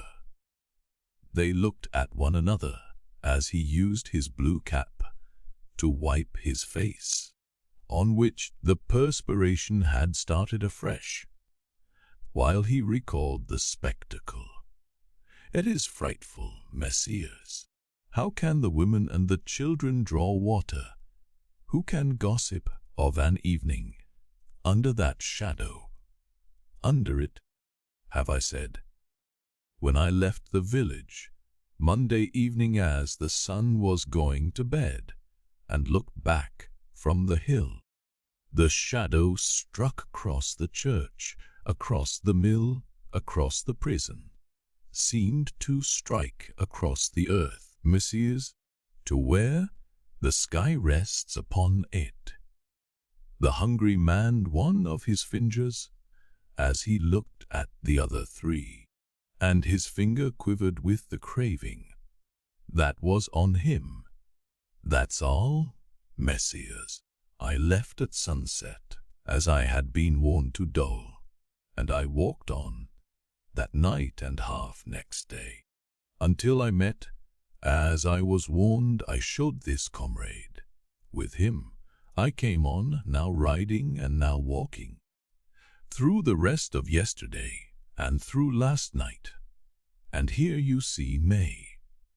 After a gloomy silence, the first Jack said, "Good, you have acted and recounted faithfully. Will you wait for us a little outside the door?" "Very willingly," said the mender of roads, whom Defarge escorted to the top of the stairs, and leaving seated there, returned. The 3 had risen, and their heads were together when he came back to the garret. "How say you, Jacks?" demanded number 1. "To be registered." "To be registered as doomed to destruction," returned Defarge. "Magnificent," croaked the man with the craving. "The chateau and all the race?" inquired the first. "The chateau and all the race," returned Defarge. "Extermination," the hungry man repeated in a rapturous croak. "Magnificent," and began gnawing another finger. "Are you sure," asked Jacks, too, of Defarge, "that no embarrassment can't arise from our manner of keeping the register?" "Without doubt it is safe, for no one beyond ourselves can decipher it. But shall we always be able to decipher it? Or, I ought to say, will she?" "Jacks," returned Defarge, drawing himself up, "if Madame my wife undertook to keep the register in her memory alone, she would not lose a word of it, not a syllable of it, knitted in her own stitches and her own symbols. It will always be as plain to her as the sun. Confide in Madame Defarge. It would be easier for the weakest poltroon that lives to erase himself from existence than to erase one letter of his name or crimes from the knitted register of Madame Defarge. There was a murmur of confidence and approval, and then the man who hungered asked, "Is this rustic to be sent back soon?" "I hope so. He is very simple. Is he not a little dangerous?" "He knows nothing," said Defarge. "At least nothing more than would easily elevate himself to a gallows of the same height. I charge myself with him. Let him remain with me. I will take care of him and set him on his road. He wishes to see the fine world. The king, the queen, and court, let him see them on Sunday." "What?" exclaimed the hungry man, staring. "Is it a good sign that he wishes to see royalty and nobility?" "Jacks," said Defarge, "judiciously show a cat milk, if you wish her to thirst for it. Judiciously show a dog his natural prey, if you wish him to bring it down one day." Nothing more was said, and the mender of roads, being found already dozing on the topmost stair, was advised to lay himself down on the pallet bed and take some rest. He needed no persuasion, and was soon asleep. Worse quarters than Defarge's wine shop could easily have been found in Paris for a provincial slave of that degree. Saving for a mysterious dread of Madame by which he was constantly haunted, his life was very new and agreeable. But Madame sat all day at her counter, so expressly unconscious of him, and so particularly determined not to perceive that his being there had any connection with anything below the surface, that he shook in his wooden shoes whenever his eye lighted on her. For he contended with himself that it was impossible to foresee what that lady might pretend next, and he felt assured that if she should take it into her brightly ornamented head to pretend that she had seen him do a murder and afterwards flay the victim, she would infallibly go through with until the play was played out. Therefore, when Sunday came, the mender of roads was not enchanted, though he said he was, to find that Madame was to accompany Monseigneur and himself to Versailles. It was additionally disconcerting to have Madame knitting all the way there in a public conveyance. It was additionally disconcerting yet to have Madame in the crowd the afternoon, still with her knitting in her hands, as the crowd waited to see the carriage of the king and queen. "You work hard," said a man near her. "Yes," answered Madame Defarge, "I have a good deal to do." "What do you make, madam?" "Many things. For instance." "For instance," returned Madame Defarge composedly, "shrouds." The man moved a little further away as soon as he could, and the mender of roads fanned himself with his blue cap, feeling it mightily close and oppressive. If he needed a king and queen to restore him, he was fortunate in having his remedy at hand, for soon the large-faced king and the fair-faced queen came their golden coach, attended by the shining bull's eye of their court, a glittering multitude of laughing ladies and fine lords, and in jewels and silks and powder and splendor, and elegantly spurning figures, and handsomely disdainful faces of both sexes. The mender of roads bathed himself, so much to his temporary intoxication, that he cried, "Long live the king! Long live the queen! Long live everybody and everything!" as if he had never heard of ubiquitous jacks in his time. Then there were gardens, courtyards, pharisans, green banks, more king and queen, more bull's eye, more lords and ladies, more long live they all, until he absolutely wept with sentiment. During the whole of this scene, which lasted some 3 hours, he had plenty of shouting and weeping and sentimental company, and throughout Defarge held him by the collar, as if to restrain him from flying at the objects of his brief devotion and tearing them to pieces. "Bravo," said Defarge, clapping him on the back when it was over, like a patron. "You are a good boy." The mender of roads was now coming to himself, and was mistrustful of having made a mistake in his late demonstrations. "But no, you are the fellow we want," said Defarge in his air. "You make these fools believe that it will last forever. Then they are the more insolent, and it is the nearer ended."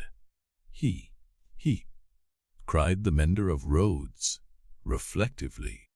"That's true. These fools know nothing, while they despise your breath, and would stop it for ever and ever, in you or in 100, rather than in one of their own horses or dogs. They only know what your breath tells them. Let it deceive them, then a little longer. It cannot deceive them too much."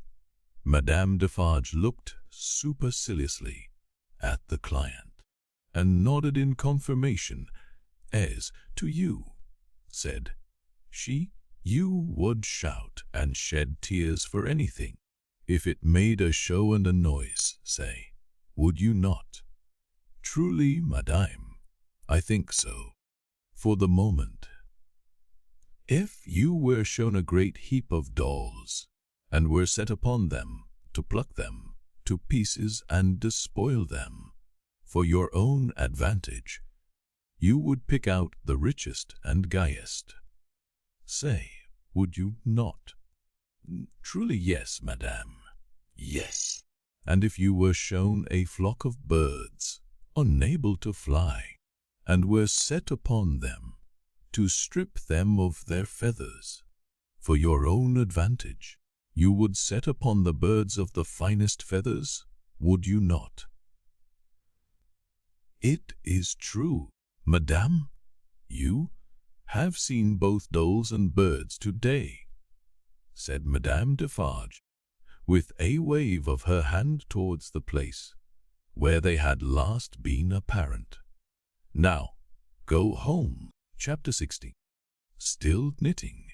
Madame Defarge, Monsieur, her husband, returned amicably to the bosom of Saint Antoine, while a speck in a blue cap toiled the darkness, and through the dust, and down the weary miles of avenue by the wayside, slowly tending towards that point of the compass where the chateau of Monseigneur, the Marquis, now in his grave, listened to the whispering trees. Such ample leisure had the stone faces now for listening to the trees and to the fountain, that the few village scarecrows, who, in their quest for herbs to eat and fragments of dead stick to burn, strayed within sight of the great stone courtyard and terrace staircase. Had it borne in upon their starved fancy that the expression of the faces was altered? A rumor just lived in the village, had a faint and bare existence there, as its people had, that when the knife struck home, the faces changed from faces of pride to faces of anger and pain. Also, that when that dangling figure was hauled up 40 feet above the fountain, they changed again, and bore a cruel look of being avenged, which they would henceforth bear forever. In the stone face over the great window of the bed chamber where the murder was done, 2 fine dints were pointed out in the sculptured nose, which everybody recognized, and which nobody had seen of old. And on the scarce occasions when 2 or 3 ragged peasants emerged from the crowd to take a hurried peep at Monseigneur, the Marquis, petrified, a skinny finger would not have pointed to it for a minute before they all started away among the moss and leaves, like the more fortunate hares who could find a living there. Chateau and hut, stone face and dangling figure, the red stain on the stone floor, and the pure water in the village well, thousands of acres of land, a whole province of France, all France itself, lay under the night sky, concentrated into a faint hair-breadth line. So does a whole world, with all its greatnesses and littlenesses, lie in a twinkling star, and as mere human knowledge can split, array out and analyze the manner of its composition, so sublimer intelligences may read in the feeble shining of this earth of ours every thought and act, every vice and virtue of every responsible creature on it. The Defarges, husband and wife, came lumbering under the starlight in their public vehicle to that gate of Paris whereunto their journey naturally tended. There was the usual stoppage at the barrier guardhouse, and the usual lanterns came glancing forth for the usual examination and inquiry. Monsieur Defarge alighted, knowing 1 or 2 of the soldiery there, and 1 of the police. The latter he was intimate with, and affectionately embraced. When Saint Antoine had again enfolded the Defarges in his dusky wings, and they, having finally alighted near the saint's boundaries, were picking their way on foot through Lac-Mac and offal of his streets, Madame Defarge spoke to her husband. "Say then, my friend, what did Jacks of the police tell thee?" "Very little to-night, but all he knows. There is another spy commissioned for our quarter. There may be many more, for all that he can say, but he knows of one." "Well?"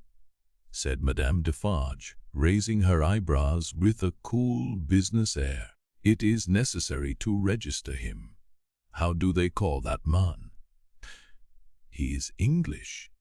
"Ah, so much the better. His name?" "Barsad," said Defarge, making it French by pronunciation. But he had been so careful to get it accurately that he then spelt it with perfect correctness. "Barsad," repeated Madame. "Good Christian name." "John Barsad," repeated Madame, after murmuring it once to herself. "Good.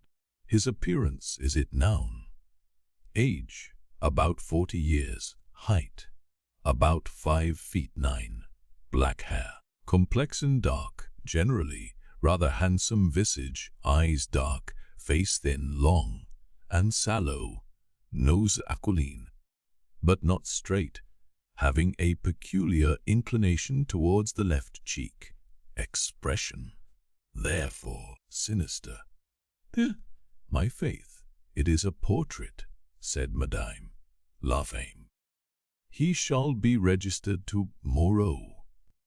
They turned into the wine shop, which was closed, for it was midnight, and where Madame Defarge immediately took her post at her desk, counted the small moneys that had been taken during her absence, examined the stock, went through the entries in the book, made other entries of her own, checked the serving man in every possible way, and finally dismissed him to bed. Then she turned out the contents of the bowl of money for the second time, and began knotting them up in her handkerchief in a chain of separate knots for safe keeping through the night. All this while Defarge, with his pipe in his mouth, walked up and down, complacently admiring, but never interfering, in which condition, indeed, as to the business and his domestic affairs, he walked up and down through life. The night was hot, and the shop, close shut and surrounded by so full a neighbourhood, was ill-smelling. Monsieur Defarge's olfactory sense was by no means delicate, but the stock of wine smelt much stronger than it ever tasted, and so did the stock of rum and brandy and aniseed. He whiffed the compound of sense away as he put down his smoked-out pipe. "You are fatigued," said Madame, raising her glance as she knotted the money. "There are only the usual adors." "I am a little tired," her husband acknowledged. "You are a little depressed, too," said Madame, whose quick eyes had never been so intent on the accounts. But they had had a ray or two for him. Oh, the men! "But, my dear," began Defarge. "But, my dear," repeated Madame, nodding firmly. "But, my dear, you are faint of heart to-night, my dear." "Well, then," said Defarge, as if a thought were wrung out of his breast, "it is a long time." "It is a long time," repeated his wife. "When is it not a long time? Vengeance and retribution require a long time. It is the rule. It does not take a long time to strike a man with lightning," said Defarge. "How long," demanded Madame, composedly, "does it take to make and store the lightning? Tell me." Defarge raised his head thoughtfully, as if there was something in that too. "It does not take a long time," said Madame, "for an earthquake to swallow a town. Well, tell me how long it takes to prepare the earthquake."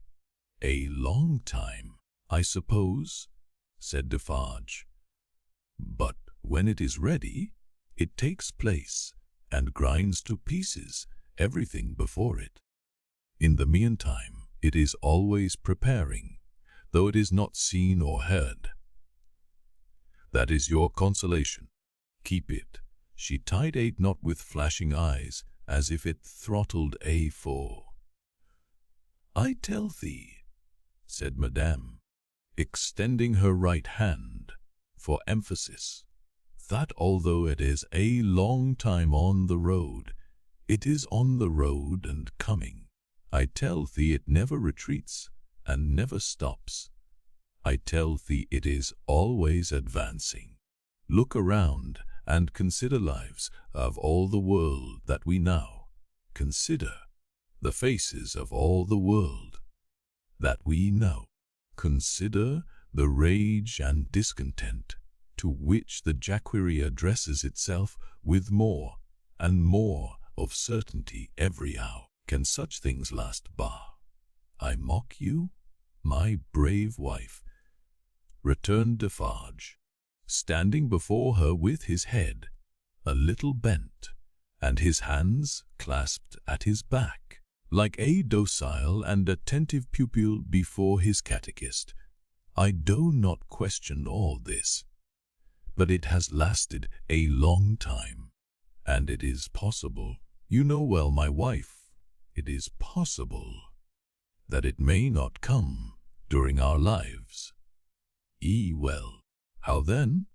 Demanded Madame, tying another knot, as if there were another enemy strangled. Well, said Defarge, with a half-complaining and half-apologetic shrug, we shall not see the triumph. We shall have helped it, returned Madame, with her extended hand in strong action. Nothing that we do is done in vain. I believe, with all my soul, that we shall see the triumph. But even if not, even if I knew certainly not, show me the neck of an aristocrat and tyrant, and still I would. Then Madame, with her teeth set, tied a very terrible knot indeed. Hold, cried Defarge, reddening a little as if he felt charged with cowardice. I too, my dear, will stop at nothing. Yes, but it is your weakness that you sometimes need to see your victim, and your opportunity to sustain yourself. Without that, when the time comes, let loose a tiger and a devil. But wait for the time with the tiger and the devil chained, not shown, yet always ready. Madame enforced the conclusion of this piece of advice, striking her with money. Is it seeing her little counterpart is knocked, brings out, and then gathering the heavy handkerchief under her arm in a serene manner, and observing that it was time to go to bed. Next noontide saw the admirable woman in her usual place in the wine shop, knitting away assiduously. A rose lay beside her, and if she now and then glanced at the flower, it was with no infraction of her usual preoccupied air. There were a few customers, drinking or not drinking, standing or seated, sprinkled about. The day was very hot, and heaps of flies, who were extending their inquisitive and adventurous perquisitions into all. The gluttonous little glasses near Madame fell dead at the bottom. Their decease made no impression on the other flies out promenading, who looked at them in the coolest manner, as if they themselves were elephants, or something as far removed, until they met the same fate. Curious to consider how heedless flies are, perhaps they thought as much at court that sunny summer day.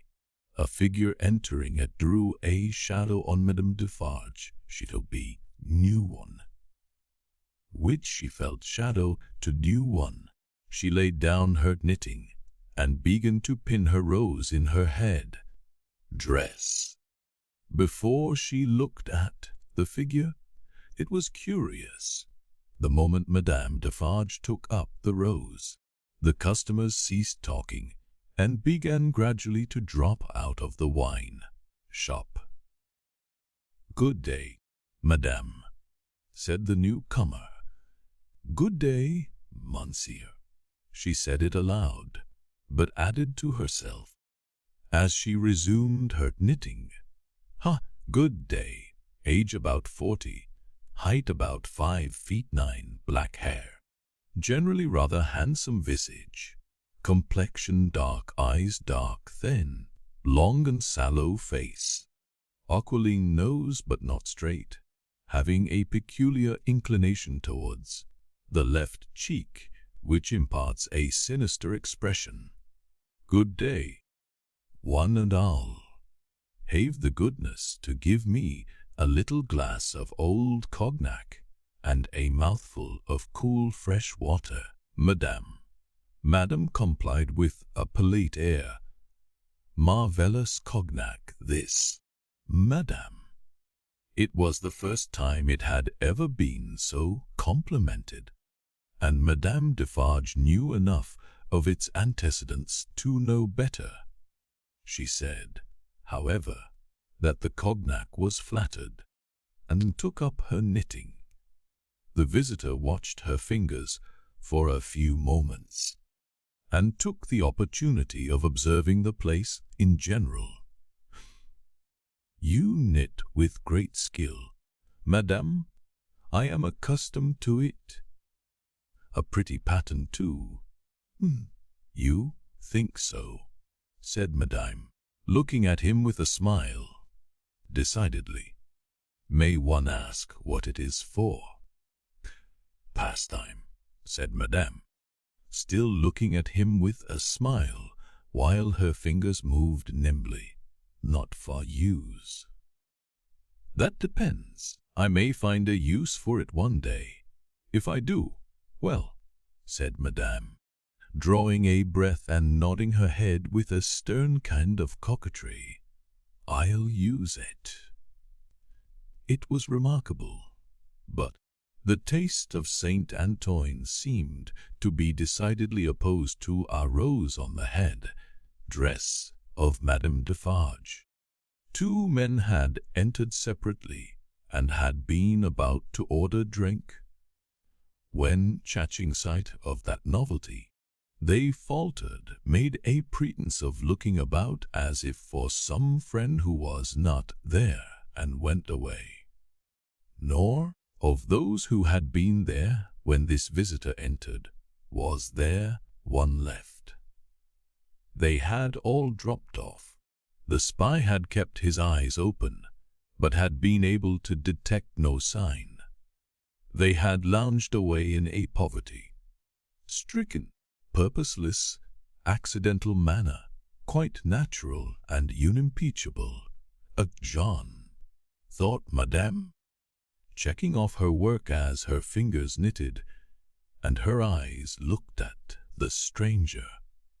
Stay long enough, and I shall knit Barsad before you go, Bow. You have a husband, madame? I have.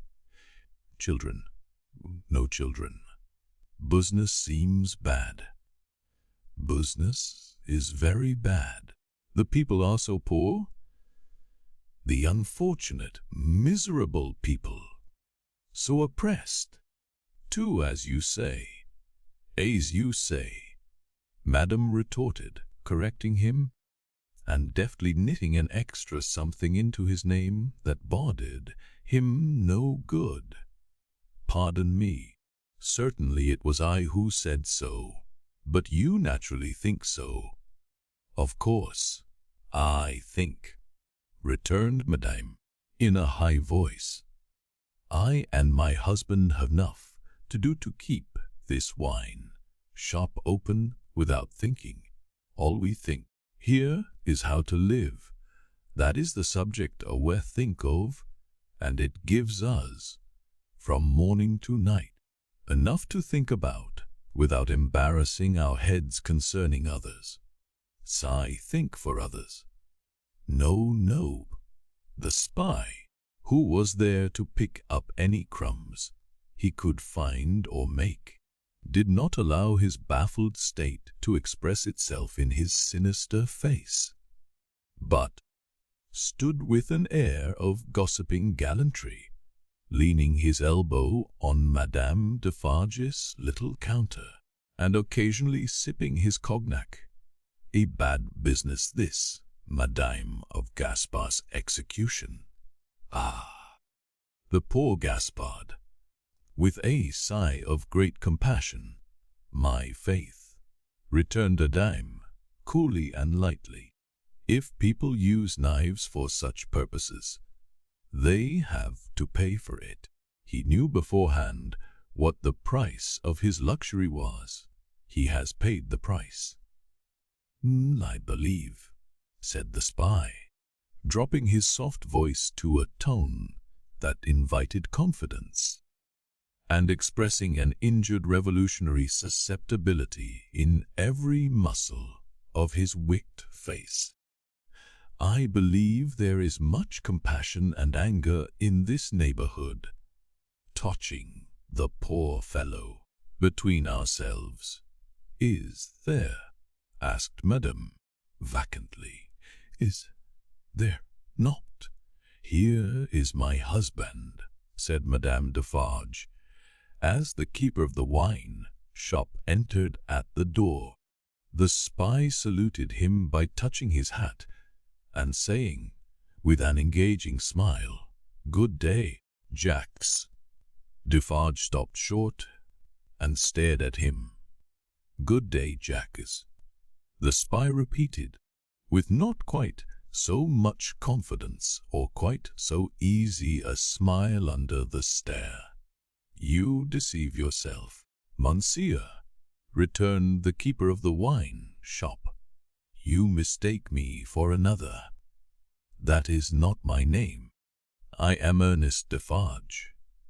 "It is all the same," said the spy, airily, but discomfited too. "Good day, good day," answered Defarge, dryly. "I was saying to Madame, with whom I had the pleasure of chatting when you entered, that they tell me there is, and no wonder, much sympathy and anger in Saint Antoine, touching the unhappy fate of poor Gaspard." "No one has told me so," said Defarge, shaking his head. "I know nothing of it." Having said it, he passed behind the little counter and stood with his hand on the back of his wife's chair, looking over that barrier at the person to whom they were both opposed, and whom either of them would have shot with the greatest satisfaction. The spy, well used to his business, did not change his unconscious attitude, but drained his little glass of cognac, took a sip of fresh water, and asked for another glass of cognac. Madame Defarge poured it out for him, took to her knitting again, and hummed a little song over it. "You seem to know this quarter well. That is to say, better than I do," observed Defarge. "Not at all, but I hope to know it better. I am so profoundly interested in its miserable inhabitants." "Ah!" muttered Defarge. "The pleasure of conversing with you, Monsieur Defarge, recalls to me," pursued the spy, "that I have the honor of cherishing some interesting associations with your name." "Indeed," said Defarge, with much indifference. "Yes, indeed. When Dr. Manette was released, you, his old domestic, had the charge of him, I know. He was delivered to you. You see, I am informed of the circumstances." "Such is the fact, certainly," said Defarge. He had had it conveyed to him, in an accidental touch of his wife's elbow, as she knitted and warbled, that he would do best to answer, but always with brevity. "It was to you," said the spy, "that his daughter came, and it was from your care that his daughter took him, accompanied by a neat brown Monsieur. How is he called? In a little wig, lorry of the Bank of Tellson and Company over to England." "Such is the fact," repeated Defarge. "Very interesting remembrances," said the spy. "Very. I have known Dr. Manette and his daughter in England." Yes, said Defarge. "You don't hear much about them now," said the spy. "No," said Defarge. "In effect," Madame struck in, looking up from her work and her little song, "we never hear about them. We received the news of their safe arrival, and perhaps another letter, or perhaps two, but since then they have gradually taken their road in life. We ours. And we have held no correspondence." "Perfectly so," Madame replied. "The spy. She is going to be married." "Going?" echoed Madame. "She was pretty enough to have been married long ago. You English are cold, it seems to me." "Oh, you know I am English." "I perceive your tongue is," returned Madame. "And what the tongue is, I suppose the man is." He did not take the identification as a compliment, but he made the best of it, and turned it off with a laugh. After sipping his cognac to the end, he added, "Yes, Miss Manette is going to be married, but not to an Englishman, to one who, like herself, is French by birth. And speaking of Gaspard, our poor Gaspard, it was cruel. It is a curious thing that she is going to marry the nephew of Monseigneur, the Marquis, for whom Gaspard was exalted to that height of so many feet. In other words, the present Marquis, but he lives unknown in England. He is no Marquis there, he is Mr. Charles Darnay. D'Aulnay is the name of his mother's family." Madame Defarge knitted steadily, but the intelligence had a palpable effect upon her husband. Do what he would behind the little counter, as to the striking of a light and the lighting of his pipe, he was troubled, and his hand was not trustworthy. The spy would have been no spy if he had failed to see it, or to record it in his mind. Having made, at least, this one hit, whatever it might prove to be worth, and no customers coming in to help him to any other, Monsieur Barsad paid for what he had drunk, and took his leave, taking occasion to say, in a genteel manner, before he departed, that he looked forward to the pleasure of seeing Monseigneur and Madame Defarge again.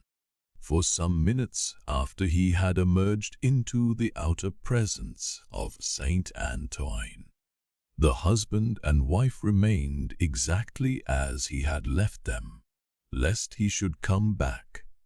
"Can it be true?" said Defarge in a low voice, looking down at his wife, as he stood smoking with his hand on the back of her chair, "what he has said of Mademoiselle Manette?" "As he has said it," returned Madame, lifting her eyebrows a little, "it is probably false, but it may be true. If it is—" Defarge began, and stopped. "If it is," repeated his wife, "and if it does come, while we live to see it triumph, I hope, for her sake, Destiny will keep her husband out of France." "Her husband's destiny," said Madame Defarge, with her usual composure, "will take him where he is to go, and will lead him to the end that is to end him. That is all I know. But it is very strange. Now, at least, is it not very strange?" said Defarge. rather pleading with his wife to induce her to admit it, that, after all our sympathy, for Monseigneur her father, and herself, her husband's name should be proscribed under your hand at this moment, by the side of that infernal dog's who has just left you's. Stranger things than that will happen when it does come, answered Madame. I have them both here, of a certainty, and they are both here for their merits. That is enough. She rolled up her knitting when she had said those words, and presently took the rose out of the handkerchief that was wound about her head. Either Saint Antoine had an instinctive sense that the objectionable decoration was gone, or Saint Antoine was on the watch for its disappearance.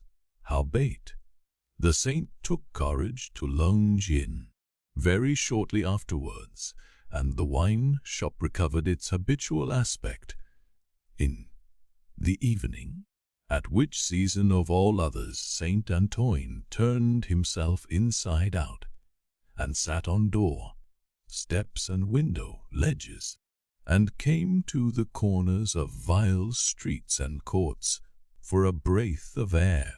Madame Defarge, with her work in her hand, was accustomed to pass from place to place, and from group to group, a missionary. There were many like her, such as the world will do well never to breed again. All the women knitted. They knitted worthless things, but the mechanical work was a mechanical substitute for eating and drinking. The hands moved for the jaws, the digestive apparatus. If the bony fingers had been still, the stomachs would have been more famine, pinched, but as the fingers went, the eyes went, and the thoughts. And as Madame Defarge moved on from group to group, all three went quicker and fiercer among every little knot of women that she had spoken with and left behind. Her husband smoked at his door, looking after her with admiration. "A great woman," said he, "a strong woman, a grand woman, a frightfully grand woman." Darkness closed around, and then came the ringing of church bells and the distant beating of the military drums in the palace courtyard. As the women sat knitting, darkness encompassed them. Another darkness was closing in as surely, when the church bells, then ringing pleasantly in many an airy steeple over France, should be melted into thundering cannon, when the military drums should be beating to drown a wretched voice, that night all potent as the voice of power and plenty, freedom and life. So much was closing in about the women who sat knitting, that they their very selves were closing in around structure yet unbuilt, where they were to sit knitting, counting dropping heads. Chapter 17. One night never did the sun go down with a brighter glory on the quiet corner in Soho than one memorable evening, when the doctor and his daughter sat under the plane tree together. Never did the moon rise with a milder radiance over great London than on that night, when it found them still seated under the tree and shone upon their faces through its leaves. Lucie was to be married to-morrow. She had reserved this last evening for her father, and they sat alone under the plane tree. "You are happy, my dear father, my child." They had said little, though they had been there a long time. When it was yet light enough to work and read, she had neither engaged herself in her usual work, nor had she read to him. She had employed herself in both ways, at his side under the tree, many and many a time. But this time was not quite like any other, and nothing could make it so, and I am very happy to night. Dear father, I am deeply happy in the love that heaven has so blessed. My love for Charles, and Charles's love for me. But if my life were not to be still consecrated to you, or if my marriage were so arranged as that it would part yous, even by the length of a few of these streets, I should be more unhappy and self-reproachful now than I can tell you. Even as it is, even as it was, she could not command her voice. In the sad moonlight, she clasped him by the neck, and laid her face upon his breast. In the moonlight, which is always sad, as the light of the sun itself is, as the light called human life is, at its coming and its going. Dearest dear, can you tell me, this last time, that you feel quite sure no new affections of mine, and no new duties of mine will ever interpose between us? Know it well, but do you know it? In your own heart, do you feel quite certain? Her father answered, with a cheerful firmness of conviction he could scarcely have assumed. Quite sure, my darling, more than that, he added, as he tenderly kissed her. My future is far brighter, Lucie, seen through your marriage, than it could have been, nay, than it ever was without it. If I could hope that my father believe it love, indeed it is so. Consider how natural and how plain it is, my dear, that it should be so. You, devoted and young, cannot fully appreciate the anxiety I have felt that your life should not be wasted. She moved her hand towards his lips, but he took it in his and repeated the word. Wasted, my child, should not be wasted, struck aside from the natural order of things. For my sake, your unselfishness cannot entirely comprehend how much my mind has gone on this. But only ask yourself, how could my happiness be perfect while yours was incomplete? If I had never seen Charles, my father, I should have been quite happy with you. He smiled at her unconscious admission that she would have been unhappy without Charles, having seen him, and replied, My child, you did see him, and it is Charles. If it had not been Charles, it would have been another. Or, if it had been no other, I should have been the cause, and then the dark part of my life would have cast its shadow beyond myself, and would have fallen on you. It was the first time, except at the trial, of her ever hearing him refer to the period of his suffering. It gave her a strange and new sensation while his words were in her ears, and she remembered it long afterwards. See, said the doctor of Beauvais, raising his hand towards the moon, I have looked at her from my prison window, when I could not bear her light. I have looked at her when it has been such torture to me to think of her shining upon what I had lost, that I have beaten my head against my prison walls. I have looked at her in a state so dull and lethargic that I have thought of nothing but the number of horizontal lines I could draw across her at the full, and the number of perpendicular lines with which I could intersect them. He added in his inward and pondering manner, as he looked at the moon, "It was 20 either way, I remember, and the 20th was difficult to squeeze in."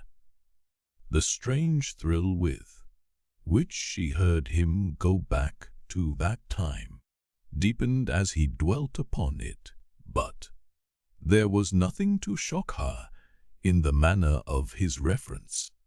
He only seemed to contrast his present cheerfulness and felicity with the dire endurance that was over. I have looked at her, speculating thousands of times upon the unborn child from I had been rent, whether it was alive, whether it had been born alive, or the poor mother's shock had killed it, whether it was a son who would some day avenge his father. There was a time in my imprisonment when my desire for vengeance was unbearable, whether it was a son who would never know his father's story, who might even live to weigh the possibility of his father's having disappeared of his own will and act, whether it was a daughter who would grow to be a woman. She drew closer to him and kissed his cheek and his hand. I have pictured my daughter to myself as perfectly forgetful of me, rather altogether ignorant of me and unconscious of me. I have cast up the years of her age year after year. I have seen her married to a man who knew nothing of my fate. I have altogether perished from the remembrance of the living, and in the next generation my place was a blank. My father, even to hear that you had such thoughts of a daughter who never existed, strikes to my heart as if I had been that child. You, Lucie.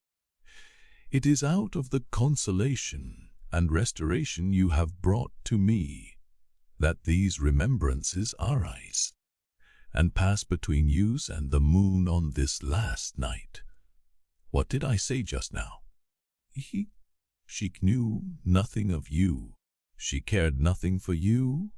So, but on other moonlight nights, when the sadness and the silence have touched me in a different way, have affected me with something as like a sorrowful sense of peace as any emotion that had pain for its foundations could, I have imagined her as coming to me in my cell and leading me out into the freedom beyond the fortress.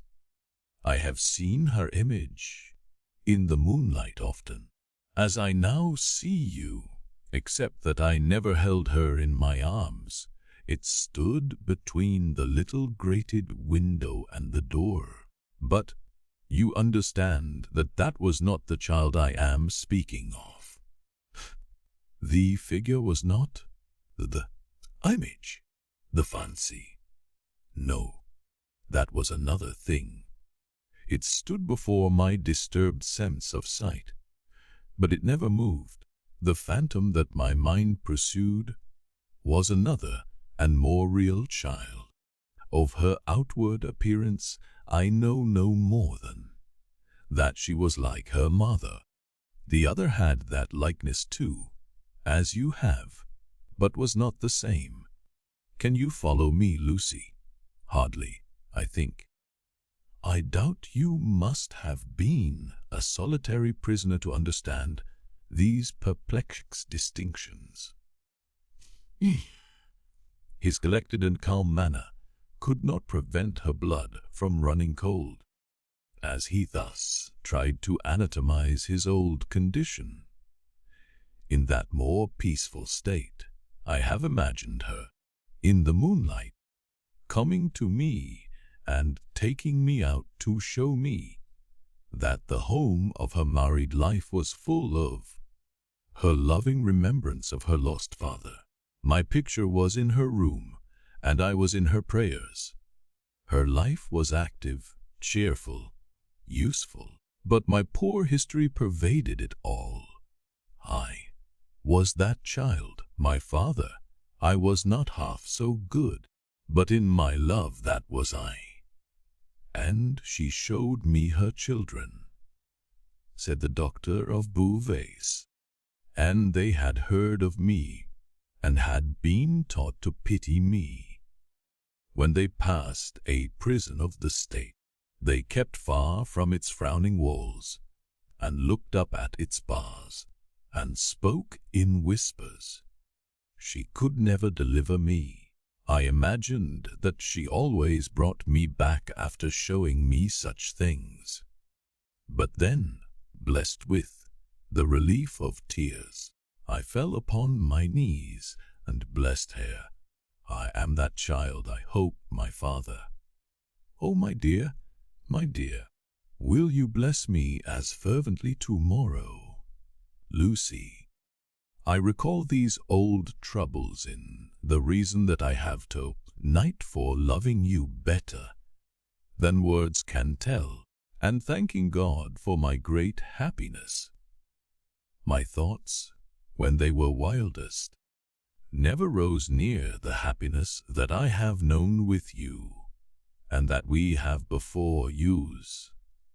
He embraced her, solemnly commended her to heaven, and humbly thanked heaven for having bestowed her on him. By and by, they went into the house. There was no one bidden to the marriage but Mr. Lorry. There was even to be no bridesmaid but the gaunt Miss Pross. The marriage was to make no change in their place of residence. They had been able to extend it by taking to themselves the upper rooms formerly belonging to the apocryphal invisible lodger, and they desired nothing more. Dr. Manette was very cheerful at the little supper. They were only 3 at table, and Miss Pross made the 3rd.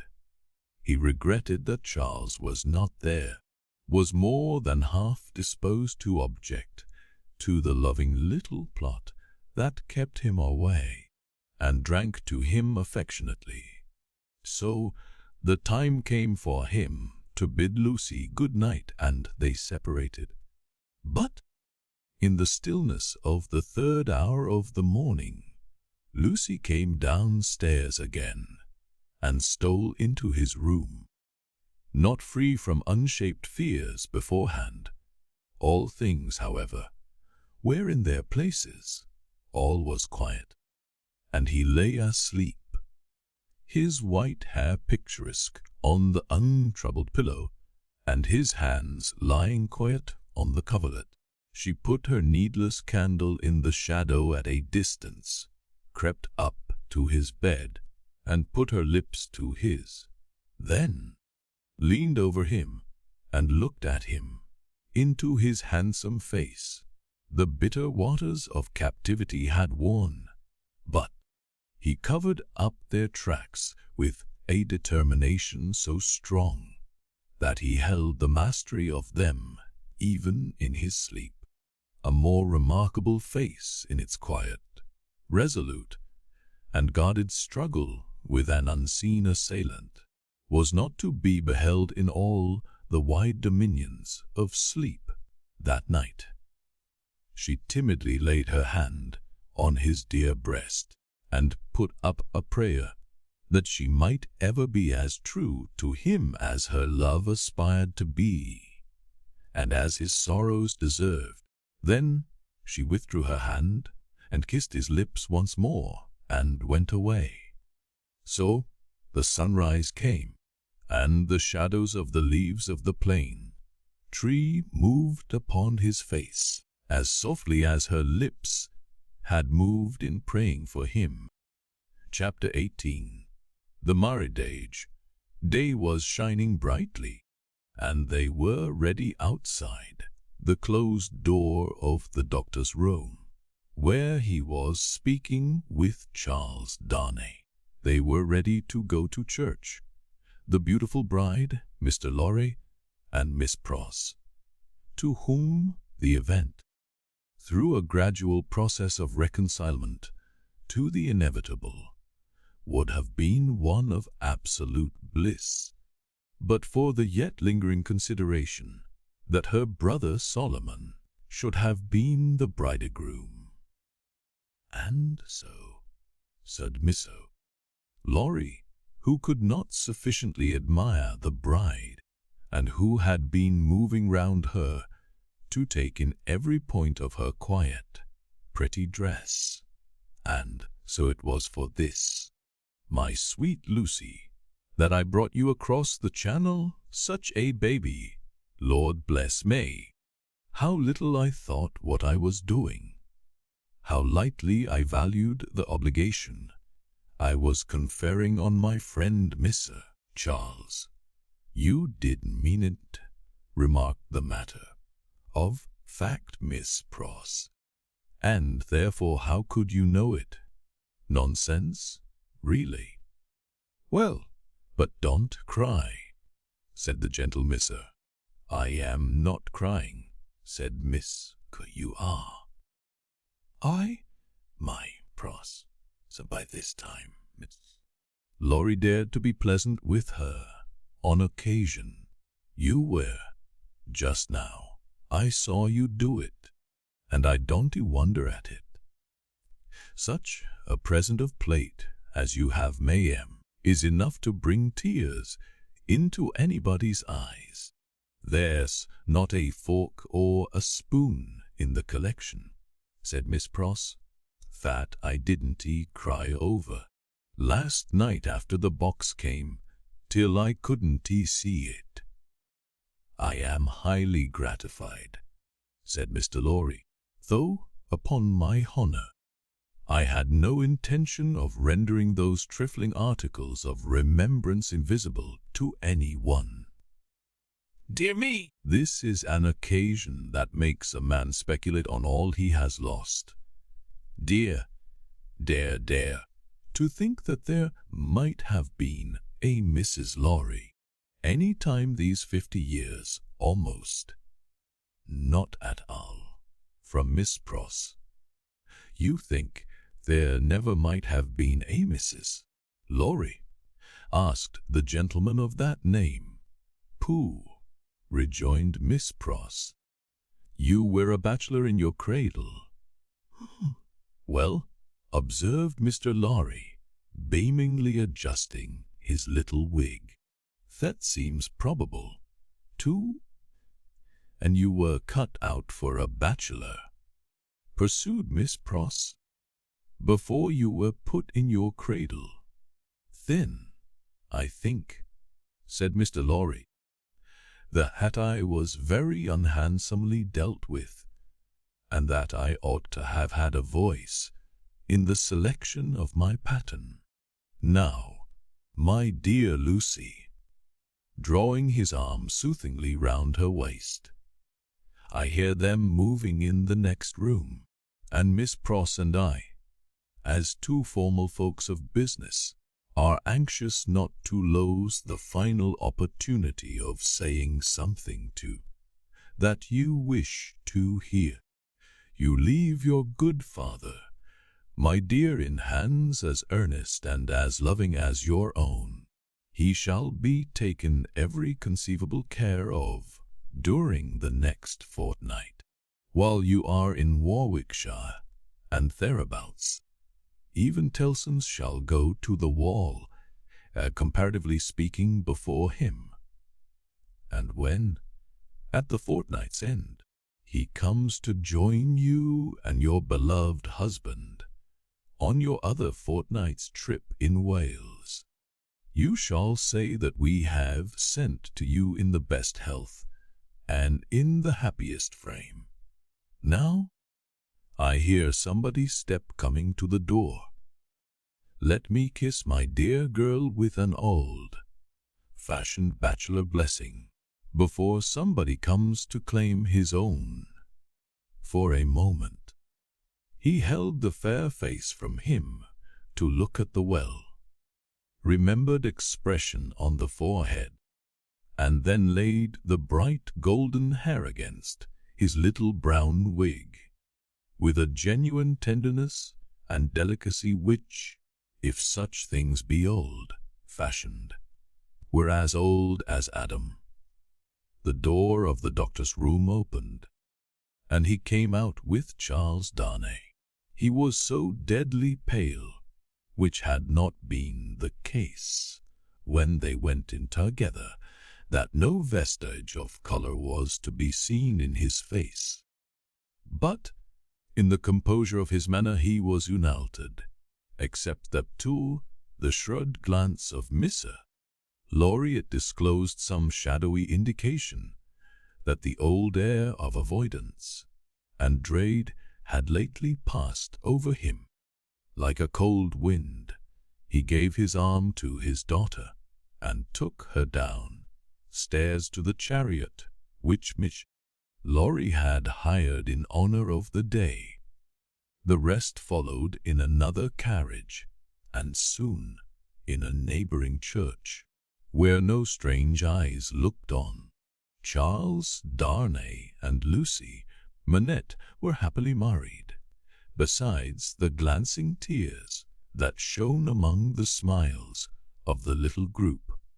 When it was done, some diamonds, very bright and sparkling, glanced on the bride's hand, which were newly released from the dark obscurity of one of Mr. Lorry's pockets.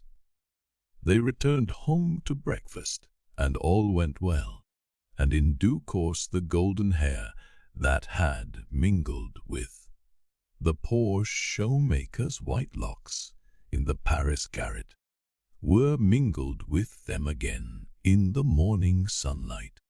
On the threshold of the door at parting, it was a hard parting, though it was not for long, but her father cheered her, and said at last, gently disengaging himself from her enfolding arms, "Take her, Charles, she is yours," and her agitated hand waved to them from a chaise window, and she was gone. The corner being out of the way of idle and curious, and the preparations having been very simple and few, the doctor, Mr. Lorry, and Miss Pross were left quite alone. It was when they turned into the welcome shade of the cool old hall that they saw Lorry observed a great change to have come over the doctor, as if the golden arm uplifted there had struck him a poisoned blow. He had naturally repressed much, and some revulsion might have been expected in him when the occasion for repression was gone. But it was the old scared, lost look that troubled Mr. Lorry, and through his absent manner of clasping his head and drearily wandering away into his own room.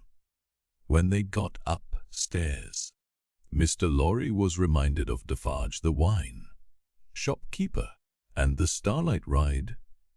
"I think," he whispered to Miss Pross, after anxious consideration, "I think we had best not speak to him just now, or at all disturb him. I must look in at Tellson's, so I will go there at once and come back presently. Then we will take him a ride into the country and dine there, and all will be well." It was easier for Mr. Lorry to look in at Tellson's than to look out of Tellson's. He was detained 2 hours. When he came back, he ascended the old staircase alone, having asked no question of the servant, going thus into the doctor's rooms He was stopped by a low sound of knocking. "Good God," he said, with a start. "What's that?" Miss Pross, with a terrified face, was at his ear. "Oh me, all is lost," cried she, wringing her hands. "What is to be told to Ladybird? He doesn't now me, and is making shoes." Mr. Lorry said what he could to calm her, and went himself into the doctor's room. The bench was turned towards the light, as it had been when he had seen the shoemaker at his work before, and his head was bent down, and he was very busy. "Dr. Manette, my dear friend, Dr. Manette." The doctor looked at him for a moment, half inquiringly, half as if he were angry at being spoken to, and bent over his work again. He had laid aside his coat and waistcoat. His shirt was open at the throat, as it used to be when he did that work, and even the old haggard, faded surface of face had come back to him. He worked hard, impatiently, as if in some sense of having been interrupted. Mr. Lorry glanced at the work in his hand, and observed it was a shoe of the old size and shape. He took up another that was lying by him, and asked what it was. "A young lady's walking shoe," he muttered, without looking up. "It ought to have been finished long ago. Let it be. But, Dr. Manette, look at me." He obeyed, in the old mechanically submissive manner, without pausing in his work. "You know me, my dear friend. Think again. This is not your proper occupation. Think, dear friend." Nothing would induce him to speak more. He looked up, for an instant at a time, when he was requested to do so, but no persuasion would extract a word from him. He worked and worked and worked, in silence, and words fell on him as they would have fallen on an echoless wall, or on the air. The only ray of hope that Mr. Lorry could discover was that he sometimes furtively looked up without being asked. In that there seemed a faint expression of curiosity or perplexity, as though he were trying to reconcile some doubts in his mind. Two things at once impressed themselves on Miss Lorry as important above all others. The first, that this must be kept secret from Lucie. The second, that it must be kept secret from all who knew him. In conjunction with Miss Pross, he took immediate steps towards the latter precaution, by giving out that the doctor was not well, and required a few days of complete rest, in aid of the kind deception to be practiced on his daughter. Miss Pross was to write, describing his having been called away professionally, and referring to an imaginary letter of 2 or 3 hurried lines in his own hand, represented have been addressed to her by the same post. These measures, advisable to be taken in any case, Miss Lorry took in the hope of his coming to himself. If that should happen soon, he kept another course in reserve, which was to have a certain opinion that he thought the best on the doctor's case, in the hope of his recovery, and of resort to this third course being thereby rendered practicable. Mr. Lorry resolved to watch him attentively, with as little appearance as possible of doing so. He therefore made arrangements to absent himself from Tellson's for the first time in his life, and took his post by the window in the same room, he was not long in discovering that it was worse than useless to speak to him, since, on being pressed, he became worried.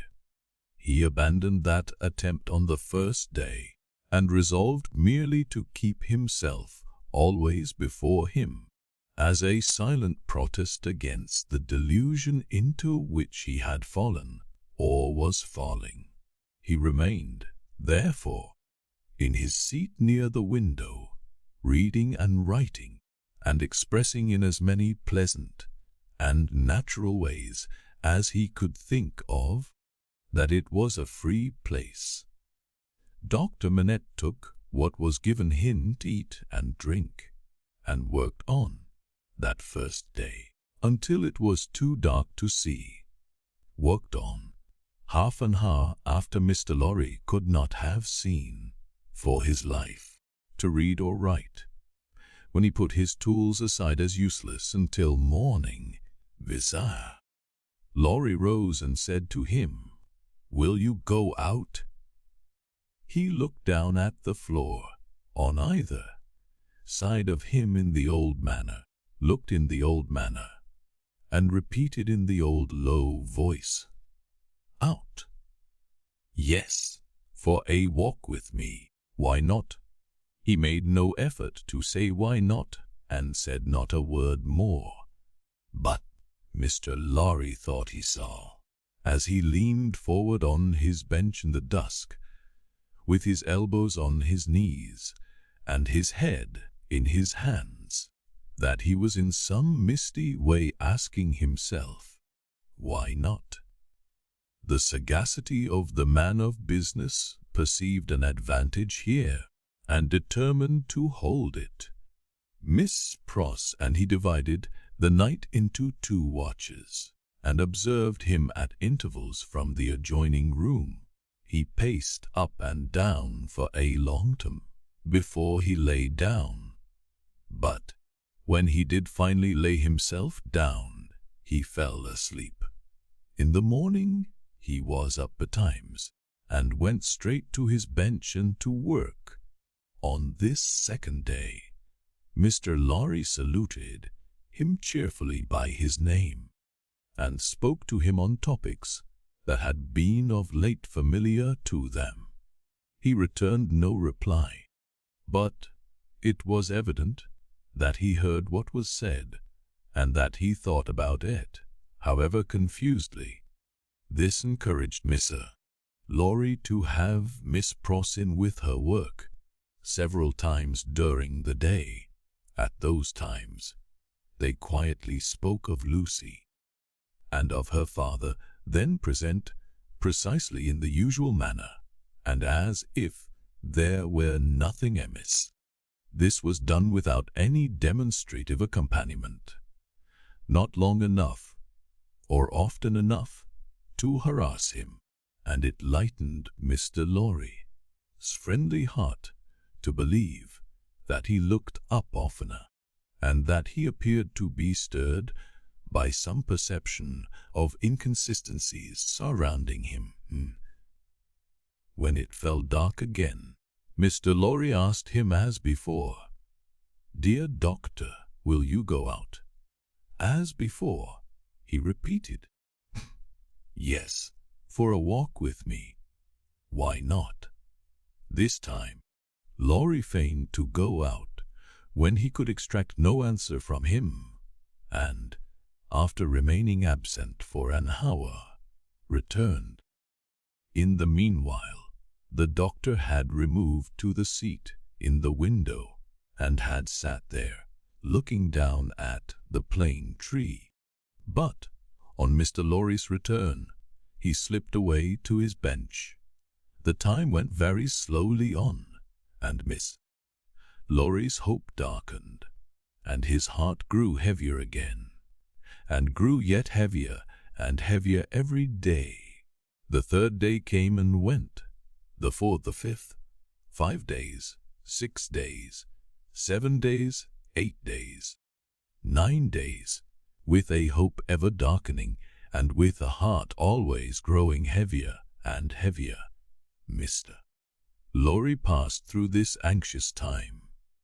The secret was well kept, and Lucie was unconscious and happy, but he could not fail to observe that the shoemaker, whose hand had been a little out at first, was growing dreadfully skilful, and that he had never been so intent on his work, and that his hands had never been so nimble and expert as in the dusk of the 9th evening. Chapter 19. An opinion worn out by anxious watching. Mr. Lorry fell asleep at his post.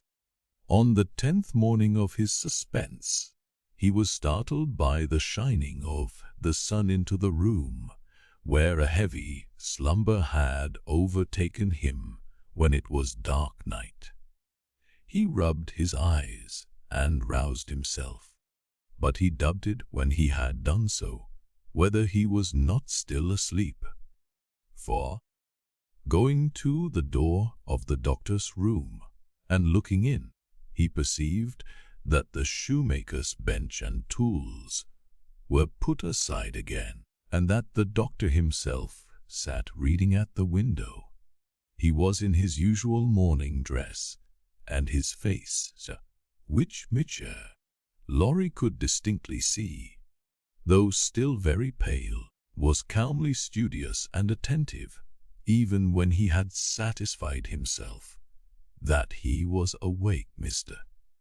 Lorry felt giddily uncertain for some few moments whether the late shawmaking might not be a disturbed dream of his own.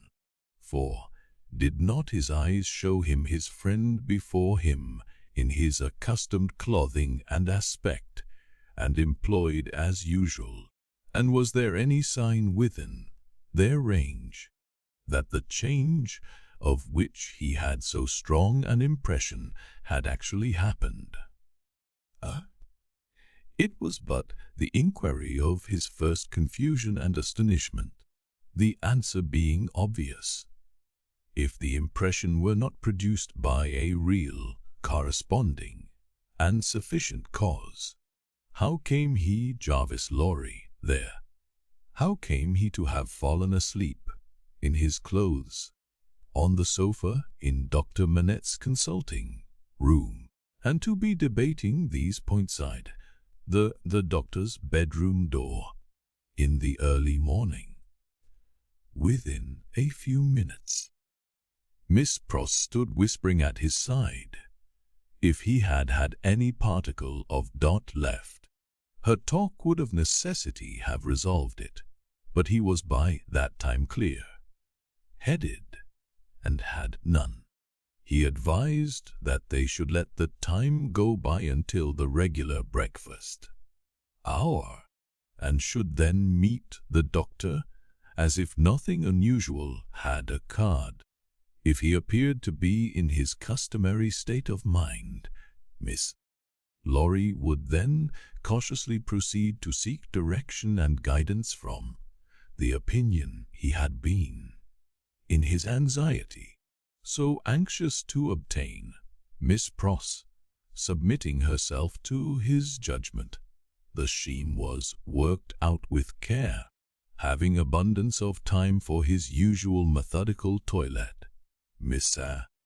Lorry presented himself at the breakfast hour in his usual white linen, and with his usual neat leg. The doctor was summoned in the usual way, and came to breakfast, so far as it was possible to comprehend him, without overstepping those delicate and gradual approaches which Miss Lorry felt to be the only safe advance. He at first supposed that his daughter's marriage had taken place yesterday, an incidental allusion, purposely thrown out, to the day of the week and the day of the month, set him thinking and counting, and evidently made him uneasy. In all other respects, however, He was so composedly himself that Miss Laurie determined to have the aid he sought, and that aid was his own. Therefore, when the breakfast was done and cleared away, and he and the doctor were left together, Mr. Laurie said, feelingly, "My dear Manette, I am anxious to have your opinion, in confidence, on a very curious case in which I am deeply interested. That is to say, it is very curious to me. Perhaps, to your better information, it may be less so." Glancing at his hands, which were discolored by his late work, the doctor looked troubled and listened attentively. He had already glanced at his hands more than once. "Dr. Manette," said Mr. Laurie, touching him affectionately on the arm, "the case is the case a particularly dear friend of mine. Pray give your mind to it, and advise me well for his sake, and above all for his daughter's." "His daughter's, my dear Manette, if I understand," said the doctor in a subdued tone. "Some mental shock." "Yes." "Be explicit," said the doctor. "Spare no detail." Miss Laurie saw that they understood one another, and proceeded.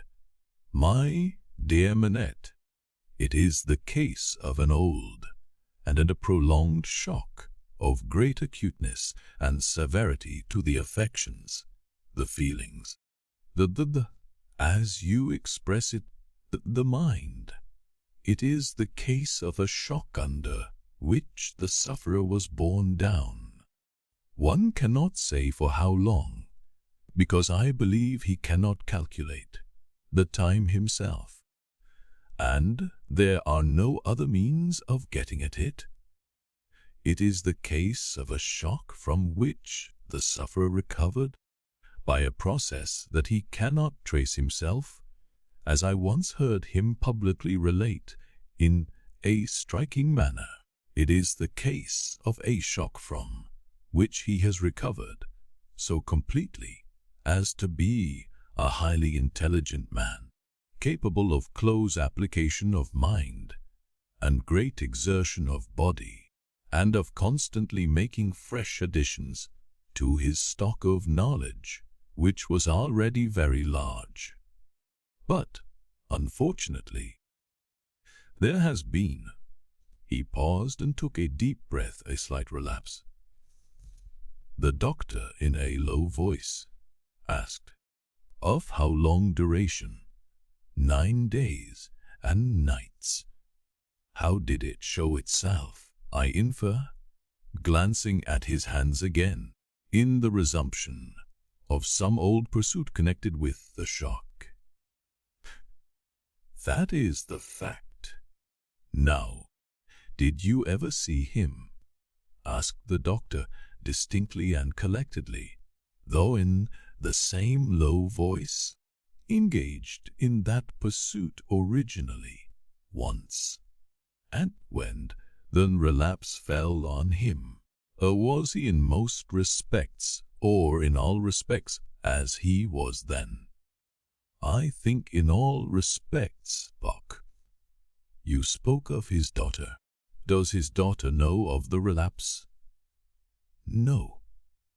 It has been kept from her, and I hope will always be kept from her. It is known only to myself, and to one other who may be trusted." The doctor grasped his hand and murmured, "That was very kind. That was very thoughtful." Mr. Laurie grasped his hand in return, and neither of the two spoke for a little while. "Now, my dear Manette," said Mr. Laurie, at length, in his most considerate and most affectionate way, "I am a mere man of business, and unfit to cope with such intricate and difficult matters. I do not possess the kind of information necessary. I do not possess the kind of intelligence. I want guiding. There is no man in this world on whom I could so rely for right guidance as on you. Tell me, how does this relapse come about? Is there danger of another? Could a repetition of it be prevented? How should a repetition of it be treated?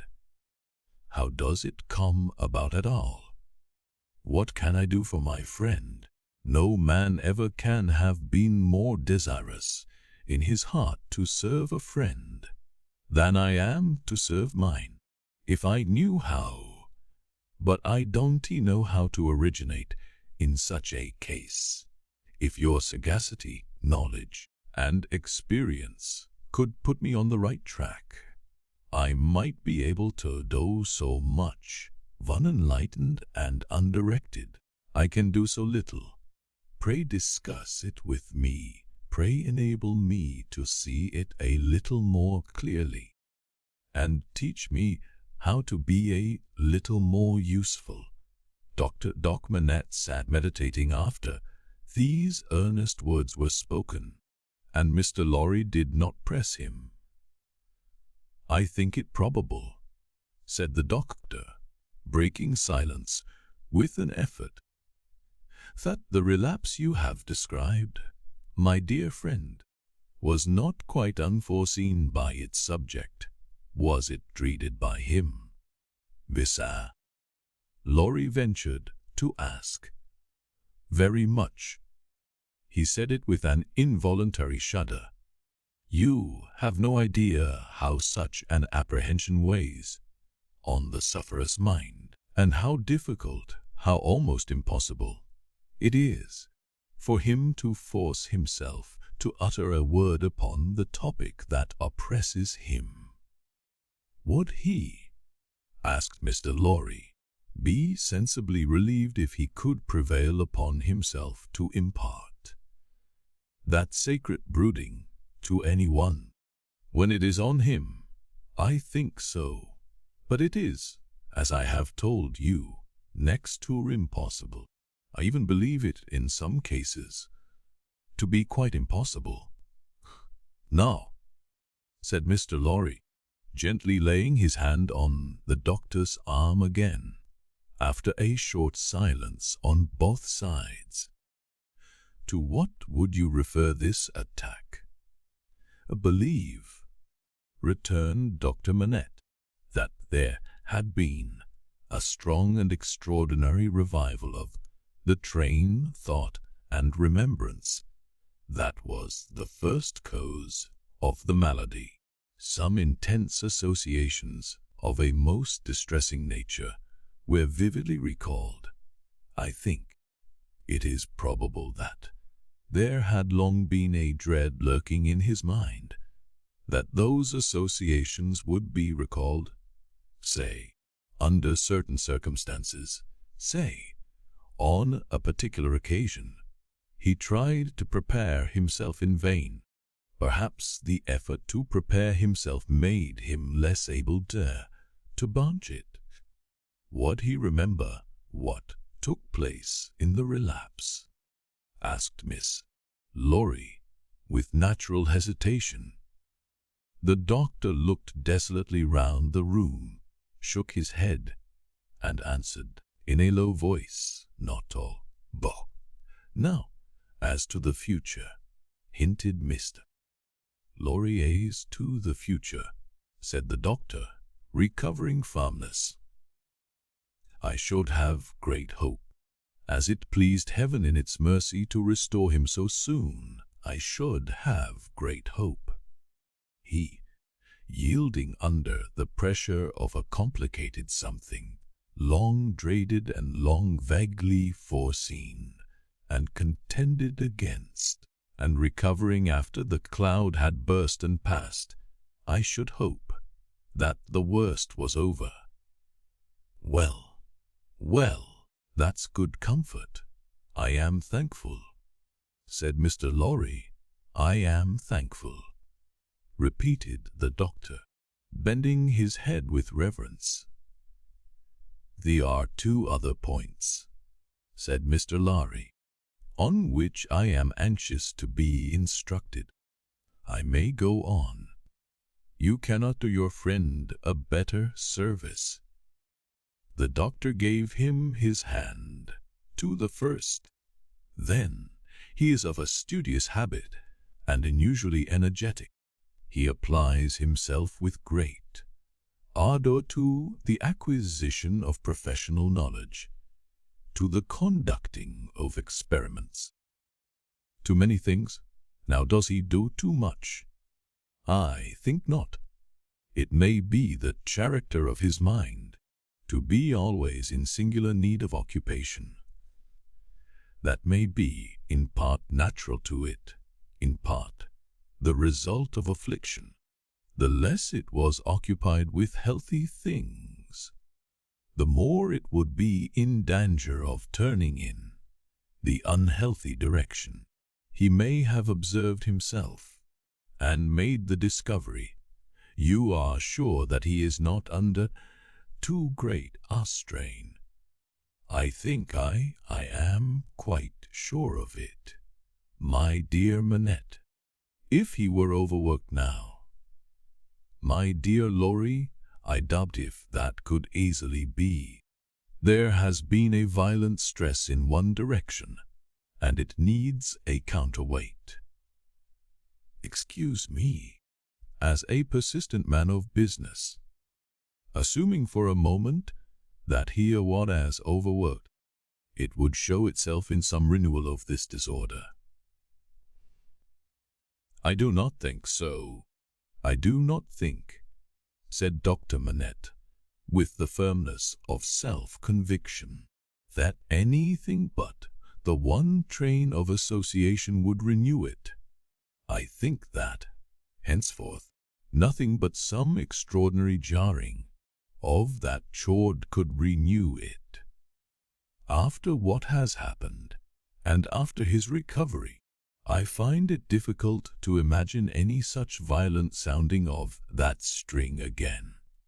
I trust, and I almost believe, that the circumstances likely to renew it are exhausted." He spoke with the diffidence of a man who knew how slight a thing would overset the delicate organization of the mind, and yet with the confidence of a man who had slowly won his assurance out of personal endurance and distress. It was not for his friend to abate that confidence. He professed himself more relieved and encouraged than he really was, and approached his second and last point. He felt it to be the most difficult of all, but remembering his old Sunday morning conversation with Miss Pross, and remembering what he had seen in the last 9 days, he knew that he must face it. The occupation resumed under the influence of this passing affliction, so happily recovered from, said Miss Lorry, clearing his throat. "We will call blacksmith's work blacksmith's work. We will say, to put a case, and for the sake of illustration, that he had been used, in his bad time, to work at Little Forge. We will say that he was unexpectedly found at his forge again. Is it not a pity that he should keep it by him?" The doctor shaded his forehead with his hand, and beat his foot nervously on the ground. "He has always kept it by him," said Mr. Lorry, with an anxious look at his friend. "Now, would it not be better that he should let it go?" Still, the doctor, with shaded forehead, beat his foot nervously on the ground. "You do not find it easy to advise me," said Mr. Lorry. "I quite understand to be a nice question. And yet I think—" and there he shook his head and stopped. "You see," said Dr. Manette, turning to him after an uneasy pause. "It is very hard to explain consistently the innermost workings of this poor man's mind. He once yearned so frightfully for that occupation, and it was so welcome when it came. No doubt it relieved his pain so much by substituting the perplexity of the fingers for the perplexity of the brain, and by substituting, as he became more practiced, the ingenuity of the hands for the ingenuity of the mental torture, that he has never been able to bear the thought of putting it quite out of his reach. Even now, when I believe he is more hopeful of himself than he has ever been, and even speaks of himself with a kind of confidence, the idea that he might need that old employment and not find it gives him a sudden sense of terror, like that which one may fancy strikes to the heart of a lost child." He looked like his illustration as he raised his eyes to Mr. Lorry's face. "But may not mind. I ask for information, as a plodding man of business, who only deals with such material objects as guineas, shillings, and bank notes. May not the retention of the thing involve the retention of the idea? If the thing were gone, my dear Manette, might not the fear go with it? In short, is it not a concession to the misgiving to keep the forge?" There was another silence. "You see, too," said the doctor, tremulously. "It is such an old companion. I would not keep it," said Mr. Lorry, shaking his head, for he gained in firmness as he saw the doctor disquieted. "I would recommend him to sacrifice it. I only want your authority. I am sure it does no good. Come, give me your authority, like a dear good man. For his daughter's sake, my dear Manette." Very strange to see what a struggle there was within him. "In her name, then, let it be done. I sanction it. But I would not take it away while he was present. Let it be removed when he is not there. Let him miss his old companion after an absence." Mr. Lorry readily engaged for that, and the conference was ended. They passed the day in the country, and the doctor was quite restored. On the 3 following days, he remained perfectly well, and on the 14th day he went away to join Lucie and her husband. The precaution that had been taken to account for his silence, Mr. Lorry had previously explained to him, and he had written to Lucie in accordance with it, and she had no suspicions. On the night of the day on which he left the house, Lorry went into his room with a chopper, sawzall, chisel and hammer, attended by Miss Pross carrying a light. There, with closed doors, and in a mysterious and guilty manner, Mr. Lorry hacked the shoemaker's bench to pieces, while Miss Pross held the candle as if she were assisting at a murder, for which, indeed, in her grimness, she was no unsuitable figure. The burning of the body had previously reduced to pieces convenient for the purpose was commenced without delay in the kitchen fire, and the tools, shoes, and leather were buried in the garden. So wicked do destruction and secrecy appear to honest minds, that Mr. Lorry and Miss Pross, while engaged in the commission of the deed and in the removal of its traces, almost felt and almost looked like accomplices in a horrible crime.